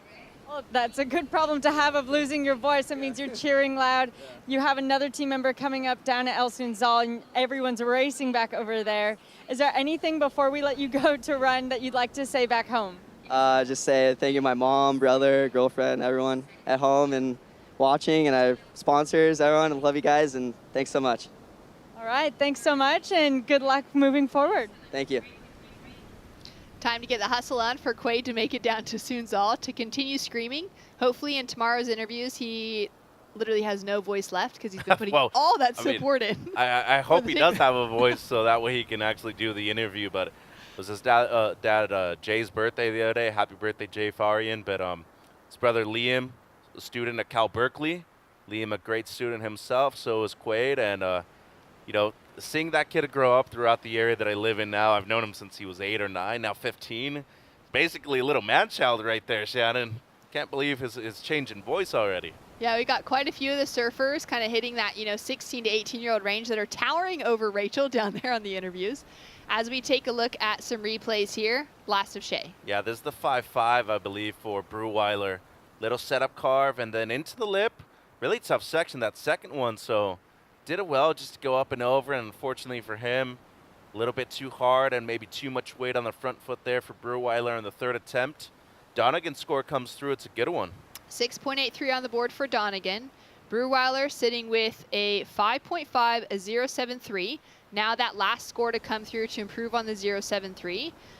Barry just jumped himself into the lead. He's got 2 4s on the board to start, a 4.83, backed it up with a 4.47. He has dropped back into second as a 2.87's just come through for Donegan. And then for Owen out of New Zealand, he's sitting on a 3.33 and a 0.93 at the moment. Second priority next to his name sitting in fourth. And it seems like all scores are in aside from last of Barry and last of Breweiler. Yeah, and Owen had the quick start, the 3.33, had to fall after that, was looking to get his best wave and maybe got a little too ahead of himself, looking for, something that's basically a 6 right now, plenty of time. You see right there, that's a great shot from the drone. It really show you how extensive this lineup is. You see the judges tower right there towards the left, the flag's right next to that. But I mean, where the surfer in white is, just to the right of the screen, there's that next peak over. So given how extensive this lineup is, you really have plenty of options which to choose from on the right tide. Here on the high tide, really focuses on the middle peak or the one closest to the judging tower. It's so true. It is a very large playing field here at La Bocana. It's not just, to one single split peak where you're both sitting there and one's going left, one's going right. You have the opportunity to really get some distance from the other competitors. True, and you see the Chilean team right there. They're enjoying the warmth here in El Salvador. They're going into their wintertime now in South America, so got to soak up as much sun as you can. Dylan straight up into the section. Yeah, I think this was the 6.83, so huge first turn right there for Donegan. And really, the majority of the score came off of that first turn. So stands up. And look at the fade right there before it goes into the bottom and cracks the lip well. And, I mean, how's that composure? I mean, his front foot was basically caught in his leash the entire time. Just to be able to maintain focus is a difficult thing when something like that's happening to you. Right on for Dill. He's in the lead right now. Halfway through this heat, and a paddle for Shea under fourth priority. Just going to stay active and busy under the rest of the pack. Decent sized waves starting to come through, and Alexis is able to put himself away from the pack with that second priority. He might have a scratch into this one. At this stage, it's a smart decision because he really needs to start building on his score line. Only sitting with a 3.33. We know he can drop big scores because he's already been doing that for the community back in New Zealand. Into that first turn, throws so much spray off of the second. Does very well. That's the energy. That's the struggle that he's been kind of fighting against, and now he's found that success. Shea up and riding, deep takeoff, and places that turn really well for the opening section, but late to it for the second. Timing being really important in this. And from the get-go, I was always thinking more speed, bend your knees, and get into the lip in time. Dylan now up and riding. Whips it around for the first turn, but he'll go down. It did have that feeling for the last wave of Shea where it was just that step too slow the whole time. It's a drop in, really. You want to be paddling into the wave with a lot more speed, so that way you don't have to generate it yourself once you're up and riding in. Donegan was probably looking for the 2-for-1 right there on that wave, Shannon, instead of just focusing on the one section that he actually had available. So it's going to be a priority error on his behalf. And as of right now, I feel like Owen's going to drop probably the best score of the heat. I mean, I really like the combination, a good finish, and always super clean too. Yeah, very clean surfer from the south of the South Island of New Zealand in Dunedin. That last score is going to be really helpful to his campaign. Highest score of the heat so far being that 6.83, really from the strength of just a single turn for Dylan on the right. Slightly different approach from Alexis on the left. He'll be chasing a 6.34 as a single score to take him up into second ahead of Shea. And this will be our final heat for our under 16 boys, round number 3. Non-elimination still out in the lineup as we take another look at the replay. Well, and he chased this wave down too. Great opening snap right there. Look at the amount of spray he sent on the first two. And then nice combination with the floater right there at the end. Front angle right here, Shannon. He had to really get into it. And fortunately for him, the wave backed off enough to where he was able to get this first combination going. I mean, look at that technique. Get a variation with the maneuvers too. Every single maneuver was a bit different. Should be the necessary score for him to move up into the top 2. I really like that type of surfing. Very aggressive, and he searched for that wave. And judges know it's an important score now. They'd be comparing it to, you know, that 5.5, the 6.83 that we already saw on the board. Up and riding once again is Dylan, sitting on that single highest score at the moment. Getting a lot of work done on this one really late to the finish. So he's not going to go complete, but important maneuvers beforehand. He's only needing to improve also on a 2.87 to really start securing himself a better leading position. But the judges taking their time to look at last of Alexis, comparing it to the 6.83, and it's dropped in. He's just heard that news. He's dropped a 7.67 for his last wave, sets him up with the lead, and by almost a full point, the highest wave of the heat so far. He's got a lot of heart, this kid, and I like seeing that out of someone that doesn't necessarily come from a place that gets a lot of exposure, especially when it comes to competition either. But, you know, we all know how good the waves get in New Zealand, and where he's from, they have to be amazing too. Just one of the colder parts of the country, and maybe even worldwide when it comes to surfing. But as of right now, he's really established himself as one of those guys that you need to keep on your radar and be aware of how good they surf too. But as you can see, no slouch when competing too. I've got to say, for the Kiwi team, of course, we've had those greats like a Billy Stearman, a Ricardo Christie, Paige Harrop that have come before. Ella as well, you know, making it into the Olympic conversation. But I feel like the group that they brought this year for the juniors, they're taking that next step above. It's time for, you know, a nation like New Zealand. We're seeing kind of the same conversation for that resurgence of, say, the Peruvian team and some of those others who have had decent showings, really starting to step it up. They've been putting in all that work behind the scenes, and this is the year where it seems like they're finally going to be able to really pick the fruits of their labor. And I think that what we're seeing from the boys on the New Zealand team so far in this event, they're displaying that exact same heart. Well, they've always had waves. You know, the Quinn brothers, also have to throw Elliot Pirata-Reed in there, and I would also say Luke Cederman has been a huge standout for them. Shout out Raglan Surf Report, we love you. Yes, but, we do. Luke was the one guy who kind of went the free surfing route, despite having, you know, some success through competitive surfing, but that was just always what he wanted, and it really just became because he wanted to be at home all the time and surf when the waves are good. No shame in that, but if you're trying to be the best in the world, you got to be able to do what Alexis is doing right now. I'd also say they come from the most beautiful country in the world. As we take a look at Alexis, diving off of the end section of that wave. Sitting in second now off a 7.67 and a 3.33, chasing a 5.93 to take himself into leading position. All scores locked in aside from that. A 6.67 has dropped in for the last of Dylan, which is huge. That increases his leading position. It puts him in a really substantial zone to be owning that leading spot. So Breweiler, after the 5.5, gets a 4.17. It ain't going to cut it right now, though, Shannon.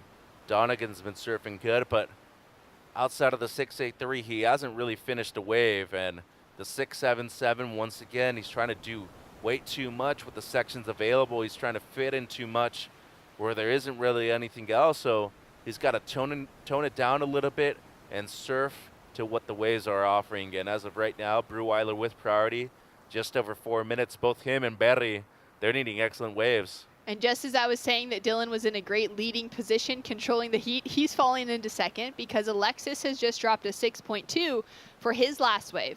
Second to last wave. His last wave was a 2.57. So he's now sitting in that control position. A 7.05 is the requirement on Dylan. So we can see that pretty wave just closing out across the cobblestones here at La Bocana. Shea sitting with first priority, but caught a little deep on this set. Needing to get himself back into position. His priority's actually now been suspended because of the position that he's been swept into.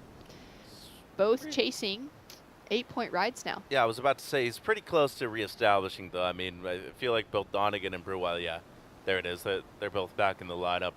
But excellent scores. One of the questions I get asked the most, Shannon, about a situation like this, do I surf for the 8 or do I try to surf above that? You always try to surf above that, because if you try to surf for a score, regardless if it's a 2 or it's a 3, usually it doesn't look that well because you're only trying to surf to a certain standard. You should always elevate that standard. Shea carving back into the section for his opening maneuver, and it's just going to offer him the 1.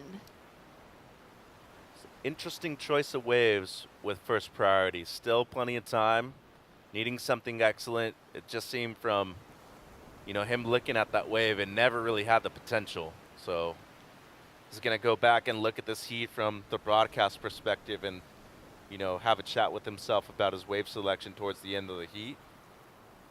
Still, first time competing here.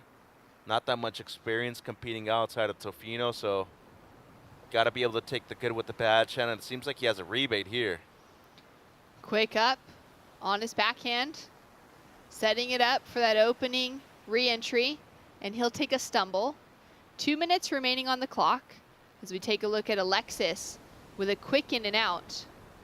And Raimundo now up and riding for Chile in the blue jersey. Driving down the line. Oh, times it out so well. He's feeling relief. He's been looking for a wave like that for a while. Well, and if there was something before that combination too, needs close to a 9, would have to be one of the highest waves we've seen all day long. But, great finishing maneuver right there. Had the carve before that too. So we'll wait and see where that score comes through. And say it's not enough, but at least it improves on one of the 4s. You got enough time to hustle back out and maybe get one more. 1 minute, 30 seconds remaining. Dylan sitting with first priority. Alexis sitting with second priority in that leading position. Scores to drop for both Alexis and for Raimundo. Looking to chip away at a big requirement of an 8.77. Just had a situation there. It seems like Donegan and green might have blocked Alexis in the red, and haven't seen a priority switch just yet, but it looked like it pretty close. Yep, there it goes. So priority goes to red now. All right, well, heat leader, he's going to be really in control as we're down to the final minute. And a quick paddle with a good-looking set. Looks like it could have a wall on it as well. Not that kind of tapered TP look to the corner, but a nice stand-up section in front of Alexis.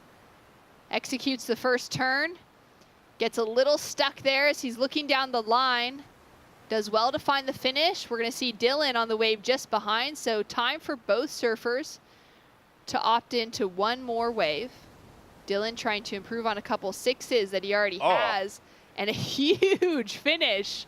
All of that energy coming out of him, all of the emotion as we're down to 20 seconds on the clock.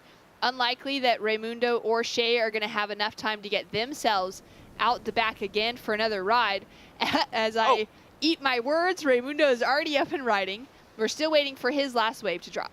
Yeah, the previous score is by far his best, and don't know if he had anything before the fall right here on this one. Still a nice effort right there at the end. Have a feeling that Donegan will be improving. Don't think it's going to be a situation for Alexis. A lot of downtime in between maneuvers, but he surfed another spectacular heat, and Donegan seems to be really in control of what he's been riding out there too. That board seems like it's working quite well. Great surfing for Alexis and for Dylan. Dylan chasing a 7.05 to take himself back into the leading position. What a great exchange kind of towards the end in the back half of this heat for that lead to flip and for both of these surfers to be pushing themselves to the greatest surfing that they could in this heat to get themselves those higher placed positions. It's definitely going to be Alexis and Dylan holding on to first and second, still waiting for a score to drop for last of Raimundo Berry, but unlikely to hit that 8.77 that he requires in the high excellent range. We've got more action when we return. Finishing out under 16 boys, we are now done with round 3. We're going to be heading into the under 18 boys repechage round 1 right after this.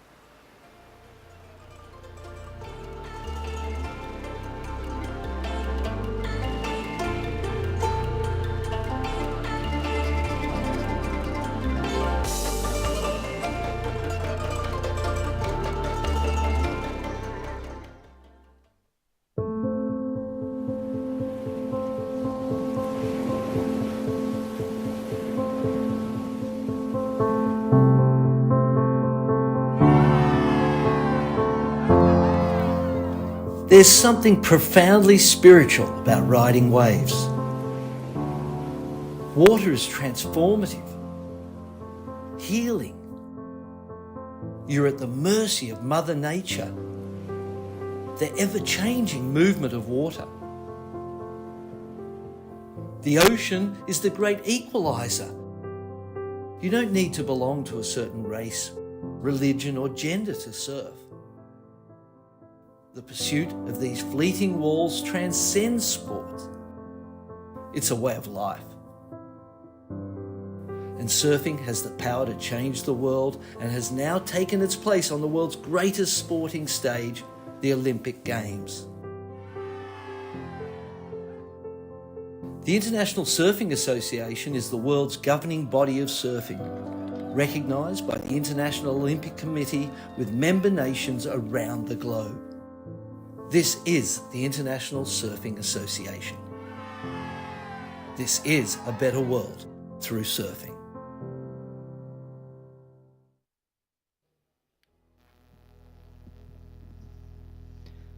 Welcome back to the action here at the ISA World Junior Surfing Championships. The finish of that heat, we had some scores to drop, and they were big ones. For Raimundo Berry out of Chile, very well done. Dropped an 8.5 for his last wave. Now his requirement was an 8.77, so he didn't get the jump up into second, but he did improve his situation overall, and he ended up dropping the biggest score of the heat. Unfortunately, it will land him heading into the repechage rounds, but incredibly well surfed towards the finish. And for Dylan Donegan for Team Spain, he dropped a 7.83 for his final wave and was able to steal away that leading position from Alexis Owen just on the finish of that wave as well. So it's going to be Dylan and Alexis advancing through for Spain and New Zealand with impressive performances. And we're going to be ticking straight through now into our repechage round 1 for our boys under 18.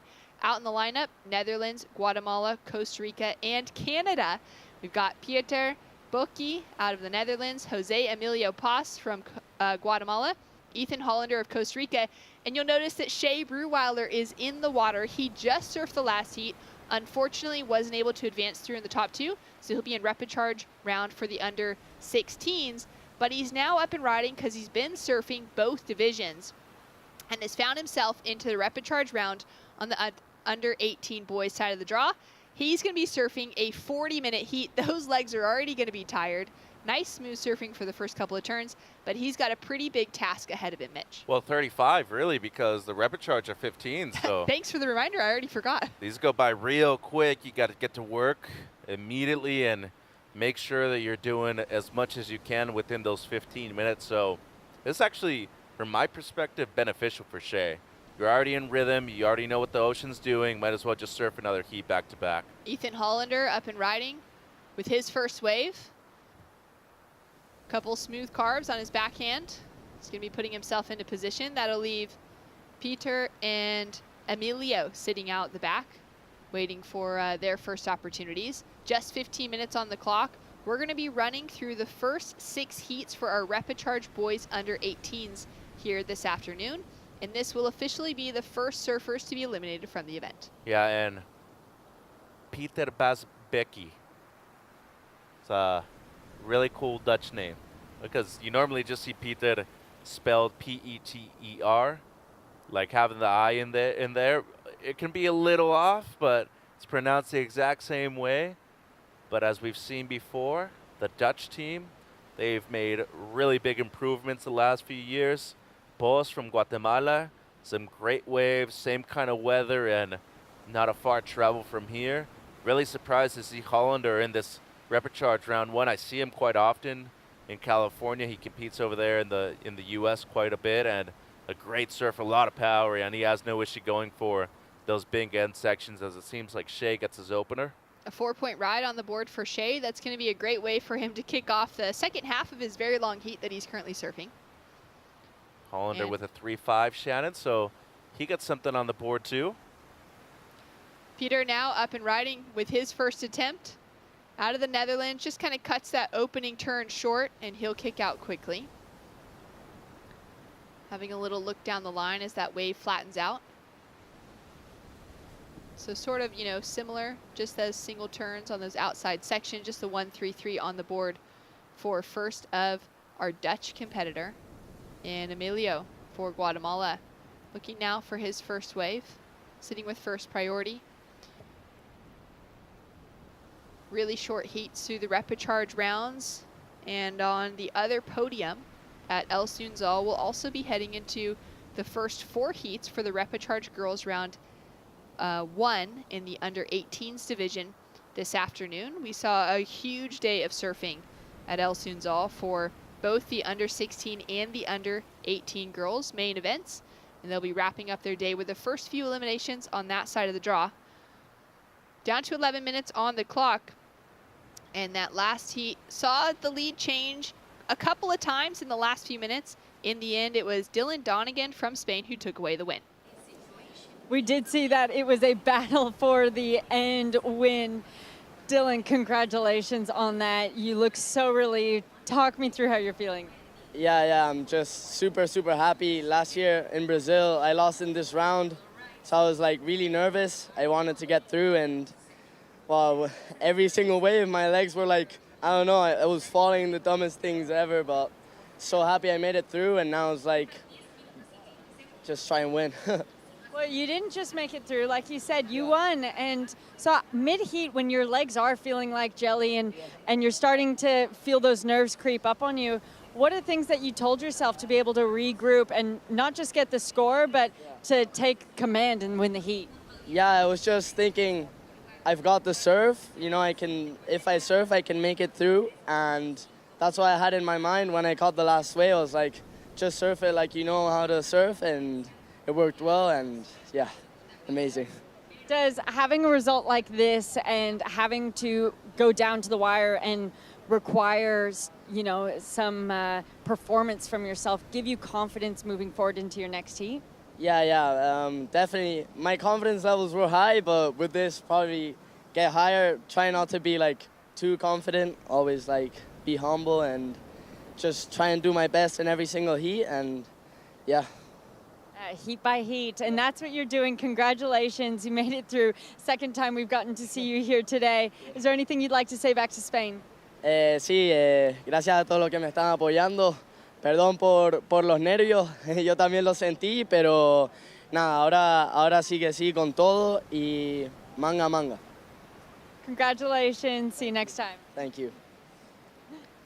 Thanks so much. Well done to Dylan. I feel like the crew wouldn't have been that nervous because he was in a great position throughout most of that heat, but to be able to take away a victory, always a nice kind of bit of icing on the cake. Yeah, 100%. It matters with seeding, too. So usually when you're winning your heats, you're matching up against those who ended up in second in other heats, and you don't want to end up going up against the higher-seeded surfers this early in the event. So props to Dylan. Had the chance to take away the lead at the end. Did so, and then got the win, and now into Repecharge Heat 1. Slow start to the heat, only a 4 so far is the best score, Shannon. Yeah, a great quick start for Shea. That 4-point ride is really important at this stage. Halfway through the heat, we got 8 minutes remaining. We're down to 15 minutes on the Repecharge rounds, just as the reminder to even myself that we're losing those 5 minutes. puts everything really into picture, you know, how much consequence there is with every decision out in the lineup right now. Which wave to go on, where to position yourself, whether to, you know, stick with a wave. If you're not super happy with that first maneuver, do you kind of stick with it and still try and connect the dots down the line, or do you just get that kick out and hope for a better wave? We got some positioning out there with our surfer out of Guatemala. Poss having a look. We'll stick with Breweiler, our heat leader, driving hard off the bottom, setting up for that first snap, and looking for a clean finish. Great style on his backhand for the Canadian. Solid tail slide right there at the end too. That was beautiful bottom turn into the combo with the lip line hit. So I feel like it's going to be way better than the 4-point ride. He's going to be extending his first place position, and now, you know, halfway through the heat, 7 minutes.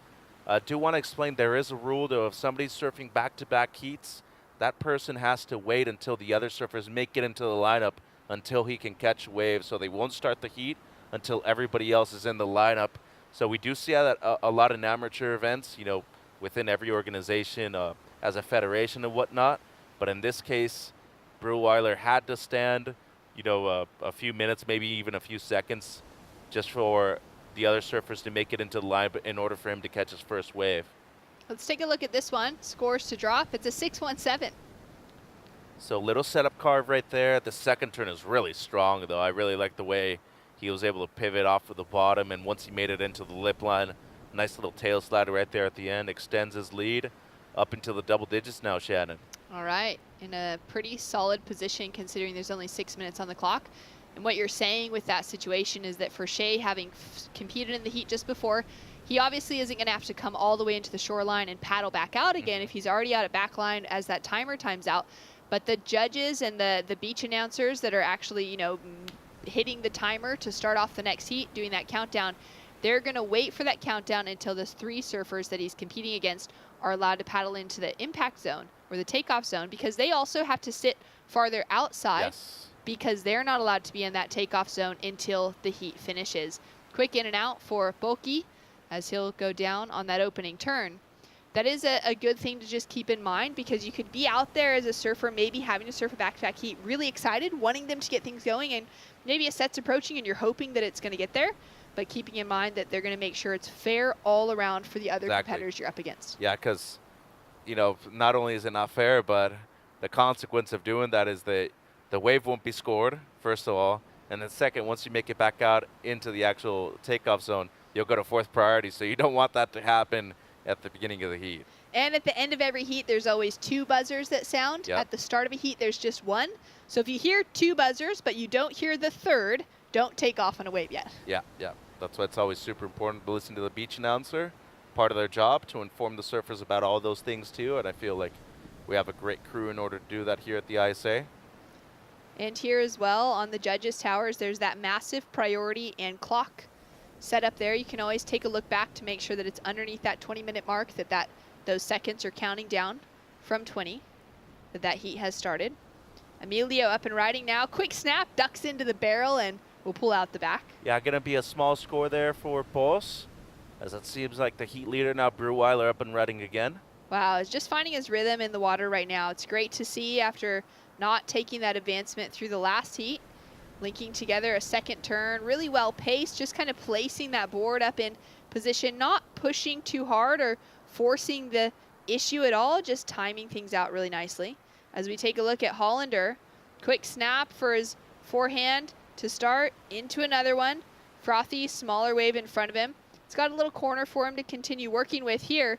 Nice and dynamic as he comes through to the inside. Probably more critical sections for those final 2 maneuvers before the end section. Yeah, nothing major though. It was a much smaller wave, so they're going to keep that score down. But 3 minutes 40 outside of Breweiler, really nobody has a single score consequence. So that was a very smart surfed wave right there, Shannon. It seems like Peter on the outside with first priority. He might have first pick of the litter right here with these waves that are incoming.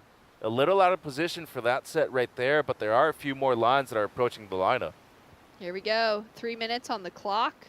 First repecharge round of the day, of the event, and it's all on the line. Not a big requirement in front of Peter chasing just a 2.18. He's got a great opportunity in front of him for the surfer who loves being in the lineup back at home with the rest of his mates in Holland. Carves back into the section and unfortunately just gets caught behind. Yeah, can't really do that with the whitewater here. You're either in front of it or you got to be coming from behind it, and as of right there, it was kind of in between two minds, and 2.5 on the clock. Well, was looking for just a 2, but we got to consider that Hollander is looking for his second ride, and we're still waiting for that score. Probably going to be his best. Here, Shea is still waiting on his third ride, which seems to be a solid one. So as of right now, plenty of opportunities right here for these two surfers in the white and the green to extend their first and second place positions respectively. And as of right now, with 2 minutes to go, you got to be considering that a lot of these surfers maybe don't have the same kind of experience as we would see from surfers that are still in the main rounds. So maybe just leave it all on the line and go for the big sections. You see something that stands up, might as well go for it, Shannon. I mean, at this stage, too, it's elimination. If you're not going for it, you're not going big on something like that, then you're going to be going home if you're sitting in those bottom 2 positions. And without having huge scores on the board, you know, one single turn could get you that advancement and to keep you moving on and representing your country here at the World Junior Championships. Down to that final 1 minute, 30 seconds on the clock. Scores are starting to drop. We've got a 6.2 on the board for Shea. Feeling loose and just in control in this rapid charge round heat for him. The Canadian taking away a convincing lead. And now to see where last of Hollander will drop through. How much of a requirement will that place on our bottom 2 surfers out in the lineup with that final minute remaining? Well, and consider where he's from too. Tofino, probably surfing Cox Bay for the most part. A super consistent wave. I would say out of the entire year, it's probably breaking more than 300 days. A place that changes a lot too, and you have massive tide differential. So he's probably gone through many different types of lineups just throughout this year alone, as we see maybe some debris in the lineup. I don't know what that is out there. Yeah, but some kind of big piece of trash. Gotta watch out for it though. Just never know if there's a rock or something in it. So just if you're a surfer, avoid that. Anything that doesn't look like a wave, just avoid it. Yeah, great call. Make sure you're not right there in the middle of the lineup where that thing is. Yeah, hopefully it just kind of catches one of those waves. Looked like it even could have been a tarp or something along those lines, kind of floating on the surface. So if it catches that wave, gets itself into the shoreline, it'll be out of the lineup. So Breweiler, Hollander, they're going to move through, Shannon. 4 seconds remaining on the clock, and Hollander dropping the 5-point ride for his last wave. One more opportunity to get a great looking right-hander, frothy but great pocket surfing from Ethan. And this is going to be a great way to finish things out. A 7.37 would be the requirement to take himself into the leading position. He'll take a stumble on that final section, but well done for dropping that 5, putting that pressure on the rest of the field as well. A 2.77 for the last. Boki is unable to take him up into that advancing position. And as we finished out our first rapid charge round of the day, well surfed for both Guatemala's Emilio Paz and for the Netherlands, Peter, Bas, Boki. Great to have them in the conversation. They're now going to have the opportunity, Mitch, to be supporting their teams behind the scenes in what remains of a long week here at the World Junior Surfing Championships. We've got more action to come when we return into the next rapid charge round.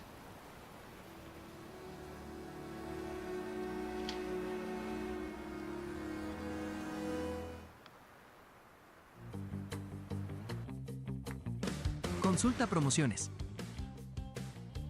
Disfruta de cable TV más internet residencial desde los 50 megas hasta los 1000 megas. Para más información, contacta con nosotros. Multinet, siempre que tú quieras.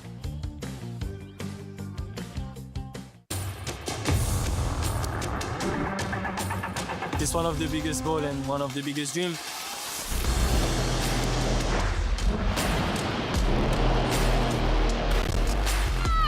It's been like an emotional roller coaster. I ask myself, what just happened? Is this real? Every athlete's dream is to, reach that gold medal. I'm on a mission, you know. I think that everything is possible. It's not over till it's over.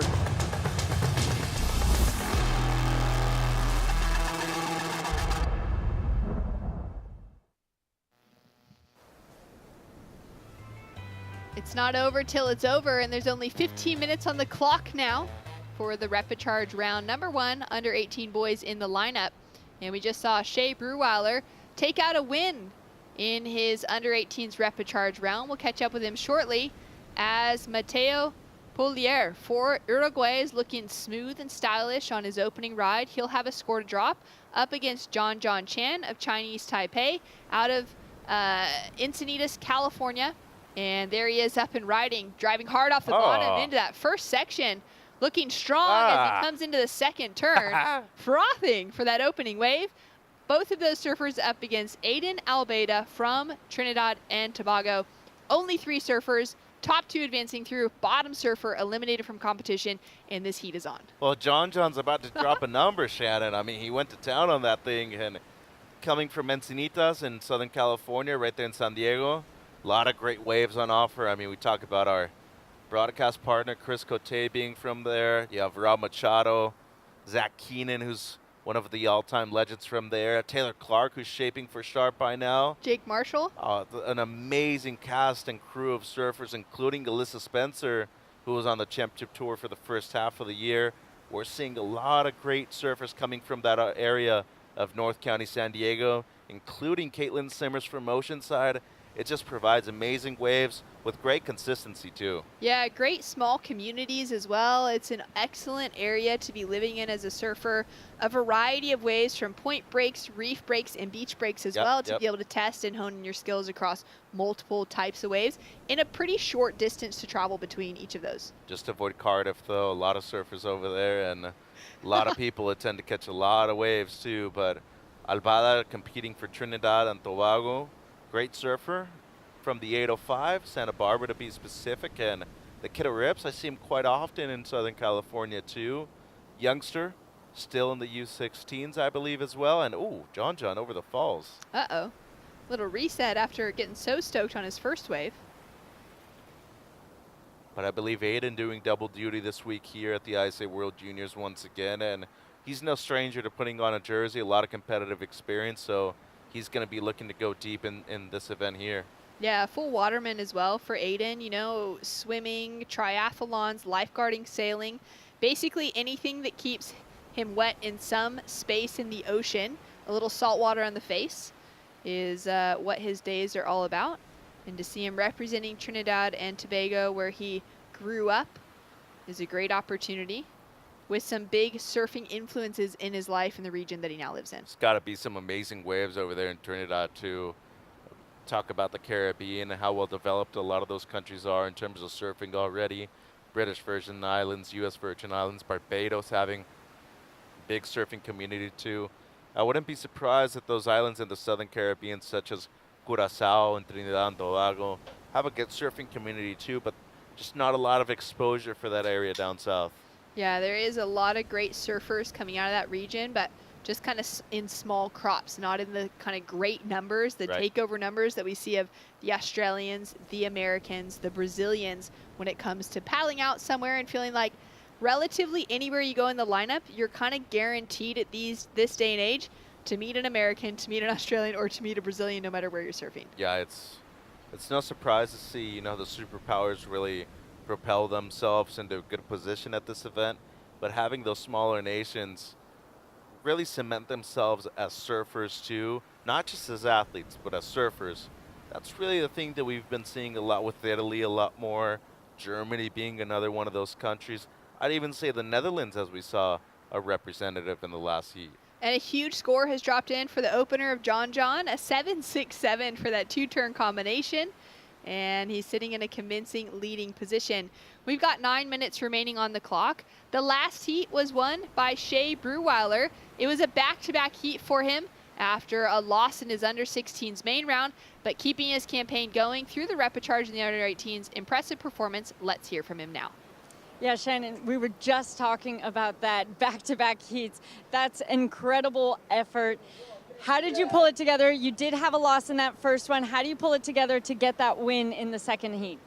The first heat was tricky. I started off good, but couldn't really find the best backup. And I think not making that heat just like fired me up to like push even harder and just do better in the second one. Well, when you have something back-to-back like that too, and it's so hot out here, it's really hard to just keep energy levels up for one heat. How were you able to maintain your energy out there and put it together for not just another 20-minute heat, but a condensed 15-minute heat? Yeah, I was just resting up a lot before my heat, and like that bomb set came in at the end of my 16 heat, and I was just trying to make it out for the starting of my next heat, and my face was like sweating and I was red, and yeah, I'm stoked that I made it out and made it happen though. Well, that's definitely a dynamic we don't hear often, and something that can happen when you're doing both divisions. Is there anything you'd like to say back to Canada before we let you go and rest and recuperate? Yeah, shout out to everyone watching and cheering me on, and shout out to my little brother Dusty and my big sister Aqua and my mom and dad. Thank you. Well, thank you so much. Congrats on making it through that one. Thank you very much. Well, well done. I mean, to have that set come through as well, I hadn't thought about that at the end of the under-16s finish. That's a lot of paddling. It's a lot of energy expended knowing he still had a heat to surf. And surfing kind of in a heat of his own right now. John Chan is just on fire until that moment, but some great surfing up until then. Yeah, and Shea Brewweiler's a tall brother. I mean, that kid's 15. He's probably going to be 6'6" by the time he's 18 years old. So props to Shea, back-to-back heats. Gets the win in the repechage. Going to be looking good, and the U16's moving through over there as well. So John with the 7.67.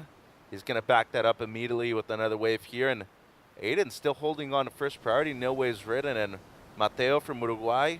You know, you mentioned Pablo Sanoki from Duke at the ISA World Surfing Games. Seeing a lot younger generation come through from Uruguay lately. Maybe not as strong as the previous generations, but at least you have the surf journalist over there getting more eyes on the country. And in the end, that is a pivotal part of getting a lot more exposure when it comes to surfing. It's so true. And in that, you know, shortboarding contingency, we're still waiting for those surfers, those kind of superstars of the region to rise to that top level. But from a longboard perspective, Julian Schweizer, Nacho Pignataro from Uruguay, two of the top longboarders globally that continue to make it through into the gritty rounds of big events on the World Tour. They have set the standard as well for what is possible for surfers out of that region, and also kind of appreciating the types of waves that are running there, including getting that WSL longboard qualifying event to happen for the region earlier this year. So there's some great growth, some momentum that's picking up with some of those surfers that are a little bit older also now being able to really pour in behind the scenes.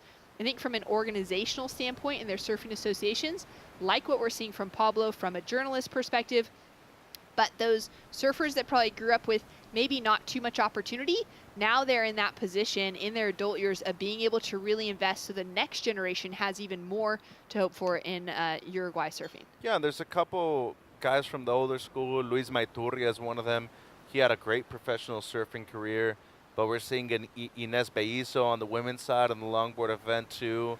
And I think it all starts by a lot of them moving outside too. That's why Marco Giorgi has had so much success, because at a young age, as soon as he understood that he needed to move out, he went ahead and did that. He's been living in Garopaba in Santa Catarina for many years now, and look at how good he got, first of all, but how much exposure he was able to get outside of Uruguay. Well, Aiden has been sleepy for the first 10 minutes, holding on to priority, locks into his first wave, and unfortunately can't keep the legs bent to hold the landing. Only needed a 2-1-0 to make a difference. John throws it up for another big section. He's sitting on a 4.5 for his backup score, but he's already got the field comboed. Now the question, who of Mateo and Aiden is going to be able to get a completed ride together? Right. Whichever of them likely is going to take that advancing position. John's got to chill out a little bit. He's frothing a little bit too much right now. And, you know, despite having the lead, you don't want to try to oversurf. So learn from your mistakes and make sure that you're still surfing and competing the way you want to, even if it's in a repechage heat where you're in the lead. But under 4 minutes, Alvarado doesn't need much. I mean, a 1:04, but given that he had waited so long, I just think that he entered into a sink where he felt like he needed to do more than he was actually needing at that point. But still no harm, no foul. Needs just a little over a 1 as we see Mateo have a look. Oh, deep takeoff. Was hopeful he was going to be able to somehow pull that board under his feet, but just gets pitched, that tide continuing to get lower as well. It's going to make it a little more challenging to have those late takeoffs that we're seeing surfers be more successful with during the high tide. And it's really obvious to those who have skill, who have competed a lot more. But that's the whole point of the ISA, for those people to grow and get better by watching others, competing against others. And Mateo should just be proud of himself by paddling out there, putting on the jersey. It's your second heat already within the event. It's a huge opportunity for you, you know? Like, at what other event could you say, hey, I'm competing against the world's best juniors? It's a pivotal moment in his career, in his life, and as a young man, too, coming from Uruguay, he maybe never would have had another chance to come to El Salvador to compete at an event. Aiden now up and riding, sitting in a knockout position, needing to just hold it together, place this wave, draw on the canvas. 2 turns connected together is going to put him straight up into that second place position. Does very well to sort of pace it out on this wave, take it slightly slower to make sure to get the job done. Yeah, and he did. It's going to be way more than enough. A well-surfed wave, much more composed, as you were saying, on that one. Beautiful tempo, as it seems John might be having a look here on the backhand once again. Holding on to priority, he's done well to control this heat. He's also going to keep Mateo off of this one. Goes in for that foam climb, slips off the wax. You may need to get another bar of base coat, a little bit of ice on there as well. Reminds me so much, Kyan Yang has the same exact style. Kyan's also from Encinitas and a former USA team member, but the way he drops off the bottom, the way he positions his arms, and, you know, his stature is very similar too. And I think growing up and surfing with people that are better than you just elevates your game that much quicker, Shannon. And we've seen a huge development by John in the last 6 to 8 months. I mean, from Brazil even, he put together some great heats in Brazil, but like you're saying, we're really seeing him grow into that and to develop his own style and have that confidence in every turn he takes. Oh, and even in Puerto Rico too, like, probably knew that getting an Olympic spot was going to be really difficult. He still went out there and tried to do his best. Aiden dropped a 6-point ride for that last wave, and it's going to make a challenging ask for Mateo out of Uruguay as we're down to that final moment. Mateo competing against the world's best juniors here in surfing. He's also an accomplished soccer player or football back at home, and loves being able to just change up what he's doing. You know, I've noticed that with so many of these young athletes this week, that they really are athletes. They're not just, you know, kind of recreational surfers. They're competing here for a world championship.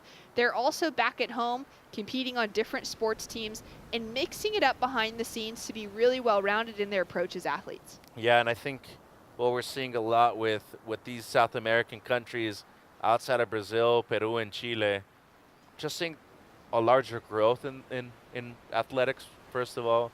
But I think surfing is going to take main stage when we see a lot more surfers qualify for both the Olympics and have much more success on the Challenger Series and the Championship Tour. I mean, just like what Luca was able to do by qualifying for the CT, how many more Peruvians have been motivated to get to that point? So Aguirre qualifies for the Olympics in just her second chance. So as of right now, I feel like that's one of the regions that we're going to see more impulse at. Really, a lot of credit to the Brazilians for starting that too. Yeah, it's amazing to see what this whole pack out of South America has grown into, and we're going to see so much more of that in the future as we see the time run out in favor of John Chan and Aiden Albeida. Chinese Taipei taking away the win, Trinidad and Tobago in second, and Uruguay falling out of the event, but well done to Mateo. We'll see much more of him and his growth in surfing in the future.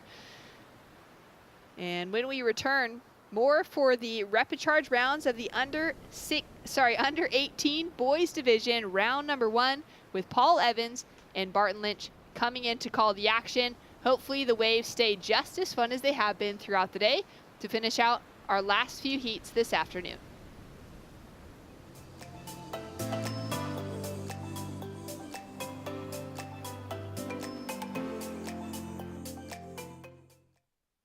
There's a right time for everything. A right time to learn. A right time to try. a right time to fall. There's a right time to find your wave. And there's a right place to enjoy your passion like nowhere else.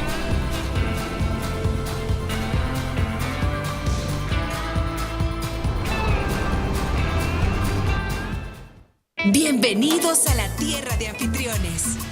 Aquí somos los campeones del mundo en hacerte sentir especial. Te compartimos olas, volcanes, pueblos históricos y te aseguramos una experiencia de 5,000 estrellas.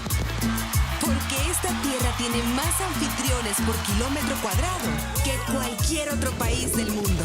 El Salvador, tierra de anfitriones.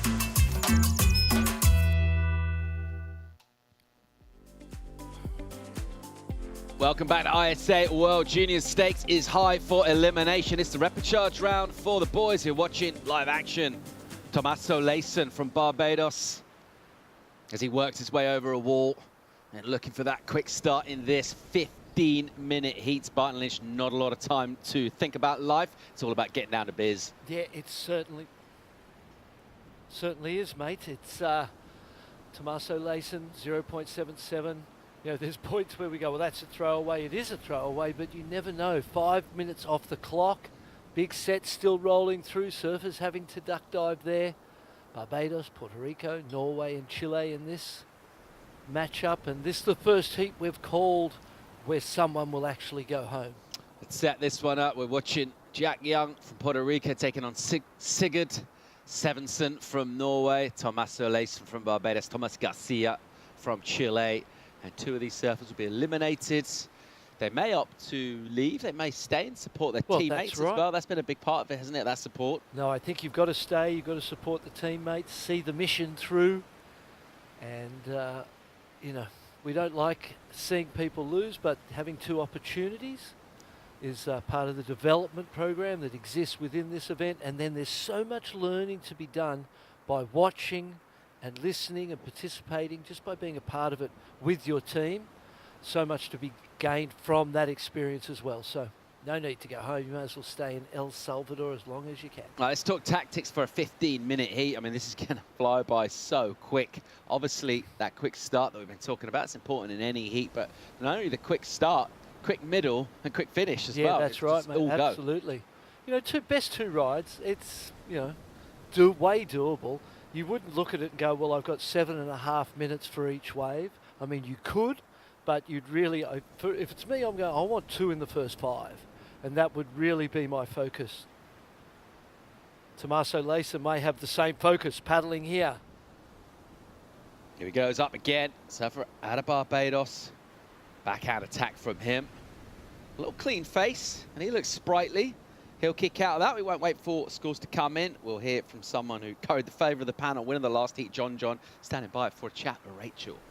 Yeah, thanks so much, guys. John, congratulations. A 7.67 you opened that heat with. Now, these are 15-minute heats in the repechage round. How important is that to start off quick and strong? It's so important. My dad's been telling me to get 2 off the bat. Doesn't matter how good the wave look, just like get it start. Or else you'll probably be sitting out there with no waves. Well, you listened to exactly what he said, and that's what you did. Resetting back into the repechage round, you're now in an elimination round. How does that change the pressure in these heats? I mean, it's really challenging. Losing first round's been a challenge, but thanks to my dad, he's been bringing me back, so feeling good. Well, congratulations. That's a performance you can be proud of. Is there anything you'd like to say back to your dad and family at home? Yeah, thanks, Dad and my family. And thank you, Quicksilver, for this.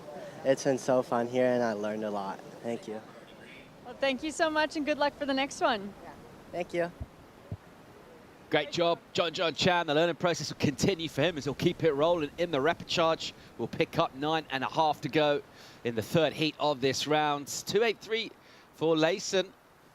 Let's see how crucial that proves to be. Meanwhile, Thomas Garcia driving off the bottom, opens up, swoops one down off the rail. Again, a little jam from him. And he's seen a section here he likes. He'll hit this and does exactly that.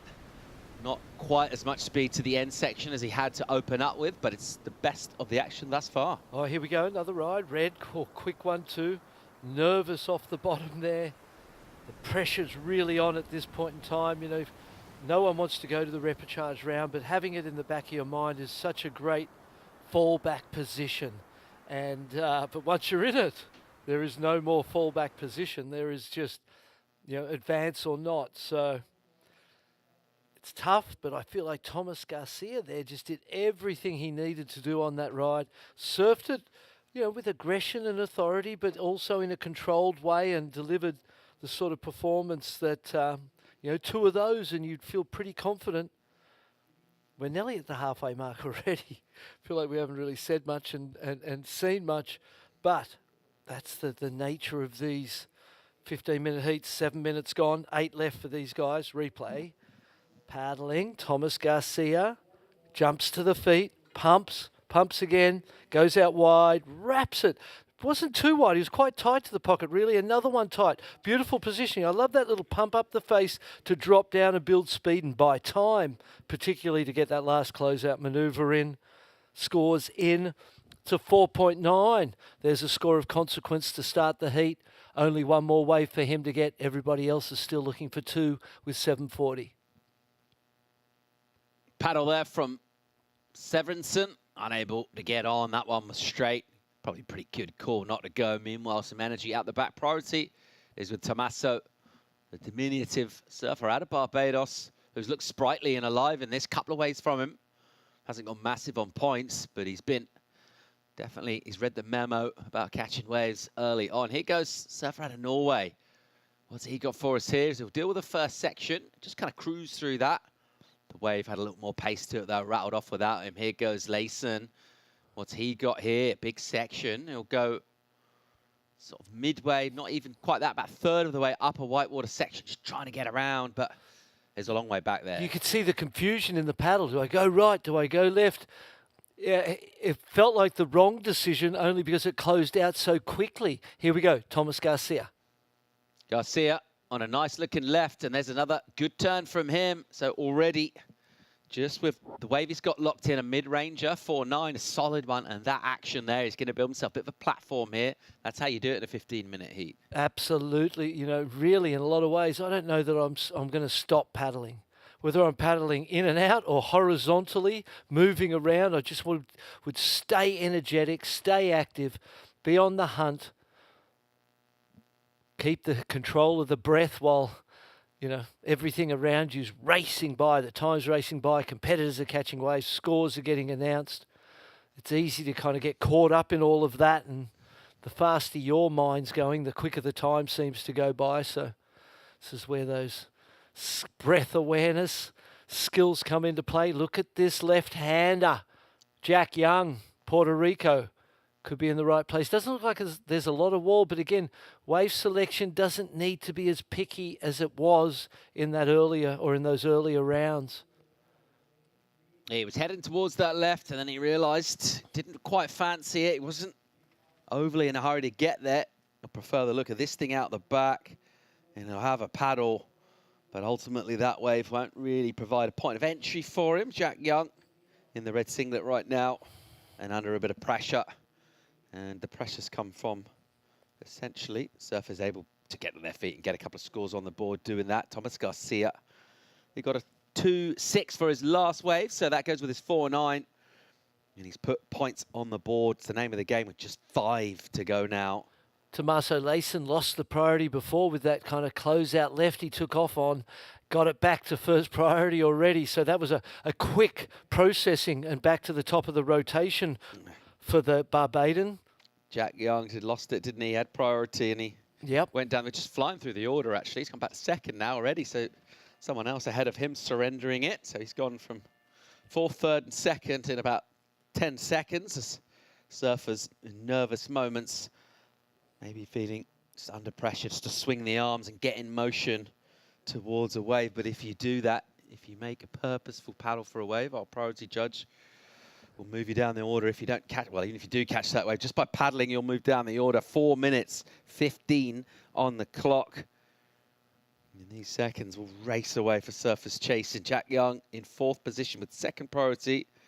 And he'll need to find a wave now. Basically 4s, right?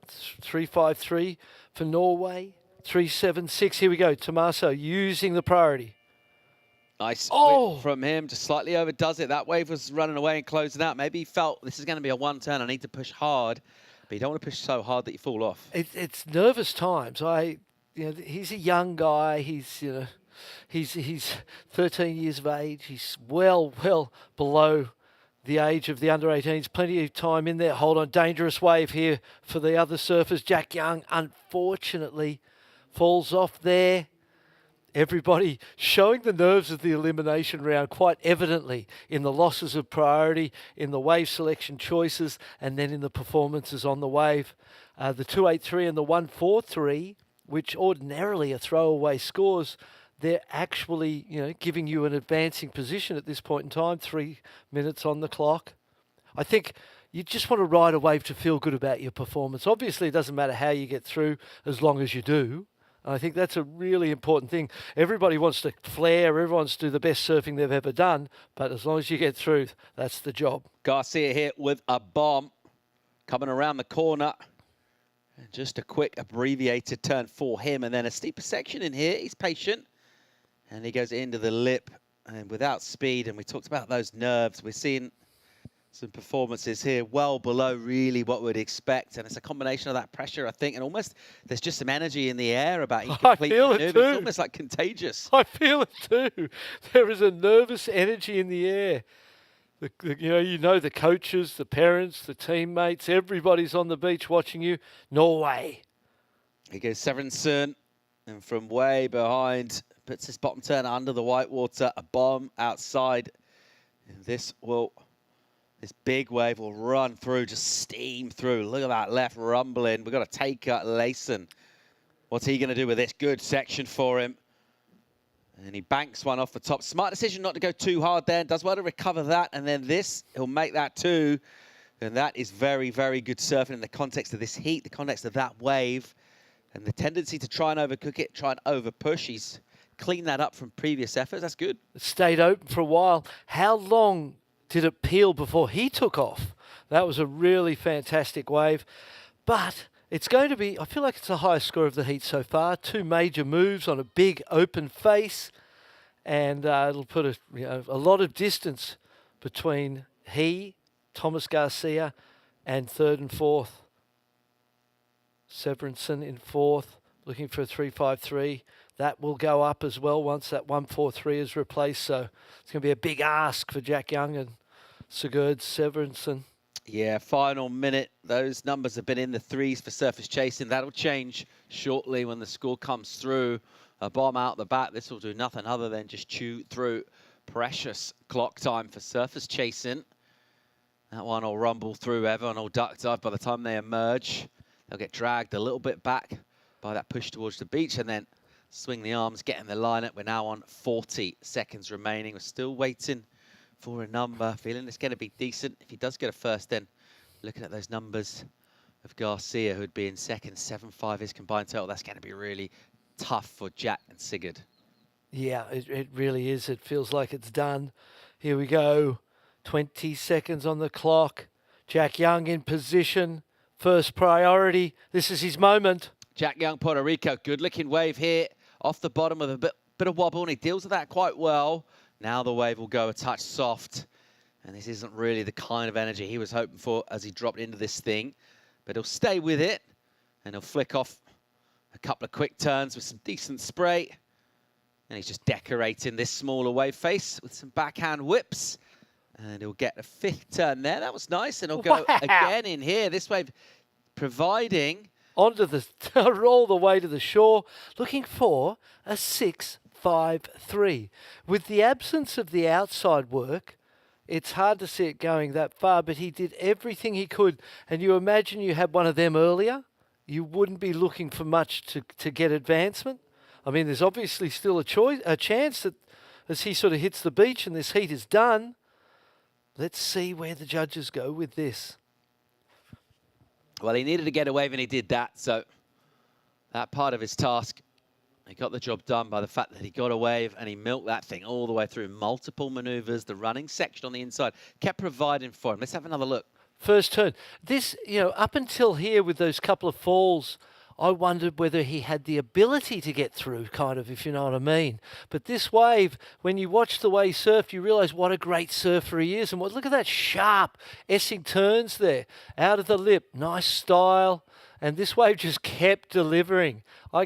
We never saw all of this in it, did we? So much opportunity, such good surfing down the inside. Scores come through. It's a 5.60, not quite enough. The Barbadian will hold on with his 4.6 on the previous ride.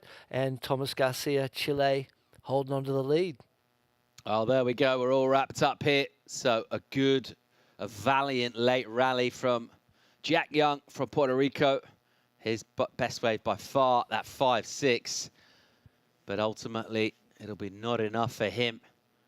And just a couple of mistakes early on. You think of that one right that he got when he went to do what looked like a pretty standard re-entry. He needed a 1.83 to advance through the heat. So you could see the teammate and coaches consoling young Jack. It was a good performance, just it was a little too late. If that had happened earlier, he easily could have got the 1.83. He most probably had a 1.83 with a completion on one of the other rides as well. Good effort, though. Swinging through the repechage round of the boys under 18 on a Tuesday afternoon here in Surf City, El Salvador. More live action from the repechage right after this.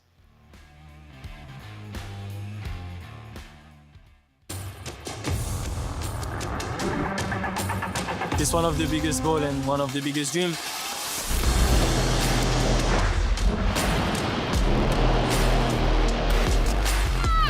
It's been like an emotional roller coaster.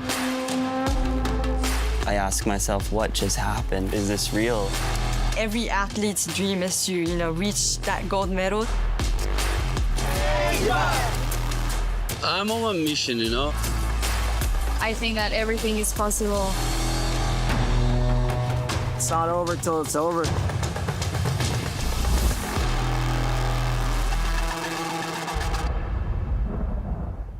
There's a right time for everything. A right time to learn. A right time to try. A right time to fall. There's a right time to find your wave. And there's a right place to enjoy your passion like nowhere else.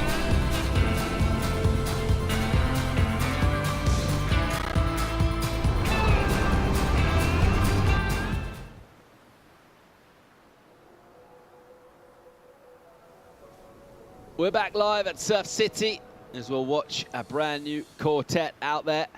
And there can only be two who will remain in competition at this stage. We'll set it up. Heat number 4 of the boys under 18. We're looking at Ollie Gould from the Channel Islands, Isael Brito, Dominican Republic, Teddy Dagbilla from Sweden, Elliot Barton from Wales. And these 4 surfers, I don't know if they want to watch what went down in the last one. That was kind of brutal. Well, you know what you've got to do, And we've seen one turn score. So there's the opportunity to just sort of lower the standard of your wave selection a little bit, just hit some stuff early. My goal would be to have 2 in the first 5. Here's Elliot Barton. He's got some speed and some drive here, and he'll open up and whip that board on a rail. And then on the gas, big heavy section here. And a little late into that. He just lost a bit of speed on the first turn. By the time he gathered it, that thing got really steep really quick. Had super, frothy on the face. I got scared for him. I was like, oh, those lips going to karate chop you. At least it's a ride. They all count. And we saw in the last heat. 3rd place needing a 1.83 to qualify. So they all, all the scores that you can get, the earlier you can get them and start building. 2.17 for Elliot. Here goes Billa. This is an absolute bomb for him. Look at this thing. Whoa. And he'll whip one in the pocket. Really nicely done. And then torque that thing around all the way back off the rail. Ooh. Wow. Nice inside turn. So, very nice and rubbery and bendy in the legs to absorb that impact onto the flats. We ran an event in Bali, the Bali Blast-Off, and at Bingen. And he surfed in that event and made the finals and was an incredible talent. And that was 2019. And so it's so great to see him here on this stage, and the loose approach that we saw on that wave, and that last turn had a flair to it, and that's what I saw in him as a young man, was this incredible natural ability. So great to see him realise his potential on that opening ride. Watching Elliot Barton try to punch through the whitewater here. By the time he gets in the lineup, a third of this heat will have gone 15 minutes. I mean, I thought the 20 minutes went quick. These 15-minute heats. I thought the 20s were a sprint, eh? What is that? They were 200 metres. This is the 100 metres. Wow. But a good score for Teddy Dagg. I'll be pretty confident that that'll be a keeper come the end of this heat, which will be now in 10 minutes' time. He's getting a little bit beat up on the inside by the whitewater. He'll have to think on and make his way out the back. Ollie Gould. There's a little look. Wave didn't want him. And that one will just run away. Possibly he decided not really commit to the paddle because he thought that wave was going to shut down. And Ollie will just have a look here and try and position himself. He'll go right after having a look at the left. And the steep entry suddenly becomes a really flat face. And that board speed almost down to 0 as he kind of S's for a quick kick out. And let's go down and hear from the winner of the last heat, standing by with Rachel. Thank you so much, guys. Congratulations on your heat win. Tell me about how that felt out there. Al principio pude agarrar una buena ola, pero el mar estaba lento, estaban difíciles las condiciones. Pero nada, feliz de haber pasado y vamos con todo a la siguiente ronda. In the start of the heat, the waves was really slow. He can catch a wave, and he's happy to pass his heat first. You only have 15 minutes in a heat, so to have to put it together in the very end, how do you stay calm and not let the pressure make you too nervous? Solo tenías 15 minutos en el hit, y cómo hiciste para no sentirte nervioso en tan poco tiempo. La verdad que fue por la primera ola que me agarré y después se calmó el mar y era el único con una buena ola. Después pude hacer un backup, pero me caí al final y nada. He stayed calm because he catch a wave in the first minutes. Then he catch a backup and he fall, but he stuck to pass. Well, congratulations on your heat win. Is there anything you'd like to say back to Chile at home in Español? Thank you. Would you like to say anything to... Yeah. Un saludo. Yeah. Un saludo a todos los que me están viendo en Chile, a mis entrenadores, a mis familiares, y gracias, vamos con todo al siguiente. Thank you so much. Good job. Back to you guys. Chile is stoked. Thomas Garcia has survived a tough heat in repechage. We watched vision there of the young surfer out of Wales, Elliot Barton, the goofy, surfed well across a long left-hander, and he was getting some cheers of support as well go down as he was doing turns on that big number in for Teddy. 7.5 is massive, Barton. It's massive, and rightly so. Beautiful surfing. There was a unique style and personality to the way he rode that wave. So that puts him in a strong position. A 5 drops for Elliot Barton. Great work there as well to kind of get his second wave, and you know, still you're halfway through and you've got your 2, and for Teddy, 1's as good as 2, and both those guys are in strong positions right now. Isael, he needs to get going. The Dominican Republic, never been to there. Have you ever been to the Dominican Republic? No. That looks lovely. Let's put it on the list. Yeah. Put it in the suggestions box. Yep. Replay. Teddy drops around the corner. Big, tall kid, strong. Holds his arms beautifully. Lovely first snap into a nice carving wrap back to the whitewater. I love this turn. Hits it out, and the way he held it up there and just floated that closeout maneuver was really, really pretty. Well done. Another driving turn there. Ismail, we didn't see this one in real. Oh, this is tightening up this heat. And he makes it. Gets the 3rd one in. Hello. Aggressive. 6 points for that. Oh, we're game on here. So we really are. Really good right for Isael. 6 for him. A 5 on the other side of that. Right on the left was Elliot Barton. And look at those numbers already. Just with 6 to go. We've got 3 surfers with scores. Ollie Gould with a 3. He'll want to try and get something going. and stay involved, that will do exactly that right here, as he'll chop one and try and keep this speed through and inside as he redirects the board back towards the pocket.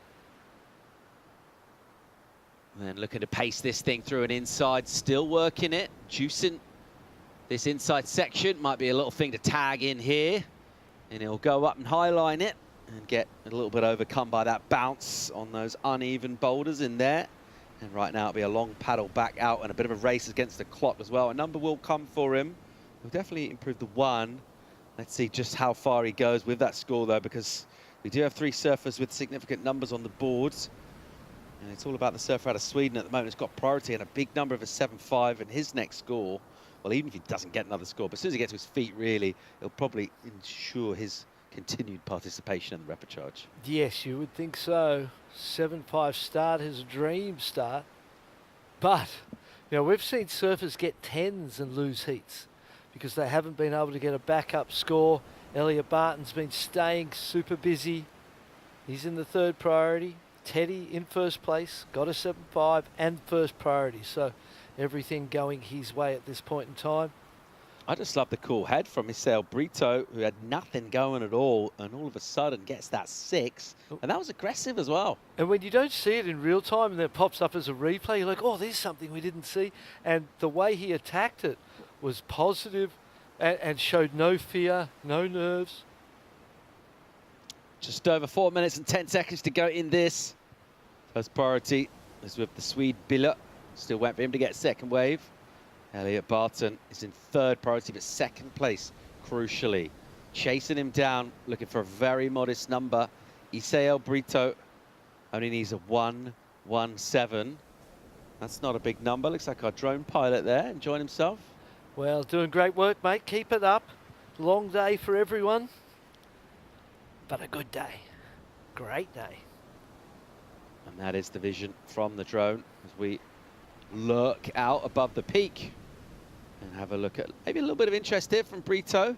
They thought about it, didn't swing the arms though. We'll hang on to that 2nd priority. As will Teddy, who's just sort of pacing and prowling out the back. Some lines coming through. The Pelicans show the way. And this swell, which has not let us down at any point throughout this week, just continues. Oh. And that's some economy of motion right there, BL. And just the glide, you know, when they go along the wave and then just float off the wave as it breaks, got to feel good. They're getting that same buzz that we get out of gliding a wave as we do riding one. Have I ever told you about the time I saw a seagull get barreled? No, you have not. Maybe I'll save that one for later. Well, we'll find a lull. 2 minutes 50 on the clock. There might not be time for that story. 2:45 to go, and it is still our Swede with the lead right now. The Welshman Barton in 2nds, and this will get nervy. They are very low requirements. Isao Brito a 1.17. Paddle into wave, stand up, do a bottom turn. You're getting that number. He won't be thinking about getting that at the moment. He'll just want to try and serve his best, but at some point, it will be sort of semi-desperation stations if it stays as we are, and that's all he needs. Ollie Gold only needs a 4.18. Yeah, you just would love a 2nd ride, just take the pressure off. Just go, even if it's a 2, you know, it doesn't really need to be, oh, hold on, what's this nice wave? Elliot Barton looking like he's in the best position. Yep, other surfers. Isao potentially could have gone that one. Looking for a 1.17 with 2 minutes on the clock. There's a few cutbacks, not a lot of wall. Maybe well left. But and only time will answer that question, right? Steely resolved, though, to leave that when you just need a 1. And there's a big set out the back. It can mean one or two things, either a bomb with good points or just a closeout, which will offer nothing for anybody. Let's see which of those options it is. The big left rolling through here. Priority is with the Swede, who won't go. And then Elliot Barton will also realise, actually, he's in 3rd prio. 2nd is with Brito. Here he goes now. And he'll just chop that back to the source and again. And then so trying to find his way back towards the section and just gets clobbered by a chop. Meanwhile, I guess Teddy, late entry for him. He's been really patient after that 7.5. Oh, and he'll nervous. go into the lip. He's making BL nervous here. Bang. Oh, he's making me really nervous. He'll throw that one away, a minute on the clock. Wow. What do we got here? Ollie Gold's on the proud. He's got 1st priority. He's got under a minute. He needs a 4.48. That wave won't break. Isail got the 147, went up into the second place. Billy got a 2.9, consolidating his lead. So the 147 basically for standing up and fading back towards... A couple of cutties into the foam and then... Wow, so here we go, final 40. Teddy will go here. Good move. And he'll whip one. And another, tag that lip, that was nice. And that spray taking on golden hues in this late afternoon light right now. It looks really nice out there. When you're scoring points and you're leading heats, it doesn't look quite so delightful if you're chasing stuff down, which is what Elliot Barton and Ollie Gould are doing right now. Final 10 seconds of this heat. Still looking for numbers. And it looks like we haven't got any other waves ridden, have we? No, well, we can see time done. Ollie in the lineup, unable to find himself an opportunity. And well done to Isail Bito, who let a wave go and then took that bomb and did just about enough to get the number that he needed, a 147. And he will remain in the repechage round. Will lose, unfortunately, the Welshman Barton, also lose the Channel Islander Gould.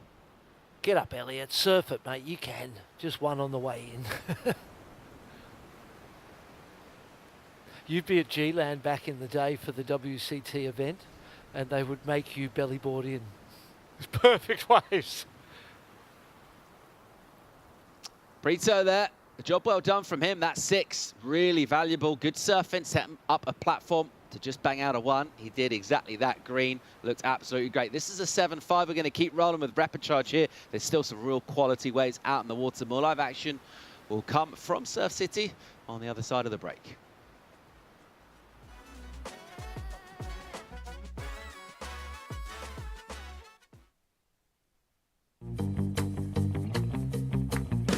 Consulta promociones. Disfruta de cable TV más internet residencial desde los 50 megas hasta los 1000 megas. Para más información, contacta con nosotros. Multinet, siempre que tú quieras. There's a right time for everything. A right time to learn. A right time to try. A right time to fall. There's a right time to find your wave. And there's a right place to enjoy your passion like nowhere else.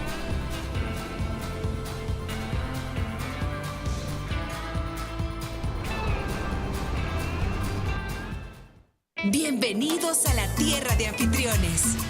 Aquí somos los campeones del mundo en hacerte sentir especial. Te compartimos olas, volcanes, pueblos históricos y te aseguramos una experiencia de 5000 estrellas. Porque esta tierra tiene más anfitriones por kilómetro cuadrado que cualquier otro país del mundo. El Salvador, tierra de anfitriones.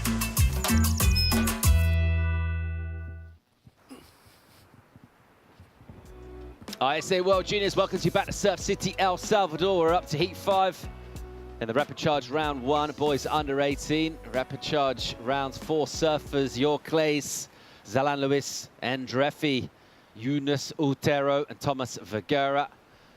Just 15 minutes and 4 surfers. It's like a surfing heat held in the sort of fast lane of a highway. Just all sorts going on. Got to be quick, got to be fast, got to own the start. That applies to any heat, really. Am I seeing an 8-point ride for Belgium's Jorge Clayers straight out of the blocks with a massive score? That's how you own the start right there. You go excellent from the get-go. Here goes a response from Begara. What's he got? Off the bottom, hard and fast. And he'll snap down in the pocket. And he give that one a little bit of a rake because he knows it's going soft. So he pushes a little harder and realizes the energy's gone. It's tapering away. A couple of quick turns from him. Don't mind it at all. Get going, get on the tools, put someone on the board and get back in the lineup. But Clays from Belgium, a massive 8 from him. And starting off in the best possible way. Hold on, don't paddle, mate, with an 8. All right, here goes Utero from Finland. He's got a nice looking wave here. Bang, whoa. And he'll hang on to that. Good starter. Very well done. Yeah. And that's an example, right? There wasn't much room in that one, but that one turn's going to get you 3 or whatever. You're going to be on the board. You're going to be scoring. So he lowered his idea of what he wanted, and just there it is, 3.83. Good stuff from our surfer out of Finland.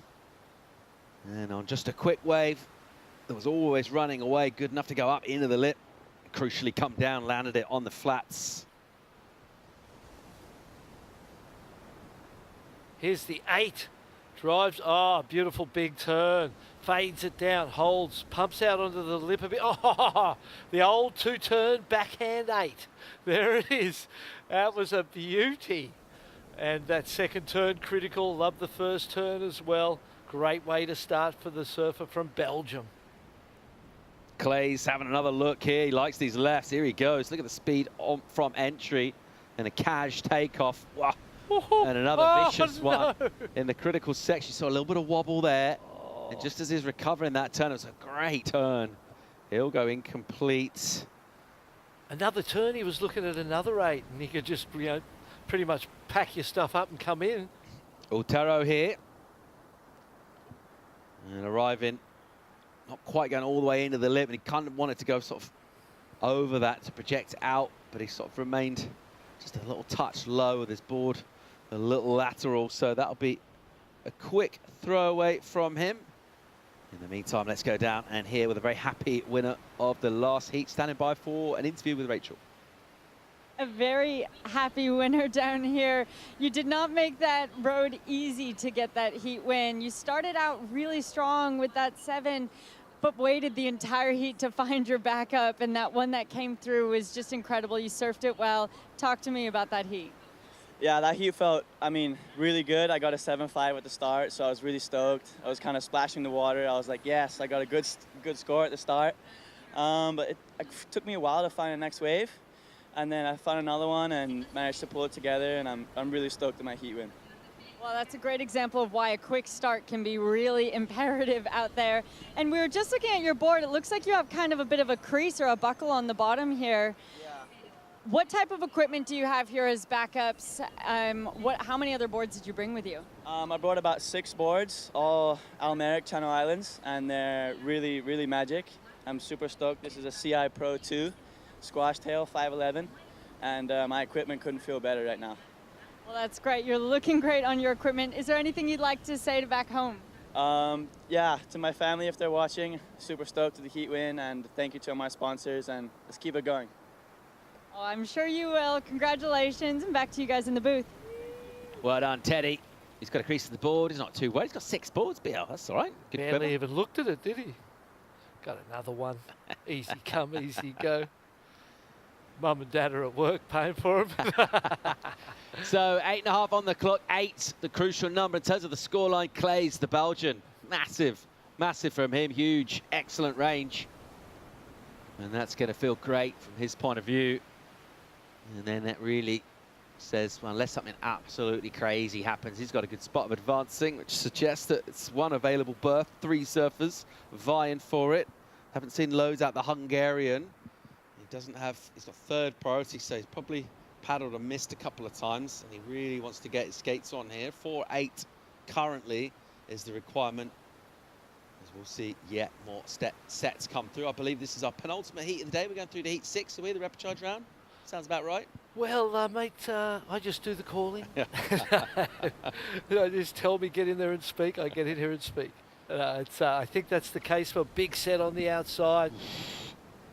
We're wrapping up another great day of competition here at Surf City. We're focusing on our first podium, La Bocana, which is the under-18 boys repechage round 1, and we're watching a surfer who's gone excellent in this heat.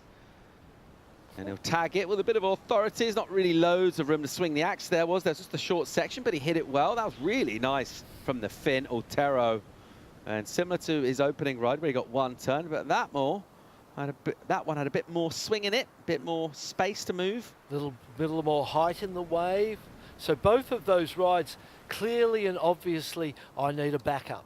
And they both, you know, they knew what they did. They both came out, got first rides, backed them up now with, you know, small scores, and now seriously have improved on those small scores to put on scores that most probably, although there's still 640, we'll see them hold on to that position and advance. It feels like a long way back for Thomas Vergara and Zalan Endreft from Hungary, but can't count them out as long as there's time, as long as there's hope. You're a chance. As soon as you said his name, he looked round then. It's like, are you talking to me?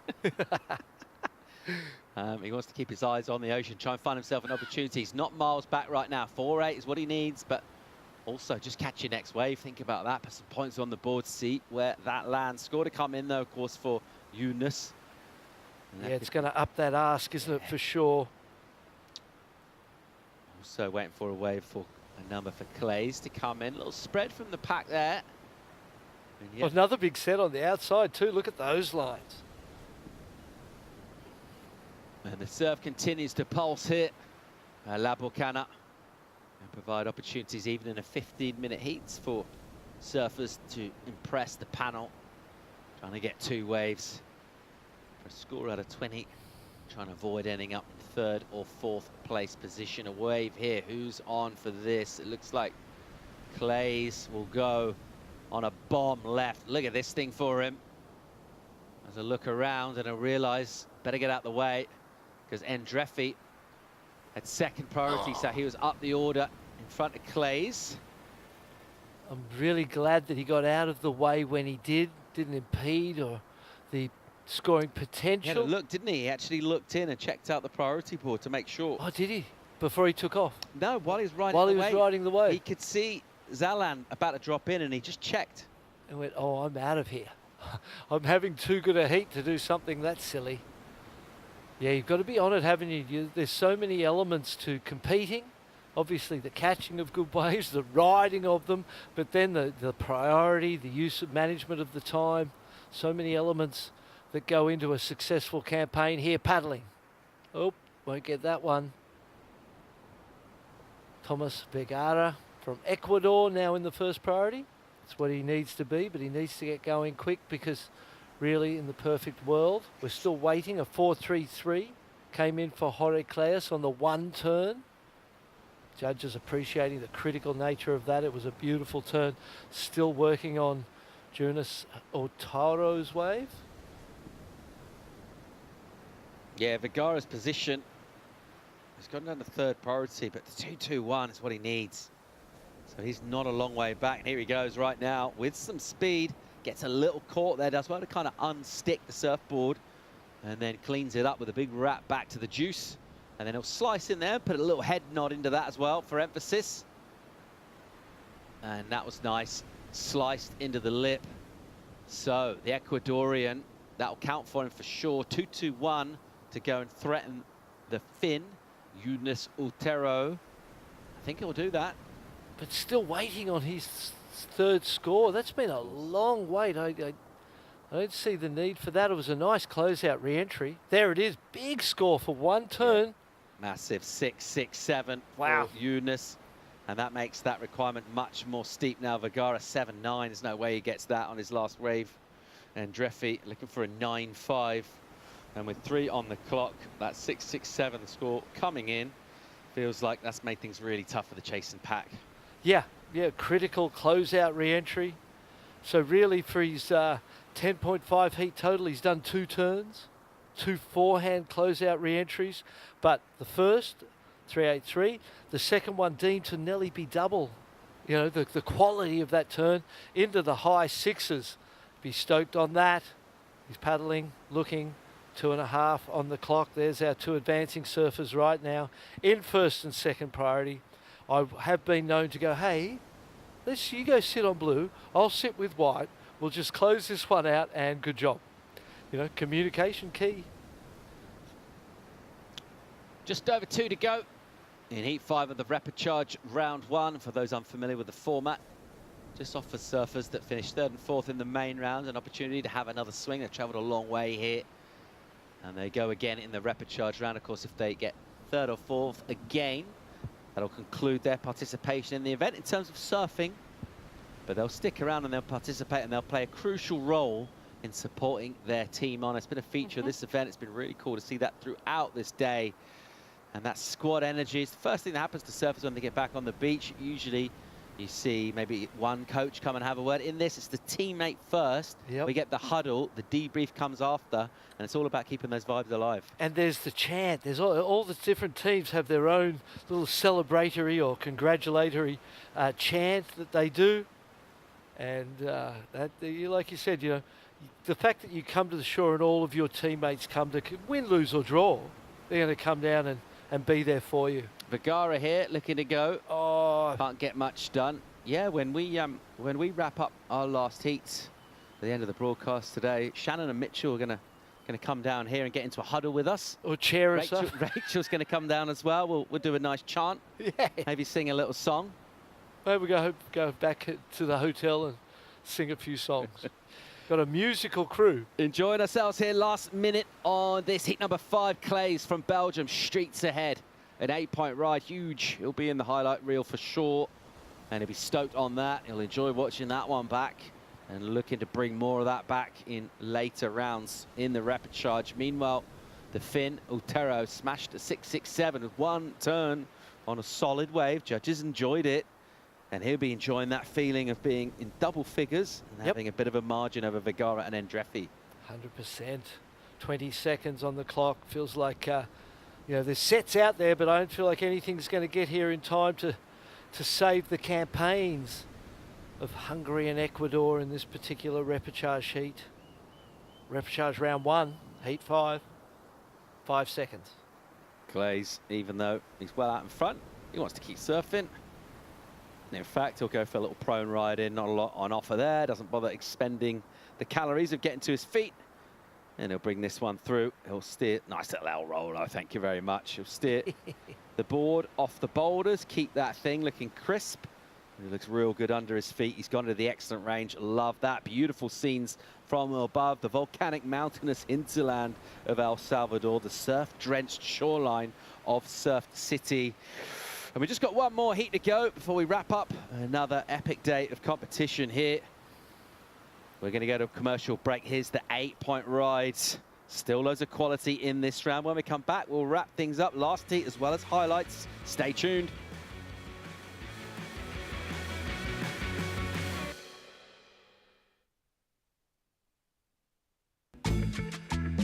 Welcome to day 2 of competition for the Surf City El Salvador ISA World Junior Surfing Championship. These are our top single wave scores for day 2 of competition. This coast finding an option here, the Australian Kelleher. Beautiful carving from him. How's this stuff? Smooth as you like with speed. Team Spain's Hans Odriozola gets an 8.17. Feels amazing. I'm super happy to get 2 good waves, and I'm happy to make my first heat, and let's see how it goes. Team Hawaii's Tiger Abubo with a 9-point ride.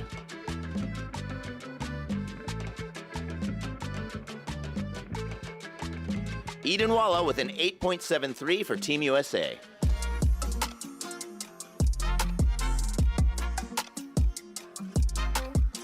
Look at this thing, an absolute bomb. Razana, how's that turn? Love that. Really aggressive, coiled in the bottom. Another vicious snap, loads of speed. Attacking it, that was sick. Felt really good to be able to just piece it together. Before the heat, I felt really confident in my surfing, and I just wanted to go and surf. Honestly, the waves looked great. Look at the size of that section too. But to be able to get, first of all, the highest score of the women's U18 event so far. Tia Zabrowski with a 9.17 for Team France. Beautiful looking hook to start, lines it up for the second one. That wraps up day 2 of competition for the Surf City El Salvador ISA World Junior Surfing Championship.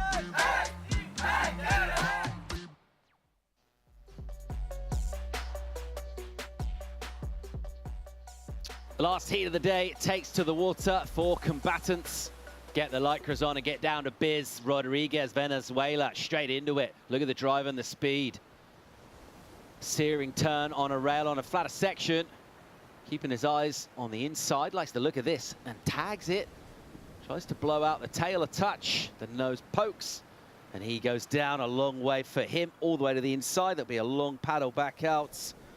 As we look at these four surfers, we're checking out De Santos from Dominican Republic, Davis from England, Rodriguez here you're watching Venezuela, Mienko from Ukraine.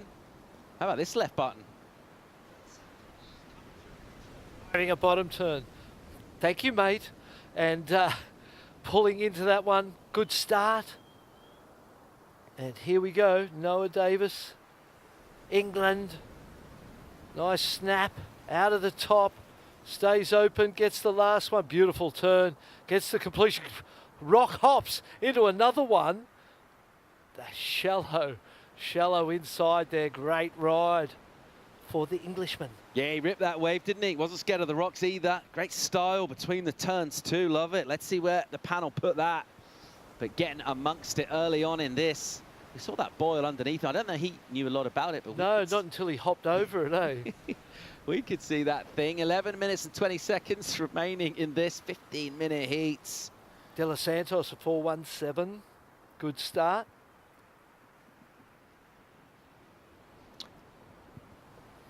Let's go down here from the winner of the last heat clays is with Rachel. Yeah, thanks so much, guys. Congratulations. An incredible performance. You're in the repechage rounds now, so they are elimination. Tell me about the pressure that you might have been feeling paddling up before that heat. I first want to say congrats to you with your second place. So yeah, but yeah, finally after some big losses these few days, finally felt good to get a good score and win a heat. So yeah, I had for sure some big pressure because of losing already so much. So, but just said just go all in and you cannot lose. So that's what I did. Well, you channeled that into an excellent score, an 8-point ride. How incredible. Talk to me about that wave and how you're feeling. Yeah, I think it was like the first minute and I just saw it coming in and I was like, it's a set, I just need to go the first minute. It's already only 15 minutes, so I just went, did a turn and just hit the close out, so yeah. So yeah. Well, amazing surfing. That's when to do it. You're into the next round. Is there anything you'd like to say back to home? Ja, ik wil dank wel zeggen aan mijn ouders voor dit mogelijk te maken. Zeker big ups naar mijn vriendin Febe voor te kijken. En naar Shivan zeker. En de Jamaica Soldiers. Floor, Ole, Quint, Basti en Titus en Isaac. Ja, dank wel voor te kijken. Well, thank you so much, guys. I think that might have been my favorite interview. Back to you guys. Silver medalist. How's your Flemish, Bio? Well, I was sitting here going, this is a language I've never heard before. Here we go, up and riding. Rodriguez speaking the international language of ripping as he goes into a left-hander here, which is glassy on the face, and he swoops down and he keeps the control, stays close to the board, and he tags the finish. So that was the way we saw before. I was just about to say, is that an identical finish to the wave before? Pretty much, right? Wow. Consistency. Yeah, 3.43 on the first. Quick with the scores. Look at the number of Noah Davis, 6.33 for England. He's out the back. He likes to look at this. Here he goes. Davis on, pumps off the bottom, bang, tags the lip, real nice. And then straight back at it again. That was great. And he'll land this. Wow. He's on a tear here, 6.33 already for his first wave. And the England squad in full voice, they love it. And so they should. That first turn, we'll see it on the replay. When he hits that lip and is in that critical section, there's a moment of composure that comes over him where he just stands still and waits and just lets the wave do its thing and then gets straight into the second turn.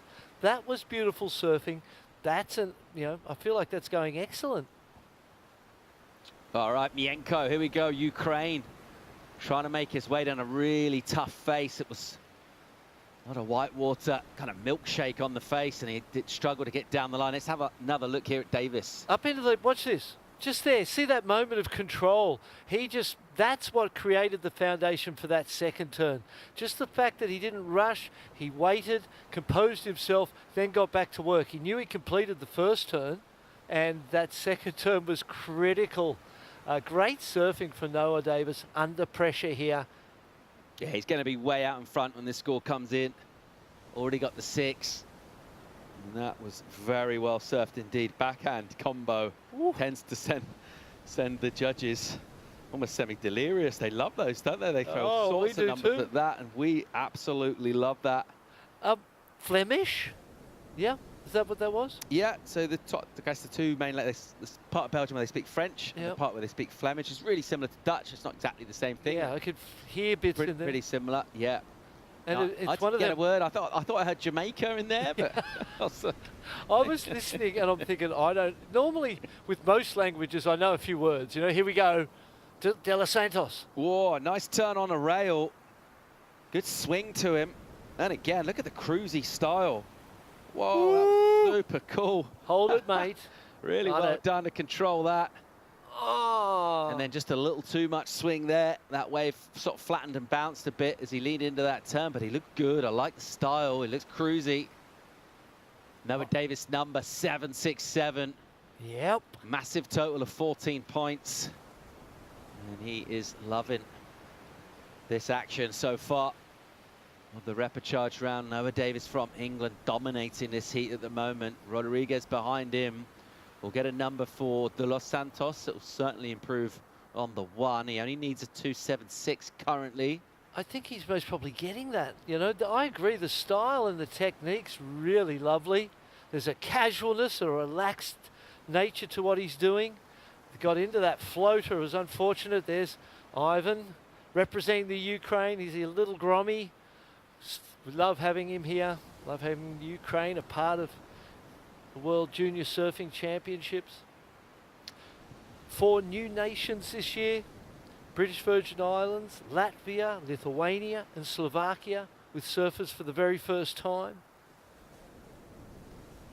So surfing just going global. Just over 5 minutes on the clock. What are we in numbers?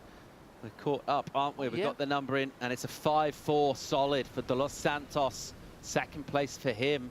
And look at the number that's a requirement for Rodriguez now, 6.07 with 5 minutes on the clock. That's quite a tall order. Yeah, it is. You know, clawed his way back. Where was the 5-4 going without a fall too? Judges also appreciating that casual, stylistic approach of the Dominican Republic. And Rodriguez, couple of threes, mid-range threes in there. Obviously, you know, you can get the 6.07 going to the lead. It's a bit of an odd score, 6.07. So really you're going to need, you know, the majority of the judges, 3 of those judges, to go above 6. Sets out the back here. Just over 4 minutes and 15 to go. Noah Davis leading this one by a country mile. Has a little look, realizes that's not the wave he's after. He's got second priority. The most significant number is the massive lead. He's got those way, way out in front here. He wants to avoid any weirdness of priority and stay out of trouble because he's making this heat all day long at the moment. 4 on the clock. What do we got? Paddle here, De Los Santos. Look at the style on this guy. And he deals with some tricky, troubled water. Similar sort of thing that happened before. He's really light on his feet and there's some power in those bumps and it just wobbles him off. Yeah, that you can see he was sort of going down to grab the rail, wasn't he? But that leaning over created an instability in his stance. Need to stay centered above the board, just sort of ride through that bumpy little moment. Had a 4.17 to improve on, so it's going to take a bit. Rodriguez here looking for 6. Just under 3.5 minutes to go. Patiently on that drop. And then the swoop in the pocket. And then down through the white water onto a face with some foam on. We'll negotiate that pretty well. And a little clip over and on top of white water. Whoa, that was cool. Gives it a little spank to finish. Kicks out with some speed too. How to turn nothing into something. Really lovely surfing. You would imagine, you know, when you think about it, that surfboard had to perform on a wave that was double overhead and then a part of it that was waist high. So you imagine it's hard to have a board that's going to do all of that, isn't it? In one piece of equipment that can handle such a diverse amount of condition. 2.5 on the clock. Let's have another look at Rodriguez. What's the ask here? Looking 6.07. Gets caught up for a sec. Nice control on this outside bit. it was nothing spectacular, but in here, that was a nice turn. Little while, I love this little turn. Sa! Flares the tail, tried it on the previous 2 waves and came unstuck. That section was a little bit smaller, gave him the opportunity to unleash. What do you reckon? I mean, there's potential in that ride to go there. Let's have a think about the 6.33 early days of Noah Davis. Compare it to that. The judges will be looking at the other scores of consideration and close proximity to the score that he needs and understanding where it goes. Here it is. 4.27 for Rodriguez. Because he improves his height, he'll chip away. 5.31 the requirement now. Bad news is 90 seconds to get it, and that's when he gets to the lineup. Yeah, he had a long paddle, didn't he? He was way inside, so who knows if he even makes it back out the back in time.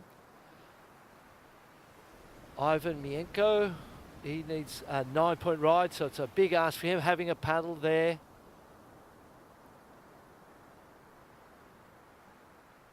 A minute and 10 to go in this, our last heat of the day. We're into the repechage rounds. We're eliminating surfers.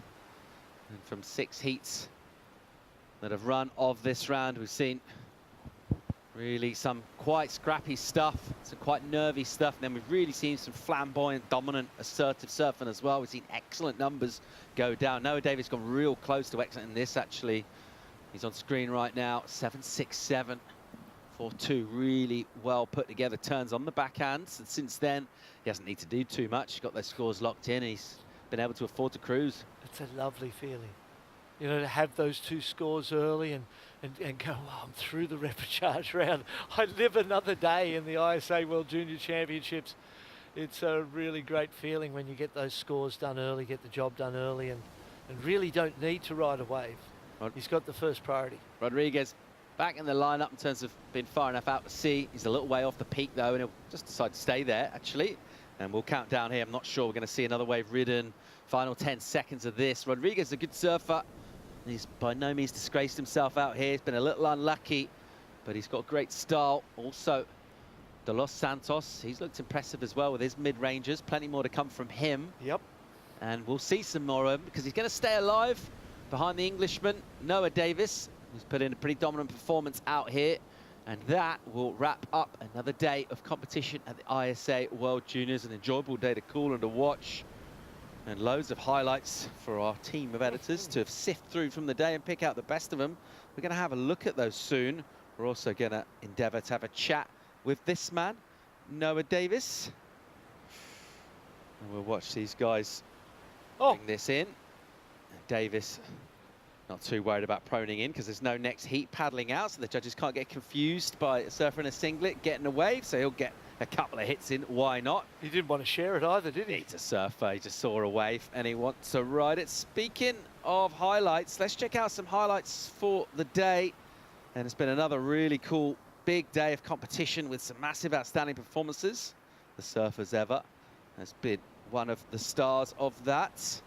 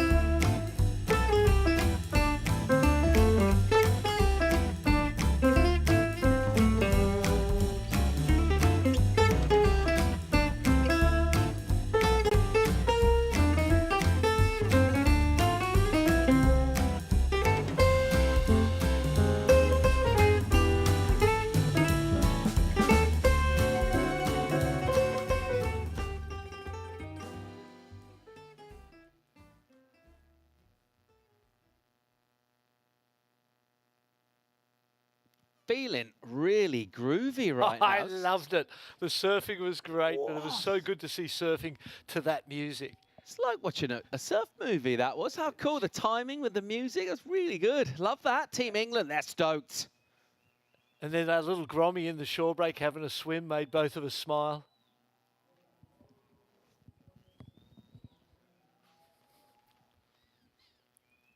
Team England are buzzing. Their surfer got through, not just got through, but got through in fine style as well. And, mate, it's been a really, really cool day of competition. Absolutely loved it. Good to see England as well with their performance at the end. We'll shortly go and have a word with Noah, find out how he's feeling. But overall thoughts on a big day. It's been really, really fun again. Amazing, amazing days every day so far. We just saw our first surfers that we lose out of the draw in the repechage round. We'll be doing more of that over the next couple of days. So a little bit sad on that front, but the performances today were absolutely incredible. Let's go down and get some insights from Team England. That's right, guys. The performances today were absolutely incredible. Rounding out the day with such an incredible performance here. Tell me about that heat, some excellent scores there. Thank you so much. Yeah, it was a good heat. There was couple good waves. Stoked to get two good waves. I had a really bit of a shocker in the first round. I had like an interference. It was super annoying, but yeah, it's good to get some rhythm and to get two good scores. It's so good. Well, way to bounce back and have the opportunity to really show what the potential that you have. And having all of Team England here behind you, you had some great performances from your other teammates today. What does it mean to be a part of this team and round out the day with such a strong performance? Yeah, it's so good. Like, I was watching Lucas's heat earlier, and it like hyped me up so much. He just absolutely shredded. So just like motivation, you know. Well, is there anything you'd like to say back to England before we get everyone in here to celebrate the win? Thanks to everyone watching, my grandparents if they're watching, and anyone back home. Moliets, there you go. Well, thank you so much, and Team England! I love it.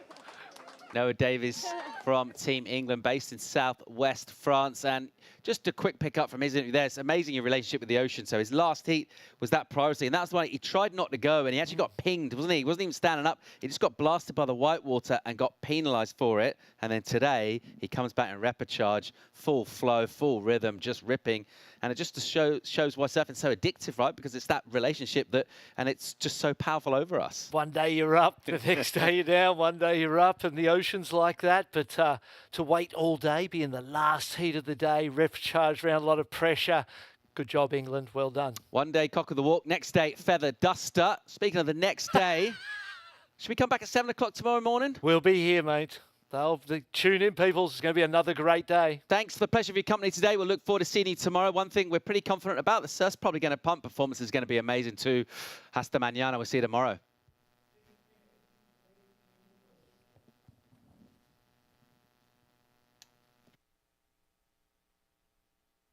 There's a right time for everything. A right time to learn. A right time to try. A right time to fall. There's a right time to find your wave.